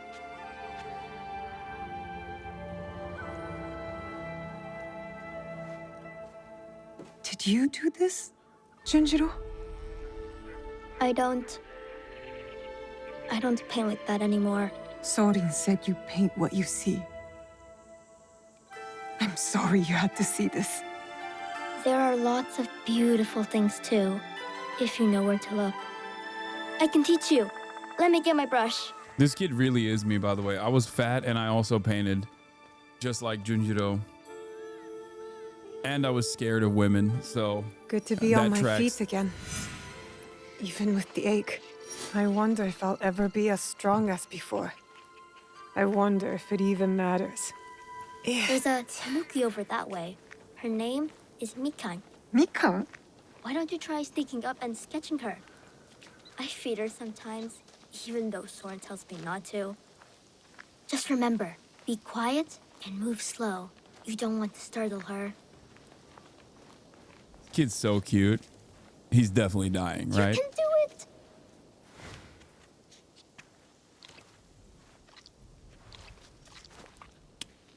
I need to paint this.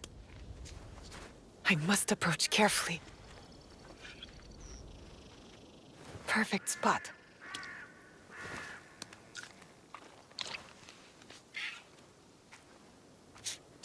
That's a fat ass fox, bro.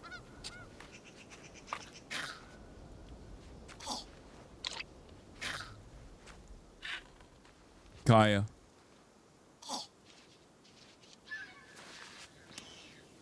That boy thick. God damn, he been eating eggs in this economy too. under the Brandon regime, under the Trump regime, that one egg's like $4. 4 yen. I mean, it looks mostly like a tanuki. You look mostly like a tanuki. You're right. It's not very good. Guess I'm not much of an artist, huh? It just takes practice, like anything. And you understand that. You play music. Why do you think that?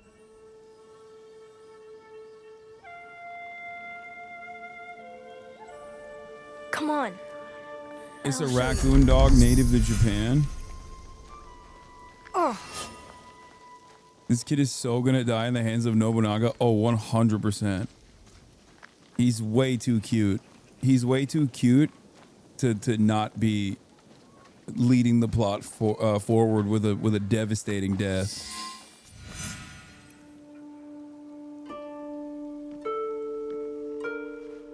Someone in the chat said, "End him." You're insane. We found this. Where we found you.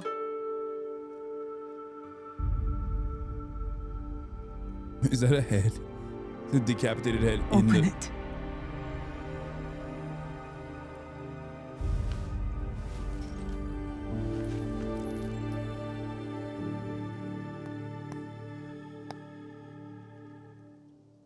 No way.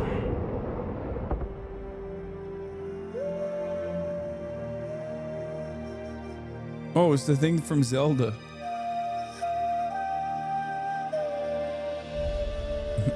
The Ocarina of Time is broken.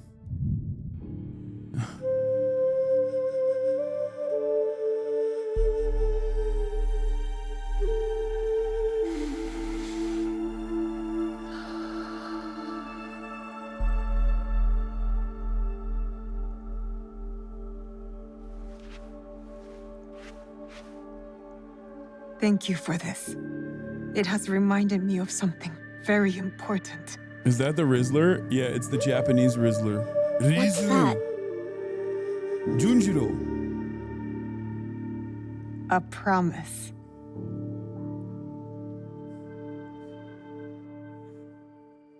A boom! Boom! A boom! Arigatou gozaimasu.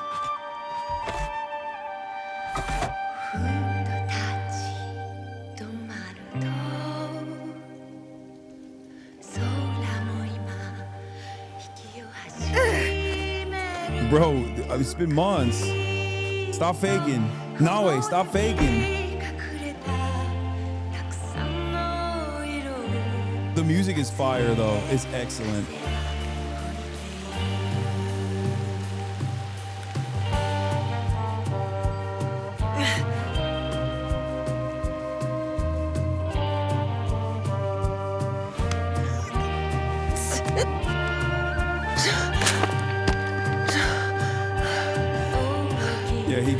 He goes to Lawson and gives 5 big booms to the to the Tamago Sando.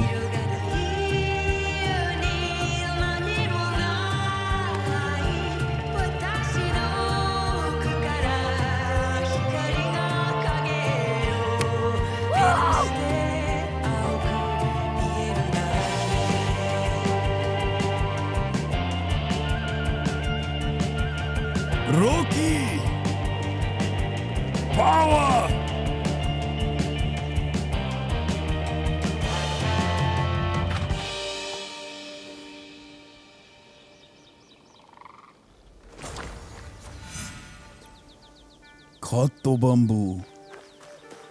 すみません。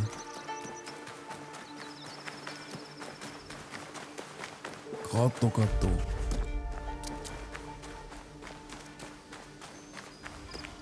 Plenty of bamboo around. Let's see if this blade is as sharp as I remember.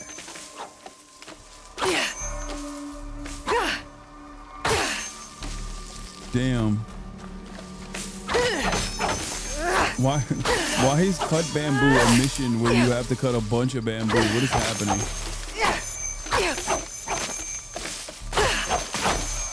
I'm just chopping all the bamboo. It's kind of messed up, no?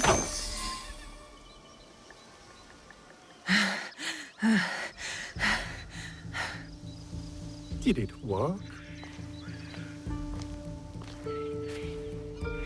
Do you feel better now that you've destroyed something? Yeah, he's right.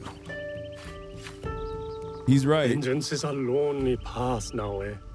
Believe me, there are other ways to heal. Like eating.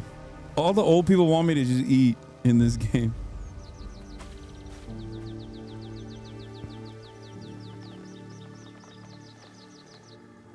At least you didn't bend a family weapon. Who did that? Not me.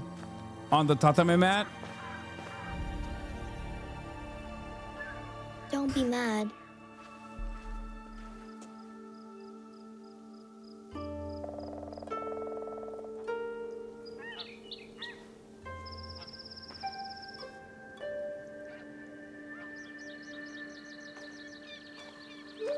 That's why Junjiro's so chubby. Bro, chill. His baby fat. He's the Japanese Rizuru. I really did try my best.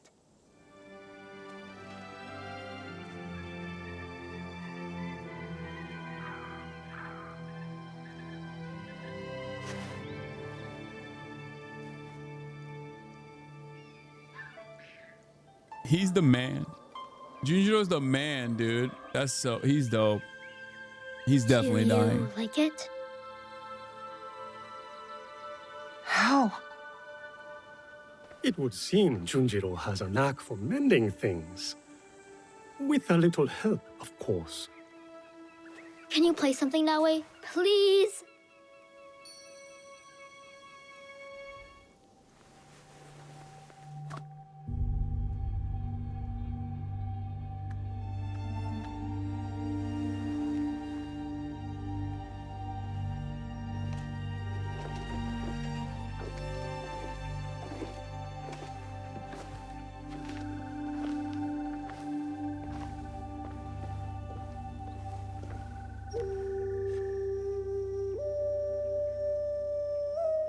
That's the new Cardi.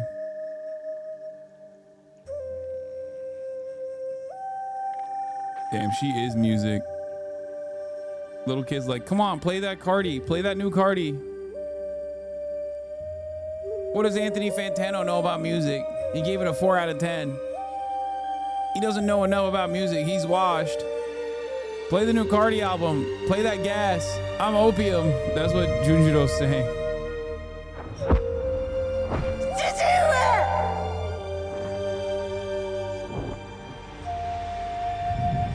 Follow the blade.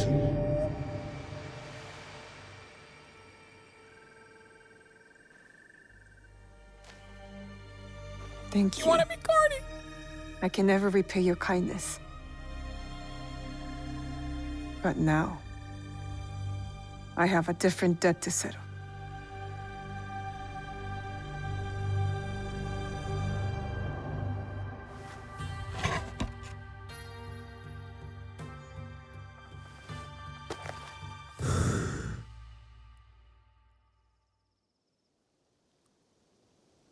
Where will you go then? To the home of a family friend, Tomiko. She has a farm in Setsu. Ah, yes. That poor family. You know the place? I have lived in Setsu a very long time, young one. I have heard all its stories, good and bad. To reach the farm, head north following the winding path down the mountain. But be careful. Danger is everywhere. And now, remember to tend to your wounds. Not only the physical ones. Your eyes are on the horizon now. But do not forget to look back, to look within. Yeah. I'm gonna kill a lot of people, okay? Thank you. No disrespect, old man, but it's chopping time, all right? Do you really have to go? Take care of yourself. And the old man.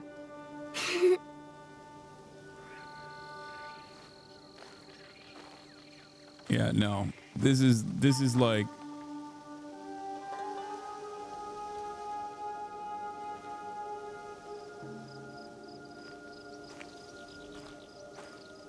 Take the kid with you like back bling? Just carry him like a backpack? What's he gonna do, bro? I was on that mountain for so long. Feels strange to leave it.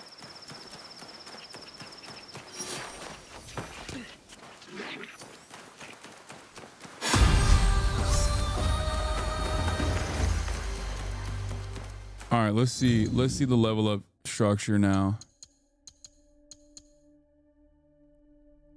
Whoa!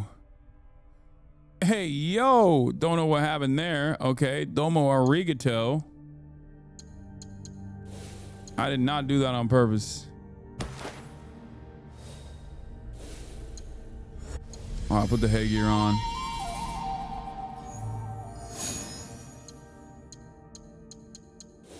Okay, I'm gonna need to fix my katana abilities.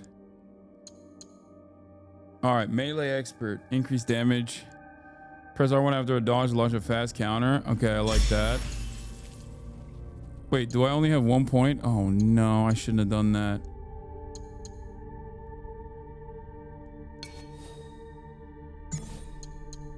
I should do this instead, right?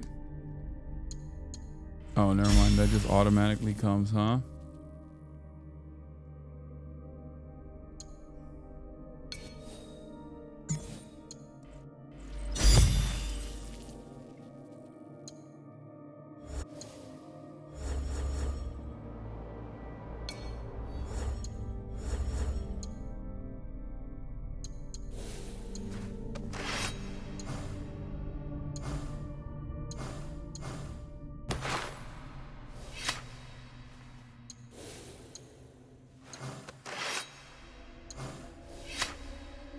Got the common katana.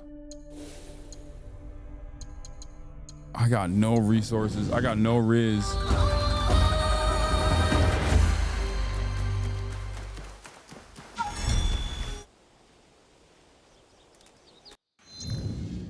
I already did it.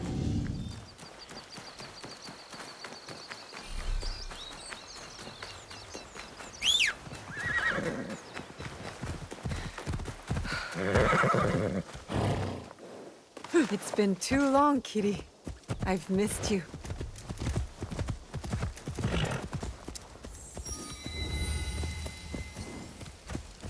Eboshigata Hachimono Shrine.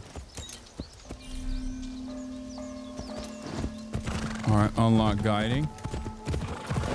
Did I play the Viking AC? Yes, I did. Valhalla. Ikuzo!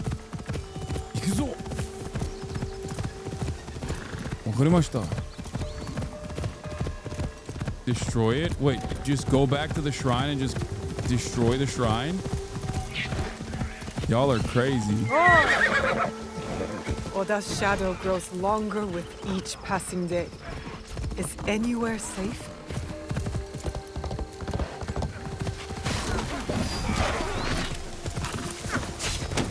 Oi! Wait, oh, crap.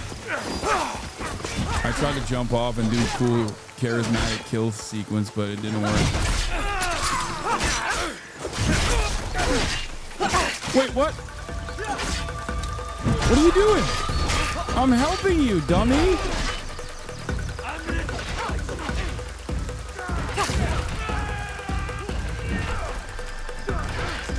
What the hell?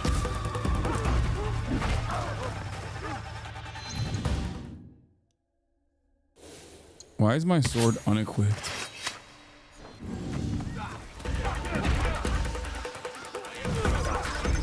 What is happening?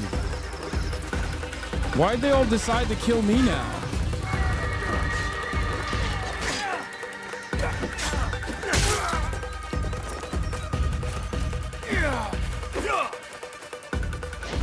Trust no one. I was trying to help you guys.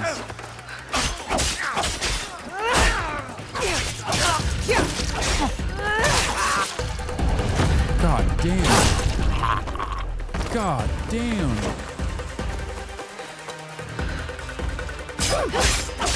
Alright, chop chop, I guess. Alright, I mean, I'll take the XP. I'll take the XP. You deserve it.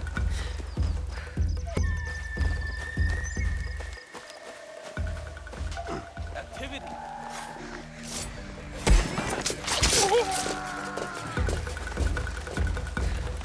What does this do?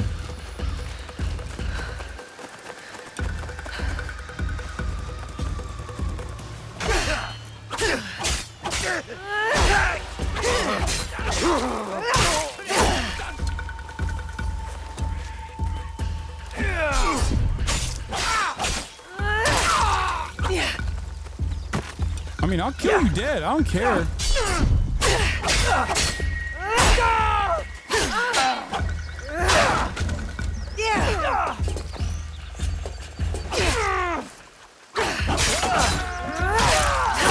You have another robe thing? What is this? Oh.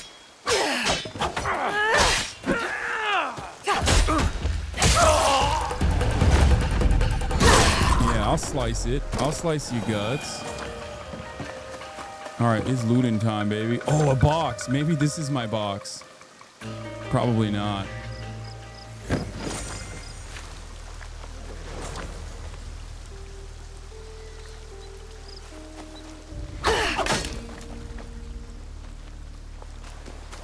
Combat music is really good. I don't know why they decided to attack me like that. That was weird.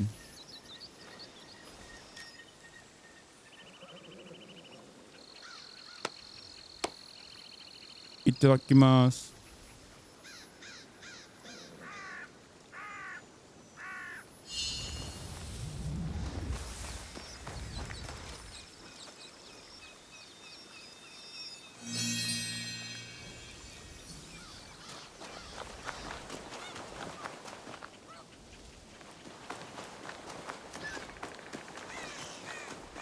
How do you like the game so far? A lot.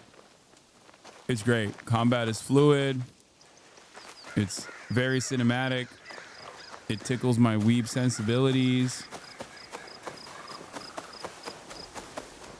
I didn't like that they fought me, but the peasants that I was trying to get on the side of,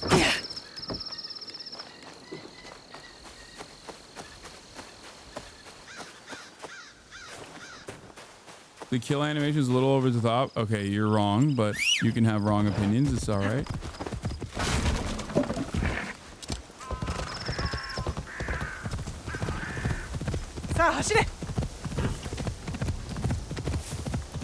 Oh, crap.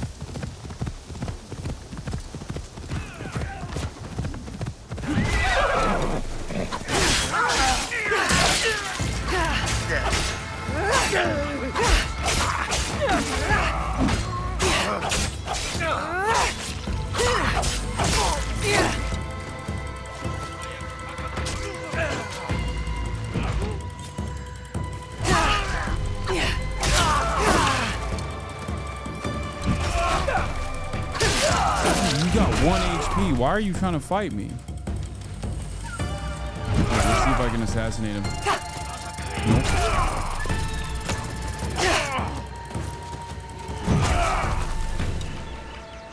Kill him instead, not me. Okay. Okay, big guy. Oh, you're hot? Yeah. Yeah, you can't even pull your sword out because I'm beating you like a pig. All right, you guys fight, and then I'll figure it out. I'll beat the winner's ass. I think I know who's gonna win this one.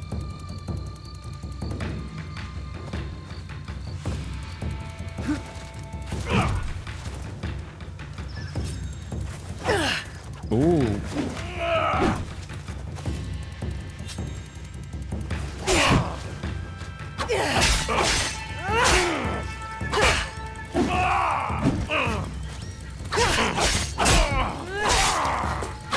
Oh, not so hot now, are you? Yeah, without the helmet too. Yeah, that's right, baby.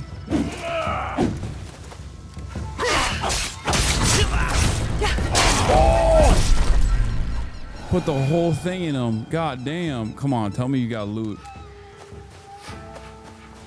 Yeah, I revealed his weakness, that he is bald. That's what happened.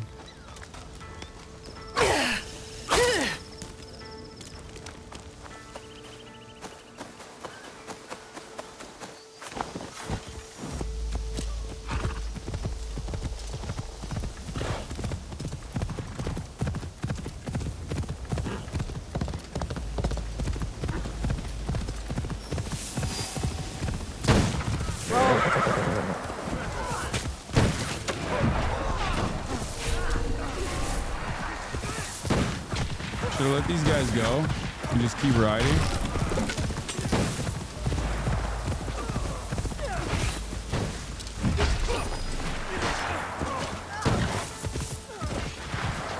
I'm not supposed to fight every single person, right?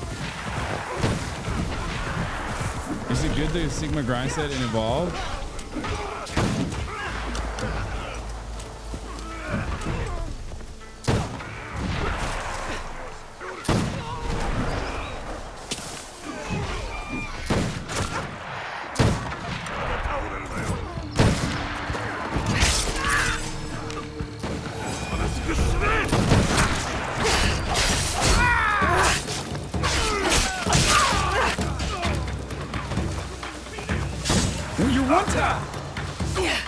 Why do you come at me when you're one tap, big dog? And you're bald.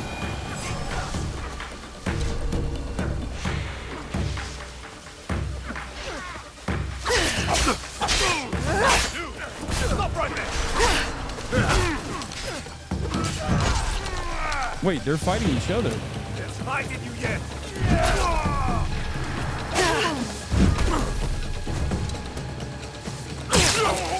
All these dudes. Oh, crap. Oh.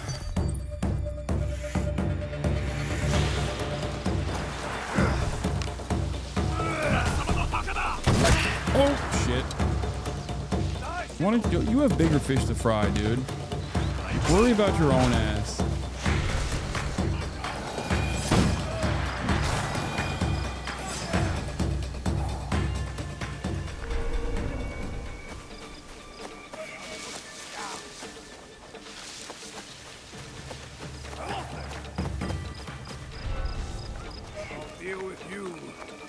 Uh-oh.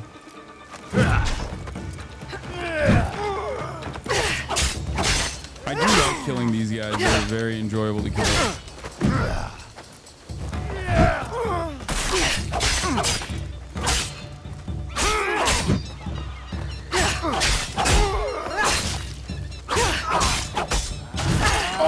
Oh shit. Okay, big boy hits hard though. When he does hit, he hits.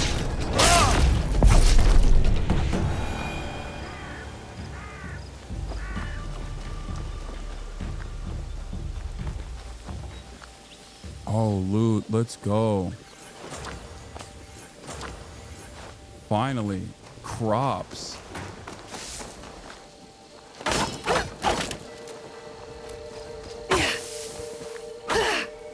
I love slicing shit with this katana.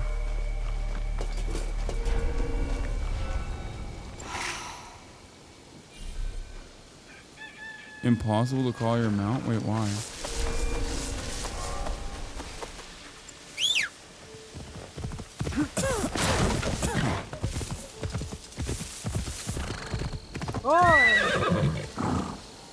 What is that?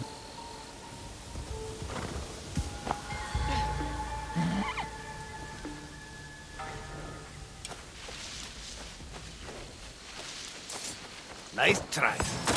Oh shit. Okay. Respect. Oh shit. Bro, the big boys hit hard. The big boys hit hard officially.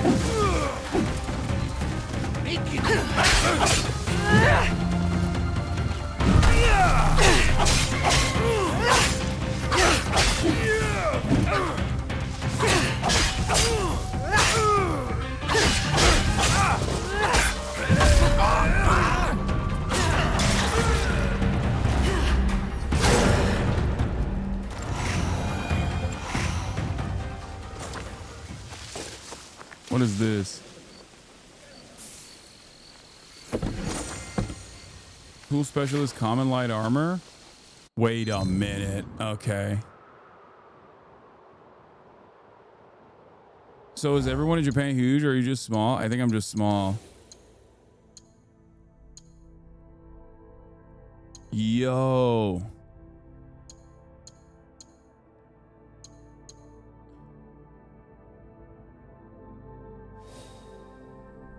Okay, we dripped out. We dripped out. We drip. We drip. We drip. It's not a big deal. This is nothing to me. Drip is stripper drown time, baby.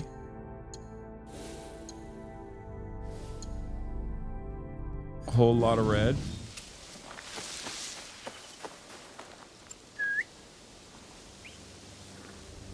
Yeah, we dripping.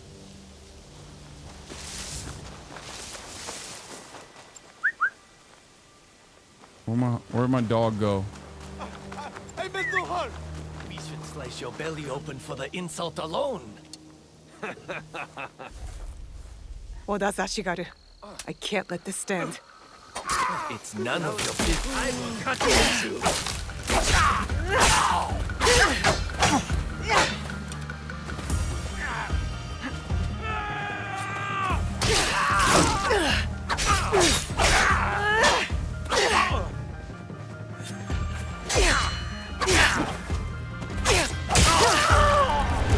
Dude, this guy traumatized the fuck out of this villager, dude. Hey, what's up, villager? Thank you. The soldiers' cruelty knows no bounds. This isn't the first time they've harassed you? Oda's men grow vicious under their leader's power. Who am I to resist?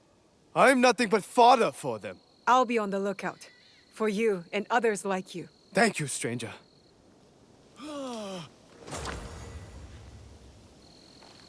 Yeah, I don't think you can use the product anymore. I'm sorry. I kind of murdered a soldier on it. Also, yep, sorry, you can't use the wicker basket either. I needed to cut it because it looks very cool when I cut stuff. Yeah, my bad. Where the hell's my horse, dude? No, actually, where is my horse? There it is.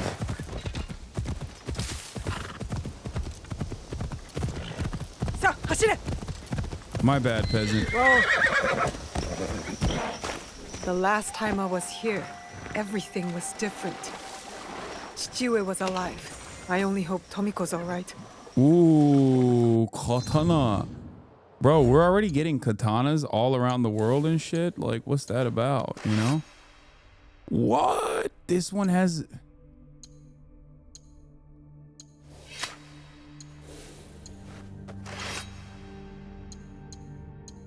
The ability damage is much higher on Matsu Katana.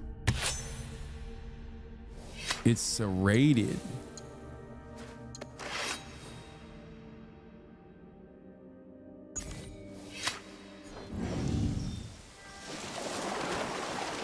I feel like serrated blades are bad guy drip. You know what I mean? Like bad guys have serrated knives, but it's all good.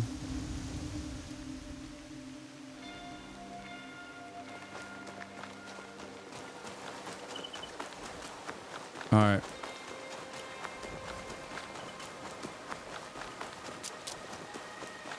The serrated one is higher damage, but it has lower ability damage than the... Tomiko. How come she's fine? Didn't they like burn this village? What happened? No. And Nagato? You can slice your own bread. Peanut butter is harder to spread, though. I'll pour sake.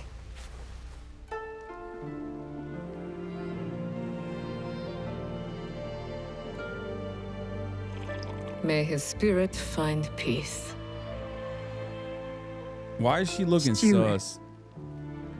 Tomiko's giving me sus vibes. I'm sorry.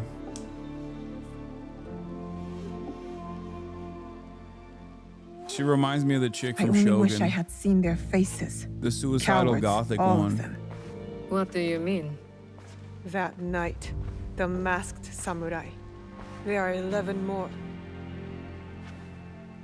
They killed my father, the Onryo. The masked man from Katano. I should have known he wasn't just some mad ronin. So there's more than one.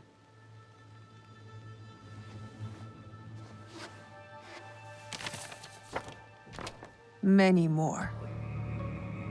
No, Mariko wasn't sus. Mariko was a goth, suicidal chick, though. They killed Nagato. If you didn't think that Mariko wasn't goth, you're just wrong. By the way, you've never been more wrong in your life. Yes, Mariko 100% from Shogun was 100% goth. She was suicidal and she was goth as fuck. She was goth as shit, dude. A lot of people think that she was not.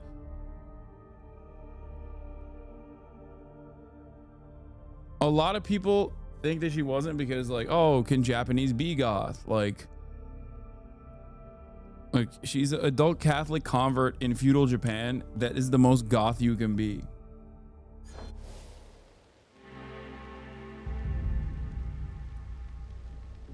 You'll have to kill them all. Do you understand? Not just those that wear masks, but the people that surround them.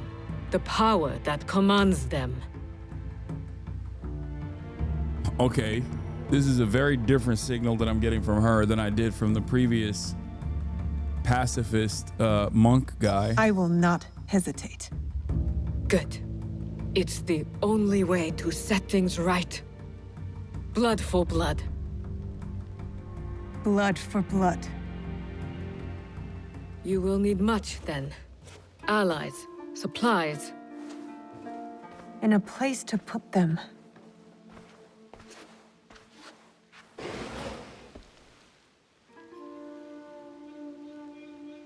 It's yours. Anything. Are you sure? Did your father ever tell you why my bones ache in the weather? Why my strength fades so quickly? No. War. Years ago. Between daimyo whose faces I'd never seen. Powerful men who fought to rule my land, but never set foot in it. Their soldiers killed everyone. My family, neighbors, left my mangled body in the dirt. Left me to burn as our fields turned to ash. But why? Damn. You weren't the enemy. We were in the way. The last thing I heard, after my husband's screams fell silent, was laughter. Our lives meant nothing. These people don't care about us. So every scrap I have in this world is yours, Naoe. As long as you promise to make them suffer.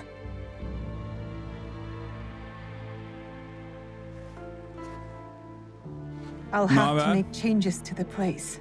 And it is time to start gathering supplies.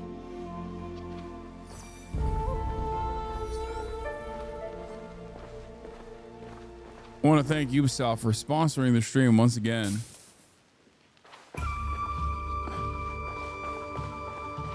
As our time with this hashtag ad is coming to a close.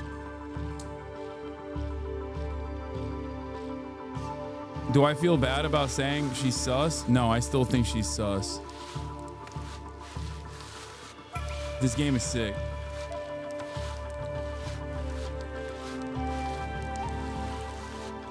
Finish the entire game, I will die. I will perish.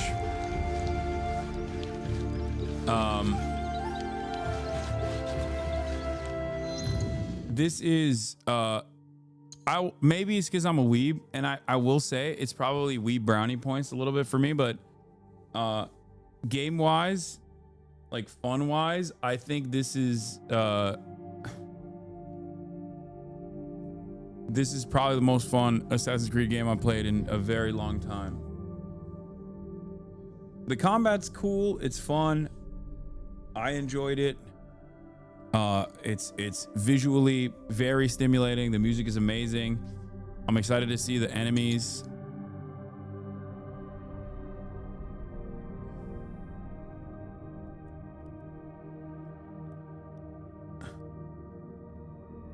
I can't play more tomorrow because tomorrow I will be in Nevada with Bernard Sanders. I'm going to be in Nevada with Bernard Sanders, with my main man, and also Alexandria Ocasio-Cortez. I'm going to the Bernard rally, me and March. But before I end the hashtag, I mean, I already ended it, but I wanted to show you guys the box that they sent me.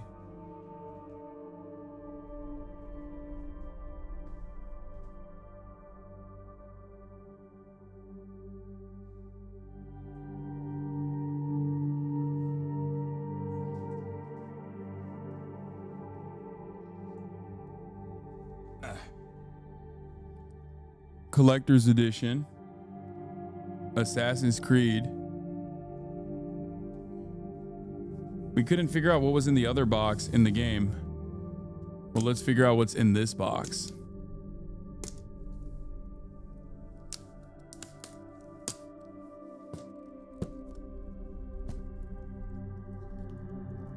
I don't know why it says Xbox Series X on it, but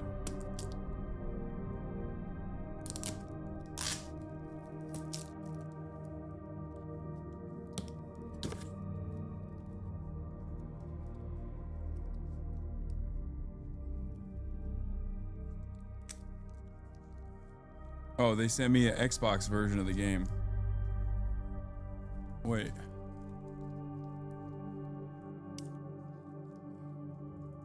No, it's not an Xbox, chat. It's too light to be an Xbox.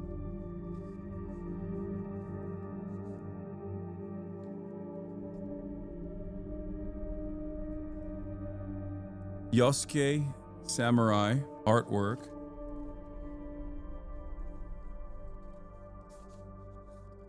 Artwork of all the characters. Naoe Shinobi.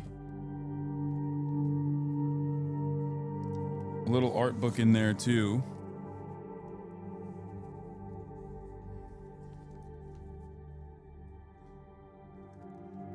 There's this. This looks like a holster for a katana.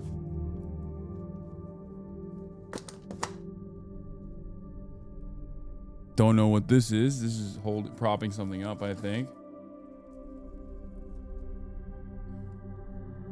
Hayır anne. Xbox game they sent me. I don't really have an Xbox, but they also sent this, like a Naoe stand for the game. If I want to put it in here. Let's see what else they got. Let's see what else they got in here.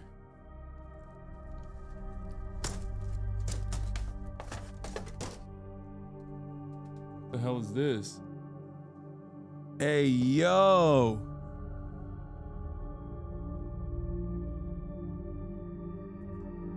There's a cat on it. A scroll. This is chill.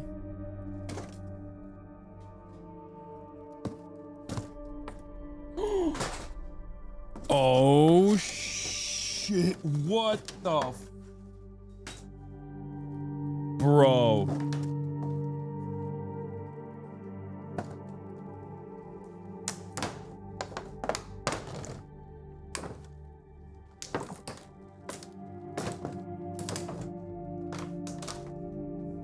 No.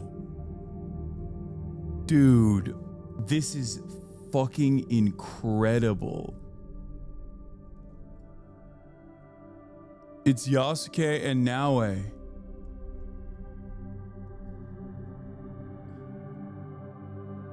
I think you put her here. Hold on.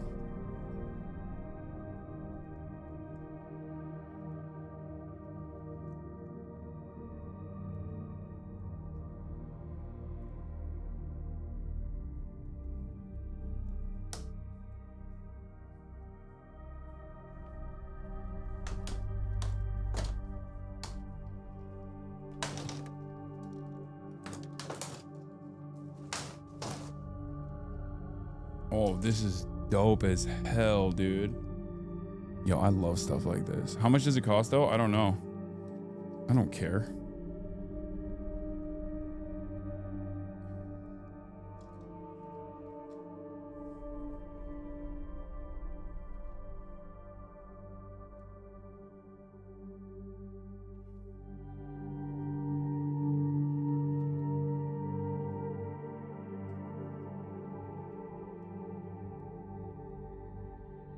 I guess this is supposed to be bent, but I don't know in which direction.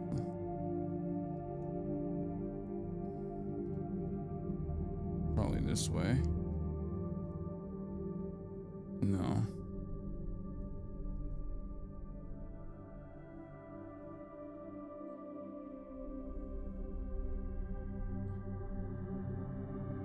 Are there instructions on the box?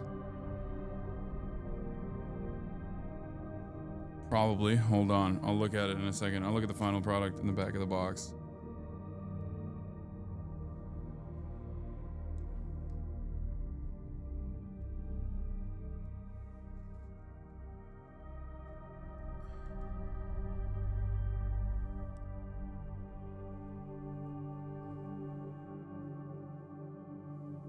Look at that.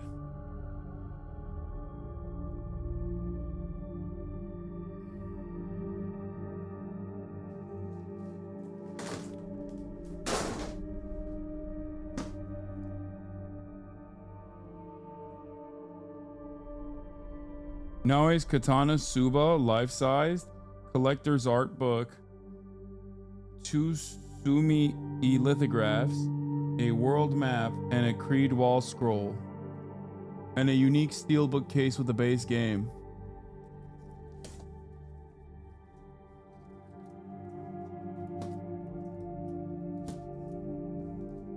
That's what they sent me. This is fire.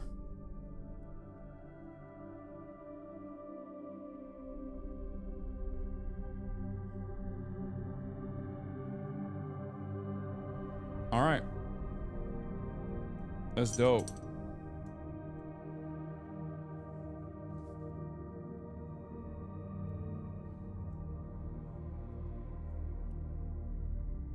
It's not the full katana, no.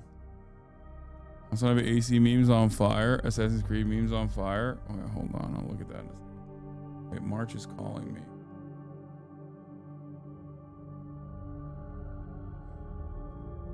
Anyway. Alright, let me turn this off. Let me save this real quick. How do I save and quit? Do I just quit the desktop and it saves? Holy crap. Imagine I didn't save and then I just quit.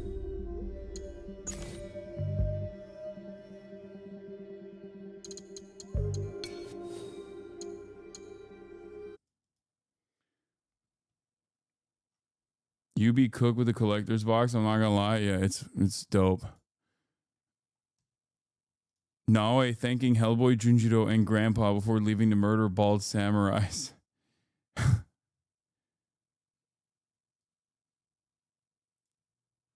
All right, well. Anyway, like I said, ladies and gentlemen, special stream tomorrow, live from Vegas with the boy Bernard Sanders. I'm gonna have a sit-down interview with him and AOC, and then after that, we'll go to the rally. Maybe some of the Vegas Hasanabi heads will show up, and we'll see them out there in the real world. And yeah, I'm gonna try to do a sit-down proportion as well of my regular stream tomorrow somewhere in Vegas. Hopefully, we'll see. But that'll be all for today. Once again, shouts out to Ubisoft. And yeah, interview is going to be at 12 p.m. I will be live at the same time, but Bernard interview will be at 12 p.m. Rally's at 1 p.m.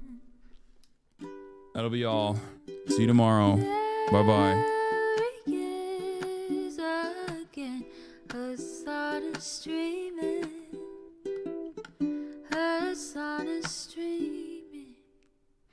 There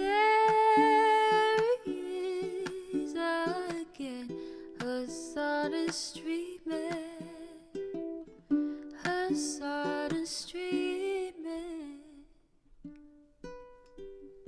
reviewing the P.O. box, Uncle Uyghur's face. Sudden discord at your prop, great names take embrace. Tiny Bernie Sanders, LGBTQ Air Force. The whole left at your fingertips, Anne at your door. H3 crowded debate, the Young Turks online show. 3 full fucking years of this, plenty more to go. 90-day fiance talks of champagne bourgeoisie. A Trump rally live reaction on mass riot at DC. There he is again, Hassan is streaming.